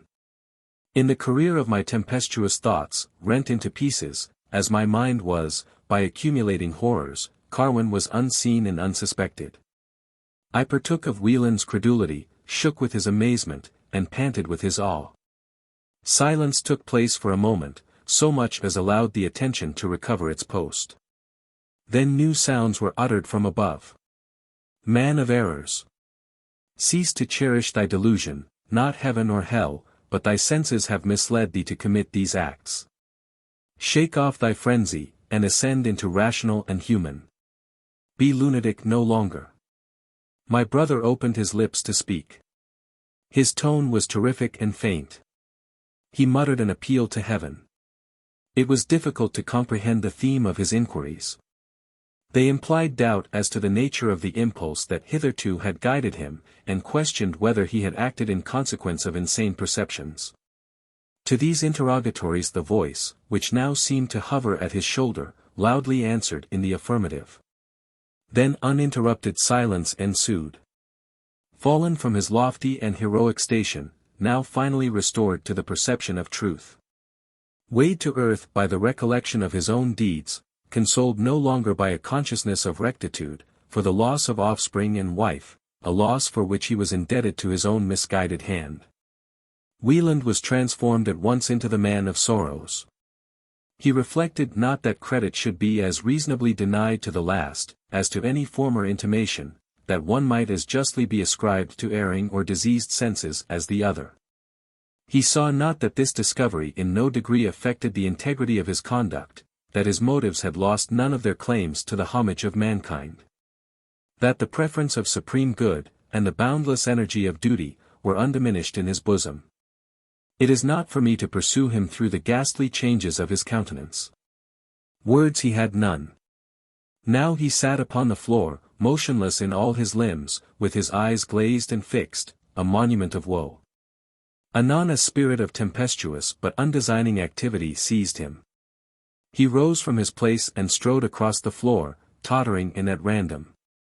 His eyes were without moisture, and gleamed with the fire that consumed his vitals. The muscles of his face were agitated by convulsion. His lips moved, but no sound escaped him. That nature should long sustain this conflict was not to be believed. My state was little different from that of my brother. I entered, as it were, into his thought. My heart was visited and rent by his pangs. Oh, that thy frenzy had never been cured! That thy madness, with its blissful visions, would return! Or, if that must not be, that thy scene would hasten to a close. That death would cover thee with his oblivion. What can I wish for thee? Thou who hast vied with the great preacher of thy faith in sanctity of motives, and in elevation above sensual and selfish. Thou whom thy fate has changed into parricide and savage. Can I wish for the continuance of thy being? No. For a time his movements seemed destitute of purpose. If he walked, if he turned, if his fingers were entwined with each other, if his hands were pressed against opposite sides of his head with a force sufficient to crush it into pieces, it was to tear his mind from self-contemplation, to waste his thoughts on external objects. Speedily this train was broken. A beam appeared to be darted into his mind, which gave a purpose to his efforts. An avenue to escape presented itself. And now he eagerly gazed about him. When my thoughts became engaged by his demeanor, my fingers were stretched as by a mechanical force, and the knife, no longer heated or of use, escaped from my grasp, and fell unperceived on the floor. His eye now lighted upon it, he seized it with the quickness of thought. I shrieked aloud, but it was too late. He plunged it to the hilt in his neck, and his life instantly escaped with the stream that gushed from the wound. He was stretched at my feet, and my hands were sprinkled with his blood as he fell. Such was thy last deed, my brother. For a spectacle like this was it my fate to be reserved. Thy eyes were closed, thy face ghastly with death, thy arms, and the spot where thou liedest, floated in thy life's blood. These images have not, for a moment, forsaken me. Till I am breathless and cold, they must continue to hover in my sight. Carwin, as I said, had left the room, but he still lingered in the house. My voice summoned him to my aid. But I scarcely noticed his re-entrance, and now faintly recollect his terrified looks, his broken exclamations, his vehement avowals of innocence, the effusions of his pity for me, and his offers of assistance. I did not listen, I answered him not, I ceased to upbraid or accuse. His guilt was a point to which I was indifferent. Ruffian or devil, black as hell or bright as angels, thenceforth he was nothing to me. I was incapable of sparing a look or a thought from the ruin that was spread at my feet. When he left me, I was scarcely conscious of any variation in the scene. He informed the inhabitants of the hut of what had passed, and they flew to the spot. Careless of his own safety, he hasted to the city to inform my friends of my condition. My uncle speedily arrived at the house. The body of Wieland was removed from my presence, and they supposed that I would follow it. But no, my home is ascertained, here I have taken up my rest, and never will I go hence, till, like Wieland, I am borne to my grave. Importunity was tried in vain, they threatened to remove me by violence, nay, violence was used. But my soul prizes too dearly this little roof to endure to be bereaved of it. Force should not prevail when the hoary locks and supplicating tears of my uncle were ineffectual. My repugnance to move gave birth to ferociousness and frenzy when force was employed, and they were obliged to consent to my return. They besought me, they remonstrated, they appealed to every duty that connected me with him that made me, and with my fellow men, in vain. While I live I will not go hence. Have I not fulfilled my destiny? Why will ye torment me with your reasonings and reproofs? Can ye restore to me the hope of my better days? Can ye give me back Catharine and her babes? Can ye recall to life him who died at my feet? I will eat, I will drink, I will lie down and rise up at your bidding, all I ask is the choice of my abode. What is there unreasonable in this demand? Shortly will I be at peace. This is the spot which I have chosen in which to breathe my last sigh. Deny me not, I beseech you, so slight a boon. Talk not to me, O my revered friend, of Carwin. He has told thee his tale, and thou exculpatest him from all direct concern in the fate of Wieland. This scene of havoc was produced by an illusion of the senses. Be it so, I care not from what source these disasters have flowed, it suffices that they have swallowed up our hopes and our existence. What his agency began, his agency conducted to a close. He intended, by the final effort of his power, to rescue me and to banish his illusions from my brother. Such is his tale, concerning the truth of which I care not.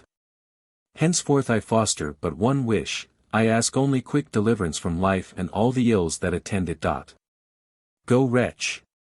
Torment me not with thy presence and thy prayers. Forgive thee. Will that avail thee when thy fateful hour shall arrive?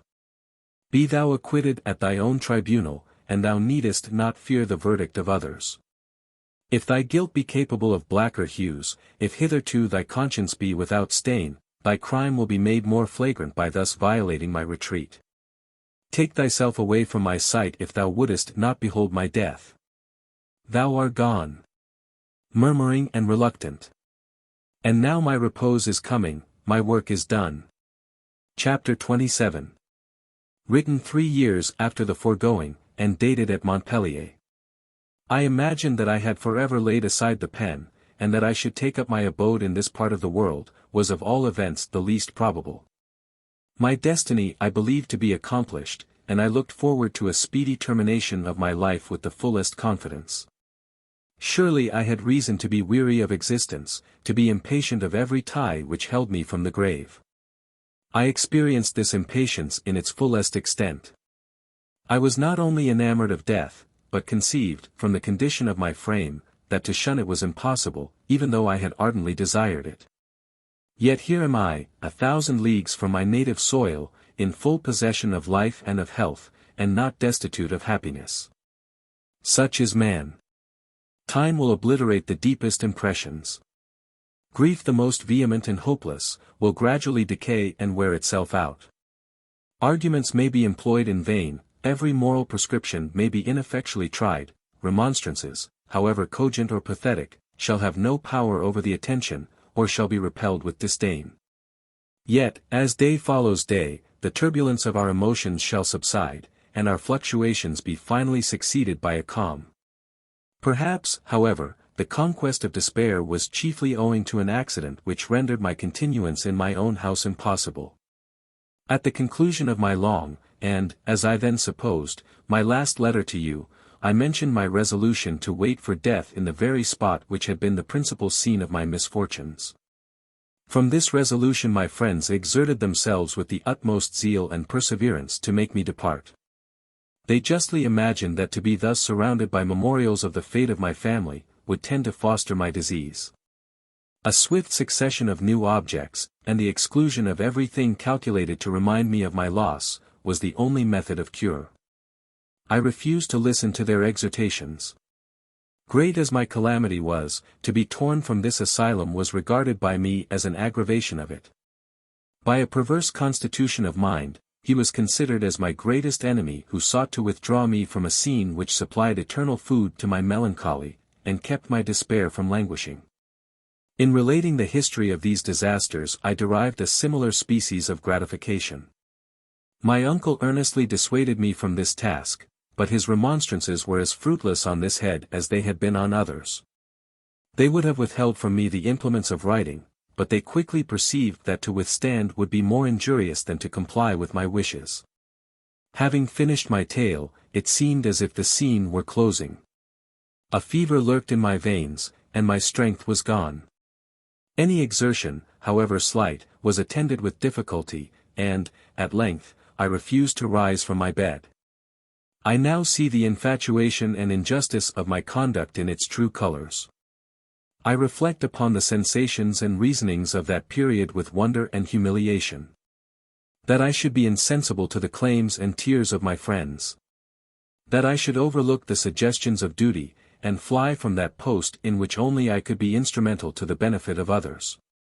That the exercise of the social and beneficent affections, the contemplation of nature and the acquisition of wisdom should not be seen to be means of happiness still within my reach is, at this time, scarcely credible. It is true that I am now changed, but I have not the consolation to reflect that my change was owing to my fortitude or to my capacity for instruction. Better thoughts grew up in my mind imperceptibly. I cannot but congratulate myself on the change, though, perhaps, it merely argues a fickleness of temper, and a defect of sensibility. After my narrative was ended I betook myself to my bed, in the full belief that my career in this world was on the point of finishing. My uncle took up his abode with me, and performed for me every office of nurse, physician and friend. One night, after some hours of restlessness and pain, I sunk into deep sleep. Its tranquility, however, was of no long duration. My fancy became suddenly distempered, and my brain was turned into a theatre of uproar and confusion. It would not be easy to describe the wild and fantastical incongruities that pestered me. My uncle, Wieland, Pleyel and Carwin were successively and momently discerned amidst the storm. Sometimes I was swallowed up by whirlpools, or caught up in the air by half-seen and gigantic forms, and thrown upon pointed rocks, or cast among the billows. Sometimes gleams of light were shot into a dark abyss, on the verge of which I was standing, and enabled me to discover, for a moment, its enormous depth and hideous precipices. Anon, I was transported to some ridge of Etna, and made a terrified spectator of its fiery torrents and its pillars of smoke. However strange it may seem, I was conscious, even during my dream, of my real situation. I knew myself to be asleep, and struggled to break the spell, by muscular exertions. These did not avail, and I continued to suffer these abortive creations till a loud voice, at my bedside, and some one shaking me with violence, put an end to my reverie. My eyes were unsealed, and I started from my pillow. My chamber was filled with smoke, which, though in some degree luminous, would permit me to see nothing, and by which I was nearly suffocated. The crackling of flames, and the deafening clamor of voices without, burst upon my ears. Stunned as I was by this hubbub, scorched with heat, and nearly choked by the accumulating vapors, I was unable to think or act for my own preservation. I was incapable, indeed, of comprehending my danger. I was caught up, in an instant, by a pair of sinewy arms, borne to the window, and carried down a ladder which had been placed there. My uncle stood at the bottom and received me. I was not fully aware of my situation till I found myself sheltered in the hut, and surrounded by its inhabitants. By neglect of the servant, some unextinguished embers had been placed in a barrel in the cellar of the building. The barrel had caught fire. This was communicated to the beams of the lower floor, and thence to the upper part of the structure. It was first discovered by some persons at a distance, who hastened to the spot and alarmed my uncle and the servants. The flames had already made considerable progress, and my condition was overlooked till my escape was rendered nearly impossible. My danger being known, and a ladder quickly procured, one of the spectators ascended to my chamber, and effected my deliverance in the manner before related. This incident, disastrous as it may at first seem, had, in reality, a beneficial effect upon my feelings. I was, in some degree, roused from the stupor which had seized my faculties. The monotonous and gloomy series of my thoughts was broken. My habitation was levelled with the ground, and I was obliged to seek a new one. A new train of images, disconnected with the fate of my family, forced itself on my attention, and a belief insensibly sprung up, that tranquillity, if not happiness, was still within my reach. Notwithstanding the shocks which my frame had endured, the anguish of my thoughts no sooner abated than I recovered my health. I now willingly listened to my uncle's solicitations to be the companion of his voyage. Preparations were easily made, and after a tedious passage, we set our feet on the shore of the ancient world. The memory of the past did not forsake me. But the melancholy which it generated, and the tears with which it filled my eyes, were not unprofitable. My curiosity was revived, and I contemplated, with ardor, the spectacle of living manners and the monuments of past ages. In proportion as my heart was reinstated in the possession of its ancient tranquillity, the sentiment which I had cherished with regard to Pleyel returned. In a short time he was united to the Saxon woman, and made his residence in the neighborhood of Boston. I was glad that circumstances would not permit an interview to take place between us. I could not desire their misery.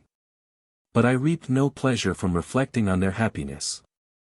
Time, and the exertions of my fortitude, cured me, in some degree, of this folly. I continued to love him, but my passion was disguised to myself. I considered it merely as a more tender species of friendship, and cherished it without compunction. Through my uncle's exertions a meeting was brought about between Carwin and Pleyel, and explanations took place which restored me at once to the good opinion of the latter. Though separated so widely, our correspondence was punctual and frequent, and paved the way for that union which can only end with the death of one of us. In my letters to him I made no secret of my former sentiments. This was a theme on which I could talk without painful, though not without delicate emotions. That knowledge which I should never have imparted to a lover, I felt little scruple to communicate to a friend. A year and a half elapsed when Teresa was snatched from him by death, in the hour in which she gave him the first pledge of their mutual affection. This event was borne by him with his customary fortitude. It induced him, however, to make a change in his plans.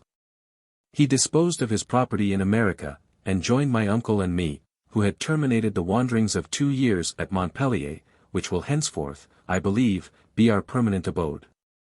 If you reflect upon that entire confidence which had subsisted from our infancy between Pleyel and myself, on the passion that I had contracted, and which was merely smothered for a time, and on the esteem which was mutual, you will not, perhaps, be surprised that the renovation of our intercourse should give birth to that union which at present subsists. When the period had elapsed necessary to weaken the remembrance of Teresa, to whom he had been bound by ties more of honor than of love, he tendered his affections to me. I need not add that the tender was eagerly accepted. Perhaps you are somewhat interested in the fate of Carwin. He saw, when too late, the danger of imposture. So much affected was he by the catastrophe to which he was a witness, that he laid aside all regard to his own safety. He sought my uncle, and confided to him the tale which he had just related to me. He found a more impartial and indulgent auditor in Mr. Cambridge, who imputed to maniacal illusion the conduct of Wieland, though he conceived the previous and unseen agency of Carwin, to have indirectly but powerfully predisposed to this deplorable perversion of mind. It was easy for Carwin to elude the persecutions of Ludlow. It was merely requisite to hide himself in a remote district of Pennsylvania. This, when he parted from us, he determined to do. He is now probably engaged in the harmless pursuits of agriculture, and may come to think, without insupportable remorse, on the evils to which his fatal talents have given birth. The innocence and usefulness of his future life may, in some degree, atone for the miseries so rashly or so thoughtlessly inflicted. More urgent considerations hindered me from mentioning, in the course of my former mournful recital, any particulars respecting the unfortunate father of Louisa Conway. That man surely was reserved to be a monument of capricious fortune. His southern journeys being finished, he returned to Philadelphia. Before he reached the city he left the highway, and alighted at my brother's door. Contrary to his expectation, no one came forth to welcome him, or hail his approach. He attempted to enter the house, but bolted doors, barred windows, and a silence broken only by unanswered calls, shewed him that the mansion was deserted. He proceeded thence to my habitation, which he found, in like manner, gloomy and tenantless. His surprise may be easily conceived. The rustics who occupied the hut told him an imperfect and incredible tale.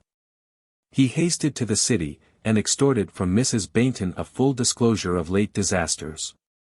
He was inured to adversity, and recovered, after no long time, from the shocks produced by this disappointment of his darling scheme. Our intercourse did not terminate with his departure from America. We have since met with him in France, and light has at length been thrown upon the motives which occasioned the disappearance of his wife, in the manner which I formerly related to you. I have dwelt upon the ardor of their conjugal attachment, and mentioned that no suspicion had ever glanced upon her purity. This, though the belief was long cherished, recent discoveries have shown to be questionable. No doubt her integrity would have survived to the present moment, if an extraordinary fate had not befallen her. Major Stuart had been engaged, while in Germany, in a contest of honor with an aide-de-camp of the Marquis of Granby. His adversary had propagated a rumor injurious to his character. A challenge was sent, a meeting ensued, and Stuart wounded and disarmed the calumniator. The offense was atoned for, and his life secured by suitable concessions. Maxwell, that was his name, shortly after, in consequence of succeeding to a rich inheritance, sold his commission and returned to London. His fortune was speedily augmented by an opulent marriage. Interest was his sole inducement to this marriage, though the lady had been swayed by a credulous affection. The true state of his heart was quickly discovered, and a separation, by mutual consent, took place. The lady withdrew to an estate in a distant county, and Maxwell continued to consume his time and fortune in the dissipation of the capital. Maxwell, though deceitful and sensual, possessed great force of mind and specious accomplishments. He contrived to mislead the generous mind of Stuart, and to regain the esteem which his misconduct, for a time, had forfeited. He was recommended by her husband to the confidence of Mrs. Stuart. Maxwell was stimulated by revenge, and by a lawless passion, to convert this confidence into a source of guilt. The education and capacity of this woman, the worth of her husband, the pledge of their alliance which time had produced, her maturity in age and knowledge of the world, all combined to render this attempt hopeless. Maxwell, however, was not easily discouraged. The most perfect being, he believed, must owe his exemption from vice to the absence of temptation. The impulses of love are so subtle, and the influence of false reasoning, when enforced by eloquence and passion, so unbounded, that no human virtue is secure from degeneracy. All arts being tried, every temptation being summoned to his aid, dissimulation being carried to its utmost bound, Maxwell, at length, nearly accomplished his purpose. The lady's affections were withdrawn from her husband and transferred to him. She could not, as yet, be reconciled to dishonor. All efforts to induce her to elope with him were ineffectual. She permitted herself to love, and to avow her love, but at this limit she stopped, and was immovable. Hence this revolution in her sentiments was productive only of despair. Her rectitude of principle preserved her from actual guilt, but could not restore to her ancient affection, or save her from being the prey of remorseful and impracticable wishes. Her husband's absence produced a state of suspense. This, however, approached to a period, and she received tidings of his intended return. Maxwell, being likewise apprised of this event, and having made a last and unsuccessful effort to conquer her reluctance to accompany him in a journey to Italy, whither he pretended an invincible necessity of going, left her to pursue the measures which despair might suggest. At the same time she received a letter from the wife of Maxwell, unveiling the true character of this man, and revealing facts which the artifices of her seducer had hitherto concealed from her. Mrs. Maxwell had been prompted to this disclosure by a knowledge of her husband's practices, with which his own impetuosity had made her acquainted. This discovery, joined to the delicacy of her scruples and the anguish of remorse, induced her to abscond. This scheme was adopted in haste, but effected with consummate prudence. She fled, on the eve of her husband's arrival, in the disguise of a boy, and embarked at Falmouth in a packet bound for America. The history of her disastrous intercourse with Maxwell, the motives inducing her to forsake her country, and the measures she had taken to effect her design, were related to Mrs. Maxwell, in reply to her communication. Between these women an ancient intimacy and considerable similitude of character subsisted. This disclosure was accompanied with solemn injunctions of secrecy, and these injunctions were, for a long time, faithfully observed. Mrs. Maxwell's abode was situated on the banks of the Wey. Stuart was her kinsman, their youth had been spent together, and Maxwell was in some degree indebted to the man whom he betrayed, for his alliance with this unfortunate lady. Her esteem for the character of Stuart had never been diminished. A meeting between them was occasioned by a tour which the latter had undertaken, in the year after his return from America, to Wales and the western counties. This interview produced pleasure and regret in each. Their own transactions naturally became the topics of their conversation, and the untimely fate of his wife and daughter were related by the guest. Mrs. Maxwell's regard for her friend, as well as for the safety of her husband, persuaded her to concealment, but the former being dead, and the latter being out of the kingdom, she ventured to produce Mrs. Stuart's letter, and to communicate her own knowledge of the treachery of Maxwell. She had previously extorted from her guest a promise not to pursue any scheme of vengeance. But this promise was made while ignorant of the full extent of Maxwell's depravity, and his passion refused to adhere to it. At this time my uncle and I resided at Avignon. Among the English resident there, and with whom we maintained a social intercourse, was Maxwell. This man's talents and address rendered him a favorite both with my uncle and myself. He had even tendered me his hand in marriage. But this being refused, he had sought and obtained permission to continue with us the intercourse of friendship. Since a legal marriage was impossible, no doubt, his views were flagitious. Whether he had relinquished these views I was unable to judge. He was one in a large circle at a villa in the environs, to which I had likewise been invited, when Stuart abruptly entered the apartment. He was recognized with genuine satisfaction by me, and with seeming pleasure by Maxwell. In a short time, some affair of moment being pleaded, which required an immediate and exclusive interview, Maxwell and he withdrew together. Stuart and my uncle had been known to each other in the German army, and the purpose contemplated by the former in this long and hasty journey, was confided to his old friend. A defiance was given and received, and the banks of a rivulet, about a league from the city, was selected as the scene of this contest. My uncle, having exerted himself in vain to prevent an hostile meeting, consented to attend them as a surgeon. Next morning, at sunrise, was the time chosen. I returned early in the evening to my lodgings. Preliminaries being settled between the combatants, Stuart had consented to spend the evening with us, and did not retire till late. On the way to his hotel he was exposed to no molestation, but just as he stepped within the portico, a swarthy and malignant figure started from behind a column, and plunged a stiletto into his body. The author of this treason could not certainly be discovered, but the details communicated by Stuart, respecting the history of Maxwell, naturally pointed him out as an object of suspicion. No one expressed more concern, on account of this disaster, than he, and he pretended an ardent zeal to vindicate his character from the aspersions that were cast upon it. Thenceforth, however, I denied myself to his visits. And shortly after he disappeared from this scene. Few possessed more estimable qualities, and a better title to happiness and the tranquil honors of long life, than the mother and father of Louisa Conway, yet they were cut off in the bloom of their days.